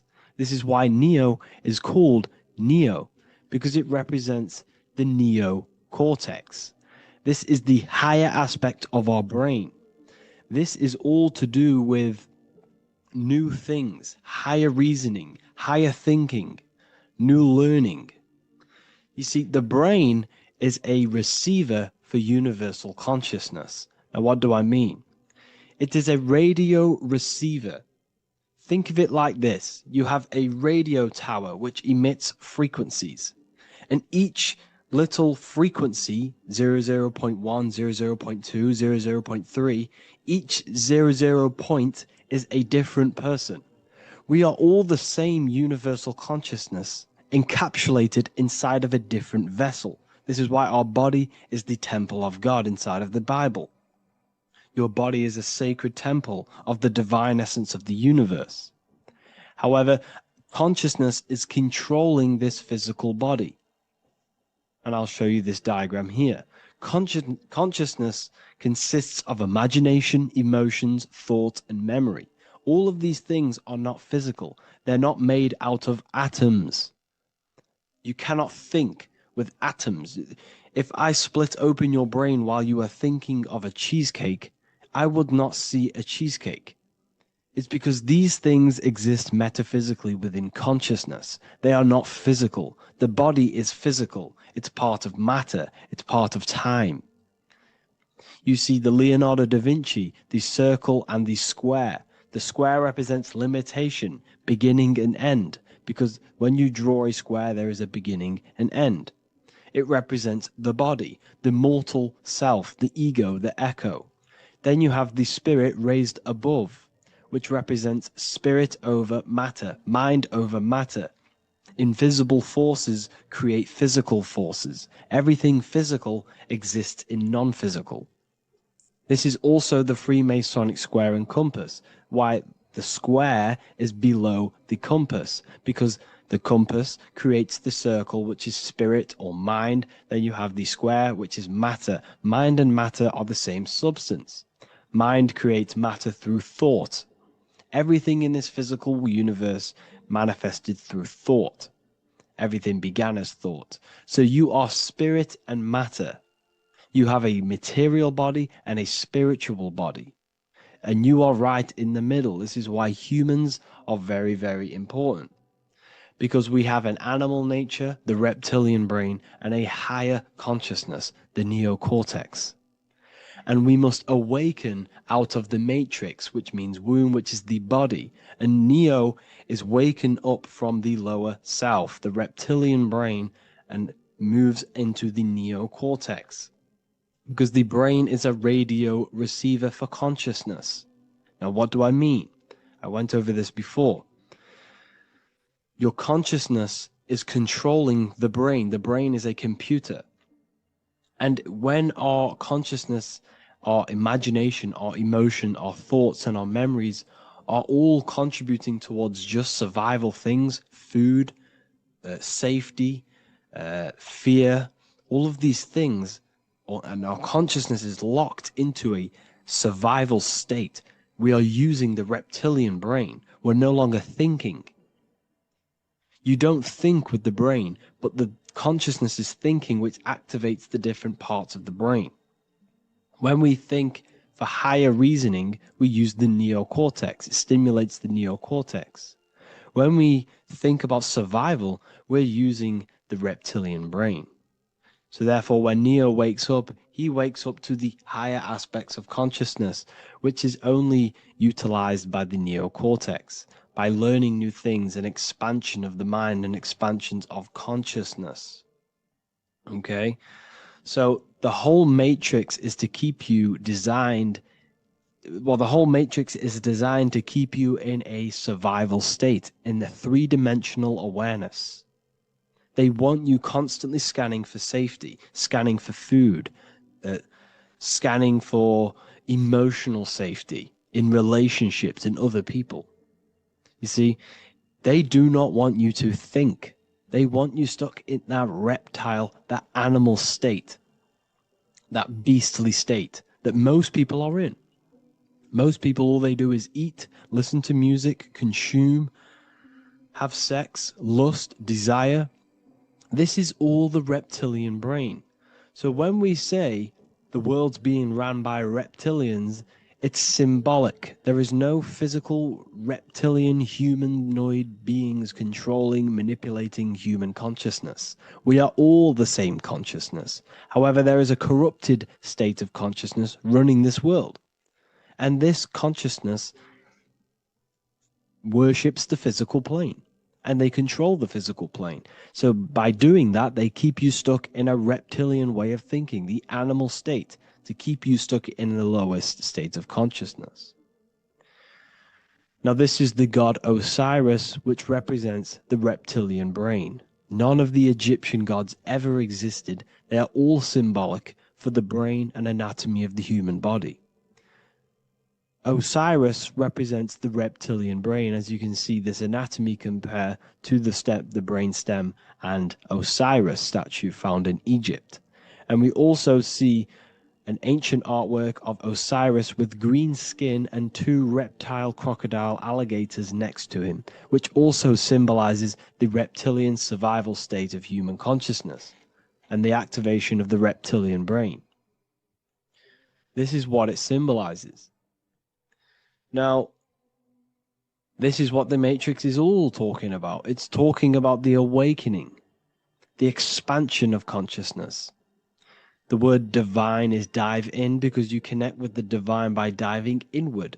There is no man in the sky going to save you. You must connect with the self. Know thyself. Truth comes from within.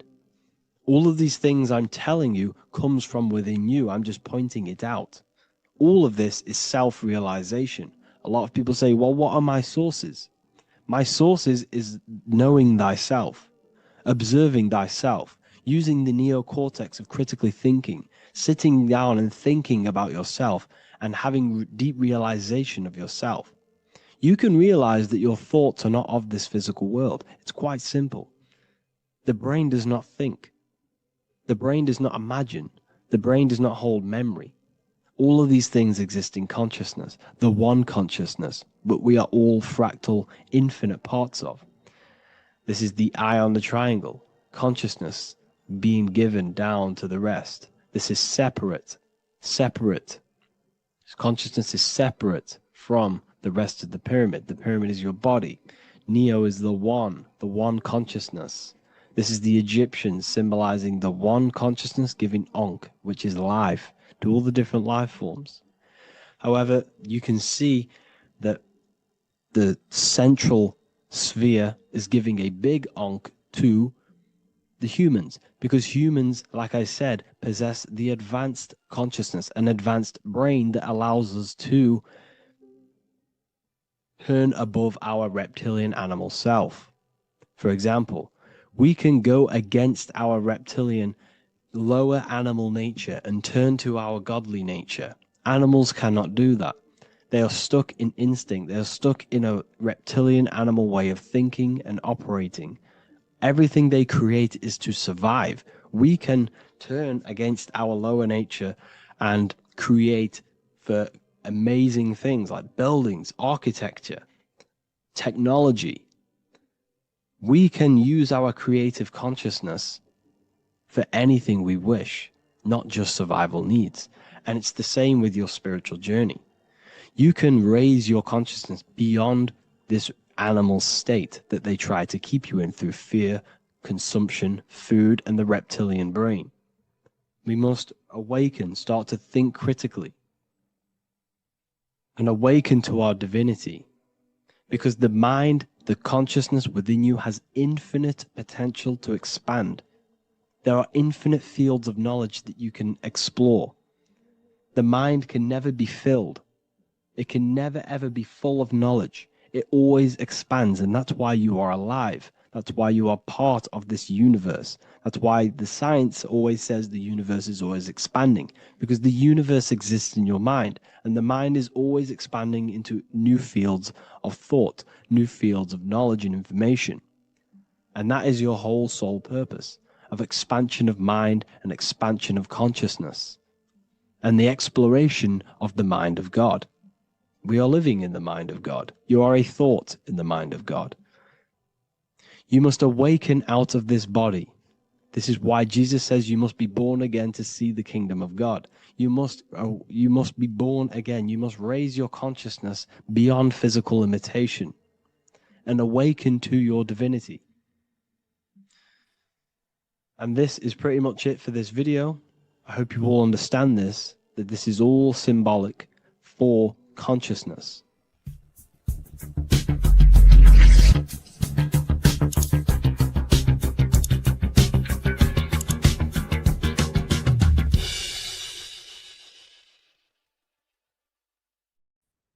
You are not breathing correctly. 98% of people only use a third of their lungs capacity, which is shallow breathing, which ages you, lowers your brain capacity, and also lowers your state of consciousness. So it's essential that you breathe consciously on a day-to-day basis, because this is what truly elevates your consciousness. I am going to give you the key for you to raise your consciousness just through breathing alone. Such a simple thing, but yet the most effective way for raising your state of consciousness and becoming more spiritually and mentally advanced. So tune in for this video and I'm going to show you exactly how to do it and the symbolism behind breathing. Air is more than just air. It carries electromagnetic energy. So now I'm going to give you the science behind this spiritual truth. This invisible force is what sustains all physical life, providing the life force energy essential for existence. Electromagnetism. Everything is fed off electromagnetism. Your body is an electromagnetic battery.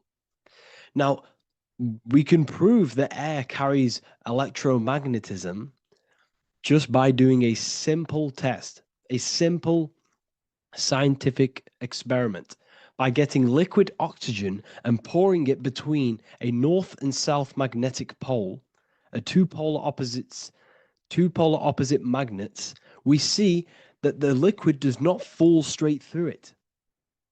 It is sucked, it is magnetically attracted to these two opposing forces, opposing magnets. This is proof that air, liquid oxygen carries electromagnetism. When you are breathing electromagnetism, the essential life force behind all living beings. This is known as energy or prana, chi, ether, or spirit. This is all the same thing.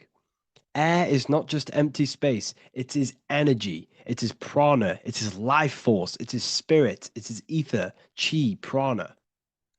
You are an electromagnetic being. Your consciousness is in direct correlation with your electromagnetic aura or biofield around your body. Your state of consciousness is mirrored within this field around your body. Now, your breath, when you breathe in, you're breathing electromagnetism or life force. Breath is the vital link between the physical and the spiritual, bridging the body with the soul.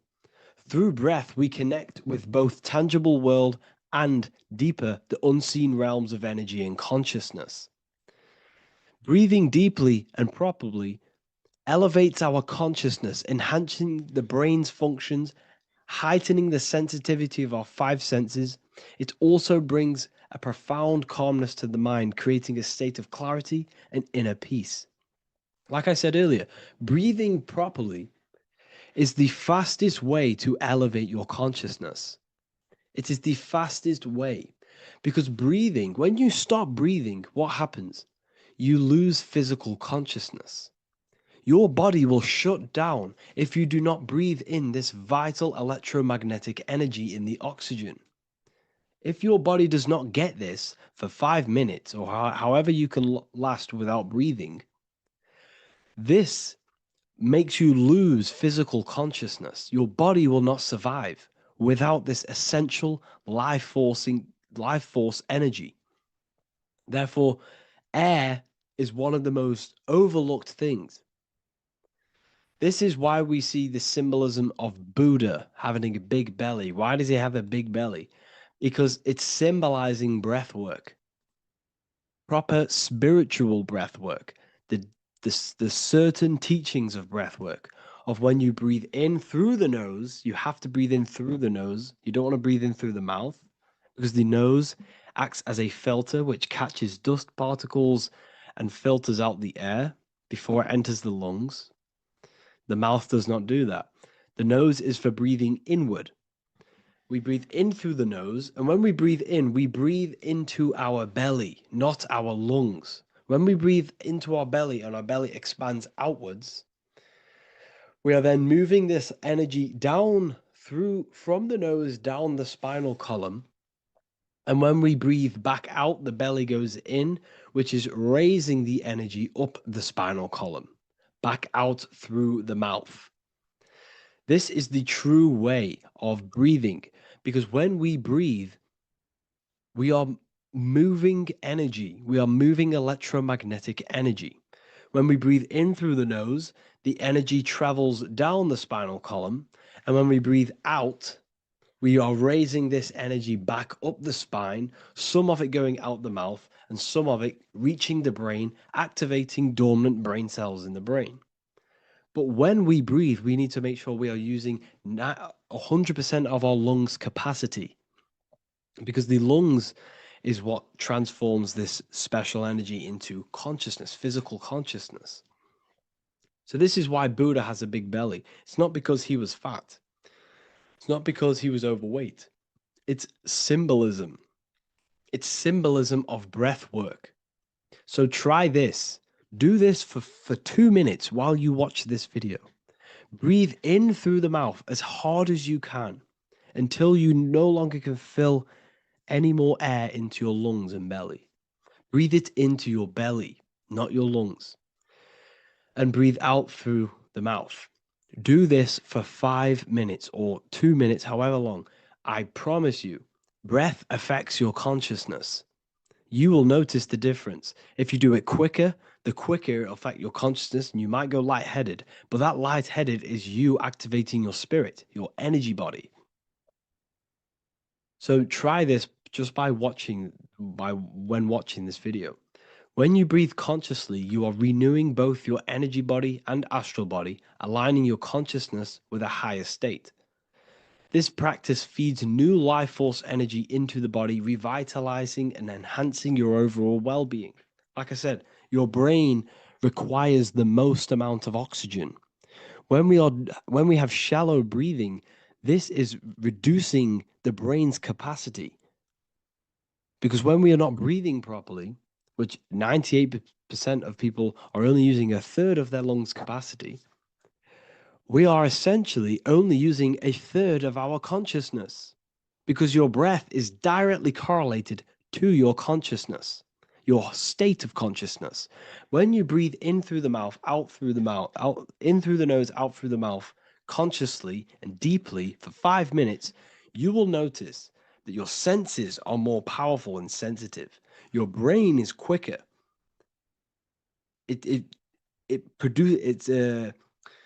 What's the word? It processes information quicker.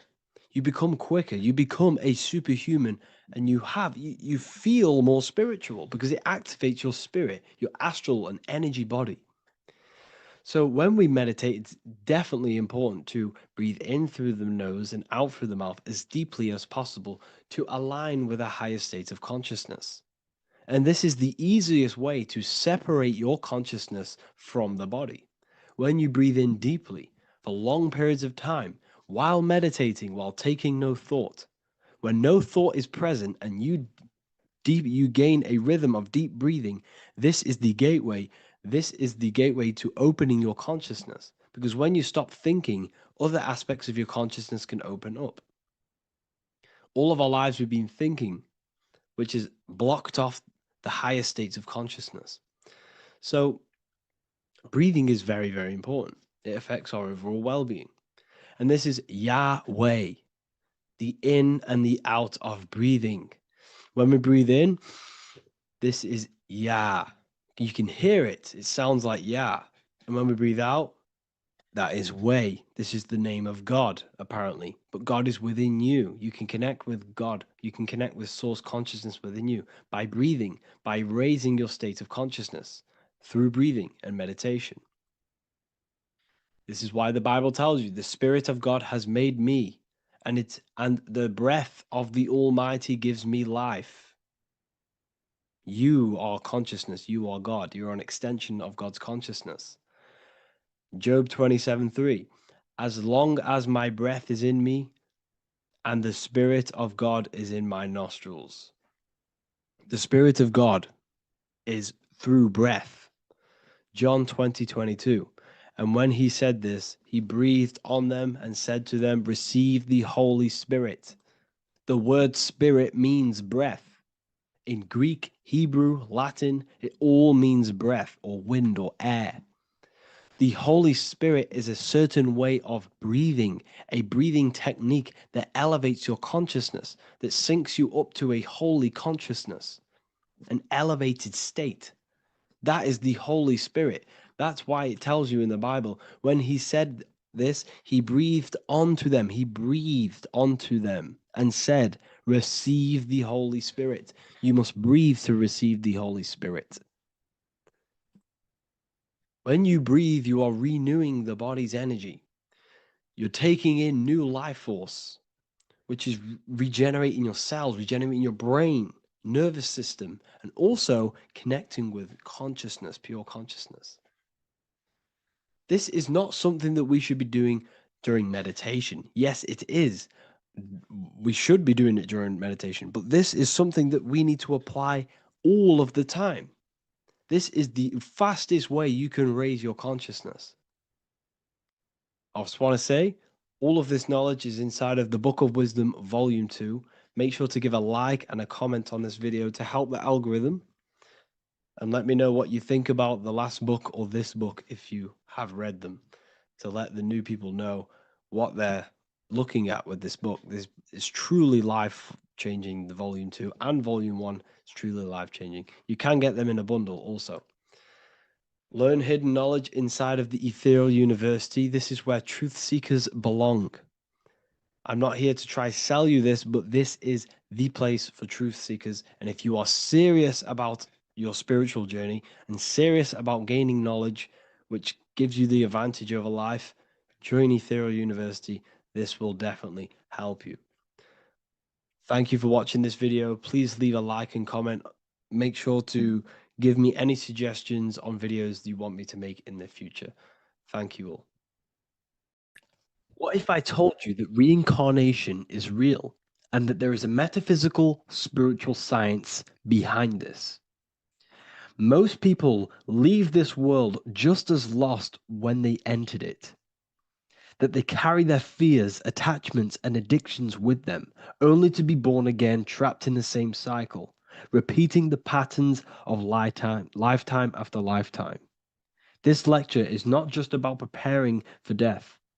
It's about mastering yourself before death, so you don't take them burdens with you. Because the truth is, whatever addictions, fears, and unresolved emotions you cling to in this life, you carry with you into the next. Unless you break free now. You must master yourself before death. Death is not the end. It is the great passage. But how we transition depends on our mastery of the self. This was symbolized by the Ouroboros, the snake biting its tail. Every ending is a new beginning. It's an infinite cycle of consciousness. Now, your human body is basically an antenna tapped in to a stream of consciousness. Just like a radio is tapped into a specific frequency to play that radio. Your body is basically an antenna, a crystal picking up the consciousness of God. You are on an ever-ending journey, a journey of learning and expansion of the mind into new fields of thought. This was symbolized as the Ouroboros. When you die, it is a new beginning. It's a transitioning, not an ending. Everything is eternal in this universe as consciousness is formless and constantly transforms into new forms of life. Let's break down the word death. Death contains the word ether. Now, the ether can be found in the word heart or earth. Ether. Everything in this plane comes from the etheric plane. The etheric plane is the barrier between the physical plane and the spiritual plane, the astral plane. The astral plane is the screen that you have in your mind that allows you to imagine a red apple, for example. This is the imaginative plane where thought forms start to take form. Everything begins as a thought, then the thought form becomes an imagination, then energy, then physical. Everything in the physical plane is a shadow of thought. All objects manifested as thought. You came from the astral. You came from the stars. This is why we say reach for the stars. Or this is why you say you are a star. Cis star, miss star, fraud star, stir is star. And when you become famous, you become a superstar and you gain a star on the Hollywood floor. You are a star. The ether. The ether is the infinite energy source which all things come out of and return back to. This is the cycle of life and death, summer and winter, day and night, sleep and awake. The ether is the infinite energy source which all things come from and will return back to. Okay, sorry about that little error. The ether is the boundless source of energy from which all things emerge, to which all things return to.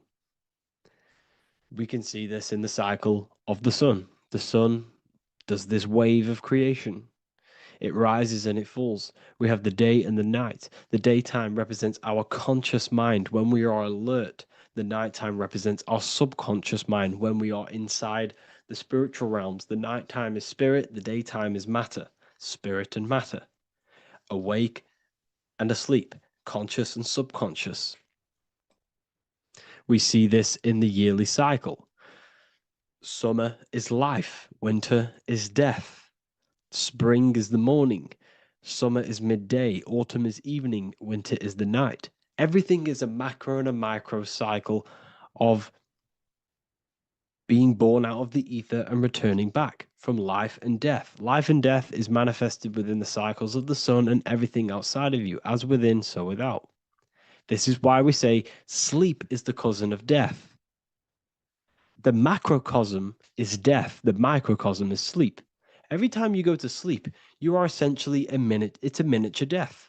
You're entering into spirit and then returning back into matter in the morning when the sun rises.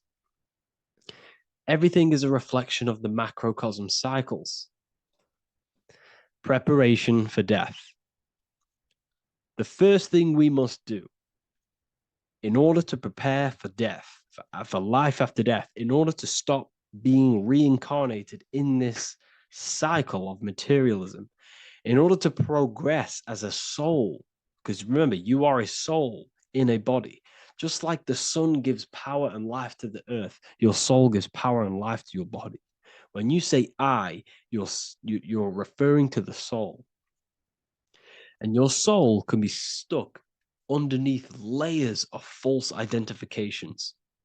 Who you believe yourself to be is merely a collection of subconscious programs running within your mind. Now that's very deep. That is very, very deep. Who you think you are is a part of your thinking mind. Your name, your job, your reputation, your family, your friends. These things are not you. They're all aspects of the thinking mind. What happens if you meditate and you turn off the mind? Then all these things do not exist. You're left with the pure soul, the pure awareness, the pure observation. If you turn off the thinking mind, you're no longer your body. You're no longer your reputation. You're no longer your friends. You're no longer your job and your labels. You are the soul. That's the true you, the observation of the mind, not the thinking mind. The ego is the echo. It's an echo of your true self. The ego is your mind's perception of itself, shaped by experiences, trauma, emotions, and beliefs. It is merely an echo of your true soul self. The ego is not you. Your mind is not you. You are the soul. And this is the true self that we must express within our life and we must connect with before we die. Because when we die under the echo, under these false layers of the emotions, the traumas, the experiences, the addictions, the emotional attachments, when we die underneath all of this, when we don't know our true self, the soul is still hidden. The true you is hidden underneath these layers of false identification. We must remove these layers of false identifications. We must remove them. We must destroy the echo. Remember, the ego, you never had an ego when you were a child. When you were a child, you were pure. You didn't, you didn't show off things. When you were a child, you were pure. You expressed yourself freely with no you didn't hide anything. You didn't hide any aspect of yourself. You didn't suppress any aspect of yourself to fit in as a child, as a baby. Because the ego was not here when you came here. The ego grows with experience. The ego is a false perception of yourself while being incarnated in this material world. It's your mind's perception of itself through, and it's created through your experience. Remember, you are unconditioned consciousness, and your experiences, thoughts, traumas, emotions, and beliefs have conditioned your consciousness into believing you're only a physical body, but you are the soul. We have to remove these layers. How do we remove these layers? Like I said, the best thing, meditation. Meditation. There is a great meditation that you can do every single morning and every single nighttime. You can sit there and repeat over and over before you meditate. You can repeat that you are not this, you are not that, you are not this. You can label them one by one. Start with, I am not my body, I am not my job, I am not my name, and then detach from absolutely everything until you are left with nothingness. And when you start to meditate, detach from everything. Nothing matters. I am here right now. And what will be left? The only thing that will be left is the language that your mind is using. Now, this is very deep. Not many people will tell you this, but I've lingered in meditation many times. And I can tell you from experience that the only thing left once you detach from everything is the language that your mind is attached to. So whether that's English, Italian, French. Once you detach the language of the mind that that little voice in your head's using, you're left with the soul. Once the mind is switched off, you're left with the soul, and you have detached from all of these external things. You're left with the soul. That's you. That's the power. That's the source of all creation, where everything you've ever done has come from. Every thought, every idea has come from your soul. Number two, that's meant to say number two. Sorry about that. Mental addictions and emotional addictions. Okay. These two are very important. Mental addictions, this could be thought patterns, this could be the labels that we've just been talking about. Then you have emotional attachments, which is maybe you're too attached to an external thing. Maybe you're too attached to your phone. Maybe you're too attached to family. Maybe you're too attached to loved ones. Yes, I'm not saying don't love them, but what I'm saying is do not rely on anything in this world to make you happy, to fulfill your emotional needs. Everything is found within you. You must look within, and if you're looking without, if you're trying to find yourself in the outer world, you'll never find yourself. You'll constantly be looking around in loops. Because nothing, you cannot find yourself in the outer world. Nothing will long-term give you long-term validation. Seeking validation in the outer world will leave you soulless, leave you feeling empty inside and sad and depressed. You have to find yourself within. You have to detach from everything you are relying on to give you emotional stableness. You have to detach from all. Yes, love your children. Yes, love these people, but do not rely on them. Because everything in this world is temporary. Do not conform to this world. The Bible tells you this.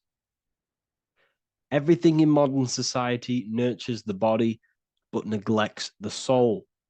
They keep you addicted to as many things as possible. Smoking, you have to detach.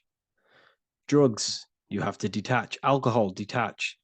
You cannot rely on anything. This is why this path is very, very difficult to walk. But I'm showing you the way. These are the things you must do before death. You have to detach from absolutely everything. If you die and your mind and soul is still addicted to these worldly things, then guess what? You're going to reincarnate. You're going to reincarnate because your mind is still thinking about these material earthly things. And if you are operating in that vibration, you're going to project that vibration and come back here. You have to detach. You have to master the soul and master the mind.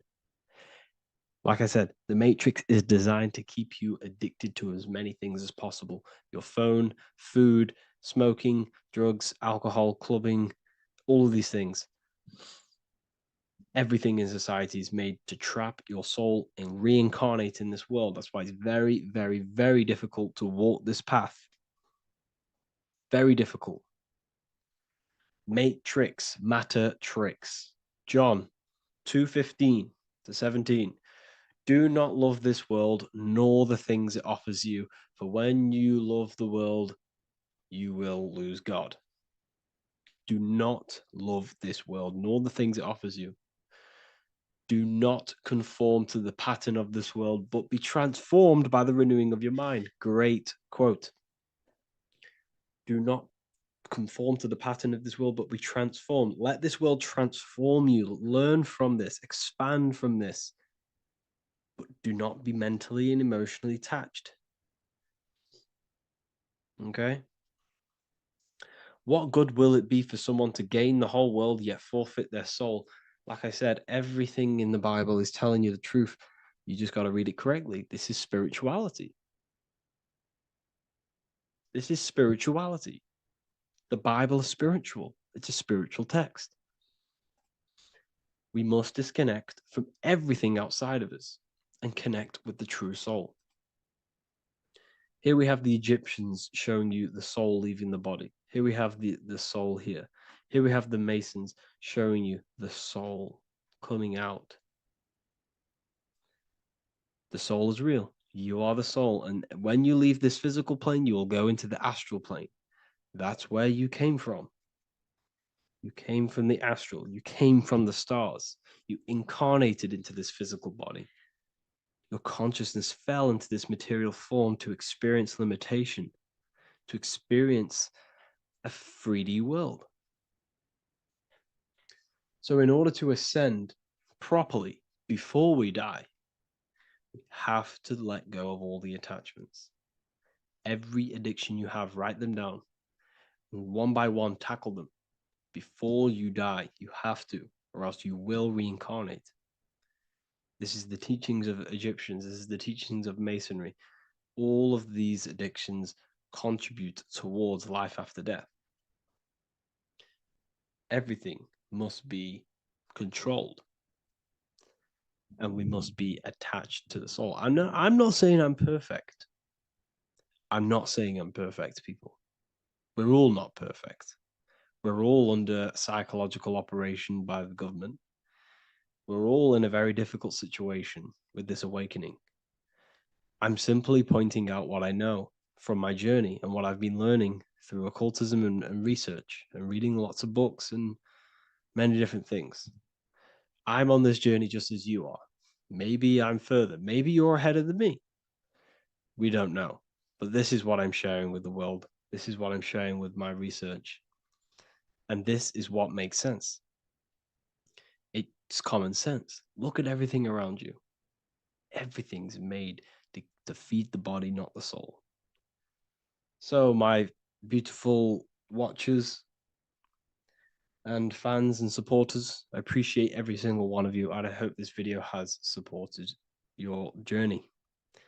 If you're feeling lost in life, if you're searching for deeper answers, whether you're seeking clarity, looking to expand your studies, or ready for personalized mentoring, this is your chance to connect with me live and receive insights tailored just for you.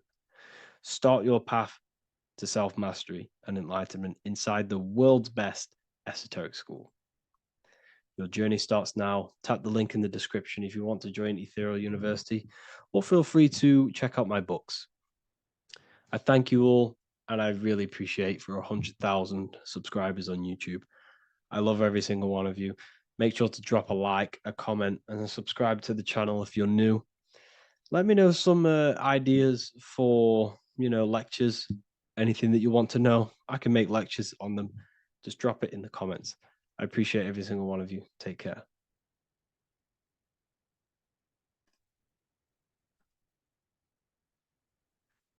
What if the word Yahweh is proof that God is embedded in our very own being? Stay with me, because what I'm about to show you might change the way you see yourself forever.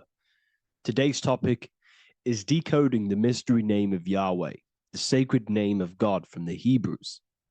By the end of this video, you'll uncover the true meaning of the word Yahweh and how your connection to it unlocks your own personal power. When we look at the word Yahweh in Hebrew, we flip it on its side. We're actually looking at the human body. These are the legs, this is the torso, here are the arms, and here's the head. So if we actually switch this on its side, we see the human body. The Hebrew name Yahweh often translates to I am, the I am. Now, what is the I am? The I am, when you say I, you're referring to your highest self. Everything with the letter I in the beginning, most of them words are referring to our inner self, inside, intelligence, internal, in. The I represents the inside self, the invisible self. You cannot see the I am because this is the spirit, this is our consciousness. It's the intelligence controlling the human body. When you say I, you're not referring to your name, your job, your reputation, your ego, or your thoughts. You're referring to the observer who is beyond the thoughts, the one who's observing the thoughts. That's the soul. Look at the word Yahweh, Yahweh, the sacred name of God. Yahweh can be observed in the natural rhythm of the human breath. When inhaling, we subtly hear Yah. When exhaling, we hear Wei. Do this yourself. Breathe in through your nose, you'll hear Yah. Breathe out, you'll hear Wei. And in fact, the letter H, H, when it's pronounced, it carries the soft sound of wind or breath, a gentle exhale that mirrors the very essence of life, giving air. Breath is the spirit of life. It's what connects us with consciousness. If we stop breathing, we lose consciousness. The body shuts down. We're breathing the spirit of breath. We're breathing in the spirit of life. It's the very essence that gives us physical existence, and we're constantly staying connected to this breath at all times. Now let's look at Yahweh. 1, 2, 3, 4. There are 4 letters. The Tetragrammaton is the 4-letter Hebrew name for God. Okay? Tetra meaning 4. We have 4 gospels of Jesus. Jesus is depicted with a cross with 4 sections. Jesus has the 4 sacred animals around the side of him, always depicted with these 4. A bull or an ox, an eagle, a man, and a lion. These are the 4 fixed signs of the zodiac. Aquarius, the man, Scorpio, the eagle, Leo, the lion, Taurus, the bull or the ox, which are related to the elements. Leo is a fire sign. Aquarius is an air sign.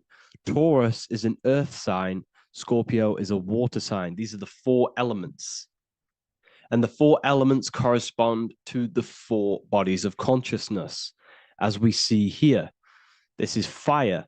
This is air. This is water. This is earth.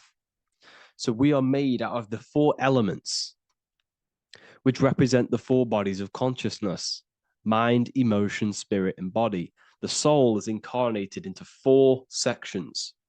Hence why Jesus has 4 gospels. Hence why Yahweh is a 4-named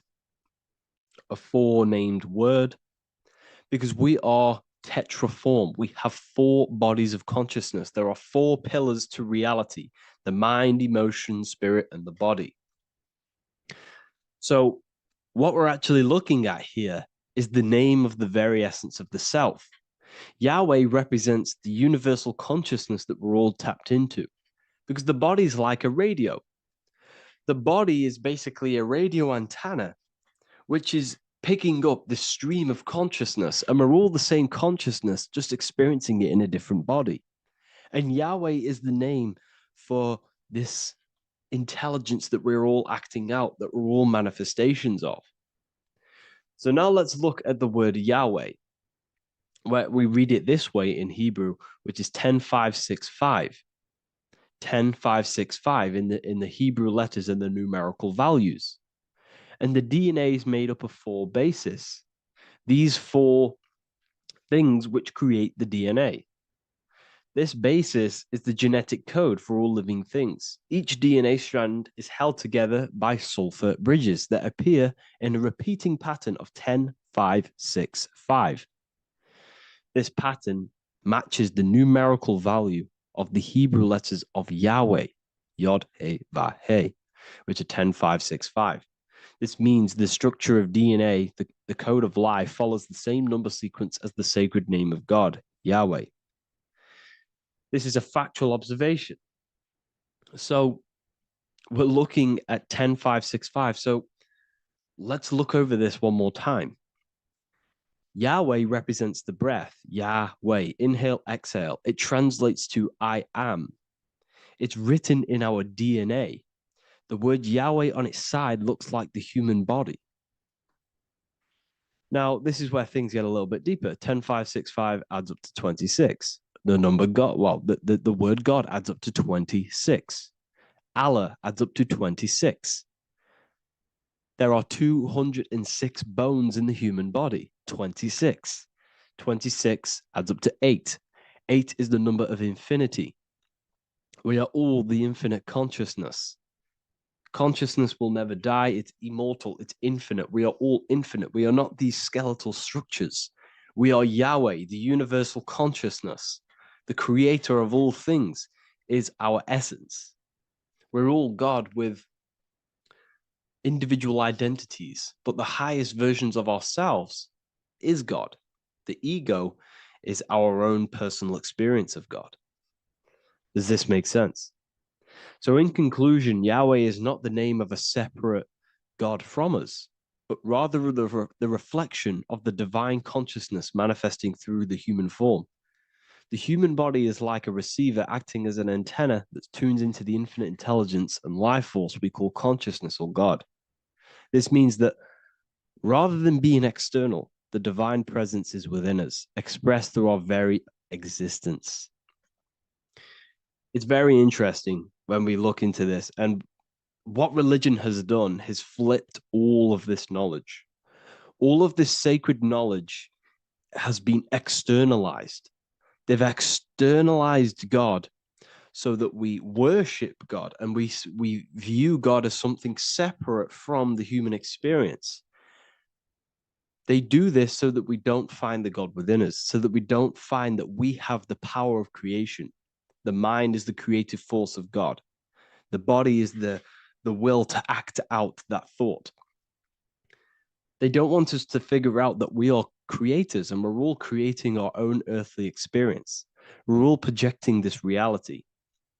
And they don't want us connecting with the divine intelligence within us because they want to be the creators. They want to keep this knowledge. They don't want the masses to wake up to this powerful knowledge. So what they've done is that they've taken the scriptures, they've externalized it so that we start worshiping and giving away our power to these external things. And when God is external, we start to fear God because we start to think that God has power over us. He can send us to hell or heaven. So this is what's going on. They've been externalizing this for thousands of years to keep us in a suppressed state. Okay. Humans are very advanced because we possess self-awareness. We possess the ability to move our awareness and our thoughts outside of the instinctual nature. For example, a cat or a dog. These things can only live in their instinct.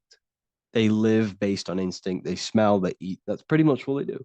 But humans, we have the ability to rise above that nature and turn to our infinite selves, our higher selves. We can move beyond our instinctual nature and create very advanced things.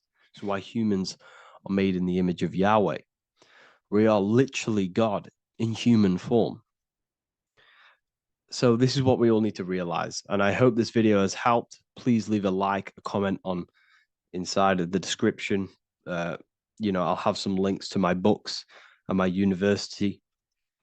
The people who have read them have just absolutely changed their lives. You could probably see that in the comment sections if someone leaves a review of the book. We also have Trustpilot. But yeah, I thank you all. And I'll see you in the next one.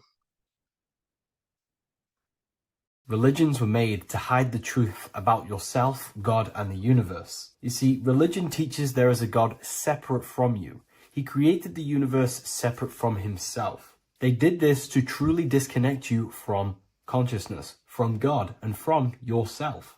Now let me explain. It's going to be very difficult to understand this from a left hemisphere dominated perception. The left hemisphere sees everything individual. The right hemisphere sees the whole. For example, if you're walking through a woods, the left hemisphere sees individual trees, leaves, twigs, and branches. The right hemisphere sees the interconnectedness of the whole woods. We've been trained our whole life to be trapped in the left hemisphere, to think logically, scientifically, with evidence. This way of thinking traps you in illusion, division, and separateness from everything. Plus, in science, they teach you the universe exists outside of you. You exist in a universe, and the universe exists whether you exist or not. This is completely false. You are the universe experiencing itself. There is only one person in the universe. There is only one awareness in the universe, and that is God. That is your consciousness. Not your name, your job, your reputation, your thoughts, your beliefs. That is not God. God is the infinite awareness that you are, the alertness, the essence of life. You are an individual. You have a dual nature, an inner world, consciousness, and an outer world, this physical body. The inner world is the immortal, consciousness, awareness. This physical reality is for the immortal within us to experience and enjoy. And the immortal consciousness, the immortal self, the individualized expression of the only thing that is truly real, which is God, consciousness, is seeking a way to understand itself through infinite vantage points. The same consciousness inside of you, inside of the dog, the squirrel, the plants, the stars, the same awareness is in absolutely everything. Only the right hemisphere can see this connection. The universe is one mind separated into the infinite bodies and life forms. This is why scientists tell you that the universe is forever expanding. It's truth in plain sight, because the universe is the mind. And the mind is always seeking more vantage points to understand itself. And the mind is always expanding into new realms of thought. The mind cannot be filled up. It does not exist in space. However, human awareness, human consciousness is very sacred. And the reason why I say that is because humans possess a two-way consciousness, unlike a dog, an animal, or a squirrel, for example. The dog looks in the mirror. It is not aware of itself. It doesn't look in the mirror and see that it needs to improve something. However, humans, we can look in the mirror and say, who am I? Where do I come from? And I need to change this aspect of me. I'm lacking in this area. Dogs do not have this awareness. They function only on their immediate surroundings, on survival and instinct. Human awareness is special because we have the ability to reflect on the self. We can question our consciousness. We can question, who am I? Where do I come from? And where am I going after this? The human mind has no limitation.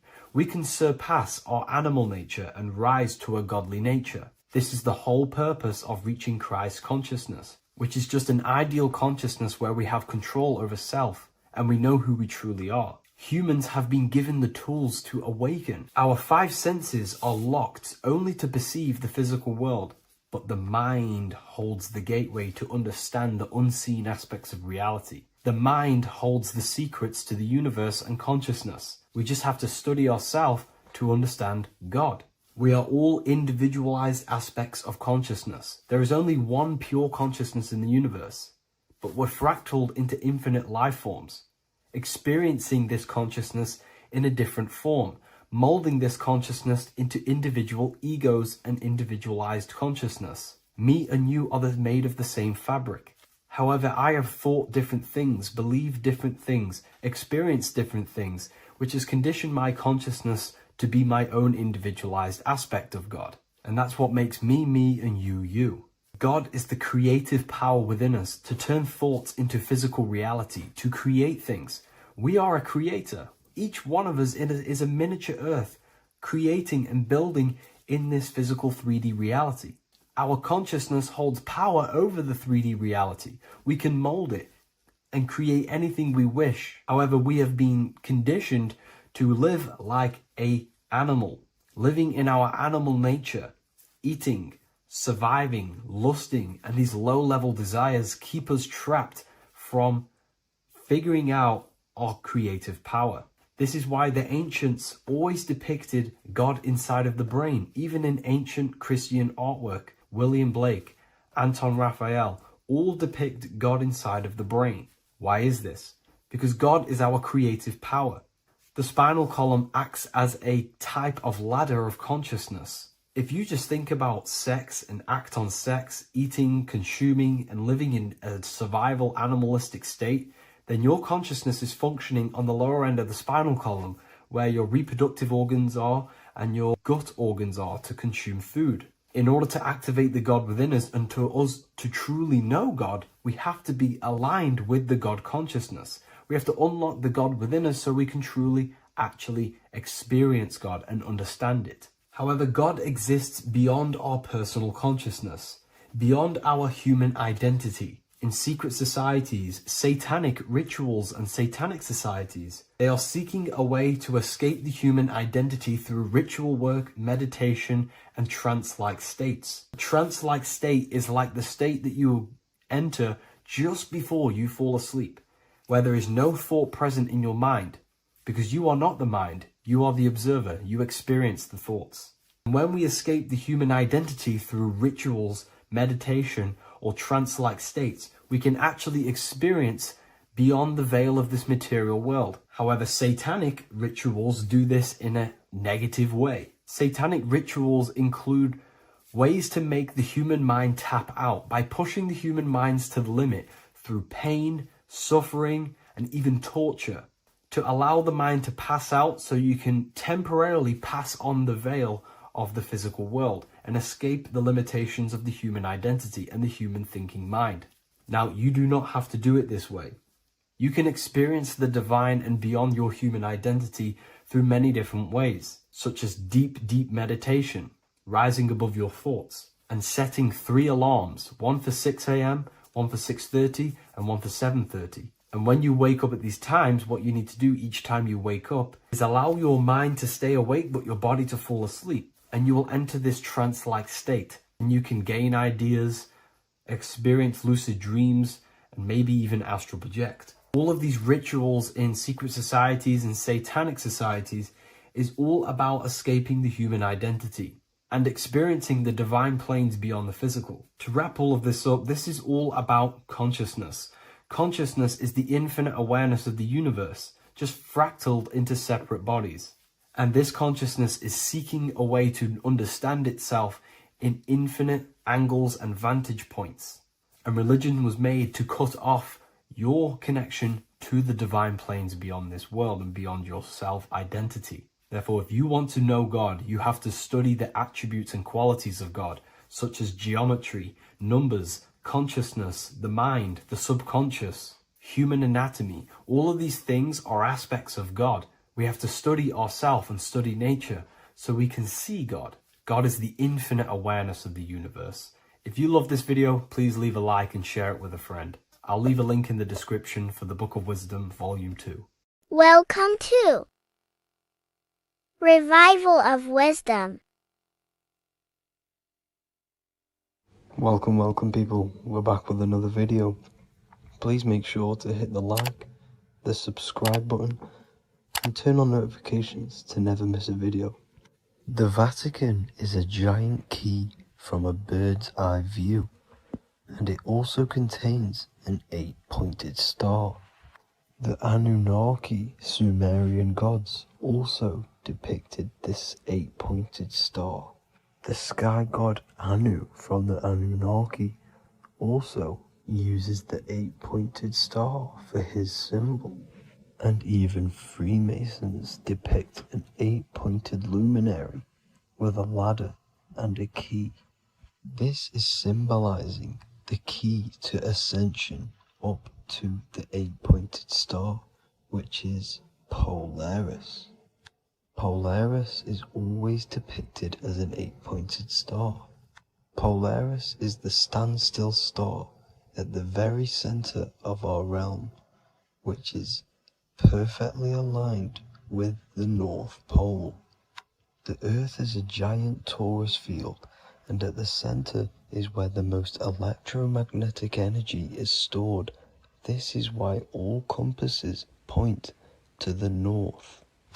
Hence why a compass is an 8-pointed star, because it points you to Polaris, which is the North Pole, the center of this realm. The 8 points of the 8-pointed star symbolize the 8 points in space and time. So yes, Polaris is the portal which you ascend through if you outgrow this consciousness by aligning your chakras. Our earthly realm is a macrocosmic reflection of us, and we as humans are the micro reflection, with the earth containing its 7 chakras as well as us. The North Pole is the 7th chakra, which is the crown chakra.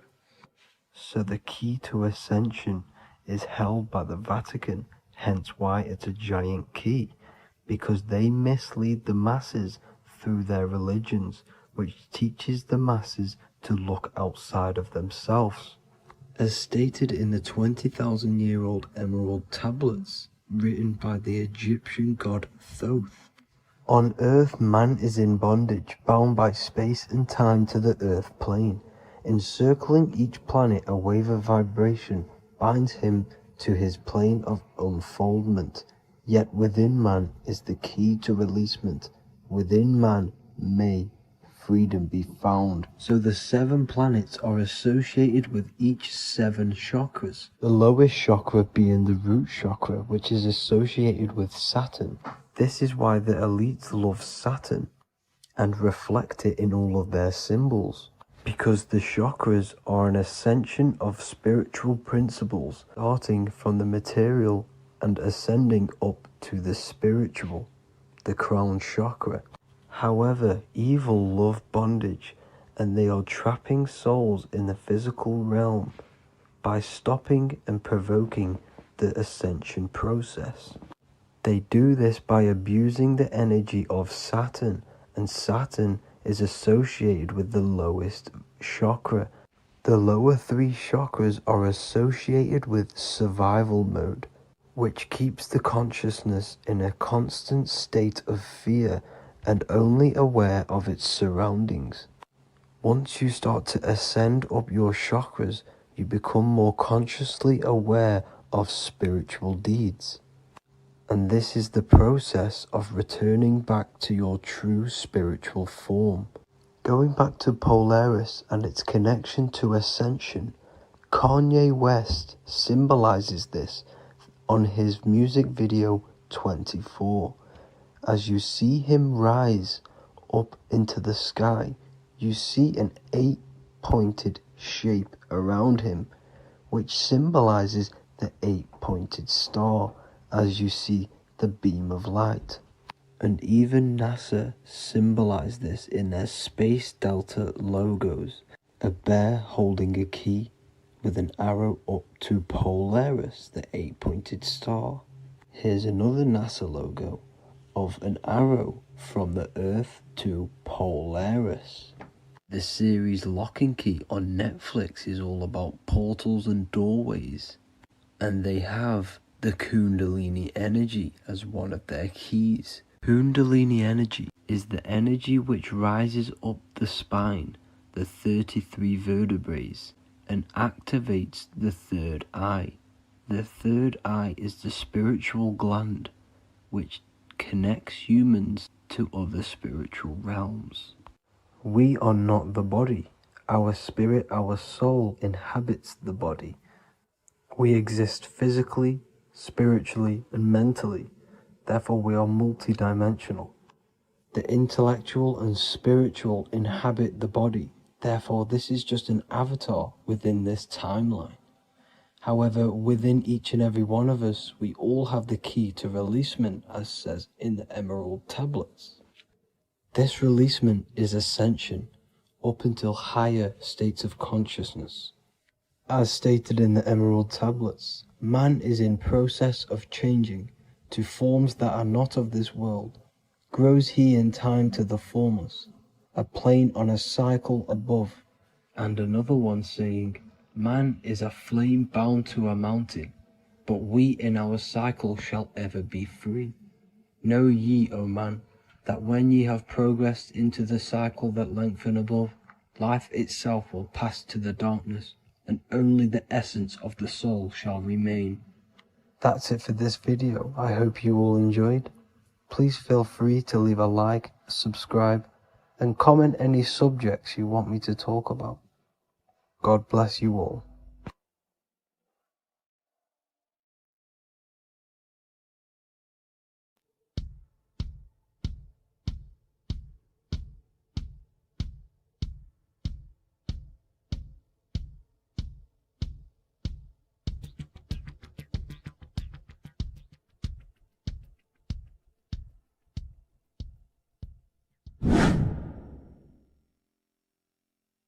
What is good, people? How are we all doing? Today we're going to be talking about the different planes of existence, the occult side of the world, the things they don't teach you in school. And of course, you can only find that on this channel, so welcome. So you need to understand is that your consciousness moves through these different planes of existence, these different states of consciousness, which make up all of you. Okay? They are all interlocked planes. They are all interpenetrated into each other. They are all one. They melt into the plane above and below. You see, each plane is a product of each plane. As above, so below. Now, the higher you go, the more fluid, the more dreamy, the less dense it becomes. The lower you go, the more denser it becomes, the more solid it becomes. The lowest plane is the physical plane, which you are obviously aware of. You are inside of the physical plane now. But while you are in this inside of this physical plane, you are indeed inside of all these other bodies which you have not awakened yet. You have to awaken these different bodies. You have these bodies. Okay? It's like a ripple effect. And the center is the most dense, the most solid. This is earth, heart, the heart of the ripple. And the lower you, the further you go out from the center, the more dreamy, the less fluid, the more fluid, the more less dense it gets until you're one with the all. You see? And this is what it's like. This is what this system is. It's like a ripple effect. Now, let's jump straight into the planes. First, you have the physical plane, made out of 4 elements. 5 elements. The ether is the mother of the elements. It's the womb of the elements. It's the 5th element. And it gives birth to the 4 other elements. 4 is stability. Tables have 4 legs, and this is why the ether gives birth to 4, because it's the foundation of the physical world. Fire, earth, water, air. They are not pure. Each one of the elements melts into the other one. For example, earth and water both share cold. Water and air both share wet. You see? They compose of each other. They melt, they mold into each other based off the vibrational state of the ether. That's what it is. The 4 elements are the vibrational states of the ether. Okay?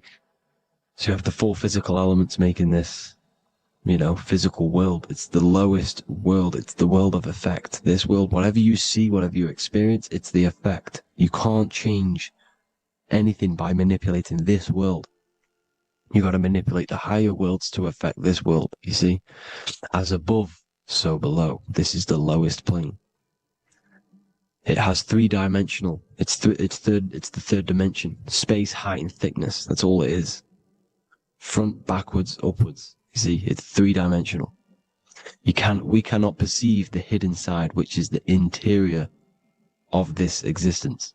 We cannot perceive the interior from our exterior view. We are looking into this world.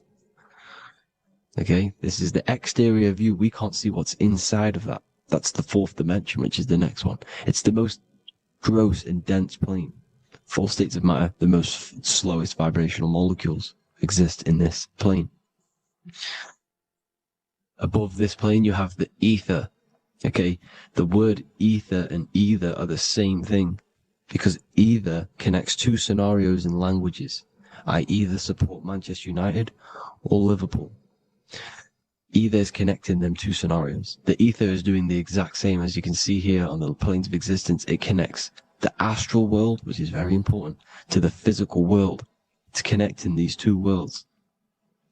So it's the ether. It's the ether. The ether is pure potential. Energy flows through the ether. It is pure energy, pure potential. Okay? The physical body is an exact copy of the etheric counterpart body. So every physical object has an etheric energy double. It's like a blueprint of that object. Every single object has an energy double, and that's the etheric double. Okay? The etheric body determines the shape of our physical body through its lines of force. All through life, it rebuilds and restores the physical body. Physical problems show up first in the etheric body because as above, so below. You manipulate the higher planes, it will manipulate this plane. And this is why sorcery works. You know, contact with astral plane entities. We'll get into that a bit later. So the reason why we can't see this plane, this energy world, which is all around us, which we are inside of right now as we speak, is that the molecules that compose it are further apart than those of the physical plane, making it invisible to the two eyes. That we can't perceive it. Our eyes cannot physically suck in that sort of information, and our brain cannot decode it. This is why, you know, they brainwash us with all these programs to keep us asleep, to keep these other bodies we have asleep, so we don't find out about these other bodies, and is to make you believe that everything's just a material. Only the material world exists. They don't want you to know is that everything that you see is a result of something you cannot see. As above, so below. There are realities within this reality. This is what I'm breaking down now, these different planes, on how this reality works. So your etheric double is your energy body. You can see here the physical, etheric, astral. Astral is your spirit. The ether is a part of the physical plane. It's like just above the physical plane, but it's still part. But then the astral plane is completely separate. It's another plane, but they're all interlocked. Don't think they're apart. They're all interlocked. They're all one. They all melt into each other. The chakras that we have are inside of our etheric body. They are our sense of organs which tune us to the fourth dimension. These 7 chakras connect us to the astral world, the fourth dimension. Okay?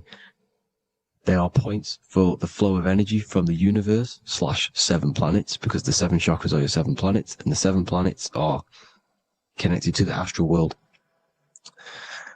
They are feeding these 7 senses in our body. They connect us to the universe, to our etheric counterpart, and then to us, supplying the physical body. Because the energy comes from above. As above, so below. These 7 senses, these 7 etheric chakras, are being supplied with energy from the universe, the 7 planets, the solar system. Then it supplies the physical body. You see?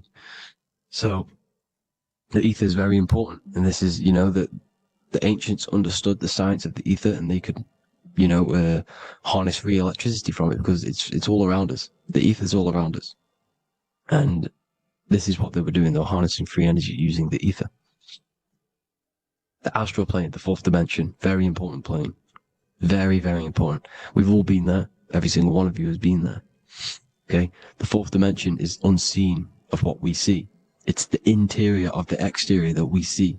We see the 3rd dimension, but we cannot see beyond what's making this 3rd dimension. This is the 4th dimension. Okay? It's the dream world. This is where you go when you dream. Okay? This is where you go when you dream. It's the place of disembodied spirits or ghosts, entities, whatever you want to call them. When you hear ringing in your ears, that is not tinnitus. That is an entity around you. Okay?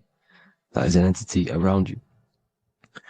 The 4th dimension is where thought forms exist. Mental images. Thought forms as in what you see in your mind when you think of an image, because the mind is the highest plane of existence. Mind is the highest plane of existence. And it manipulates all of the planes below. So it goes the mental plane, then the astral plane. So the thought is in the mind, the mental plane.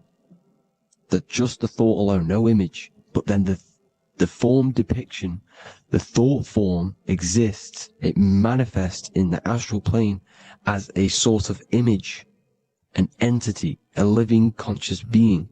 So this is why thoughts are things. You see, thought forms exist within the fourth dimension. So when you imagine something, when you are, for example, right now, look into your hand and imagine there's an apple in your hand. If you can see that, you are seeing into this fourth dimension. You can only see into this fourth dimension using the mind's eye, not the two eyes, the mind's eye. When you shut off the two eyes into darkness, the third eye opens. The mind's eye is open. And you can see, this is astral travel. You got to work on astral travel. And you will see this astral plane, this fourth dimension. And there are 3 different sections to this astral plane: higher, middle, or lower. So yes, there is a kind of a heaven and hell, and a mid-God. Heaven being the higher vibrational entities manifesting higher vibrational thought forms existing there, the lower vibrational thought forms existing in the astral plane. But these thought forms are beings. You can create these beings. They're called elementals. Okay? If you entertain specific thoughts for long enough, this will plant a seed and it will grow. If you keep, so for example, you have a bad feeling or whatever, what's a good example? Unforgiving someone. You keep that energy inside of you for long enough, it will manifest in the fourth dimension. You entertain that thought long enough, it will manifest. And it will create an etheric body, and it will be an entity which will harm you. It will feed off you, this low vibrational energy. Your mind is so powerful. It creates thought forms, and these thought forms can take consciousness, can take bodies, etheric bodies. Now, that's why it's very important that you master your mind, master your thought patterns. So this fourth dimension is the astral world. So when you have a nightmare, this is the lower astral plane. You're in the lower astral plane. Whilst this physical body rests at night, your consciousness, you awaken this other body, your consciousness goes inside of this other body, whilst the physical body lays asleep. You see? So it's all inside of you. This is what you need to understand. You just haven't awakened these bodies yet. You can awaken them. You just got to awaken them. Okay? The next is the mental plane. This is the mind, the source, pure cause, pure motion. The most less dense, the most fluid. No form. There's no form to the mind. Astral plane is the first plane where a form takes existence, pretty much. The mental world has no form. It's pure mind, pure intelligence. Thoughts alone exist here without any images or manifestation. The most fluid, the most dreamy, the most causal plane. All of the rest take the effects of this plane. That's why it's mind over matter. Your thoughts they create vibrations.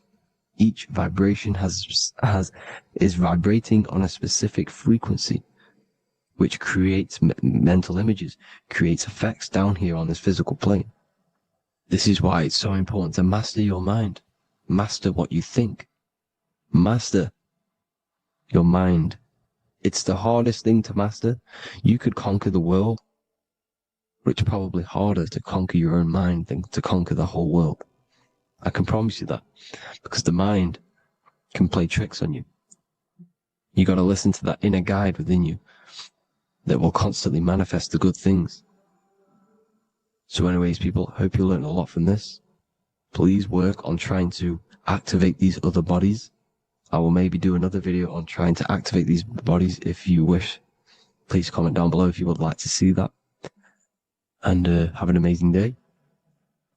Please like, subscribe, comment down below any video ideas you want me to do, any information you want me to spit. Thank you all. Have an amazing day.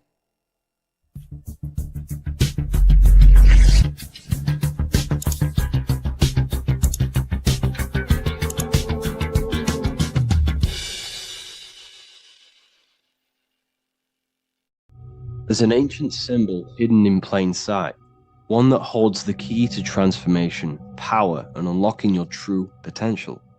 It's been used for centuries by mystics, rulers, and even modern science, but almost no one understands its true meaning. Once you do, it will change the way you see yourself and the world forever. Stay with me, because this could be the key to your own awakening. The symbol of the snake, or the serpent, is a very powerful symbol that refers to something within you, that we all are on this journey.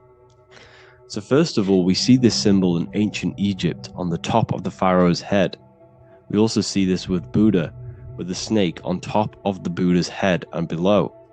We also see this in Rome, with the Roman god Mercury holding the staff with the snake. We see this in Adam and Eve's story with the snake tempting Eve. We even see this today on the medical facility. But what does this mean? Why is this symbol being used for thousands and thousands and thousands of years? It has a very deep esoteric meaning. We see this in the Caduceus staff, and we even see the snake representing the Kundalini. What does the snake actually mean? A lot of people think it represents the Kundalini, which it does. However, there's a deeper interpretation of this symbol, and it goes very far beneath the surface of what the snake actually represents. Okay? So first of all, when looking at symbols, we need to observe what the snake does in nature. The serpent sheds its skin. The serpent shedding its skin is a sacred symbol of an inner transformation. It transforms from its old self to a new self. It sheds layers of itself. As the snake discards its old exterior, it mirrors our own journey of realizing outdated beliefs and patterns, paving the way for a renewed, authentic self on the esoteric path of awakening. Essentially, it represents transformation, but not transformation of our physical bodies, transformation of our inner world. Now, this is where things get a little bit tricky and you may become a little bit confused, but I'm going to make this very clear for you. The snake symbol, or any symbol, can be used for different context. For example, the Kundalini. We see the snake representing the Kundalini. We all know that energy can't be destroyed, only transferred. Like I said, this is a transferring of energy. It's a changing, a transforming, shedding its skin. It represents transformation. Sexual energy is energy, and we can transform the sexual energy into a Kundalini awakening to activate dormant brain cells in our brain, and to activate the human light body, which is the spirit. We can cultivate, save, and retain our sexual energy, transmute it up the spine to activate the brain. This is a symbol of transformation, of energy in this context.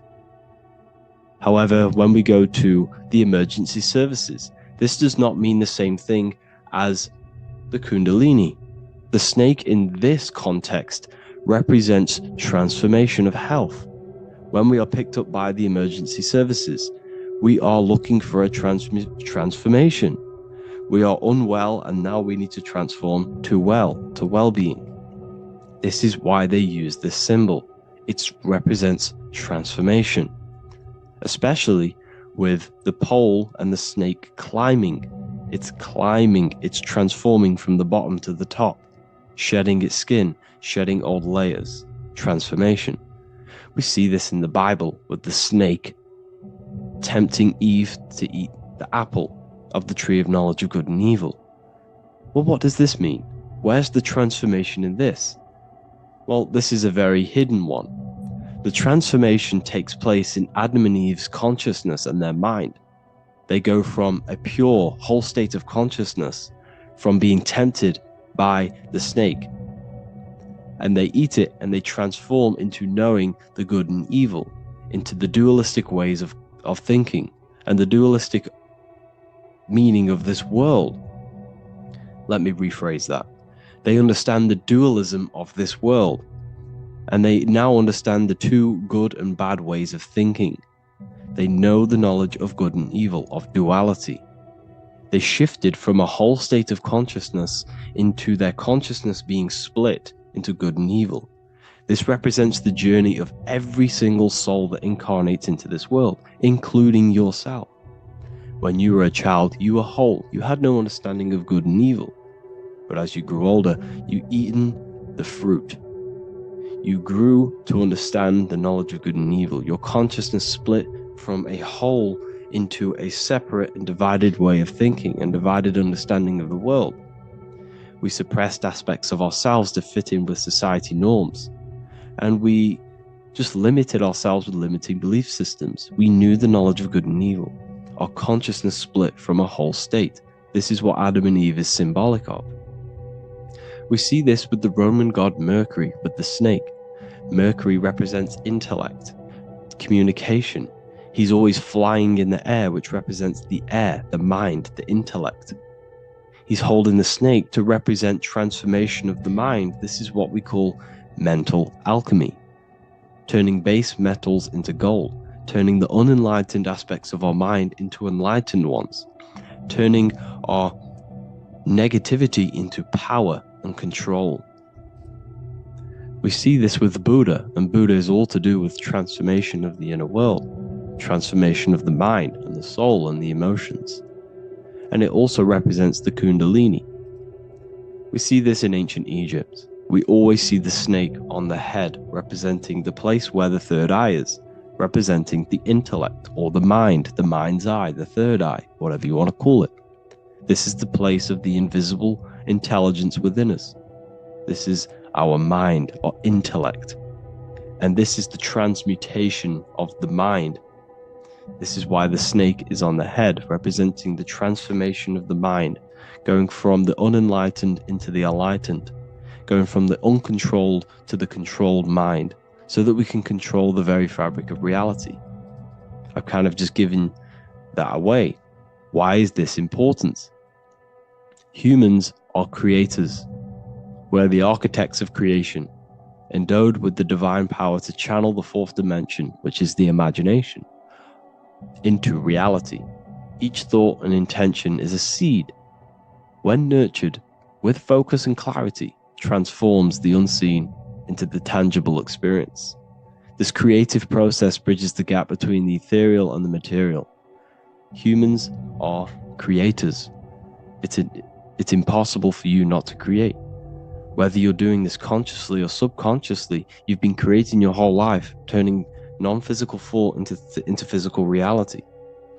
We are creators. However, the mind cannot create in a state of chaos. The mind cannot create with limiting beliefs. The mind cannot create with thoughts that come and destruct our minds. The mind cannot create consciously and effectively if there are impulses within our mind and we have no control over the mind. So this is where self-transformation comes from within. This is where the snake comes in. The snake represents the transmutation of our mind from the uncontrolled to the controlled. In this context of the Egyptians with the snake on their head, it's all to do with mental alchemy. In the occult tradition, the mind is seen as a delicate instrument that demands constant vigilance. Left unchecked, it reverts to archaic and destructive thinking patterns. Like a finely honed blade, it must be continually sharpened through discipline and self-refinement. In this unending process of unveiling and mastery, we learn to shape reality, harnessing the power of our thoughts to manifest the highest potential. It's all to do with mental alchemy, and this is how the snake is connected to you. And what the snake represents to you, it represents the transmutation, the changing of ourselves, of our consciousness, so we can gain control in this 3D world. If we lack control, then we'll constantly be manifesting chaos. Now, there are 3 ways that we can transform our world. and we can slowly transform our mind. Now, this is not an overnight process. It takes periods of time of purification. And number one is affirmation. Let's say we have this dirty cup of water and we have a tap of water. And in this tap, it's pouring in more water, clear water. Over time, if I keep pouring clear water into this cup, it's going to slowly purify this cup. And then in the end, it will look like the cup on the right. It's the same with your mind. The cup represents the limiting beliefs, the negative thoughts, the negative mind, the uncontrolled mind. But if we keep repeating affirmations over and over and over again, such as I am disciplined, I am powerful, I am limitless, over time this can purify our subconscious and we can gain control over the mind, and we will become conscious of the thoughts that we are giving attention to. The second way is meditation. Meditation allows one to develop an off switch for the mind, providing a sense of control over it. Over time, we gain the ability to filter our thoughts and become more conscious of the ones we choose to engage with. Meditation, over a period of time, will give you this button that allows you to filter out negative thoughts. If you have a negative thought in your mind, you'll be able to become conscious of this and redirect your mind's attention. This is all about self-control, because remember, we become what we think about. The snake represents the transmutation of the self. And another way is visualization. Visualization allows your subconscious mind to experience the reality you desire, accepting it as truth. As the subconscious becomes more immersed in this imagined reality, it works to manifest it into your conscious experience. Your visual eye, visual eye. You're using the mind's eye to see and mold your future. That's what imagination is for, to create in your future. You can become your future now in your imagination. And this can slowly purify your consciousness, slowly purify your mind, which will then, if you do all three of these over periods of time, you will see great transformation from the inside out. And your outer world will start to mirror your inner transformation, because it's as within, so without. You change your inner world of consciousness, of thought and emotion, you'll change your external reality and your circumstances. So I hope this lesson has gave you a great understanding of what the snake actually represents. And now that you see it, you will see this everywhere. Every time you see a snake, you know it represents the transformation. So please, if you can, leave a like, comment, and subscribe, and turn on the alerts to make sure you never miss a video.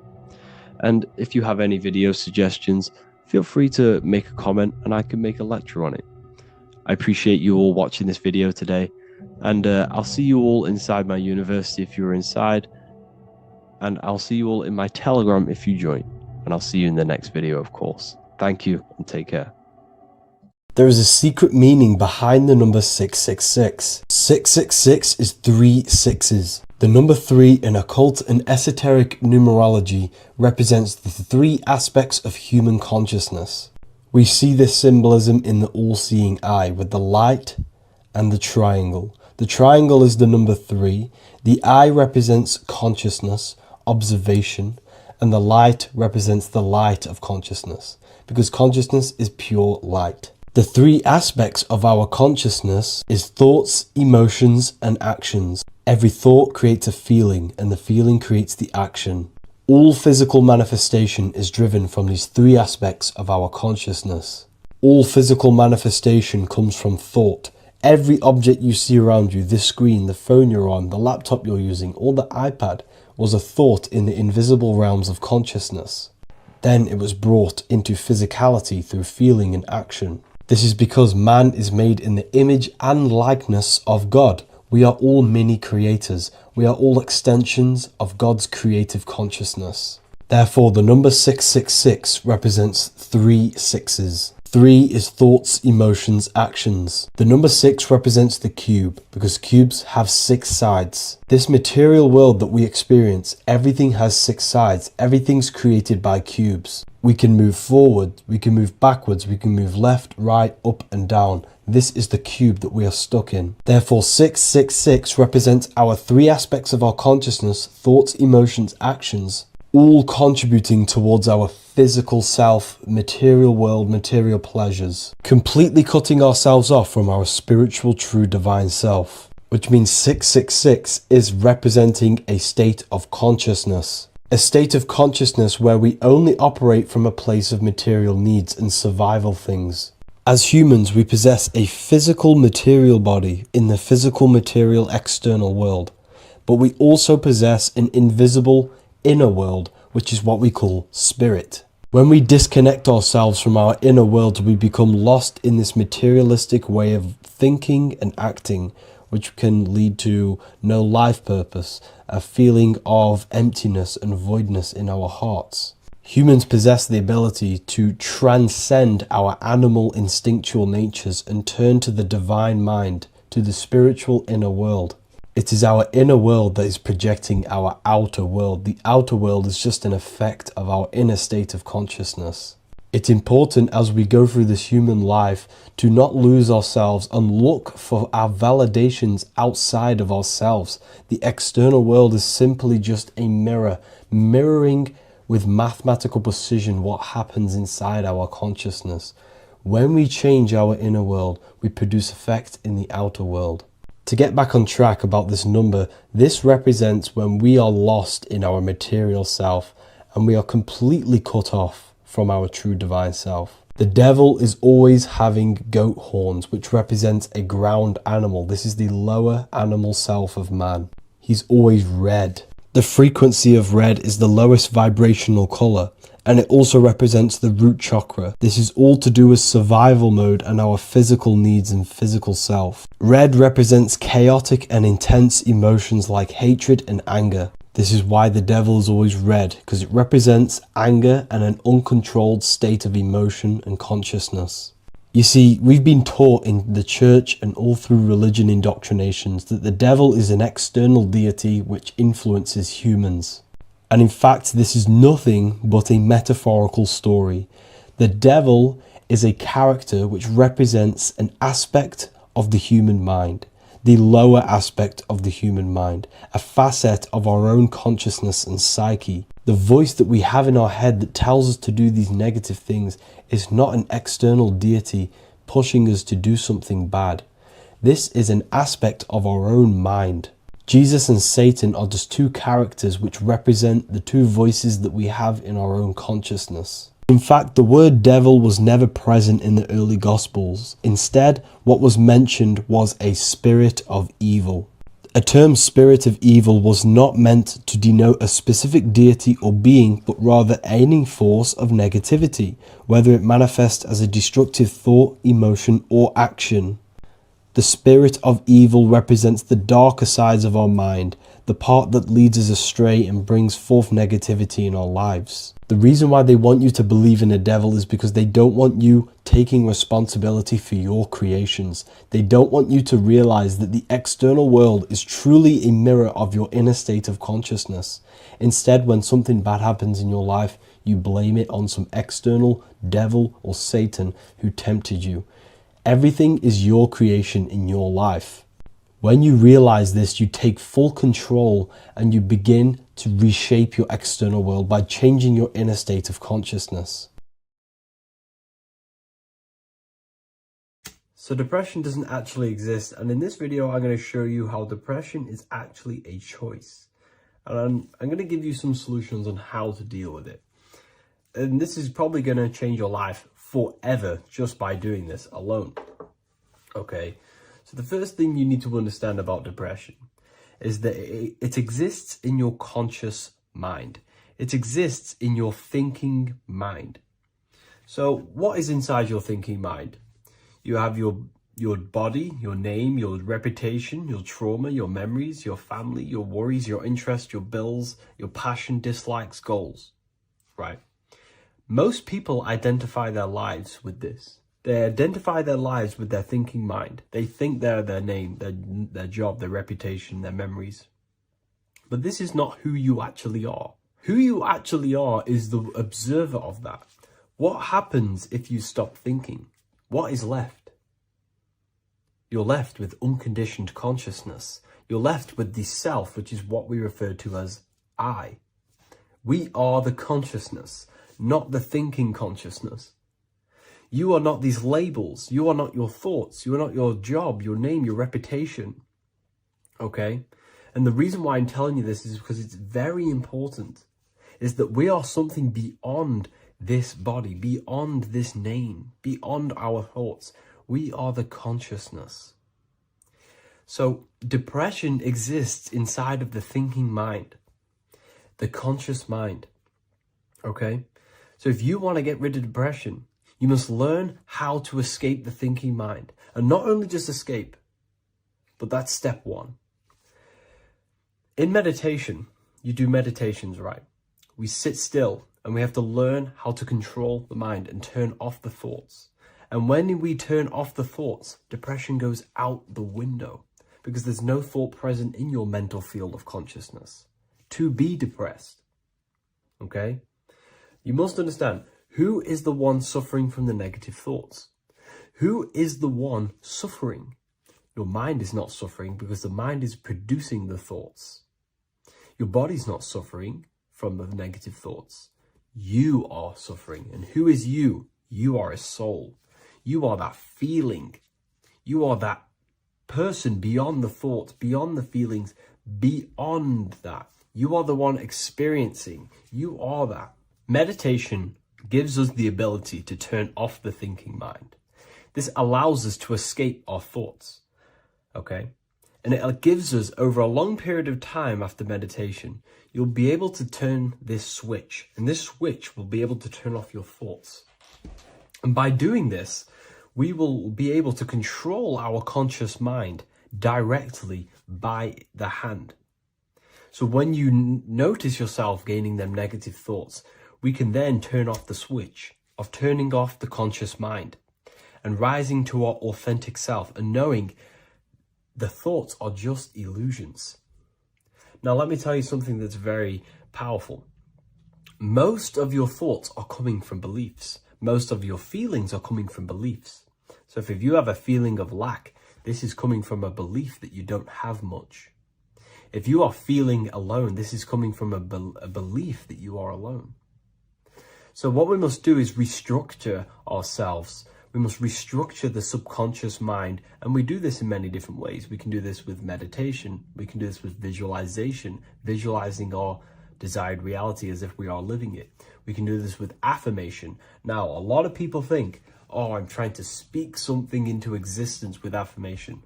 No, you're not using vibration to try and change reality with what a lot of these new age people will teach you. Vibration, your words will not have much an impact on reality. That's the truth. But what they do have an impact on is reprogramming and recrafting and refining your mind. If you repeat, I am wealthy all day long, your subconscious mind, that word will be lingering inside your subconscious and you will start to mold that into your conscious. You'll start to be consciously thinking about this. Most of your thoughts are coming from your subconscious. So if you want to get rid of depression, you got to figure out the trigger. What are you depressed about? What are you feeling? What are the beliefs that are making you feeling and thinking this way? And that's what you must restructure. You must restructure your subconscious mind through visualization, meditation, and affirmation.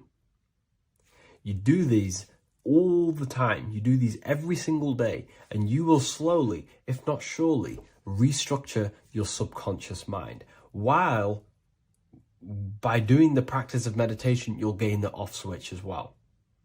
Sometimes depression comes from not living in your authentic self. You're not doing the things that your soul is telling you to do. We all know what we should be doing at all times. I don't care what you have on. We all know we should be doing something. We all know that we have these, there's a higher aspect of our mind that tells us, oh, we need to be doing this, but I'm actually sat here on my phone. oh, I shouldn't be eating this, but I'm doing it anyway.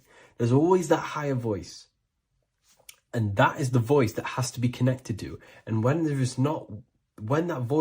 body's not acting out the voice of the soul, then the soul becomes sadder, and suffers more and more and more. There has to be a connection between the soul, the mind, and the body. They have to work in unity. Okay? So I hope this video helps with depression, with whatever you're going through mentally.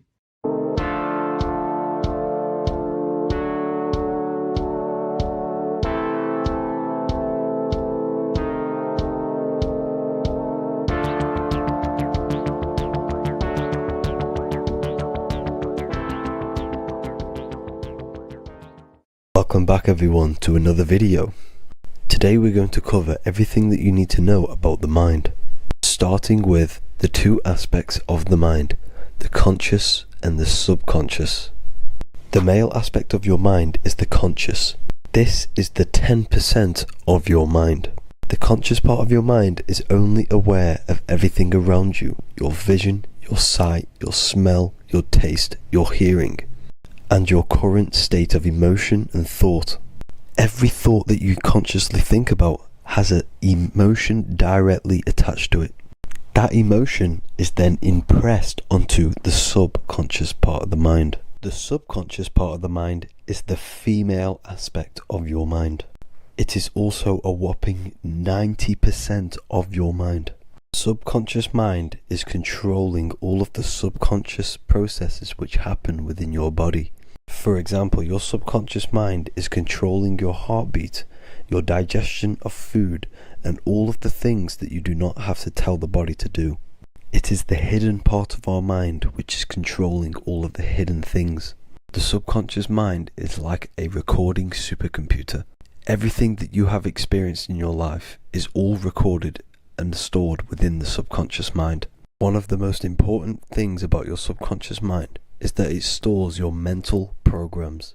Everything in the subconscious mind manifests into behavior and actions within the body. Your daily basis routine and habits are all mental programs within your subconscious mind. These mental programs are created by mainly two ways. 1, repetition, and 2, emotional impact. The repetition is fairly simple to understand. The more you do something, the more it impresses onto your subconscious mind and becomes a program. That program will then manifest into your behavior. However, with the emotional programs, they work a bit different. The stronger that you feel an emotion, the stronger it is impressed onto the subconscious mind. And then that emotion becomes a program. For example, you had a very traumatic moment happen when you were a young child.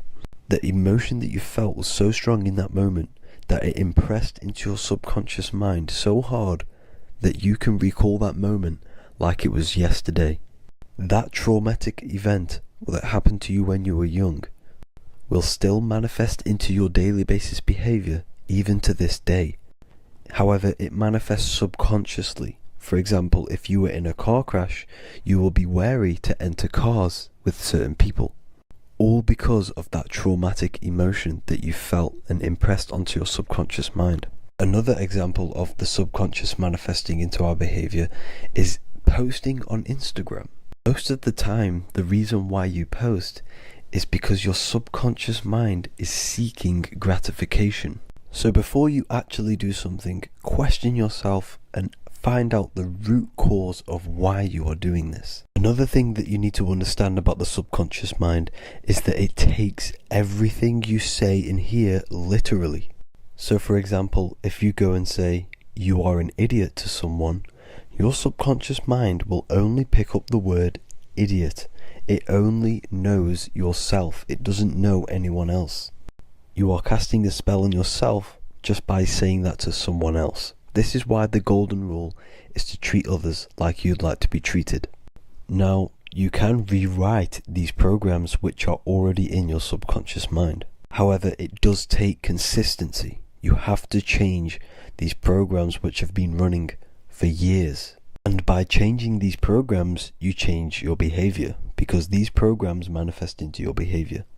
The best way to do this, personally is to listen to affirmations first thing when you wake up in the morning, and do this for 10 minutes every single morning. Then at night time, you want to think and feel that you are becoming the reality that you desire. The more that you feel this reality, the more it will become a program and impress your subconscious mind. For example, you're trying to gain financial freedom. If you trick your subconscious mind into creating a program saying that you are financially free, this will manifest into your behavior. You will start doing more work. You will start looking for ways to make money. Your mind will be set on the frequency of money and financial freedom. Therefore, you will receive thoughts based around this program. If you take enough action, your life will dramatically change because of this program that you created in the mind. This is why we call it a mindset, because your mind is a frequency tuner which sets its frequency onto different thoughts, because thoughts are frequency. If you fill your mind with a specific frequency, you will gain thoughts and ideas based around that frequency. To create a stable mind, you need to master your emotions. You need to change your mindset. Everything that you experience is neutral. Based upon the mindset that you see it, you either give it a positive or negative charge. By understanding this deeply, you will then control your emotions. I hope you gained some wisdom and enjoyed this video. Please, if you can, leave a comment and a like, and subscribe to the channel if you like this content. Love and light to you all.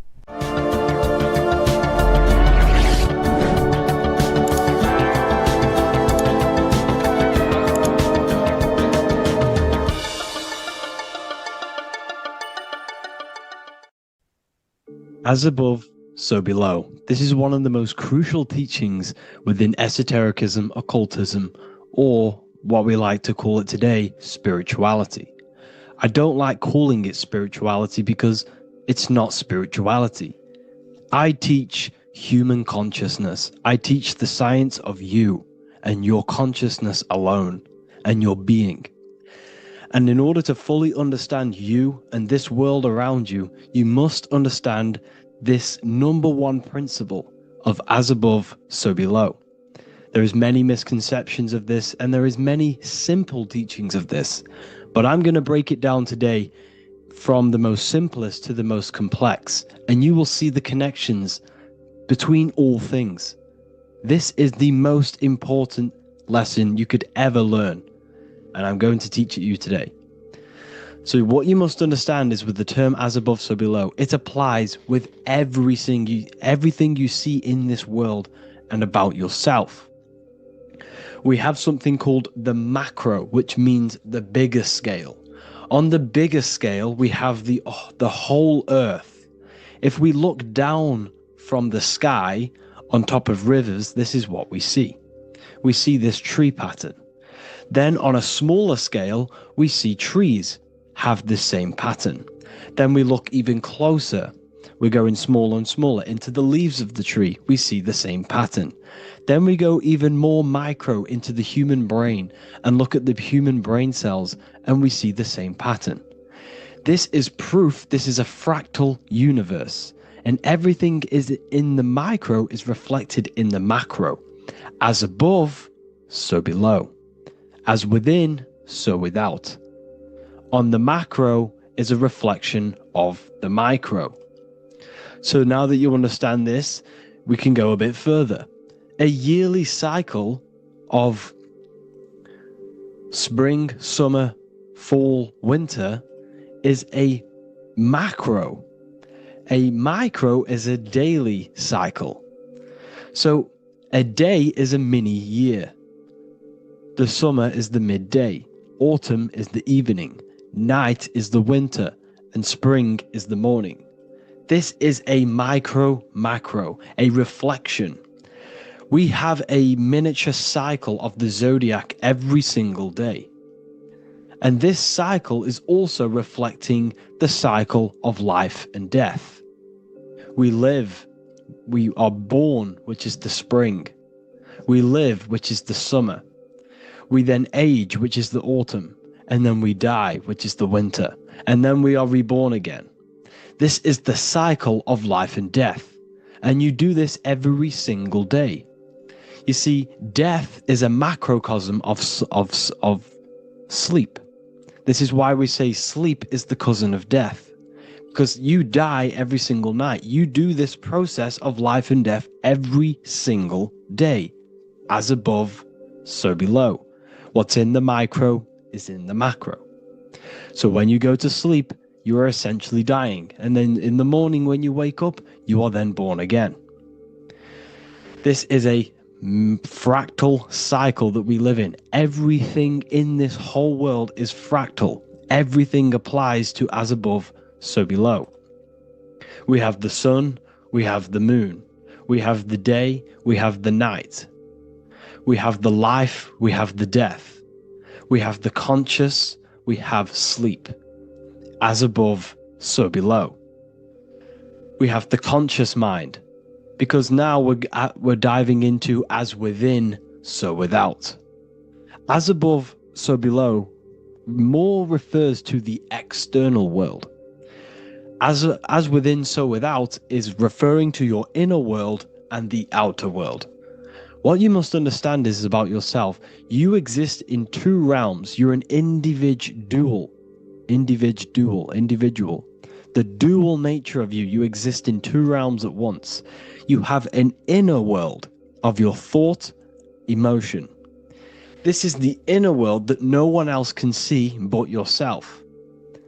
And you have an outer world with a physical body which everyone can see. So you exist in two worlds. You have the inner voice, you have the outer physical voice, which I'm speaking to you with now. But I also have an inner voice, which no one can hear, only but me. So you exist in the light and you exist in the darkness. The sun represents your external self, your physical, conscious mind. The moon represents your shadow self, the inner self, the psyche self, the spirit self. There is an as above, so below. The sun is within you. The moon is within you. Everything is within you. Now that you understand as above, so below, what is your body? Your body is a miniature earth.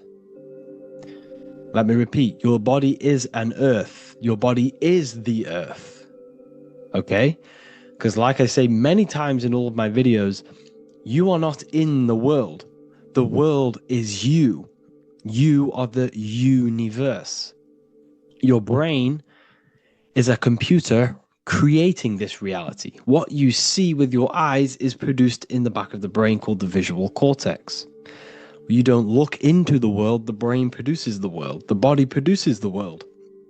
When you touch something, you're not actually touching something. This is the electrical nervous system. When you touch something, what you feel is actually electrical signals on your nervous system reporting back to your brain. Therefore, when this body dies, you leave the earth because this body is the earth. Okay? As above, so below. You have the mental plane, the astral plane, the etheric plane, and the physical plane. This is essential for understanding reality and the teaching of as above, so below. Everything in this material plane began in the thinking mind. For example, the microphone I'm speaking into, the phone you're watching this video off, or the laptop or iPad. Where did this begin? It didn't begin in the factory. The first ever place this item begun was in the mind of an individual. The invisible realms of mind is where all physical things and physical items begun. Essentially, this physical plane is the effect of the thinking mind. This world is the world of effect. It's the world of outcomes. When you see something, it is already manifest.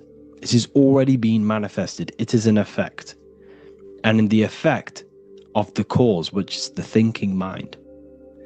Therefore, the mind creates thoughts, which is the mental plane. Then after thoughts creates imagination, which is the astral plane. These two are spiritual. They are non-physical. So spirit kind of means non-physical. Then you have the physical planes, the etheric and the physical plane. As above, so below. What happens in the mind is manifest on the physical plane. Like I said, the phone that you are holding, it was a thought, and then it brought down into a physical reality. As above, so below. You change the mind, you change your reality. Your environment, the word environment has ment in it because your environment is mental. So now that you understand this, so what is the world around you? The world around you was created by the mind of God. It was manifested through God's thought. So you are living in the mind of God. You are a thought in the mind of God. God thought you into existence.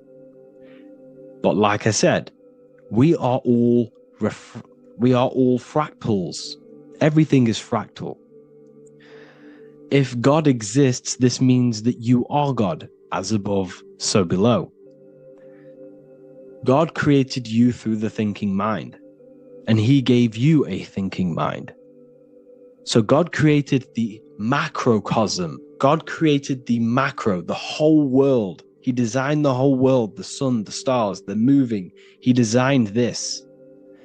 But then he gave you the thinking mind to design your own life and create your own life in his world. You are a microcosm of God's macrocosm. Just like God thought you into existence and the whole world into existence, you are a microcosm thinking your world, your reality into existence. You see this now? Everything is a reflection. Everything is a mirror. Everything is fractal. So in order for you to change your reality, you must change these higher planes. Your thought and imagination are the two key aspects of creating physical reality. Every object you see around you was begun in these higher planes of the non-physical, and they were brought out of spirit into physical matter through the thinking mind and physical action. So now we're going to get a bit deeper.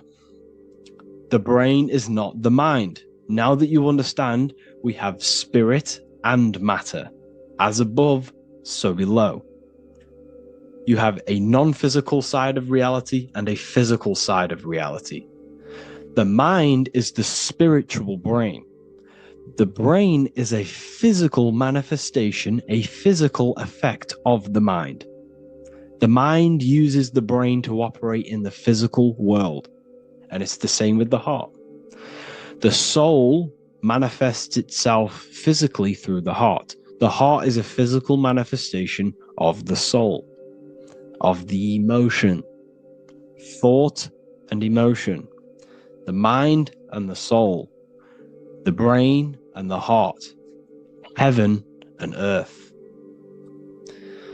So you have the inner world and the outer world, the spiritual, non-physical, and the physical. So we are all on this process of awakening, an expansion of our minds into new fields of thought, into new fields of awakening ourselves. Because essentially we are born into this world, but you are born many, many times. You can be born physically and you can be born spiritually. Like I said, everything is fractal. So just like when the baby finds out that there is a world outside of its mother, what does the baby do? The baby seeks a way out of its mother, and then the baby is now born into a new world, a world outside of its mother's womb. It's the same with you and your spiritual process. As your mind becomes aware that there are other realities beyond your physical body, it then seeks a way out. And this is why you are probably watching my YouTube, because you are now on the path. Something within you has guided you to this path of knowledge, truth, enlightenment, and expanding your consciousness. And it is your soul who brought you here. Your soul speaks through emotion, a guidance. Emotion is the language of the soul. When you feel very bad, this is your soul telling you you're not in the right place. You're doing the wrong things. Because the soul is always unfolding its purpose, which is expansion and learning. That is it. The mastery of the self and the learning of the mind is the only thing that counts in the end after this life. So you are on a journey of expansion, of learning, creating, and spiritual rebirth. As above, so below. What does this body tell you? When I see someone overweight, I don't see the overweight. I don't see the body. I see the mind. I see an undisciplined mind. I see a mind that lacks self-control. I see a mind that seeks external validation. That's what I see when I see an overweight person. I don't see his body. I see the result of his mind. Because what does the Bible tell you? You shall know them by their fruits. It's the same saying as above, so below. You shall know them by their fruit. The fruit is their manifestation. Your body is a direct correlation and manifestation of your mind. Your inner world projects your outer world. As within, so without. As above, so below. Now, what do you see when you see this man's body? I see discipline. I see strength. Mental strength, not physical strength. I see mental resilience of pain. Because all of this man's mental energy has been manifested physically within his muscle. This body is a direct manifestation of this man's mind's pain and suffering, and it shows discipline. This is why people instantly respect you if you are in shape. You walk into a room and you are in shape, people will instantly give you respect because they know that you are mentally disciplined. The body is a reflection of your inner world, and it's the same with your friends, your family, your connections with people. If you think about yourself very negatively all the time, and you don't have a good connection with yourself, you don't have a connection with your true self, this will manifest into every single relationship you have in your life. If you don't have a good relationship with your inner self, you don't have a good relationship with the people and the friends around you. Because as within, so without. If you think negative about yourself, you will only pick up the negative in other people. If I think very highly of myself and I think very happy and good things about myself, I will then see the good things in other people. Because it's as above, so below. As the inner world is, so is the outer world. It's the same with your life circumstances. Your life is a direct correlation of every thought you thought in the past. If you possess millions of pounds, millions of dollars, this is because you have thought this into physical reality. You live the life you are deserved. You live the life that you manifest through your thought. If you live a very poor life, this is a reflection of your mind. This is a reflection of what you have thought into physical existence. Because like I said, everything begins in the mind. As above, so below. And this is even present within the body. So where is the head? The head is at the very top of the body. And where does all manifestation begin? In the mind. That's where the mind is, in the head. And then the thoughts we think travel down the body into the heart, which is the emotion. Every thought we think is in the emotion. Every thought we think creates an emotion. This emotion then drives the action. Where does the action come from? The feet, because the feet move our body. We move with our feet to take action. Our hands. You see, so the body is even a micro reflection. I can't even say it. Reflection of the order of manifestation. This blew my mind when I figured this out. You see, the head The thoughts begin here. This is the beginning of all manifestation. Then it comes down to the heart. This is the emotion. Then you take the action. The thought and emotion then sparks the action, which is taken with the hands and the feet. And where's the lowest point on the body? The feet, and that's touching the physical earth. So the head is where the thought is, the non-physical, and the lowest point on the body, which is touching the physical earth. So the head represents spirit, the feet represent matter, spirit and matter.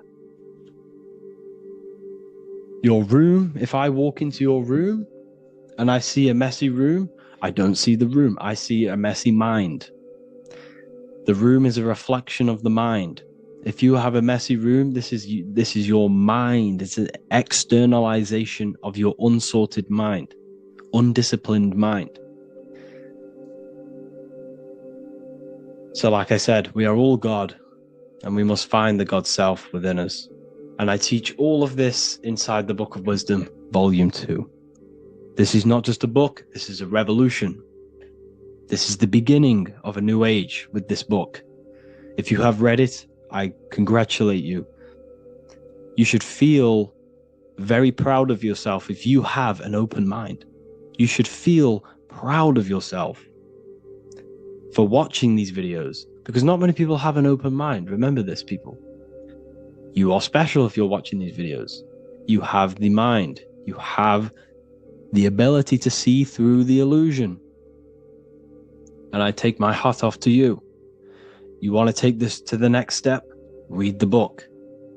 Or if you want to take it to the serious levels, join the university. The university, you gain access to every piece of my material that I've ever done, all of my books, all of my lectures that are hidden from YouTube, that are hidden from everywhere else, the lectures that give you real power. And if you feel alone on this journey, we have a conscious community where you can connect with like-minded individuals, because I've been there. I've been there when you feel lonely, because you feel like no one else is thinking the way you are feeling. You can't talk to people about these things because people just think you're crazy. That's why I put together this, so we can connect, so we can unite, so you can connect with people, so you don't feel crazy about thinking about this stuff, learning about this stuff. And if you truly want to level up your life, people, and take your studies serious, this is for you. We do live calls, we do lectures. There's a whole library filled with books you can read. It's the perfect place for the truth seeker. I thank you all for joining. Please leave a like, a comment, a subscribe. Let me know any future videos you want me to make in the comments. Thank you all. Have an amazing day.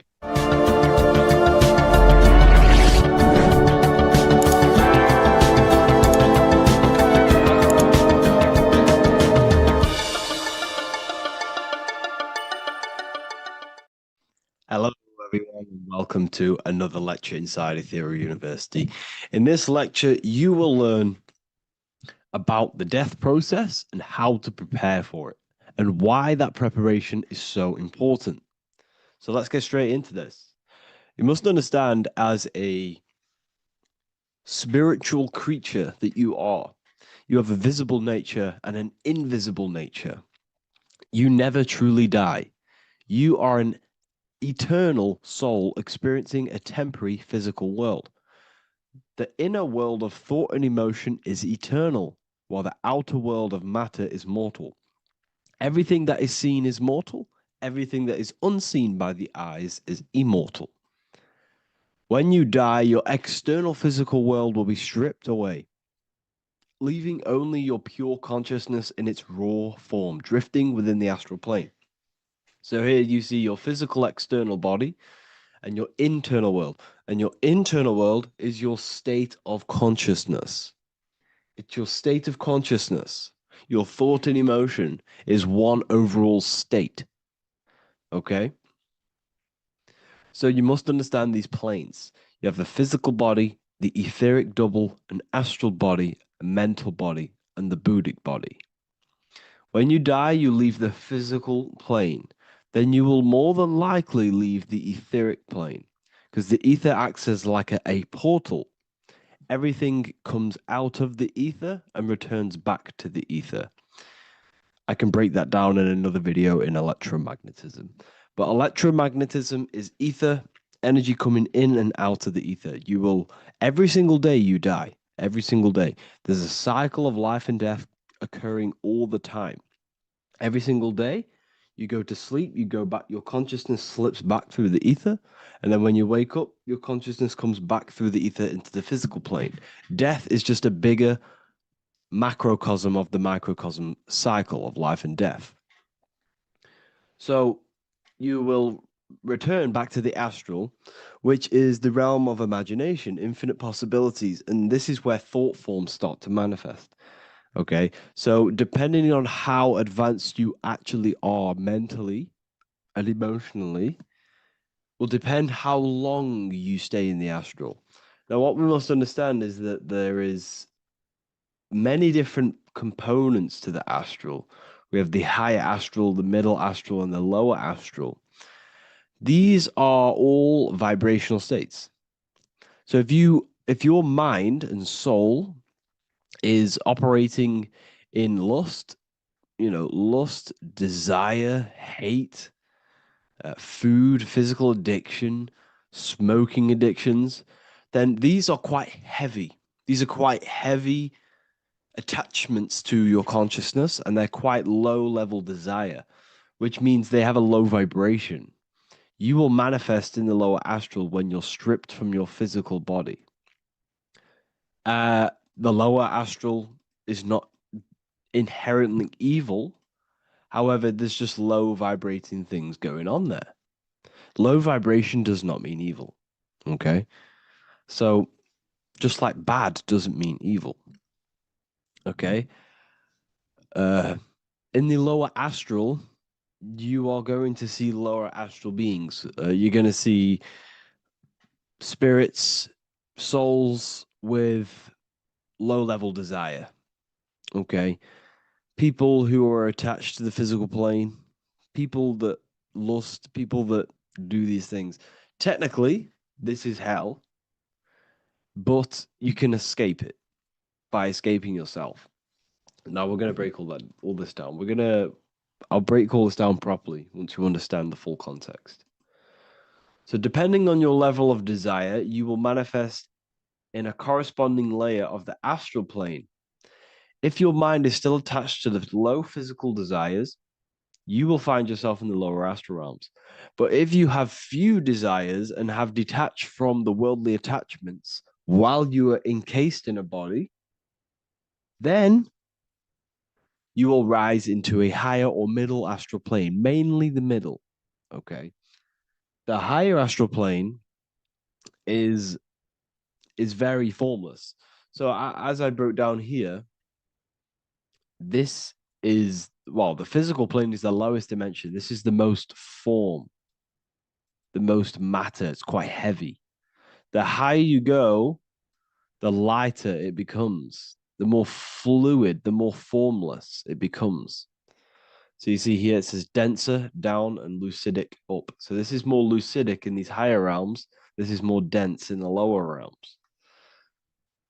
So this is why the ancient Egyptians were always talking about, I'll show you this. This is showing you death. So first of all, we have Anubis, which represents death. Here you have the heart, which represents the soul. And here you have a feather. And this is a scale. You see how this is a balanced scale? So what this is symbolizing, this represents death. This represents your heart, and this is a feather. So when you die, your heart must be as light as a feather, which means your emotions, your soul, should have no attachments to the world. It should be light. It should be detached. This is why the word light and light are the same. Light is in heavy and light is in very bright. Because when you're less attached to the things, your soul shines. You're authentic. You're light. You're very bright soul. And you have no attachments. Your light is in not heavy. So you must detach from the worldly desires. We have to detach from the smoking, the food. This is why we should fast. Smoking, this is why we should detox. We should also meditate. We should also be able to sit with ourselves for long periods of times. Okay, I'm going to break all this down properly, but that's why the Egyptians show you the symbolism here. Okay,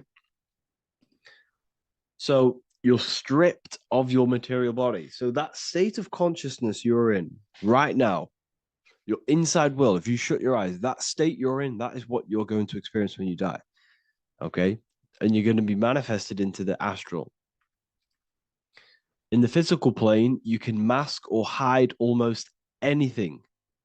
But in the spiritual realm, you cannot. The astral body, your thoughts and emotions directly shape your spiritual body, your astral body, revealing your true inner state. So your desires that you can hide in the physical plane, your emotions, your thoughts, you can't hide any of that in the spiritual plane, in the astral plane. That will directly shape who you are, your color of your astral body, and your astral body as a whole. So here we have Kim Kardashian. If you could see this lady's astral body, you would run so far that you would be horrified for the rest of your life. If you could see their spirit, their astral form, it would be horrific, because their mind is so attached to, physical things, so attached to desire, money, fame, worship, power. These people do not want to die. These billionaires and millionaires will never want to die. They will do whatever they can to stay alive, because they understand what when they die, they have to face themselves. They have to face their inner world. And their astral body, their true authentic self on the inside, is horrible and horrific and so low vibration. So this is where it comes in. You must be as light as a feather. This is what the Egyptians are showing you in their artwork. Your soul must be as light as a feather. In order for the soul to ascend to a higher plane and not look at that physical plane and say, I want to go back, or I want to desire things down there, you must detach now and prepare for death. Hell is not a place. It's your own personal suffering born from within. If your mind and soul are deeply attached to mental fixations, emotional wounds, and physical addictions tied to the material world, that pain will follow you into the astral. This is your true judgment day. You judge yourself when you die. You see your authentic self. There's no hiding. Right. Imagine right now that you that everything you cling to was stripped away. No matrix, no electricity, no food, no TikTok, no phone, no possessions, no distractions, no one else. Could you sit alone with yourself for just 1 hour? Could you sit alone with your thought and emotion? That moment of truth is what you must begin to prepare for. Could you sit alone with yourself? Can you sit alone for long periods of time and just think? And if you cannot, then you're running from your internal world. You're running from your thoughts. You're distracting yourself from your thoughts. This is what we must address. Now, don't feel bad if this is you. We've all have problems. We all have internal problems. But this is what we have to face directly in order to prepare for life after death. We must meditate for long periods of time. Not even meditation. We should be able to sit with ourselves with no distractions and just think. This is what the people of the past used to do when we had no technology. People would sit and think for hours. This is what we need. Because if you cannot sit with yourself, imagine sitting with yourself with no physical body. That's the level that's going to happen. And we need to prepare for that. The soul and mind must become as light, as weightless, as radiant as a feather to ascend to a higher plane and move beyond the physical life. To rise, they must release heaviness, attachments, burdens, fears, and desires. The lighter and brighter your inner being becomes, the more freely it can rise into a higher state of existence. Ascension is not about going somewhere, it's about becoming something pure, clear, and luminous. Okay, this is very important. Very, very important. We must detach from the worldly things. So enough of that. How do we do it? How do we attach? How do we prepare? Number one, you must detach from the material things. Start loosening your grip on things, possessions, titles, even identities. They are temporary. Appreciate them, but don't let them define you. Let nothing outside of you define you. Nothing. Your name is not you. Your job is not you. Your reputation is not you. Your bad past is not you. Your good past is not you. Your business is not you. Everything outside of you is not you. Now, what I'm saying is, I'm not saying go full right-hand path and never care about anything physical, never care about your family, don't love your family. I'm not saying that. What I am saying, love these things, love these outside things, but do not become attached and do not let them define you. You must be okay with losing anything that is outside of you. You must be okay with that, because you must understand the physical plane is, it's promised that everything is temporary. Everything is temporary in this plane. So don't ever think it's going to be there forever, because it's not. And you must remind yourself, not remind yourself, but I think about this sometimes when I start becoming a bit attached to work and stressed. I just remind myself that I'm going to, this is temporary. I'm going to leave this world one day and I'm not going to care. So you must have the balance. Okay. The balance is key. You can go down that right hand path and just fully cut off from the world like a monk and shave off your hair, disconnect from the physical world. You can do that. That's not wrong. There's different paths in life. You have the left hand path, purely physical. You have the middle path, which is balance between the physical and spiritual. Then you have the right hand path, which is monk mode, where you fully disconnect from the world. They shave their hair off to disconnect from the physicality. They meditate for long periods of time. This is what they're doing. They're preparing for death. Monks prepare for death. They understand this. They understand that you don't die. Your inner world is the true world. The inner world is the only world that exists. Everything outside of you is an extension of you. Number two, cleanse the mind. Watch your thoughts. Are they rooted in fear, anger, regret, or craving? Meditation, mindfulness, and inner reflection help purify the mind. The cleaner your thoughts, the lighter your spirit. So your astral body is formed by your thoughts. It's formed by your emotions. If you sit around thinking about eating all day, you're going to have a very heavy astral body. It's going to manifest in the lower planes. But if your mind is thinking about good things with good intentions, love, knowledge, expansion, you're going to manifest even the middle or the higher. And there are ways to even ascend out of your astral body. Yes, you can ascend out of your astral body and out of the mental body, but that's all very advanced, and I'm not going to teach that yet.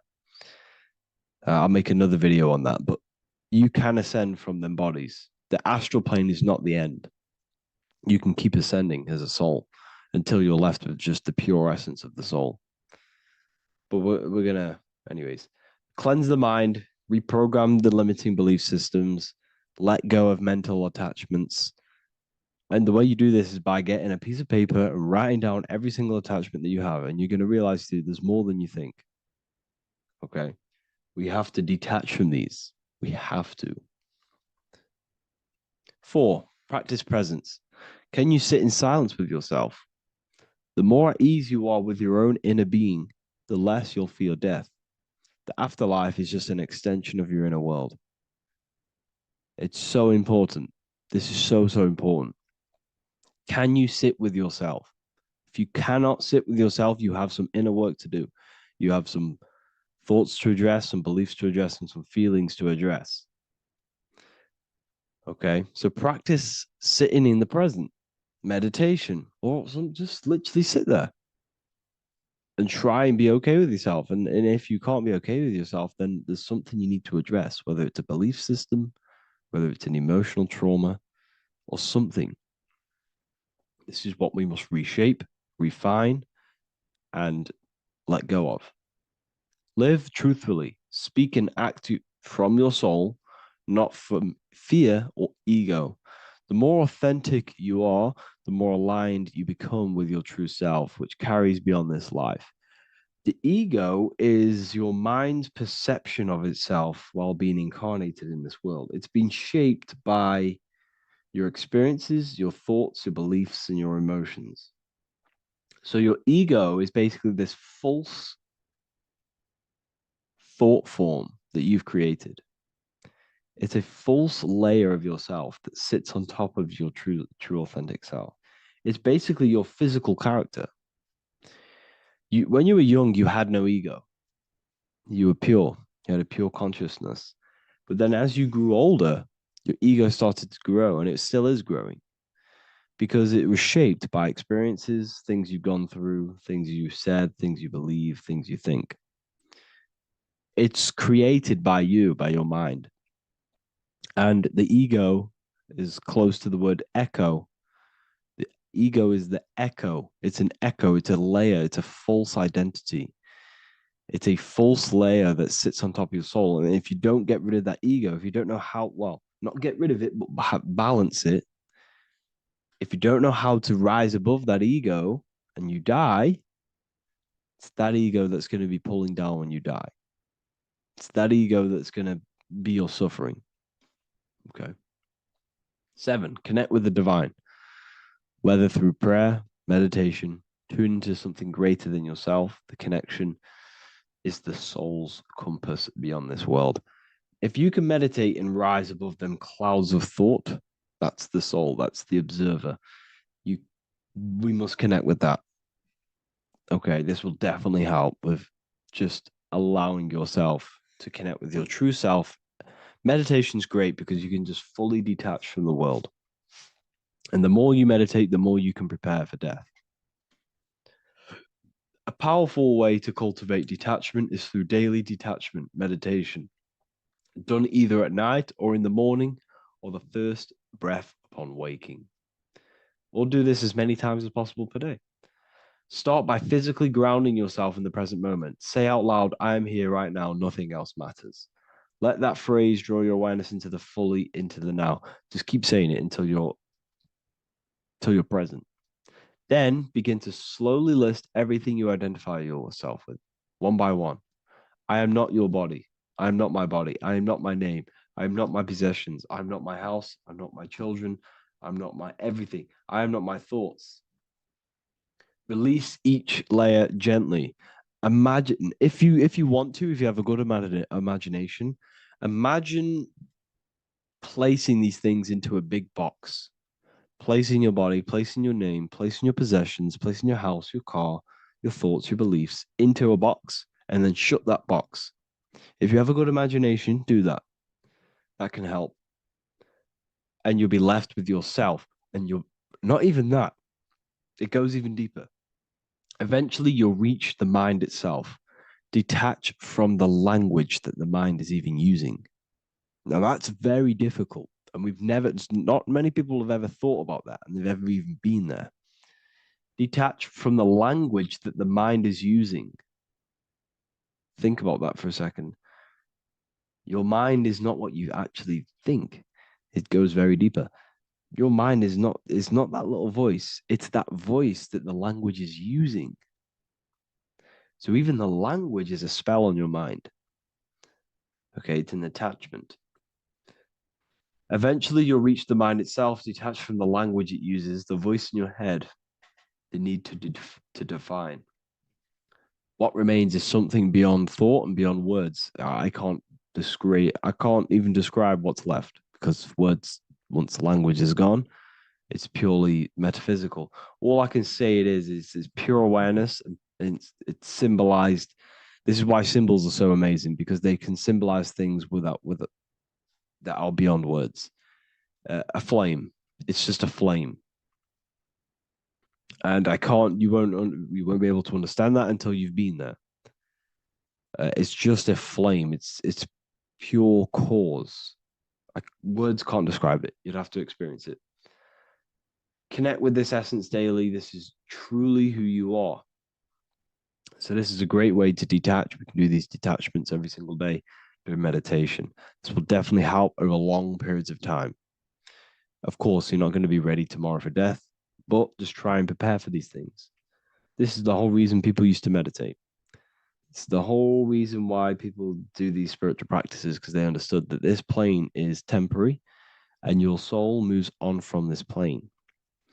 And you'll never truly believe in the soul until you experience it. So I can show you these things, but you must go out and experience it. The soul is real, but you won't understand unless you cast off everything else. Okay. So I hope this video helps. It's a very deep video. I'm going to be making more of these stuff, of more self-mastery. And of course, we've made the self-mastery section now. So I'm going to start filling up this place with lectures. And I think it's a great time to start this because a lot of people have been asking on how to master yourself, prepare to death. So hope this video helps. See you in the next one. Today's topic is the binary code behind the universe. You will learn the fundamentals of the binary code, deeper understanding of reality, which will give you more of a connection to the universe, evidence supporting the existence of this code, and how to use the binary code to shape your reality. Now, this is an important one. We have 0 and 1. This is the binary code of the universe. It underlies everything. It is the source of all creation. The universe is binary in nature, meaning it exists as both something and nothing, on and off, male and female, light and dark. Everything has its polar opposite.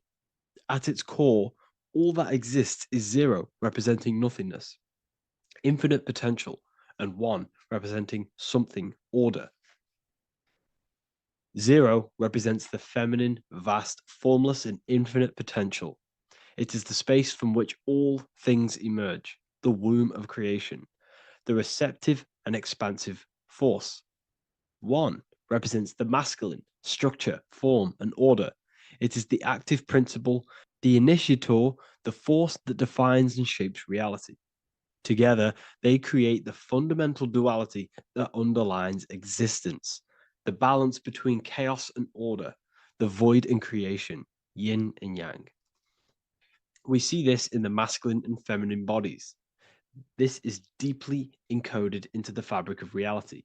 And once you see this, you will never unsee this. So please leave a like on this video if you love my content and you love the wisdom that I share with the world. So we see this with the masculine genital areas. Remember, this is the genital area. This is all to do with creation. These are the generative principles, the generative organs in the body that allow creation to continually outfold into new life.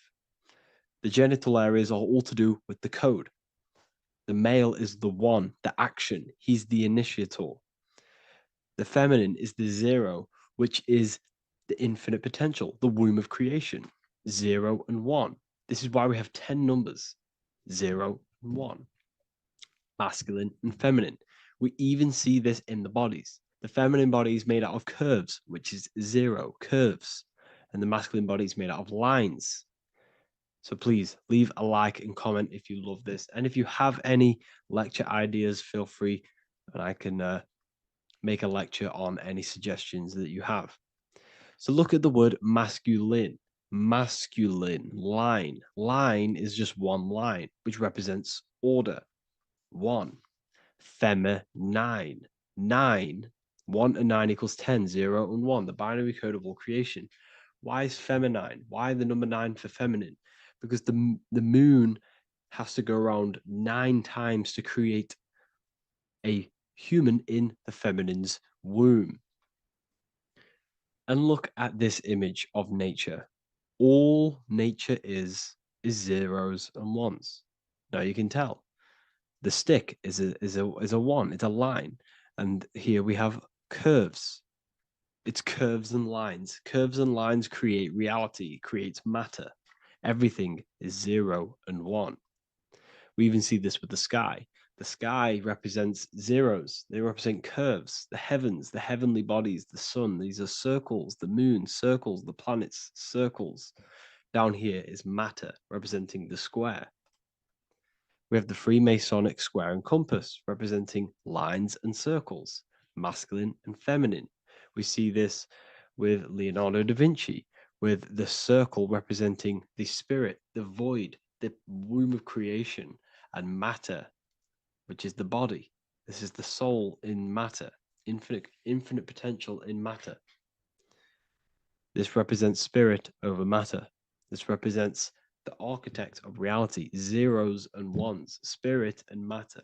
This is all the same thing.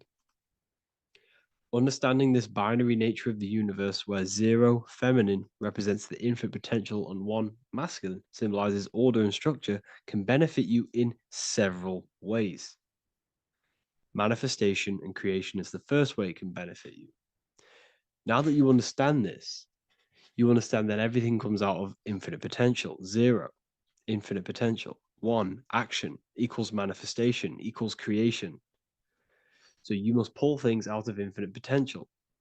If you have ideas but don't take action, too much 0, nothing materializes. You'll never materialize if you sit there imagining all day, visualizing all day. You have to take action. They both come hand in hand. If you only take action without tapping into intuition and creativity, too much 1, your actions may feel hollow and misdirected. Using both effectively leads to greater success in life, work, and relationships. This is the 33rd degree motto, or this is on the 33rd degree of Freemasonry Scottish Rite logo, and it's called Order Ab Chaos, order out of chaos. Chaos is the 0, infinite potential. Chaos is the dimension of the imagination. This is where this all ties in now. Imagination is the dimension of infinite potential, pure potential, formless creativity, and the realm of infinite possibilities. It is the void, the unmanifested energy that contains all that could ever be.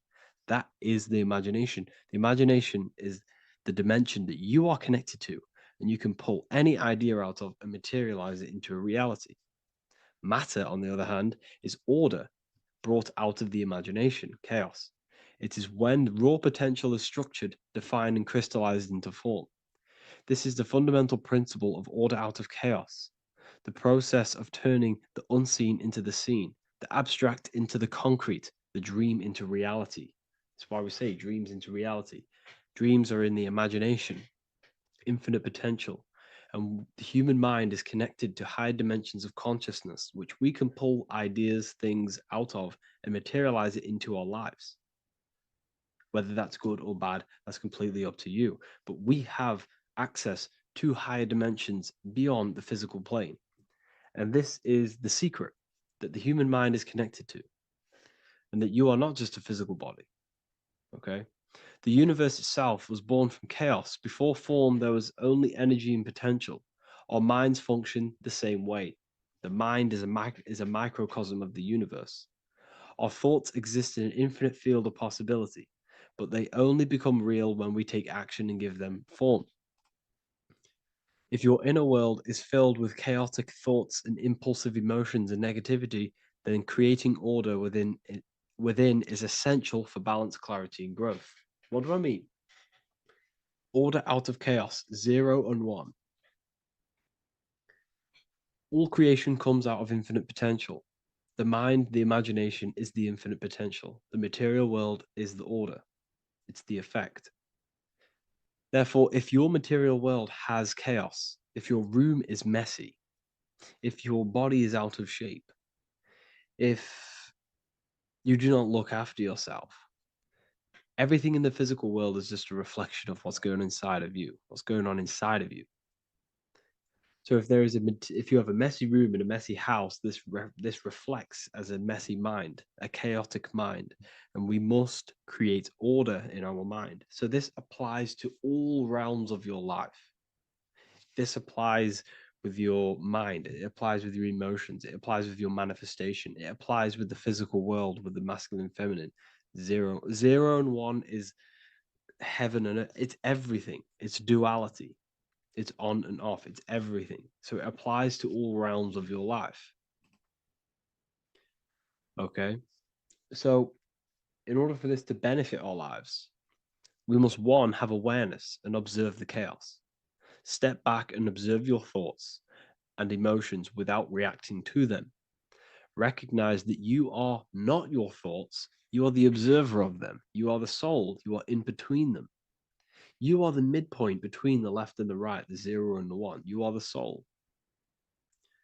Journaling or meditation can help you identify patterns and negativity and impulsivity. So it's important that we recognize these patterns. We recognize the chaos within us and we transmute it. 2, implement structure, mental discipline, mindful practices, meditation, breath work, and slowing down your reactions. Cognitive reframing, replace destructive thoughts with constructive ones. This is so important. For every negative thought that you place attention to, place your attention onto 5 more positive. Never think about something that you don't want to manifest, because whatever you're placing attention on inside that mental field of consciousness, you're giving attention to, which then can manifest into your action, and that will materialize into your world. Routine and ritual. Create daily habits that anchor you. Morning routines, exercise, or creative outlets bring stability. We must master the inner world of thought and emotion. We must bring chaos into order. In order to create anything in your life, you're turning chaos into order. Order out of chaos. You're turning 0 into 1. This is the binary code. All things underlie it. 0 and 1. So it's so important that we master our minds, we master our emotions, we master our inner world so we can produce effect in the outer world. We cannot create consciously and effectively if we have chaotic thoughts and impulsive emotions. So I hope this has made more clarity to you so you can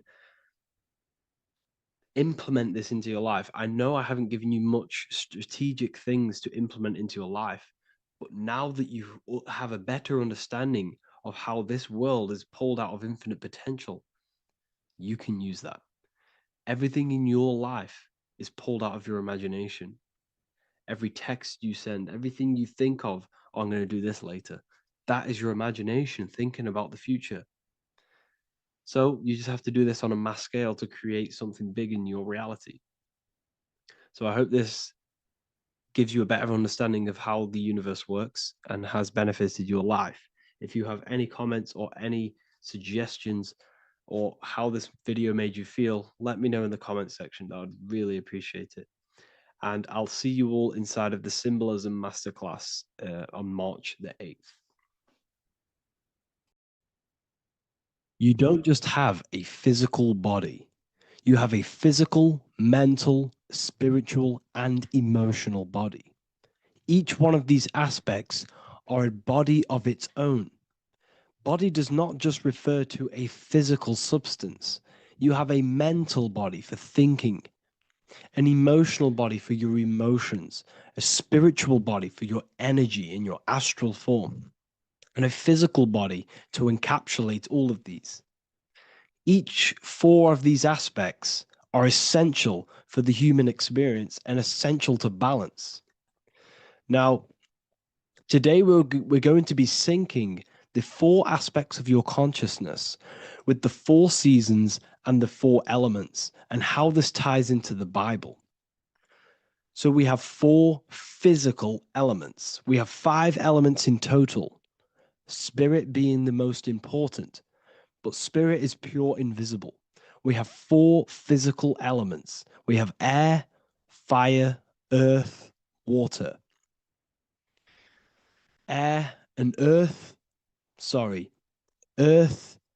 and water are feminine.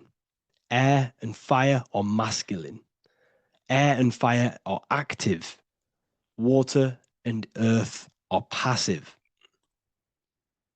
The air corresponds with the mental body of consciousness. This is where your intellect, this is where your communication, this is where your thoughts, intuition all comes from. This is the mental body of consciousness that allows you to think, allows you to process, figure things out, and have intellect and gain knowledge. This is your intellectual aspect of your consciousness, located in the head region. We have a fire nature, a spiritual nature. This is our astral body. Our astral body is all to do with the subconscious realms, the higher realms of consciousness. This is the body that allows us to be free from the physical body. Our spirit is more of our energy. Water is our emotional body. This is what allows us to feel things, that allows us to gain intuitive feelings of conscience. So emotion allows us to understand what is right and what is wrong. When we feel something bad, we know that this is wrong. When we feel something good, we know that we are doing good. Emotions are a creational force that allows us to feel certain things to bring them into existence. Our emotional body is a creational force and should not be reactive, and they should be controlled. Most actions are stemmed from emotions. Actions bring thought into physical existence. Emotions are the driving power. They are what drives your actions. The thought, then the emotion, then the action. Earth is your physical body. This is your physical state that allows you to take mind and emotion into action, into fruition, into physical matter. This is what your physical body allows your consciousness, your soul, to interact with the physical world and bring things into physical existence. The physical body, the physical world, is an outcome and an effect of the thinking mind.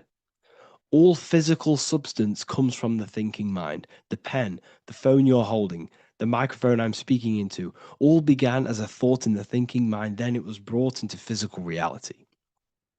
Earth is the most dense. So it goes in this order: body, emotions, spirit, mind. The higher you go up, the more lucid and fluidic it becomes. The lower you go down, the more dense and dull it becomes. Air is the mind, fire is the spirit, water is the emotion, earth is the physical body.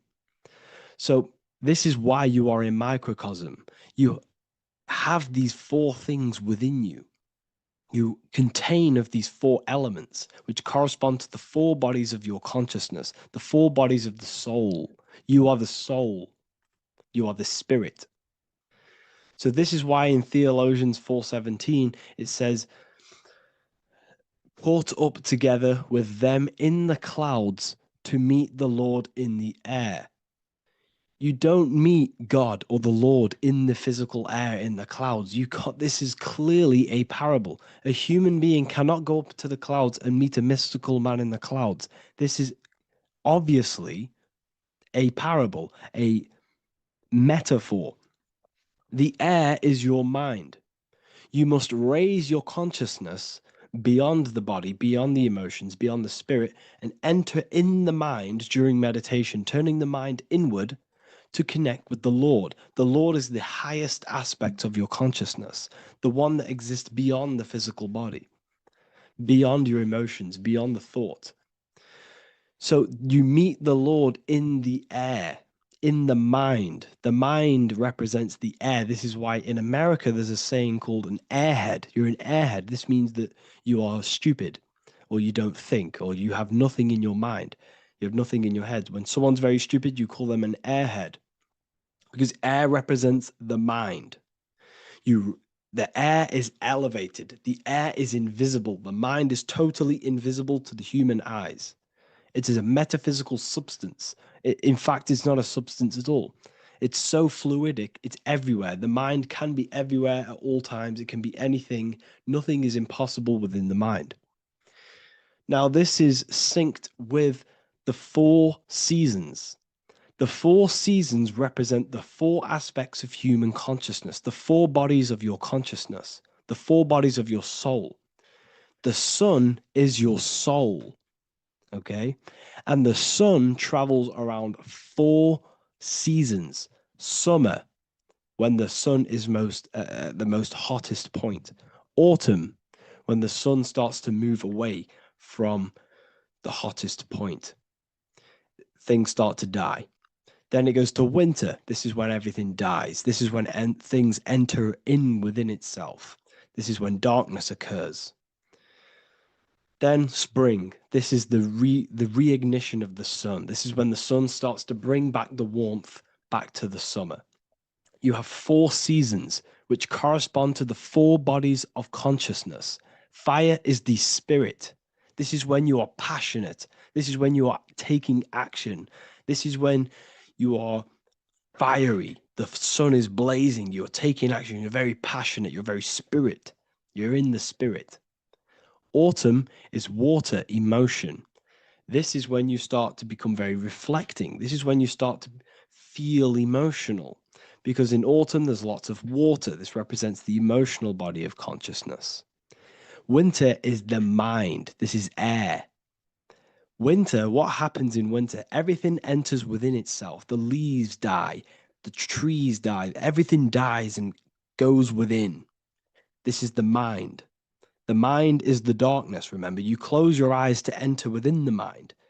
The winter represents meditation. In the winter, what do people do? They stay inside of their house. They research more. They read more books. They become more intellectual. They think more in the winter because we are so we're stuck inside. So we're more reflective. We're thinking more. We're more communicative. We're more intellectual.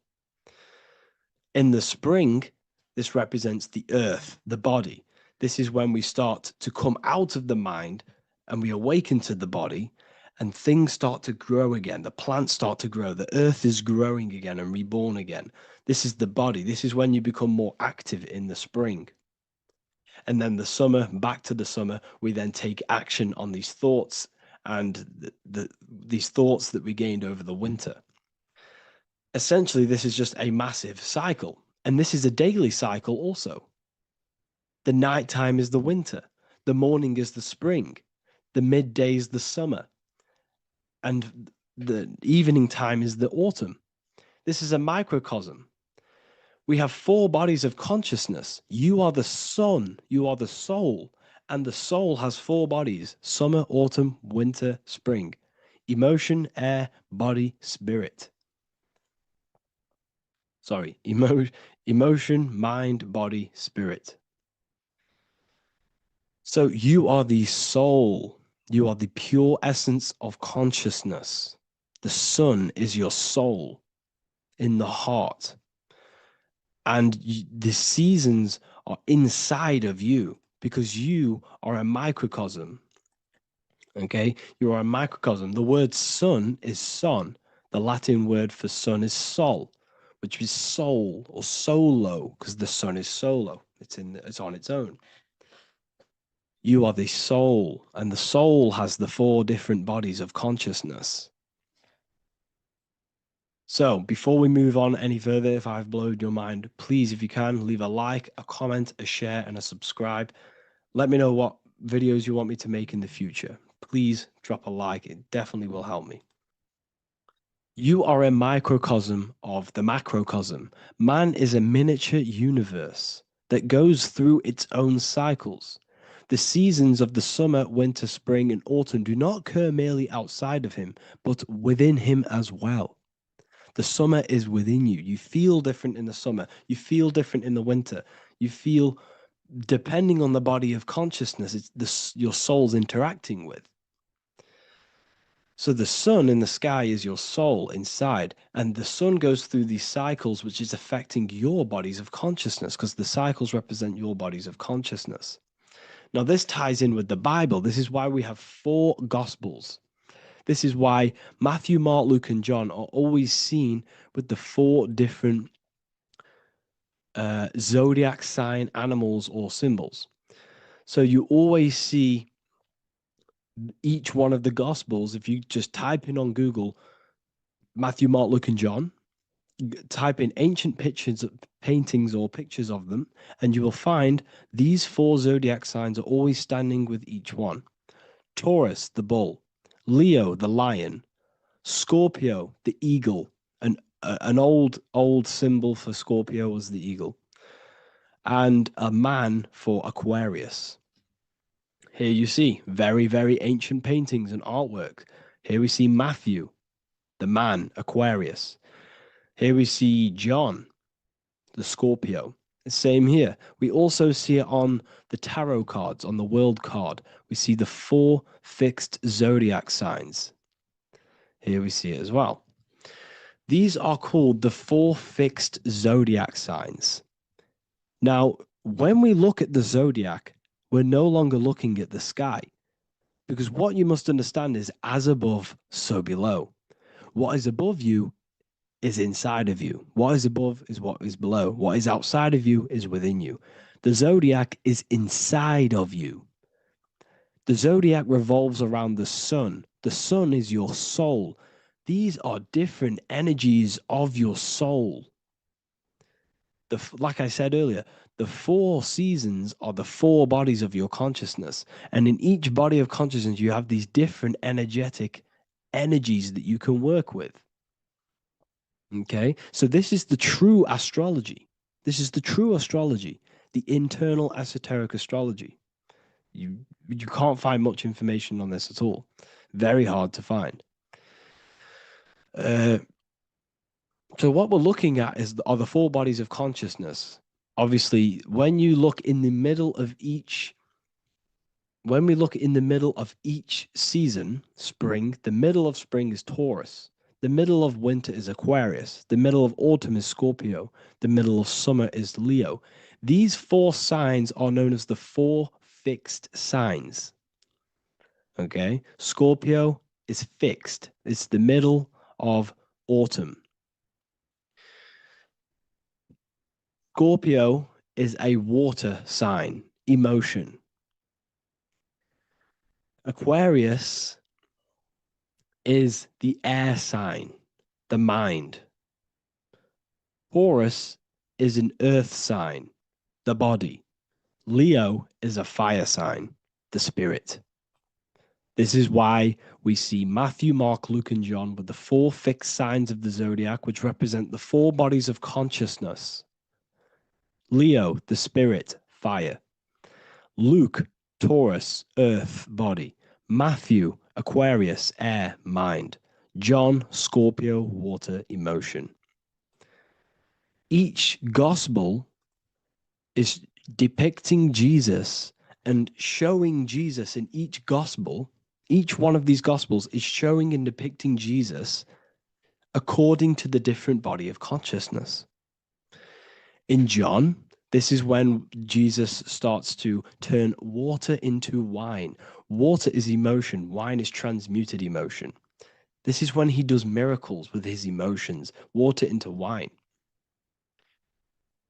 Aquarius, which is Matthew, air, the mind. Inside of the Gospel of Matthew, this depicts Jesus as an intellectual person, a person who's communicating and using his mind, his mental body a lot inside of the Gospel of Matthew. Go and read it, and you will see this. Luke, Taurus, earth, the body. Luke shows and depicts Jesus according to the body of consciousness, the physical body. He shows Jesus as a human, being a human being, helping people physically and helping people's physical needs, like giving away food and doing all sorts of good things for other people. Leo, Mark, inside of the Gospel of Mark, this shows Jesus as a spiritual teacher, a passionate person who is taking action. Each gospel is showing Jesus according to the different body of consciousness, and Jesus represents you, the sun. That's why it's called the Son of God, the light of the world. Jesus represents your soul, and your soul has these 4 gospels, the 4 bodies of consciousness, the 4 fixed signs, the 4 elements, and the 4 seasons. These things all correspond to your consciousness. So this is Leonardo da Vinci showing you the exact same thing. Jesus is the I am, the sun, the soul, in the middle, on his own. Luke, spring, earth, body. There are 3 people in each group. There are 4 groups and there are 3 people in each group. 1, 2, 3. 1, 2, 3, 1, 2, 3, 1, 2, 3. Fall, winter, summer, spring. These are according to the 4 bodies of consciousness. Here we see Aries, which rules the head region. He's on the head of the table. Gemini, he's holding up the 2 hands because Gemini rules the 2 hands, the 2 arms. Gemini is the 2 twins, which is the 2 arms and 2 hands, and the 2 lungs. Here we see the beginning of summer, which is Cancer. You see the big knife here. Cancer, him here, this grey-haired guy, holding a knife for the crab. Cancer, they pinch. You have a knife, symbolizing the crab. Leo, the middle of summer, showing dominance. The sun is very dominant. He's got his elbow on the table, showing dominance. Virgo has no Adam's apple. Cancer here is pointing at this woman's neck, saying there's no Adam's apple. This is Virgo, the virgin, the only woman. Jesus, the sun. This is Libra, the balancing. He's holding his arms out, balanced, showing the balancing of the sun, because when the sun enters Libra, the sun is balanced between winter and summer. So it's balanced. This is all astrology, but this is internal. Okay? This is Ezekiel's vision. Ezekiel had a vision in the Bible, and he saw the face of a man, the face of a lion, the face of an ox, and the face of an eagle. The eagle, Scorpio, the ox is Taurus, the lion is Leo, and the man is Aquarius. He saw the throne of God, and he saw the different bodies of consciousness. This is all symbolic for the different bodies of your soul. So when we look at the zodiac, we are actually looking at a map and the energies of our soul, and the energies of our bodies, and the energies of our consciousness. This is what we are looking at. Each zodiac is an aspect of our consciousness and an energy that we can work with and that we must purify. Balance and purification is essential. Imagine playing a brand new video game. Let's say a brand new video game came out and you had to play it. What happens when you play that game? You don't know the controls. You cause chaos in that game. You can't really run properly. You can't do anything properly. You're getting destroyed by other people who are playing that game. It's the same with your physical body. When you are born, you must learn how to play the game. You must learn how to balance the mind, learn how to balance the spirit, the emotions, and the physical body. We must balance and purify each body of our consciousness, which we must look after our physical body with our physical health by eating physical, electrical food like fruits and veg. We must look after our minds by being conscious of what enters our eyes, enters our ears, enters everything. Whatever enters our 5 senses is affecting our mind, our mental health, our environment, mental. We need to look after our thoughts.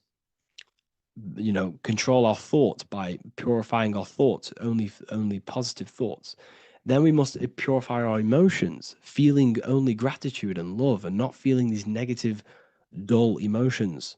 Then we must look after our spiritual body through meditation and looking after our spirit. But remember, when we look after our mind, it all begins in the mind. Each body of consciousness is interlocked with the other. If you have an unhealthy body, you have an unhealthy mind, spirit, and emotions. If you have an unhealthy mind, you have an unhealthy body, spirit, and emotions. If you have an unhealthy emotions, you have an unhealthy spirit, mind, and physical body. They're all interlocked. You must balance each one of them. Look after your physical body. Look after your thoughts. Look after your emotions. Look after your spirit. But remember, the mind is the most powerful one. It's mind over matter. Once we look after the mind, because once we start to control our minds and control every thought we think, This will then turn into discipline in our physical body, because once we learn how to discipline the mind, we learn how to discipline what we eat, we learn how to discipline what we feel, we learn how to discipline our spirit. This is all interlocked, but work on the mind first. Work on the mind first. All of this knowledge is inside of the brand new Book of Wisdom, Volume 2. This is a revolution of human consciousness. If you've read it, please leave a review down below. If you've read Volume 1, leave a review down below. This is the next revolution. I don't see this information anywhere.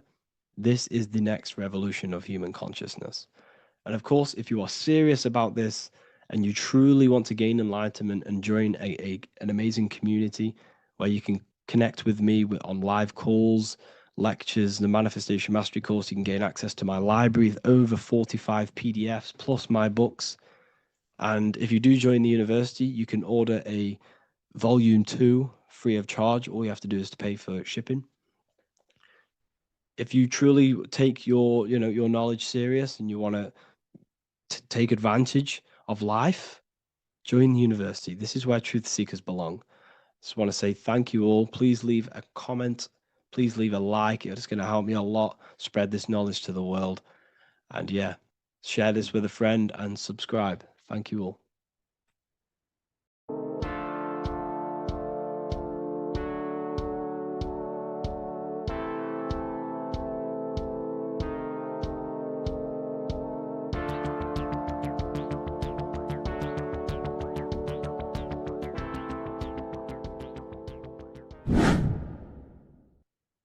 Left and right hemisphere, and what are they doing? How does it contribute towards your perception in this world? And this is what we're going to be talking about in today's video. We're going to be breaking down the two hemispheres of the brain and how they function in your life. So first, we have the left hemisphere. This is the logical hemisphere. This is the analytical, divided, scientific, or verbal hemisphere. The right hemisphere is creative, wholeness, artistic, symbolic, and metaphorical. The right hemisphere does with non-verbal things. It produces a holistic perception. It is more to do with creativity. Because what you must understand is that we are not in the external world. The world is produced by our brain. We see with our brain. Our eyes are a part of the brain. What we touch is the brain's interpretation of electrical signals on the nervous system. What we smell is the brain's interpretation of smell through the nose. What you taste is your brain's interpretation of chemical reactions on your taste buds. So what you are experiencing is the brain. The brain is a computer creating a simulation. And you have two hemispheres which breaks down this reality. So essentially, the brain is the perception creator. It creates perception. So if the brain is creating this, who is the one experiencing the brain? Well, that is you, the consciousness, the mind, the all-seeing eye. You are the all-seeing eye experiencing the brain, the observer behind the brain, behind reality, behind the emotions. So if you're walking through a woods, this left brain sees individual trees. The right brain sees the whole woods. It sees the biome. It sees the bigger picture. So when you are walking through this woods, the right brain picks up a holistic perception of reality. It creates the woods as one unified woods. The left brain's job is to break this down and analyze it so that we can see individual things. And this is also necessary for humans to have the ability to break things down and manipulate things in this world. So without this left hemisphere, we could not manipulate things and break things down. So this right hemisphere is important because it sees the whole woods. It sees humanity as one unified consciousness. However, the left hemisphere sees individual egos. So the left hemisphere is the place of the ego because it only understands it sees the world very divided. Okay, so for example, here's another example of the left and right hemisphere. If someone pulls out in front of you in traffic, your left brain is going to start going crazy and analyzing them, calling them names. The right hemisphere, however, sees the bigger picture. Maybe he didn't see you. Maybe it's just a mistake. Maybe he's in a rush. You see how the two brains are very different. They do the same thing, but they function in different ways. The right hemisphere is feminine, the left hemisphere is masculine. So, like I said, this person pulls out in front of you, you start to think with the left. If you start to perceive that in the left brain, you're going to start analyzing them, you're going to start going crazy and calling them names because you're analyzing it.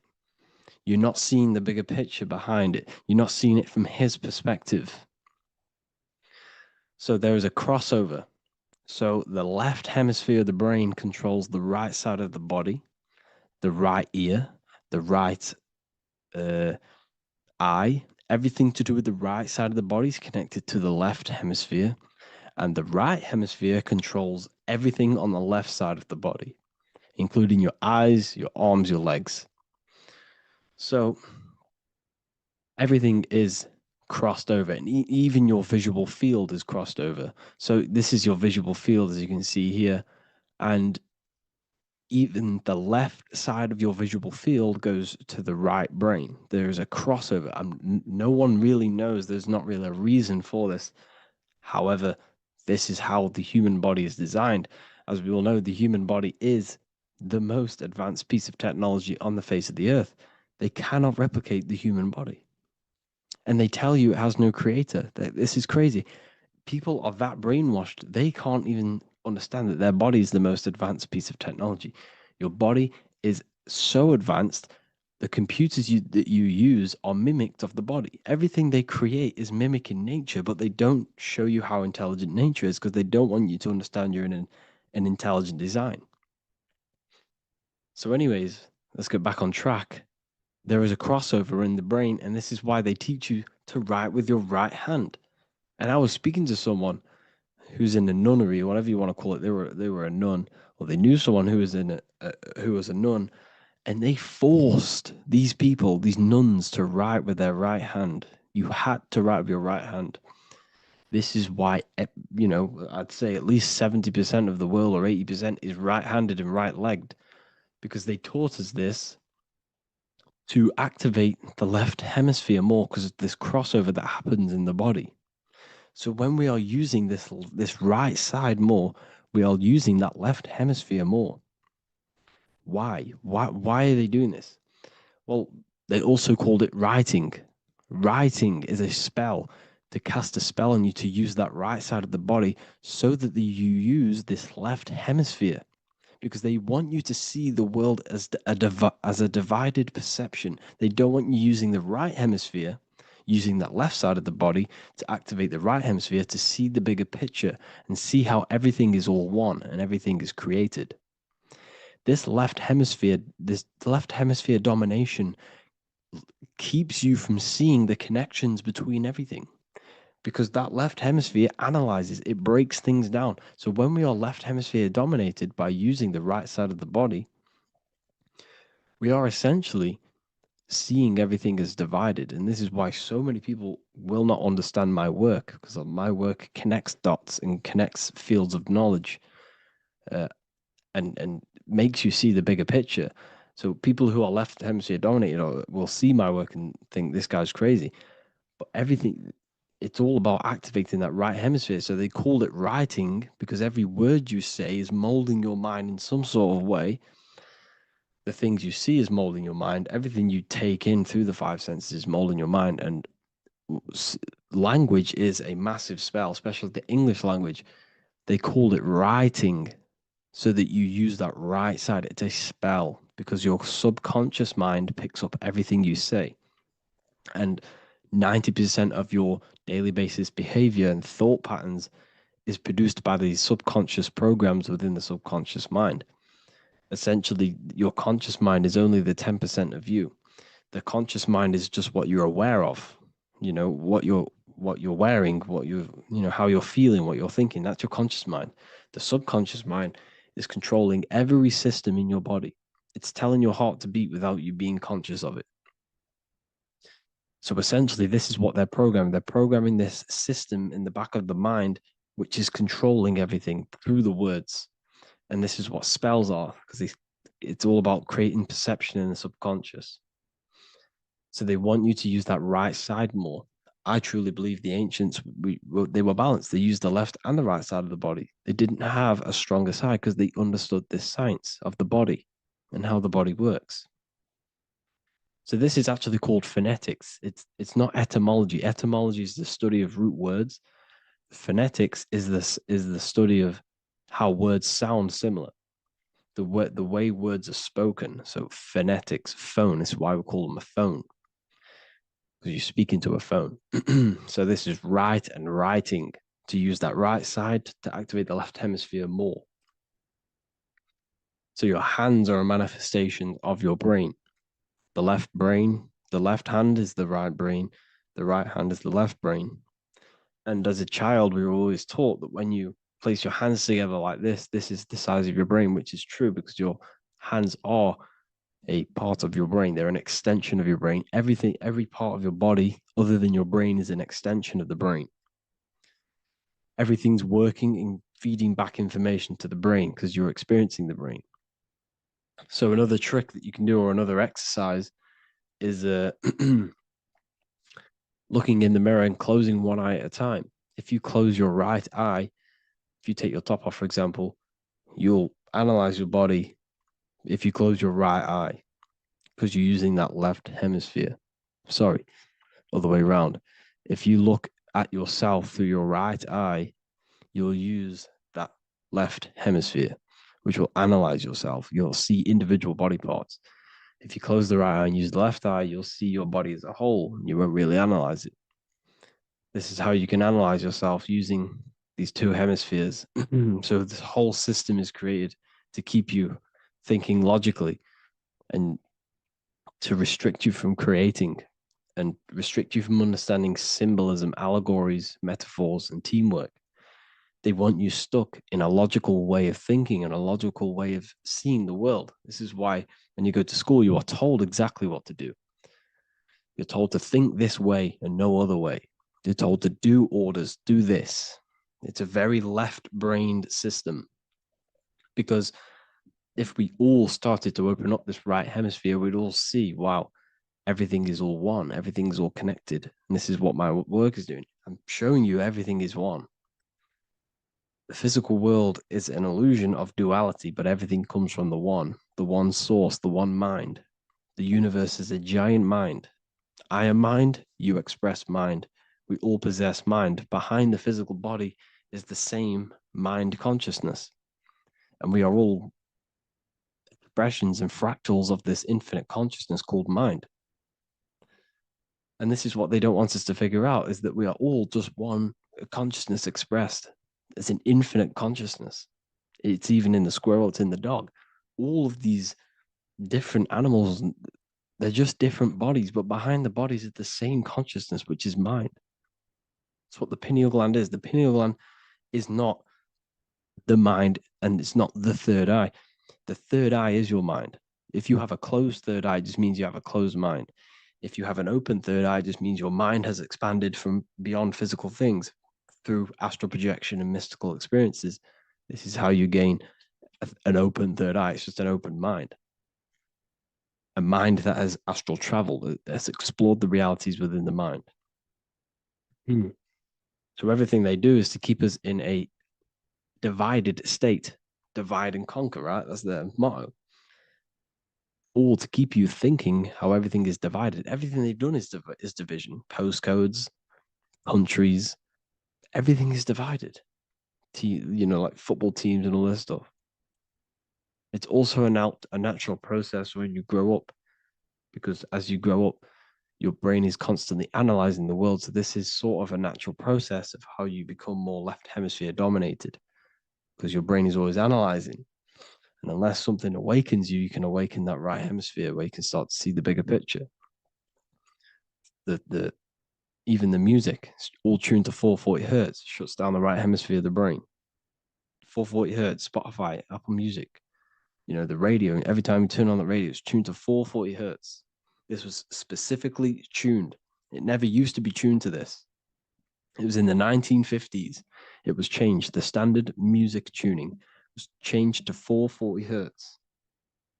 because it shuts down that right hemisphere of the brain. They don't want you thinking, seeing the world in this way and perceiving things as one.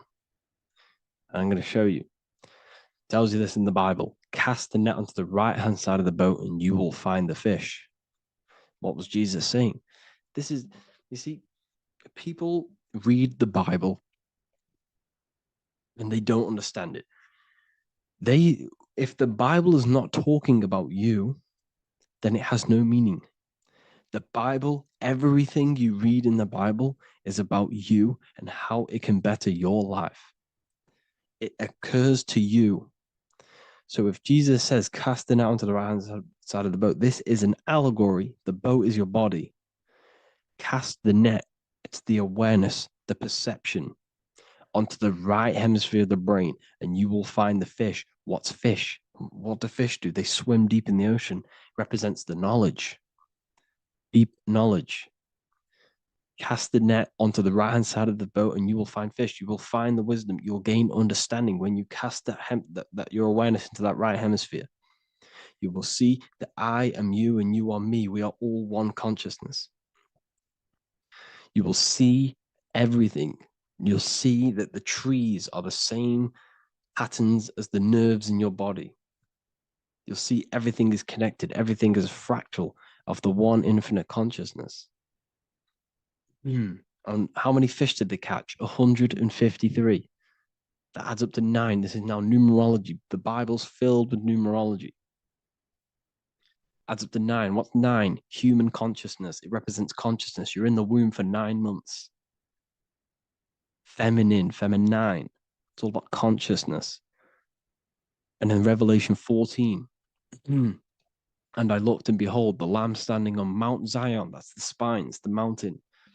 With him, 144,000. 144 adds up to 9. It represents consciousness on top of the spine. You see? And he had his name the name of his father written on the forehead. What's the father? The higher mind, the higher consciousness within you. Where is that? In the forehead, the pineal gland. The pineal gland is the radio receiver for the higher consciousness. Because every body part of the body has consciousness. Your heart has consciousness. Your gut has consciousness. You are thinking with these different consciousnesses. You think with the gut. You think with your penis. You are thinking with all these consciousness. And it's about raising your consciousness to the higher consciousness, which is the father, the mind, in the head. Don't think with the lower parts of the body because that is your animal nature. Think with the higher parts of the body. It's all representing consciousness. How to activate the right hemisphere of the brain? Well, it's all to do with non-verbal things. So music will activate the right hemisphere. Make sure it's tuned to the right frequency though. 432 hertz, 528 hertz. Any frequency that adds up to 3, 6, or 9 is good for you. Meditation, turning off the thoughts, and you raise yourself to the higher brain. Symbolism. Symbolism is all right hemisphered. Reading between lines, metaphors, determining the Bible, it's all right hemisphered. Seeing the bigger picture, it's reading between the lines. So tithing in the Bible. These people in the churches are giving 10% of their money to the church. It's nothing but a scam. What these people have done is they have externalized the Bible. They have taken the Bible and literalized it so that they can make a business out of it. So what they're doing is 1/10 of the produce of what it says in the Bible, 1/10 of the produce of the land, whether grain or fruit, is the Lord's and is holy. So what's that saying? The 10th of it's basically saying give the 10% to the Lord, to God. What does that mean? Well, what's the land and the fruit? This represents physical things, the physical things that you have. The 10th of the physical things that you have. What's that? That's your ego. All the physical things that you have is all to do with your ego. That's the lower self. The ego, what is the ego? It's the mind's perception of the physical self. You had no ego when you were a child. Okay, when you were a child, you had no ego. As you grew older, you created the ego. But the ego is the full self. It's the echo. Ego, echo. It's the echo of the full self. So it's saying give the ego over. Take away the animal self. In that left hemisphere, that's all to do with the left hemisphere. That left hemisphere sees the ego, it sees individuality, it's divided. So it's saying, give that 10% of you over to the right hemisphere, the 90%. The 90% of you is in that right hemisphere, the higher self. Now, I'm not saying the left hemisphere is bad. Okay, I'm not saying that at all, but it sees where it sees things divided. It's like I said, the left, the hands are manifestations of the brain. So when these Christians are praying, they're putting their hands together. What are they doing? They're syncing the brain hemispheres. What you're doing, because everything's an extension of your brain. So if you put your hands together, you're putting the two hemispheres together. And what's happening when you place the hands together? All the electricity in the body is now running in a circuit. So once you connect these two hands, the electrical energy is now running in a circuit. And energy can move around the body quicker and more efficiently. So when you pray, when these people are praying, they don't realize that they're engaging in ancient forms of meditation, of balancing the two hemispheres. So now we're talking about balancing the hemispheres, not the right hemisphere. This is what Israel is. Look at the symbol for Israel, the up triangle and the downward triangle. What's that? The up triangle represents male. The downward triangle represents female. Okay? This is talking about the brains. Israel is Ra. Isis, which is female, the Egyptian god. Ra, El. El means God. Electricity. That's the force of the physical world. It's the force that runs this world, electricity. It's the force of God. El, consciousness. It means God. Is Ra, El. Isis, Ra, and El. It's the two hemispheres of the brain, the holy land of Israel. It's the holy land, it's the brain. Once these two hemispheres are synced, this is how you unlock your consciousness.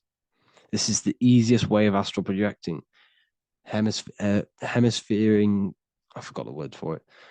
Hemisphere syncretization, something like that. It's about syncing the hemispheres. This is how you unlock your consciousness. Once the brain is running as one electrical system, this is how you balance the two masculine and male opposing energies. Once these opposing energies are no longer in war with each other, the brain, they come together to work as one. You unlock your consciousness. You are born again. What happens when a male and female have sex? It creates a new child. It becomes one.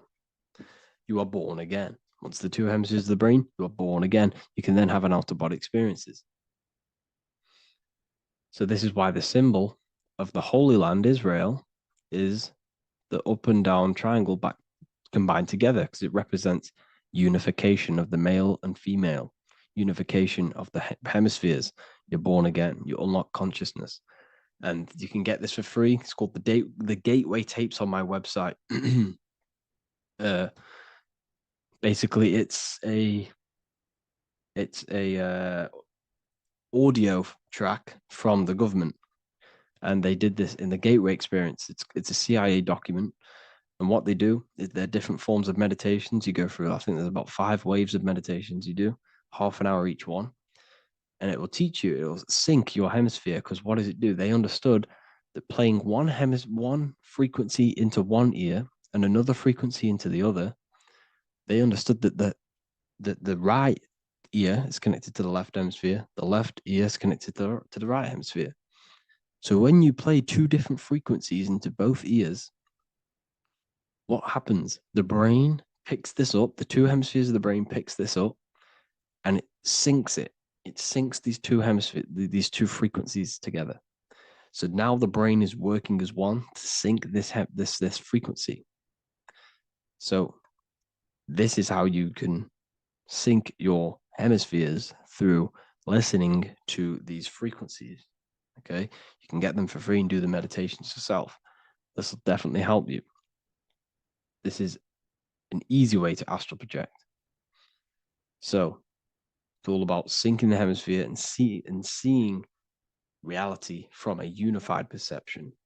We should all aim to get out of that left hemisphere. I'm not saying don't use it, but we should now start to see, we should now start to read between the lines of the Bible, read between the lines of the symbolism they're showing, study symbolism, study allegories and myths. What are they trying to tell us through these allegories? And, you know, this is how we start seeing things in a better way. Once we understand that we are all microcosms of an infinite consciousness, we can all come to one, because love is the unifying force of this infinite consciousness. We are all divided. We are all disconnected from our hearts. Once we all connect with our hearts and see that everything is one, we can all start to love and come together as one, because love is the unifying force of consciousness. So if you haven't already seen, I now have launched the Ethereal University. I will be doing lectures like this one, but even better, deeper, and even releasing knowledge that I can't talk about online as they are censored. I'll be doing lectures every single week. I'll be doing live calls every single week. You also gain access to my library, which is filled with over 45 occult books, filled with knowledge. Okay, I'll show you now. Plus, you get my book, The Book of Wisdom, PDF form, and the Human Health Guide, PDF form. You also get all of this stuff, the health section, Q&As, ethereal meditations. We've got some celestial studies, cosmology, numerology coming soon. You also get the brand new Manifestation Mastery course, plus the library. And there'll be new books, new lectures, new live calls every single week. Or you can get the Book of Wisdom, use the code WISDOM in all capital letters to gain 40% off. This sale will be ending very, very soon. So if you're watching this, be very quick to get yourself a physical version or a PDF of my book. You can get it in all these languages. Hope you enjoyed this video, people. I'll see you inside the Ethereal University, the real university. Have an amazing day.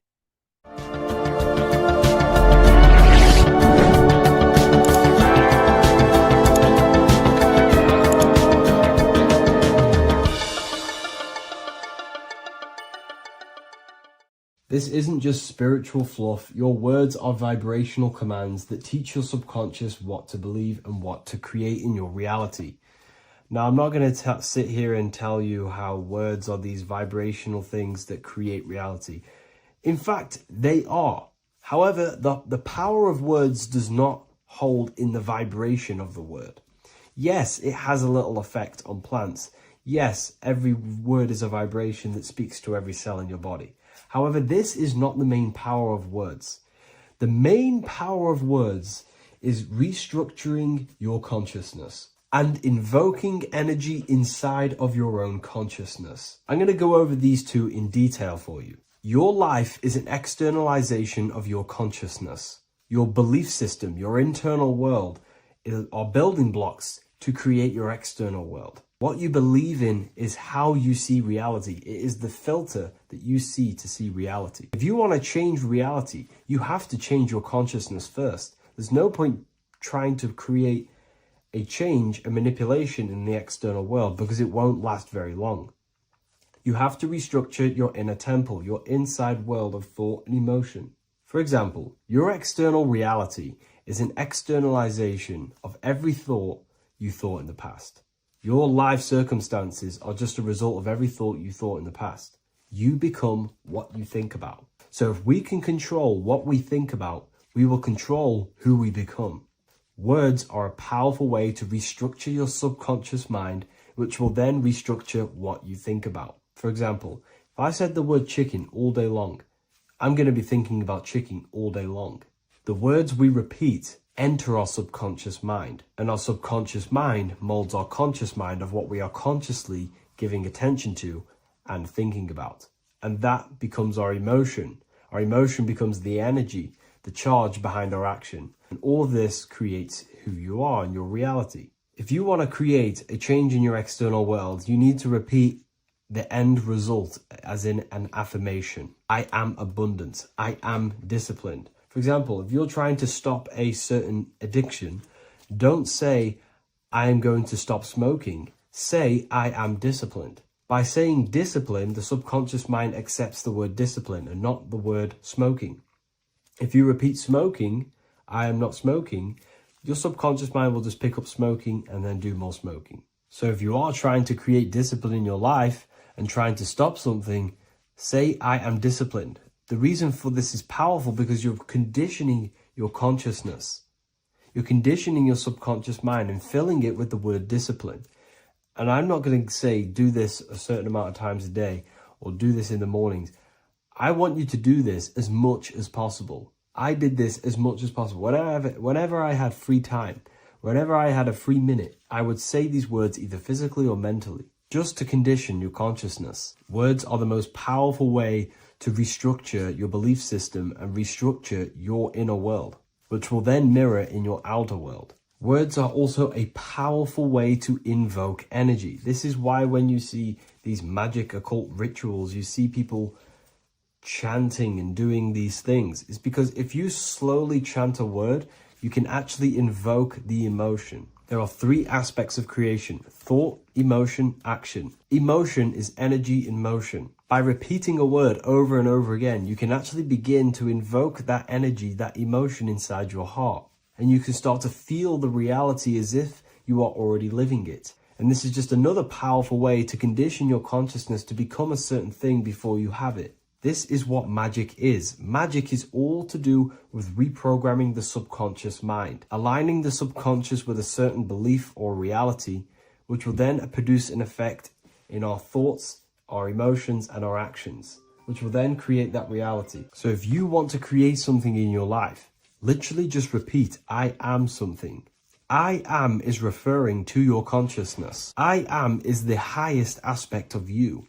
It is the true self. Whatever you condition your consciousness will be mirrored in your external reality. I am abundant will condition your consciousness to feel and believe you are abundant, which will then seep into your thinking. And then you will start to act more on this because you are thinking about it, which will then change your external reality. Words are vibration, and vibration is powerful. However, if you truly want to change your reality, you have to change your inner world of consciousness. And words are the best way to invoke feelings to become the reality you want. And words are the best way to condition your consciousness to a certain belief or a thought. And by doing this, you're actually creating a root cause. The cause is your consciousness, your mind, and you have to restructure the mind to create that reality. Words are a great way to restructure your consciousness and create reality. If you are struggling with the internal chaos, if you are struggling with emotional chaos, if you are struggling mastering your mind, or if you are isolated from your high intelligence, because intelligent people are not welcomed in our population today. I have created an amazing space, Ethereal University. Check it out. I'll leave all the links below. And I'll see you inside, where you can learn everything you could possibly imagine about occultism, esotericism. I'll see you inside. What if I told you many people around you have probably sold their souls? It's more popular than you think, and it's very easy to do. Selling your soul is not something that you can just go and meet the devil and do it. It doesn't work like that. But before I tell you exactly how you can sell your soul and how not to sell your soul, what is the soul? So looking at Jesus, we always see two lights surrounding his head, one surrounding the heart. And as of course, if you've been watching my channel, you know Jesus represents you. He represents the divine essence of the universe made in human form. Each one of us possess a fractal of God's infinite consciousness. We are all God. We are all God experiencing himself in a three-dimensional divided form, separated from his oneness. God wanted to experience himself, so he made this world. So each one of us possess a soul, and the soul is the spark of God's infinite loving consciousness, filled with God's loving moral law. So the reason why Jesus is always have a light above his head and a light on his heart, it's because this represents the brain and the heart. The brain is not the mind. The heart is not the soul. The brain is the physical manifestation of the mind. It is the physical mechanical computer for the spiritual mind. The heart is the physical manifestation of the soul. The heart is a brain. In fact, it contains 40,000 specialized cells, which are the exact same cells found in your cranial brain. Yes, your heart is an emotional brain. Your cranial brain is a thought brain. It's a computer. Okay? Everything that exists physically exists non-physically. This is what the ancients called spirit. Just means invisible force. The mind, the thoughts are not made of atoms. You can't touch, you can't find tangible thoughts, imaginations. These things exist spiritually in metaphysical counterspace. It's the same with your emotions. The emotions are spiritual. They are not physical. You can't touch them. So thoughts are the language of the mind. Emotions are the language of the soul. Sometimes we can become eluded by thought and we can become eluded by emotion. If we are led purely by emotion, we can create illusions in our perception. The same if we rely only on thought. We must balance these two. Okay? So the mind is the creator. The soul is the operator. Every thought we think is being judged by our soul. The soul is the judge. The soul tells you what is right, what is wrong. And even the Freemasons depict this spirit and matter in their black and white checkered boards. White is spirit, black is matter. Matter is dead, spirit is life. This is what this represents. Physical reality is not just physical. For every physical object, for every physical manifestation, there is a spiritual force bringing it into existence. Consciousness brings everything into existence. Before you kick a football, there's a change in your inner consciousness before you take that action of kicking the football. Everything exists in spirit before matter. You existed in spirit before you were physical. We also see this in alchemical Freemasonic artwork. This represents the clouds. This is the mind. This is the heavens. And then coming down into the heart, which represents the earth. The light entering the mind into the heart, because every thought we think is being judged by the heart. The heart speaks to you through emotion. The soul speaks to you through emotion. Every thought you think, your heart is telling you that is right, or it's telling you that is wrong. Why? Why is this? Emotions can guide us, okay? Emotions are the language of our soul. Our soul guides us to our soul purpose. Each one of us contains a purpose in this physical life. There is a reason you are alive. There is a reason why you came from spirit into a material reality. Your jealousy reveals where you need to be in life. If you are jealous of someone, this is your soul saying you need to be there. That's where you need to be. Your fear reveals your greatest growth in order for you to reach your life's purpose. If you fear something, this is your soul telling you you need to overcome this in order to reach your life purpose. This is the next obstacle. The soul, your life purpose is not found in your passion. It's found on the other side of your greatest fear. The soul's always seeking, it's always seeking truth. It's always seeking to expand, to learn. The soul must go through pain in order to overcome, in order to grow. That's why we are here, to grow and expand and create. We also see this in alchemical artwork. Again, the mind in the clouds, the heart and the soul. They must work in unity.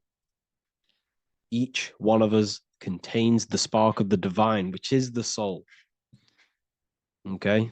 which is the soul. This is the operator. God, generator, operator, destroyer.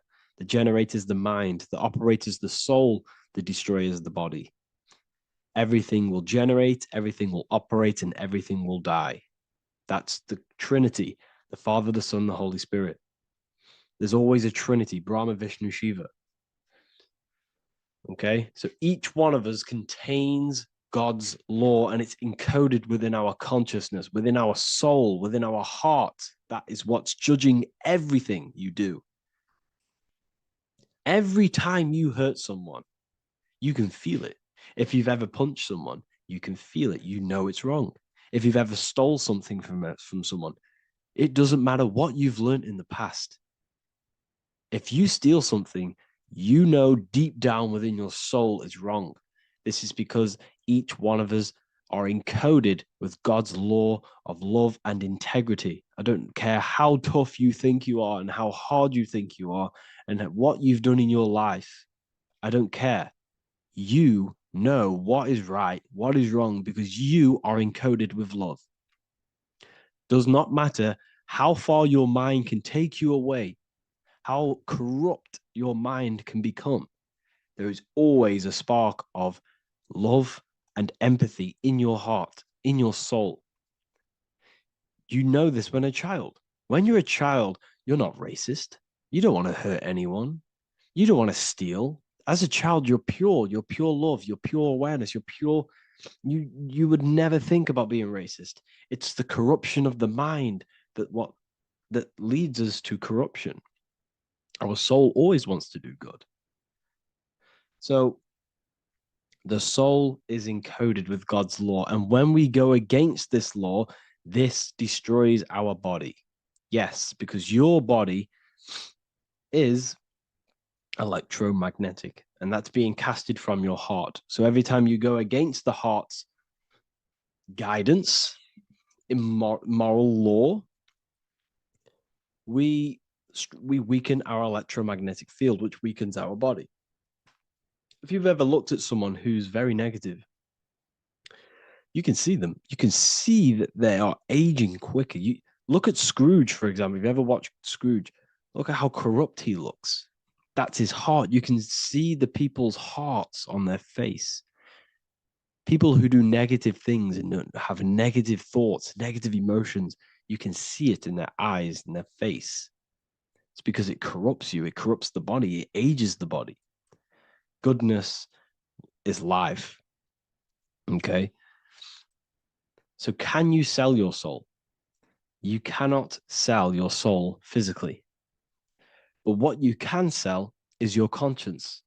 What you can go against is that moral law. And you can exchange physical material things such as money, fame, cars, houses, business, in order for you can exchange that to go against your inner dialogue. For example, these rappers, celebrities, what are they doing? They're not selling their soul. You can't sell your soul to some entity on the astral plane. But what you can do, you can take money to say, I'm going to go against my heart. I'm going to go against my inner moral law. I'm going to take that money and I'm going to do something wrong. It's basically going against your soul. It's selling your soul's guidance of moral law. That's what selling your soul is. And that's what these rappers are doing. That's why they're so sad. You know, this is why all these rappers are on drugs, doing all sorts of things to escape, to short-term escape what they've done. They're going against their inner guidance for money. And yes, short-term pleasure may be happy for now, but in the long run, it will leave you feeling voidless because nothing material can ever satisfy your soul. Nothing. You could gain £1 million tomorrow, guaranteed within 2 weeks, you'll be back to the exact same position mentally, emotionally as before, because nothing physical can ever satisfy you. Guaranteed, if you received $1 million if you received $1 million now, in a week's time, you'd be hunting for the next million because it does not satisfy you. There's a reason why these billionaires don't stop working. because they're so addicted to earning and earning and earning. It doesn't satisfy you. The only way you can satisfy yourself is through Christ consciousness, is through self-love, is through loving thyself, knowing thyself, and becoming balanced internally in consciousness, instead of seeking external validation through material things, which end up leaving you feeling voidless, empty inside, and sad and depressed and anxiety. Everyone's looking outside of themselves for validation, when true validation comes from within. True satisfaction, true happiness comes from within, reaching Christ. Christ is a state of being, a state of consciousness that we must cultivate within ourselves, so we can live a happy, balanced life. You can have all these material things when you're satisfied inside, but don't rely on them. Me, I enjoy material things, but I don't desire them. I don't chase them. I don't rely on them for happiness, for validation. You can have big cars. You could have your favorite watches. You could have Lamborghinis. Yes, it's fun, but don't let it give you your happiness. As long as you're happy on the inside, it's okay to have these things. You should seek balance with your inner world and outer world. Okay, so this is what they are doing. Rappers, celebrities, actors, Hollywood, this is what they've done. They've exchanged their inner integrity, their inner law, their inner moral compass for exchange for material wealth, fame, money, and cars. That's what they've done. And power. It corrupts you. They slowly corrupt you. So yes, you cannot sell your soul. And if you wish to learn more, I'll see you inside Ethereal University with my community, where we are learning every day to master ourselves, to expand our consciousness. If you want to lucid dream, astral project, master yourself, create the desired reality you want, learn about human consciousness and your full potential, then Ethereal University is for you, and I'll see you inside. The link will be in the description. Thank you for watching.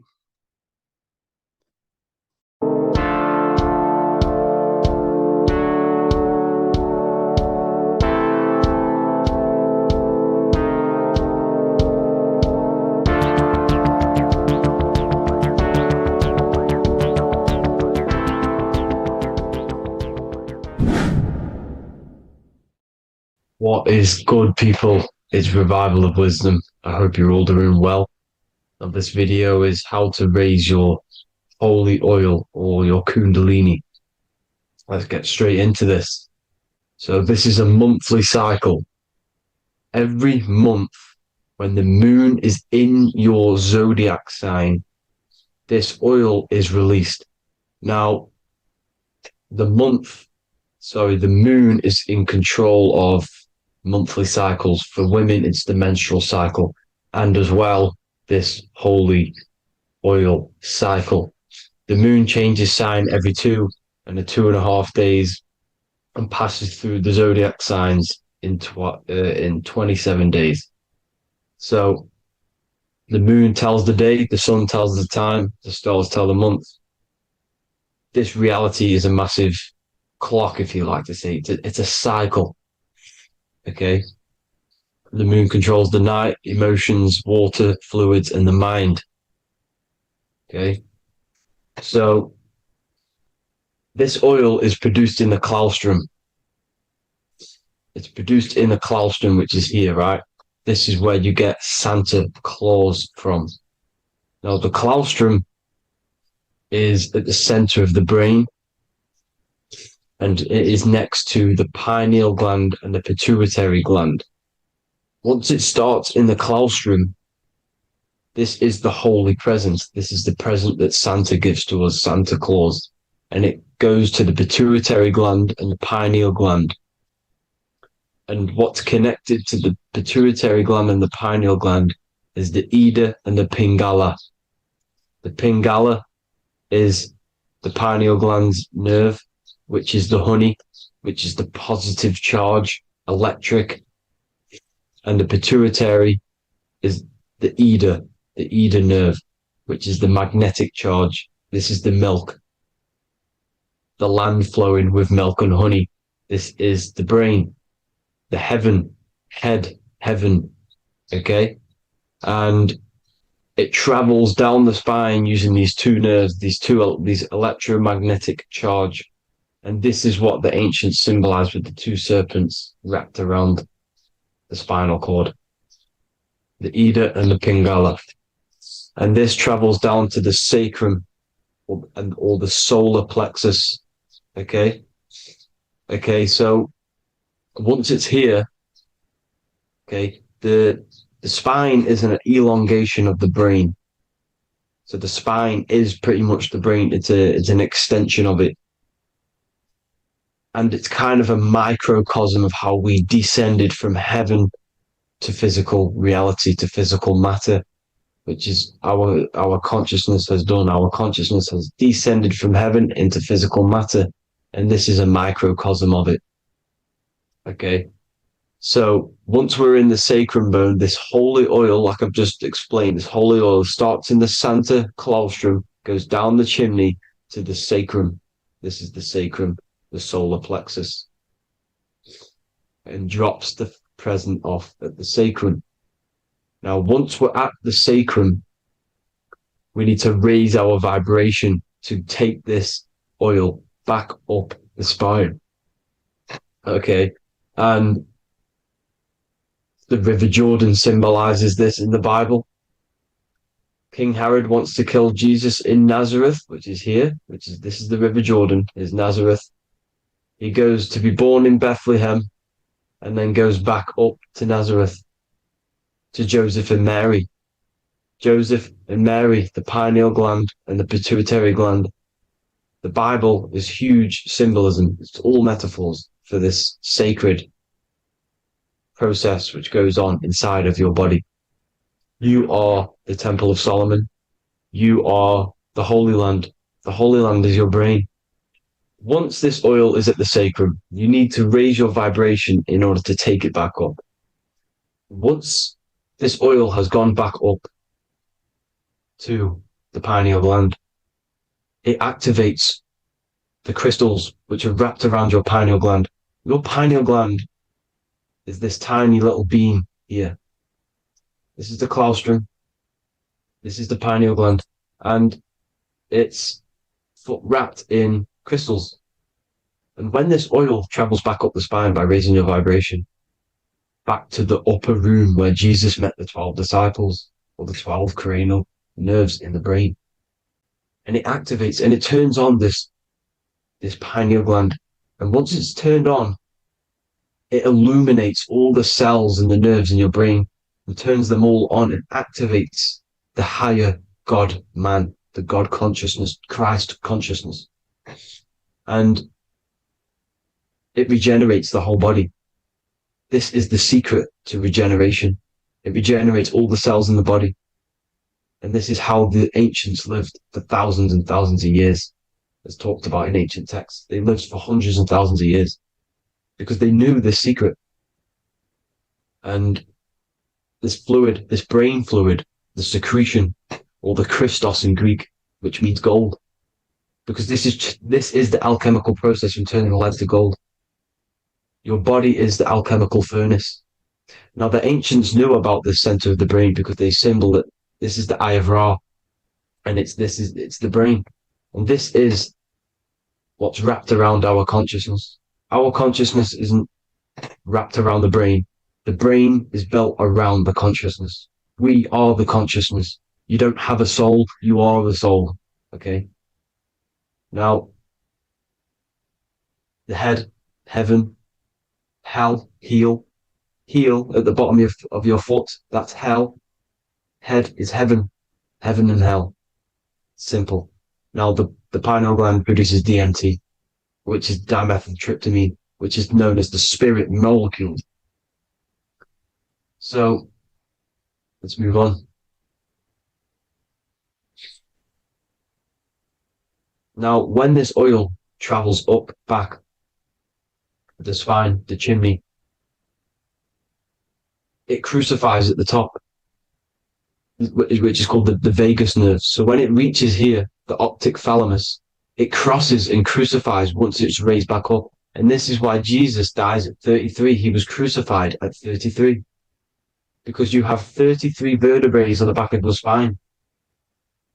And then it's crucified by the cross of the vagus nerve. When this oil crosses the vagus nerve, this is the crucifixion at 33. And it symbolizes the death of the physical consciousness. You then become spirit. You then become God consciousness, activating the Kundalini, regenerating the body and the mind. Okay. The Garden of Eden. You are the Garden of Eden. The land of milk and honey is upstairs. The pituitary, which is the milk, the pineal gland, which is the honey, which is DMT. He even says this in the Bible. As he brought us into the place, and he has given us this land, a land flowing with milk and honey, which is also symbolized as the sun and the moon. The Bible also says, the light of the body is the eye, not the eyes, the eye. If therefore thine eye be single, thy whole body shall be full of light. This is the activation of the pineal gland by raising this oil back up to the pineal gland, to the center of the brain.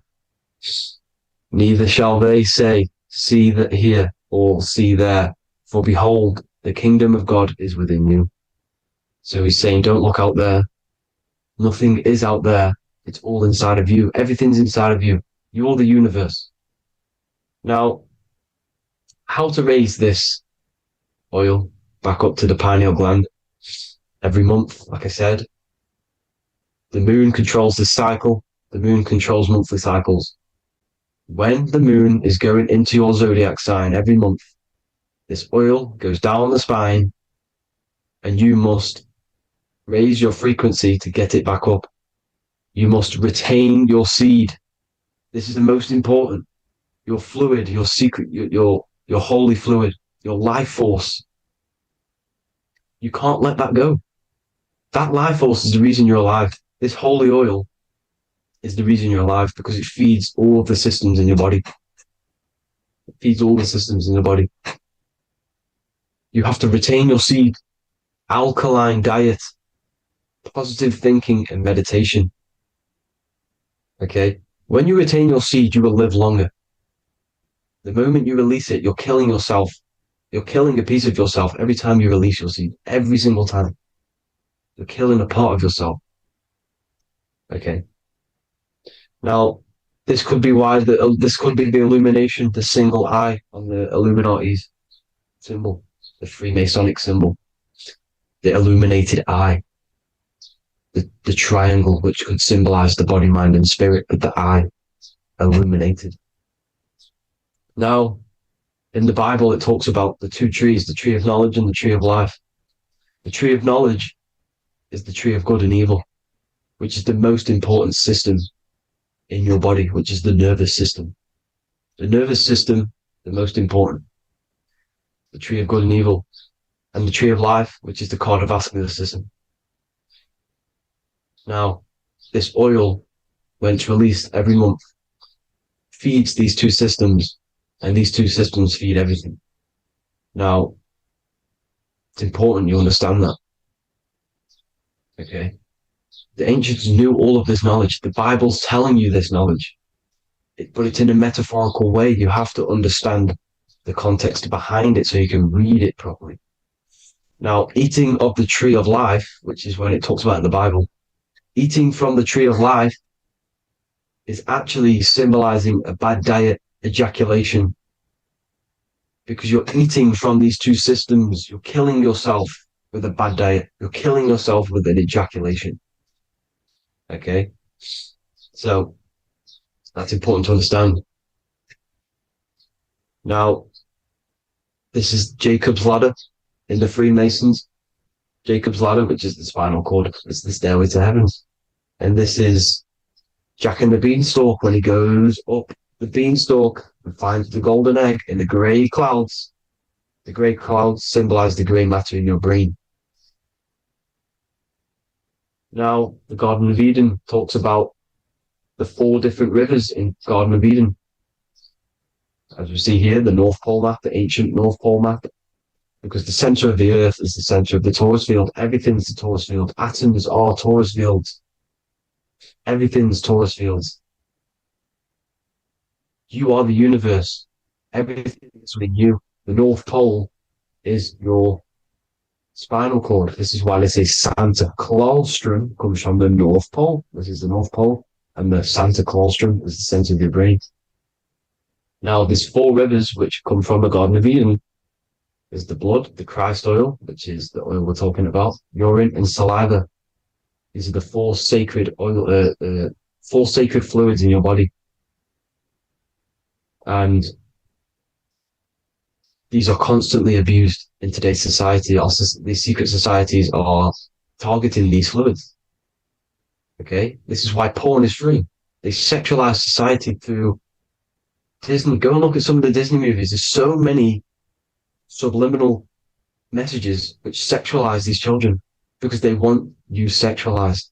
So you release your seed, which is one of the holy fluids in your body, especially your semen, your sexual energy. So important you retain this. So important because it's your life force. It keeps you alive. Okay. Now, let's recap on this. If you want to raise your oil every month, you can't just retain your seed for the month. You have to retain your seed forever. Don't just do it for a couple of days. Have to do it. It's a lifestyle. You want to become God consciousness, you got to do what it takes. It's hard in this society because this society is made around, it's designed to kill you pretty much. It's designed to keep you in these lower states of consciousness with all the bad food, the chemicals in the food, the chemicals in the water, the sexualized TV programs, sexualized adverts, sexualized TikTok and apps, videos, subliminally stimulating you because that is your weakness, sex. It's your weakness. Now, you have to retain your seed, meditation, and an alkaline diet. Why alkaline? Because acidic is low vibrational. This is the color spectrum. And what's the highest vibrational color? Violet. It's the lowest, red. You have to have an alkaline body in order to raise this oil. When you drink, when you have a bad diet, when you drink alcohol, when you smoke, this destroys the oil. It destroys the oil in your sacrum and it can't be raised again, can't be raised up. This is why it's so important. Without that oil, you don't live. That oil makes you live. It feeds everything in your body. It's crazy how we're not taught this. It's insane. But that is how you raise the oil, people. I hope you all gain some knowledge out of this video. And I hope this assists you on your journey, your spiritual journey. And please like and share this video. We need this knowledge out to the public to wake up humanity. Thank you all, people. God bless.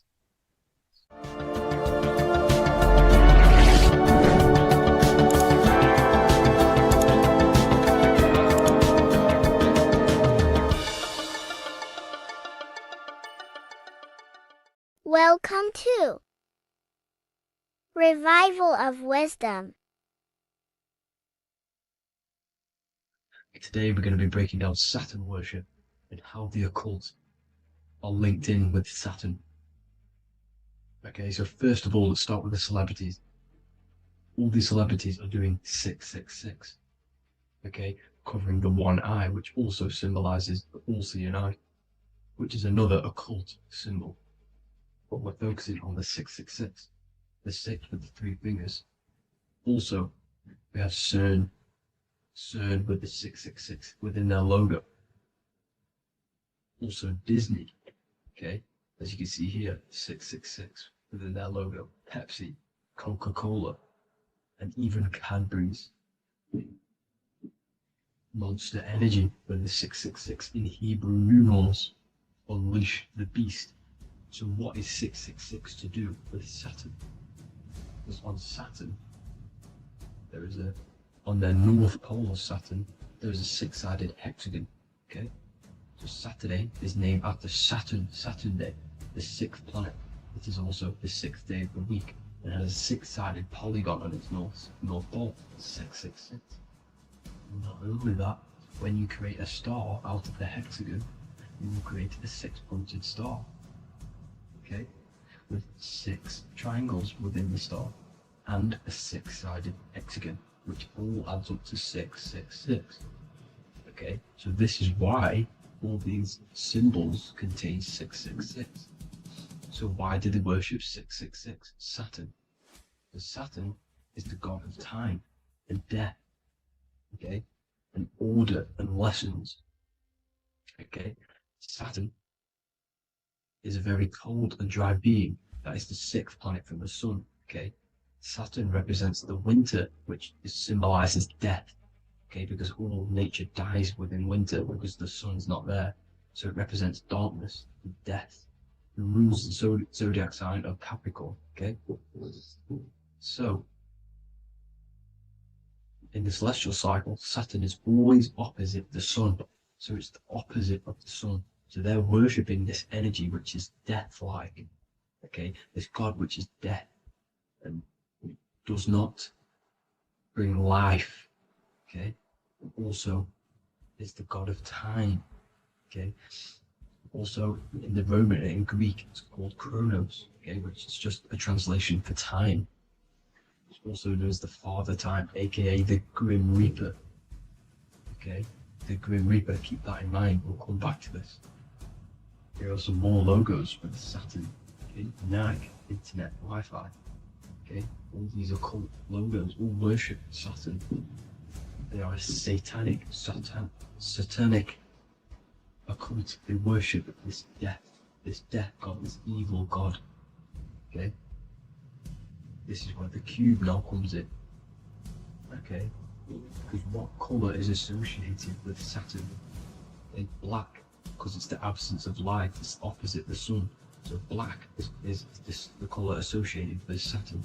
Each planet has its own colour associated with it. Okay, so when you make the cube, okay, as you can see here, the cube out of the polygon, it creates what? A black cube. Okay, and the Kabbalah, okay, Kabbalah means cube, Allah means the god, the cube god. These religions are secretly worshipping this cube god, the god of death, Saturn, Satan. It's the same entity behind it all. Okay, so also we have these black cubes in Australia, Denmark, all around the world, these black cubes, because this occult is worldwide. It's Saturn, Satan taking over this realm. Okay, also with this black cube, they walk around it like the rings of Saturn. It's around the black cube of Saturn with the rings, they walk around in circles. What are circles? Cycles. What is a cycle? Time. The time god. This is why it has a ring around it, because it represents time, cycles. Okay, and this is another depiction. Saturn, always depicted with this Reaper staff. Okay, keep in mind this staff, just like we associated with, aka the Grim Reaper. The Grim Reaper also wears a black robe, representing Saturn with the same staff. Can you see it?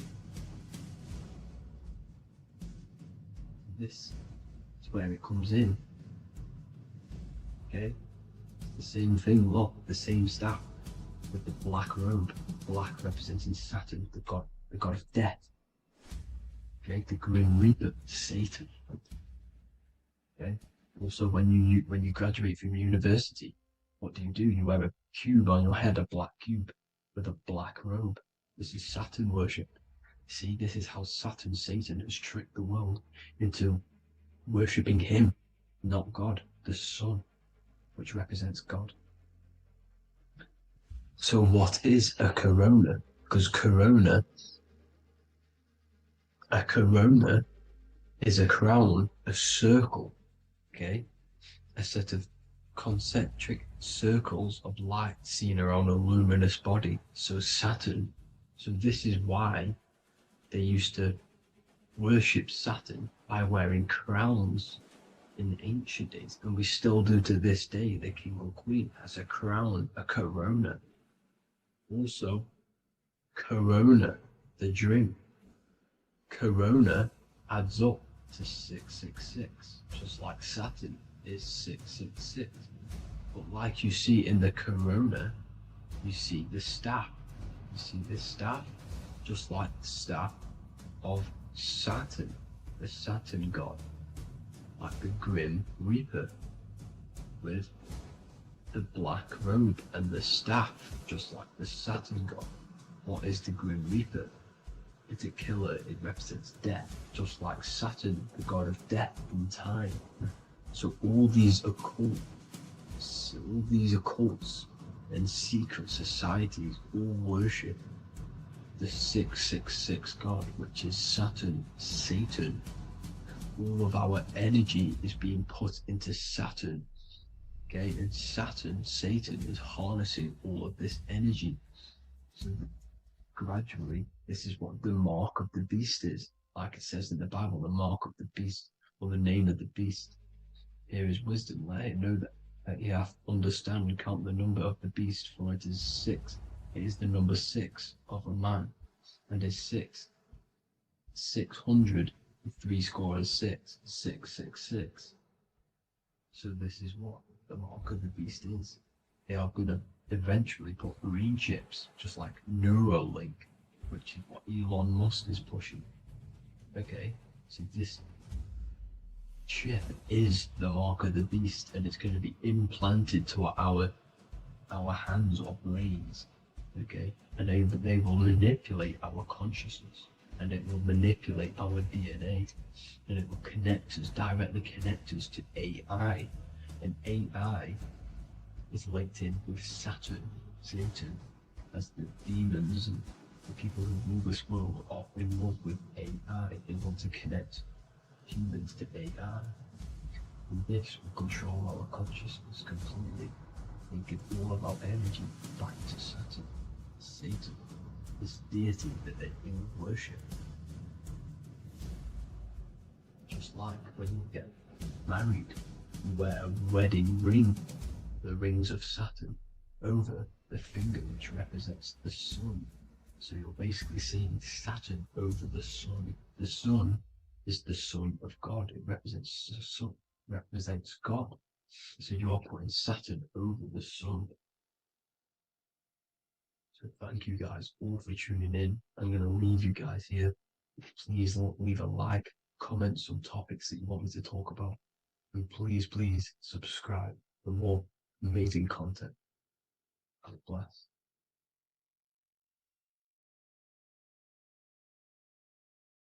Welcome to Revival of Wisdom. What is good, people? Is Revival of Wisdom. We're back with another video. Today we're going to be talking about the importance of Saturn and the occult. Let's jump straight into this. So Saturn is the god of the earth, right? It's the time of God, change, destruction, physical matter. He creates and destroys, because the energy of Saturn is the key to crystallization. It wraps things in physical matter, right? He creates everything, all life forms, and he takes things back, because the day that you're born, that's the day that your expiry date is coming. The time is ticking until Saturn takes your life. This is why he's known as the Reaper. Okay? As he's personified as eating his child here in this ancient Roman painting. As you can see, he's eating the child. We are all children of Saturn, right?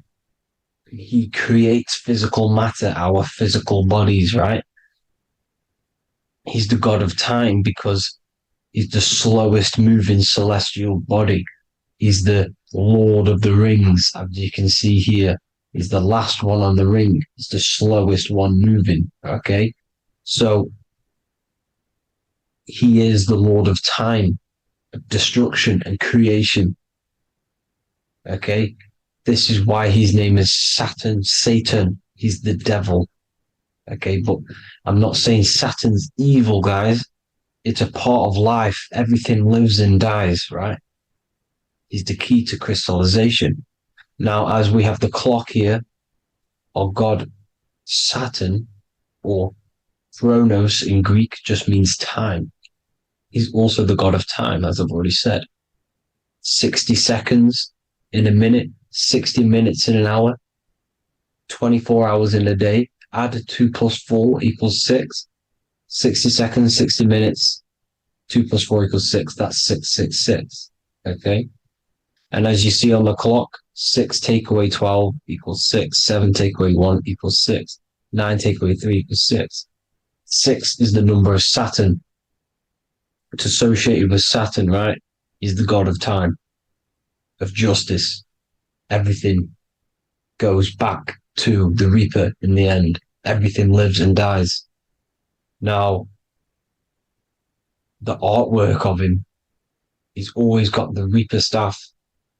You see, it's personifying death. Now, when you see this, the Romans were not saying Saturn was a real person, a real god in human form. No, this is personification. This is what the ancients always did.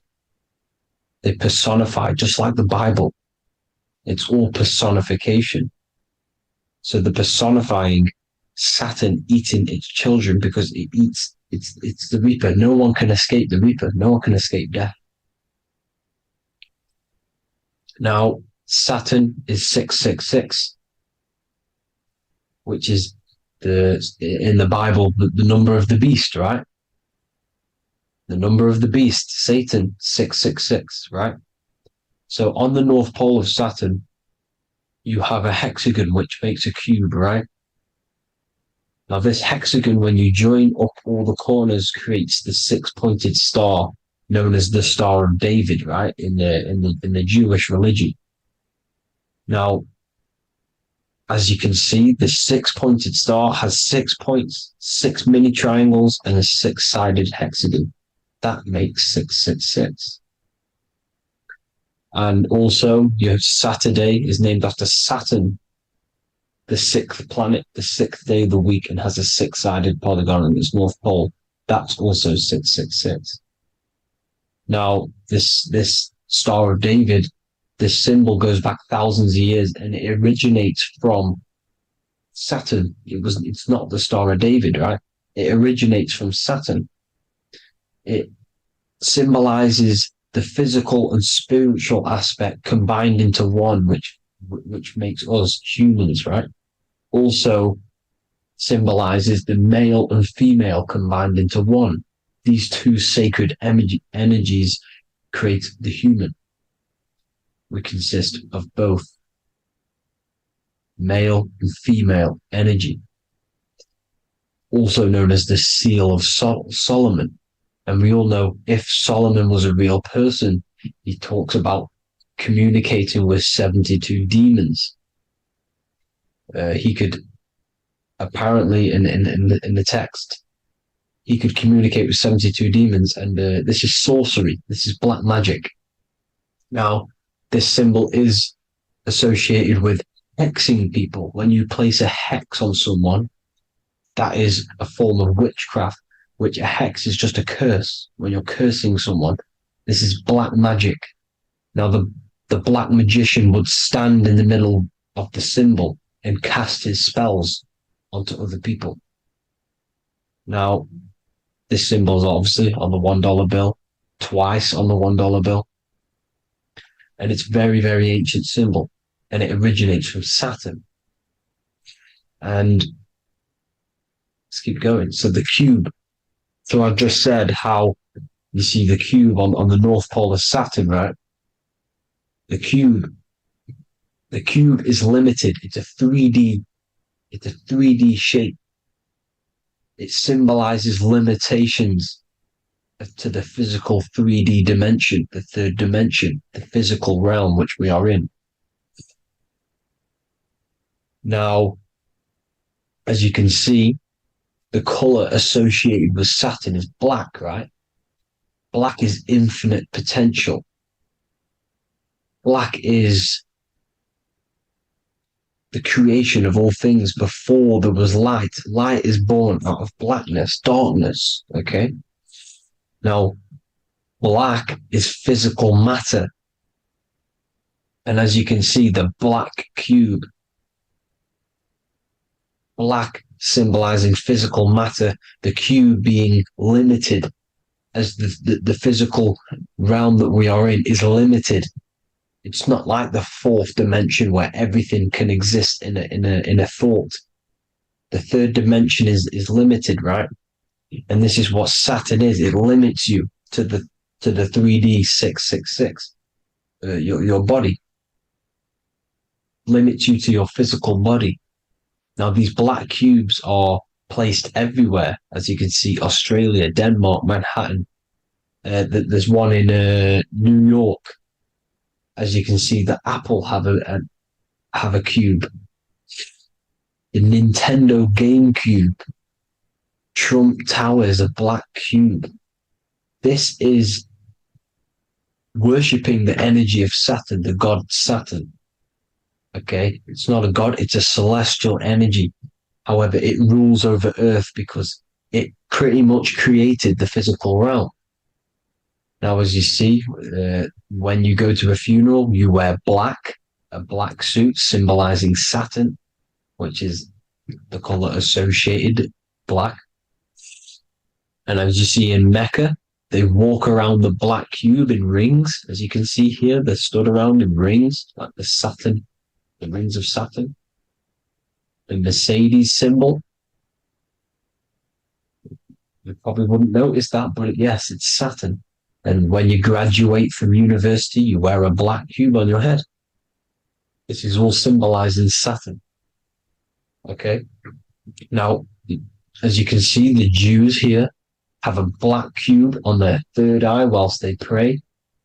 Notice how he's shutting his eyes into blackness, darkness, and he's wrapped around a black strap around his arm. This is symbolizing the wrapping of physical matter, of how physical matter wraps things into existence. And as we all know, the Star of David is a Jewish symbol. So he has the black cube and the Star of David, right? So all of these religions are secretly worshipping Saturn. Okay, this is all Saturn worship, Kronos, the god of time and destruction, the physical reality. Now, as you can see, it's symbolized everywhere in all major corporations. Pepsi, internet, that's obvious. NASA, of course, NASA. NASA means to deceive in Hebrew. Universal, Walkers, that one's so obvious. Nike, Toyota. So many different ways they symbolize it. You either see the rings of Saturn or the black cube, as I just showed you here, the Nintendo and the Mercedes, right? It's absolutely everywhere. Now, they also use 666 to symbolize it, as I've just broken it down to you. 666, the World Economic Forum. We all know how they're trying to enslave us into this new world agenda. Google Chrome, CERN, Disney, Coca-Cola, Cadbury's, all of these have 666. Now, every UPS barcode has 666. And even www. Is Hebrew for 666, as you can see here. Monster. It's the same Hebrew letter. It means 666. Drake, 6 God. That's his God, Saturn. Why? Because they love physical realm. They love the physical dimension, the third dimension. Because they can rule here through riches. They can build an empire here. It's not like the fourth dimension. They don't want to ascend. They want to stay down here in the physical realm. Okay? Now, this is why they're cloning. They can move their consciousness into other clones to live forever. This technology exists. This is why they love the third dimension. As you can see, all of these sellouts here, Drake, Leonardo DiCaprio, you know, all of these people doing 666 because this is their God. This is their God. They love the physical realm. They sold their souls for wealth and fame in this physical realm. So why would they leave? You see? Now, this isn't all just evil, okay? So you have 7 chakras, right? You have 7 days of the week, 7 solfeggio scale notes. These are frequencies, the solfeggio scale. Now, it's called the Saturn moon matrix because the moon symbolizes your mind, because you're created out of the Holy Trinity, which is body, mind, and spirit, right? That's the triangle, the equal triangle, body, mind, and spirit. Now, the 3 main celestial bodies are Earth, Moon, and Sun. The Earth being your physical body, the Moon being your mind, and the Sun is your soul, hence why it's called solar. It's a solar soul. Now, these symbols are alchemical symbols. So when you're doing alchemy, you use these symbols to obviously symbolize what we're talking about. Now, as you can see, these are all the symbols of the planets. Of Saturn is created out of the moon on top, the moon on the bottom and the earth on top, as you can see here. You see? And this creates the number 5. Now, with the moon being your mind and the earth being your physical body, this is mind over matter, because the earth is your body's matter. This is matter over mind. You don't want to be matter over mind. This is low states of consciousness. You won't be mind over matter. You see, to manipulate matter, to create your own reality. Now, obviously, we all know Saturn is associated with the lowest chakra, which is the root chakra. This is to deal with your animal instincts. When you're down here, you identify as the physical body. You don't know anything spiritual. You're pure a physical, you have a pure physical mind. You don't believe in anything spiritual. This is survival mode, consumption. They want you trapped down here, which is matter over mind. They don't want you to create your own reality, which is mind over matter. You see? Now, that's what Jupiter is. Saturn is the moon on the bottom and the earth on top. But Jupiter is the moon on top with the earth on the bottom. That's mind over matter, you see? So these chakras are an ascension process from spiritual, from matter, physical matter to spiritual. This is the ascension. This is the stairway to heaven. This is Jacob's ladder. You see? Now, the number 5, which is obviously associated with Saturn as well, which create the symbol for Saturn, created the number 5. You have 5 senses, 5 elements, 5 physical elements. As we all know, Saturn crystallizes everything into physical matter out of the 4 elements. 5 fingers and toes, 5 points of man. Okay, the number 5 is the number of justice. Saturn holds things back. He restrains things from you, makes you learn the lesson. Now, 666 is not all evil. 666 is the atomic structure of the carbon atom. 6 protons, 6 electrons, 6 neutrons, right? We are carbon-based life forms. All life forms are based on the bonding properties of the element carbon. Because Saturn crystallizes everything into physical matter. Now, the Masons symbolize this with the checkered boards. They have the black square, which is obviously matter, as I just said, the black cube, and spirit is the white square, because white is eternal light. White and light, you see. Black is physical matter. Now, this is what we are. The point of our soul is to transmute from matter to spirit, but these are interchangeable. This is the constant cycle between spirit and matter, spirit and matter. High vibrational matter turns into spirit. Low vibrational spirit turns into physical matter. You see? Now, we are carbon-based life forms. This is what 666 is, the number of the beast. When I say we, the physical body is the beast. It's the animal. It's the carbon suit to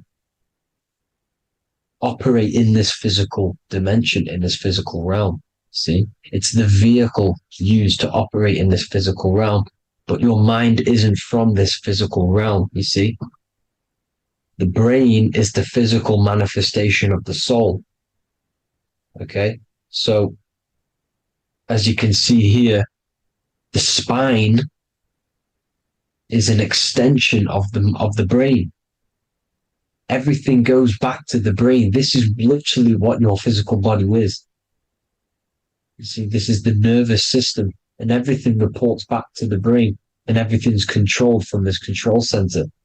And this spinal column, at the top of the spinal column is your third eye, which is known as the pineal gland. And this is the seat of consciousness. It's the center of consciousness. That is your true self, pure consciousness. This body is just a physical body. This body is mortal. This body runs out, but your consciousness lives forever. They don't want you knowing this. This is why they keep you down here in your lower chakra. They want you to believe everything is just physical. They don't want you to believe in the spiritual side of reality. Because this way they can manipulate you, right? They want you matter over mind because they know your mind creates reality. They know your mind is the root cause of reality. You manifest your own reality from the inside out. So this is why they control your perception of reality. They control your information in order to manifest their new world order. You, who are ignorant to knowledge and wisdom, you who are ignorant are manifesting their agenda because you accept their information and their perception of this reality. Now, this is why they tell you the globe model, the heliocentric model, to trap you into physical matter. Now, if you understood about this true form of this realm, you'd understand that there's a spiritual side behind everything. The spiritual side, something has to exist. The root cause of reality is higher planes of existence. It happens in the mind before it happens on the physical plane. You see? They don't want you knowing this. They want you matter over mind, which is the symbol for Saturn. Moon over Earth. The Holy Trinity.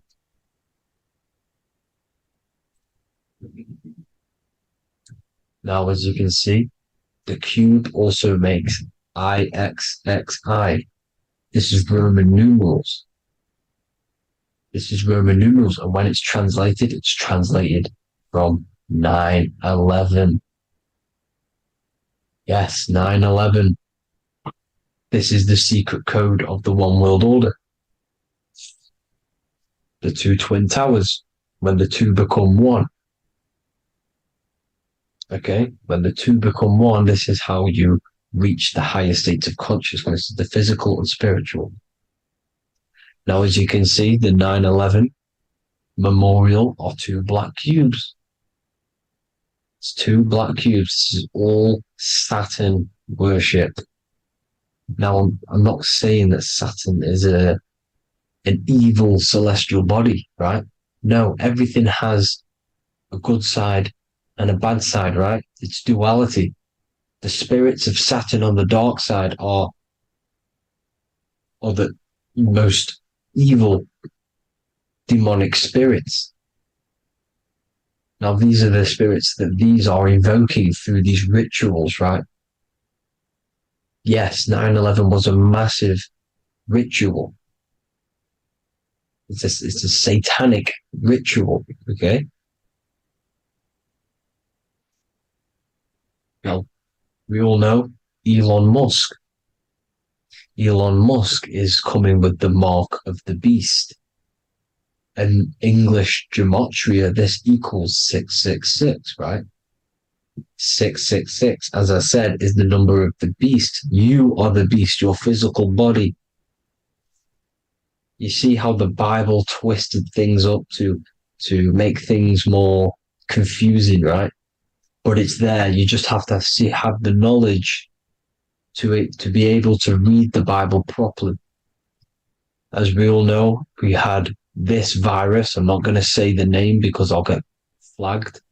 This virus adds up to 666 because this is all part of the New World Order. It's all part of keeping you in this physical dimension. Okay?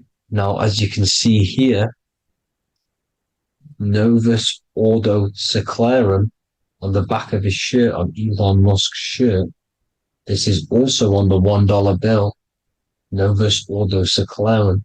This means New World Order. Yes, New World Order. This is on the back of Elon Musk's shirt. And as you can see here, he owns Neuralink, which is the brain chip, which they're going to be putting into implanting this onto your brain. This is the New World Order to connect you and merge your consciousness with AI. Neuralink and Meta, he owns Meta as well, which is the metaverse. These are going to be linked in, hence why they have the same symbol, but just in a different format. It's the infinity symbol. And the infinity symbol comes from the Taurus field, as you can see here, your electromagnetic field from around your body. Now, the end goal is for this New World Order is to trap your consciousness inside of an alternative reality being projected from the metaverse. Because the metaverse will be the reality. Neuralink will be the brain chip inside of your brain, projecting your consciousness into an alternative reality while they harness your energy of your physical 666 body. Now, this stuff gets real deep, people. Now, this is the end goal of the New World Order, is to connect you with AI. This is why they're trapping you and keeping you in these lower states of consciousness in the Saturn-associated root chakra, so you don't find out about the spiritual side of reality. Because if you knew the truth of this reality, you wouldn't connect to AI. You see, you have the power within you to travel to other worlds, the astral plane, for example. You travel to different worlds when you are sleeping. Okay? They want you to know it's just a dream. However, their end goal is to trap your consciousness and feed off your energy, spiritually and physically. Okay? I don't know why these people are just pure evil. As I said, evil love bondage. They love the physical dimension. They don't want to ascend to other realms. These evil love the third dimension. This is why evil spirits will inhabit bodies, exorcisms, because they miss being in the physical realm. They miss it. Evil love bondage. So this is why they're cloning and putting their consciousness in clones to stay in this third dimension, to stay as further away from the source as possible. Okay? This is why they're doing it. And this is how it's all linked in. So I hope you all enjoyed this video. Hope you gained some wisdom. Please feel free to join the Telegram. And please leave a like and a subscribe. Thank you all, people. God bless.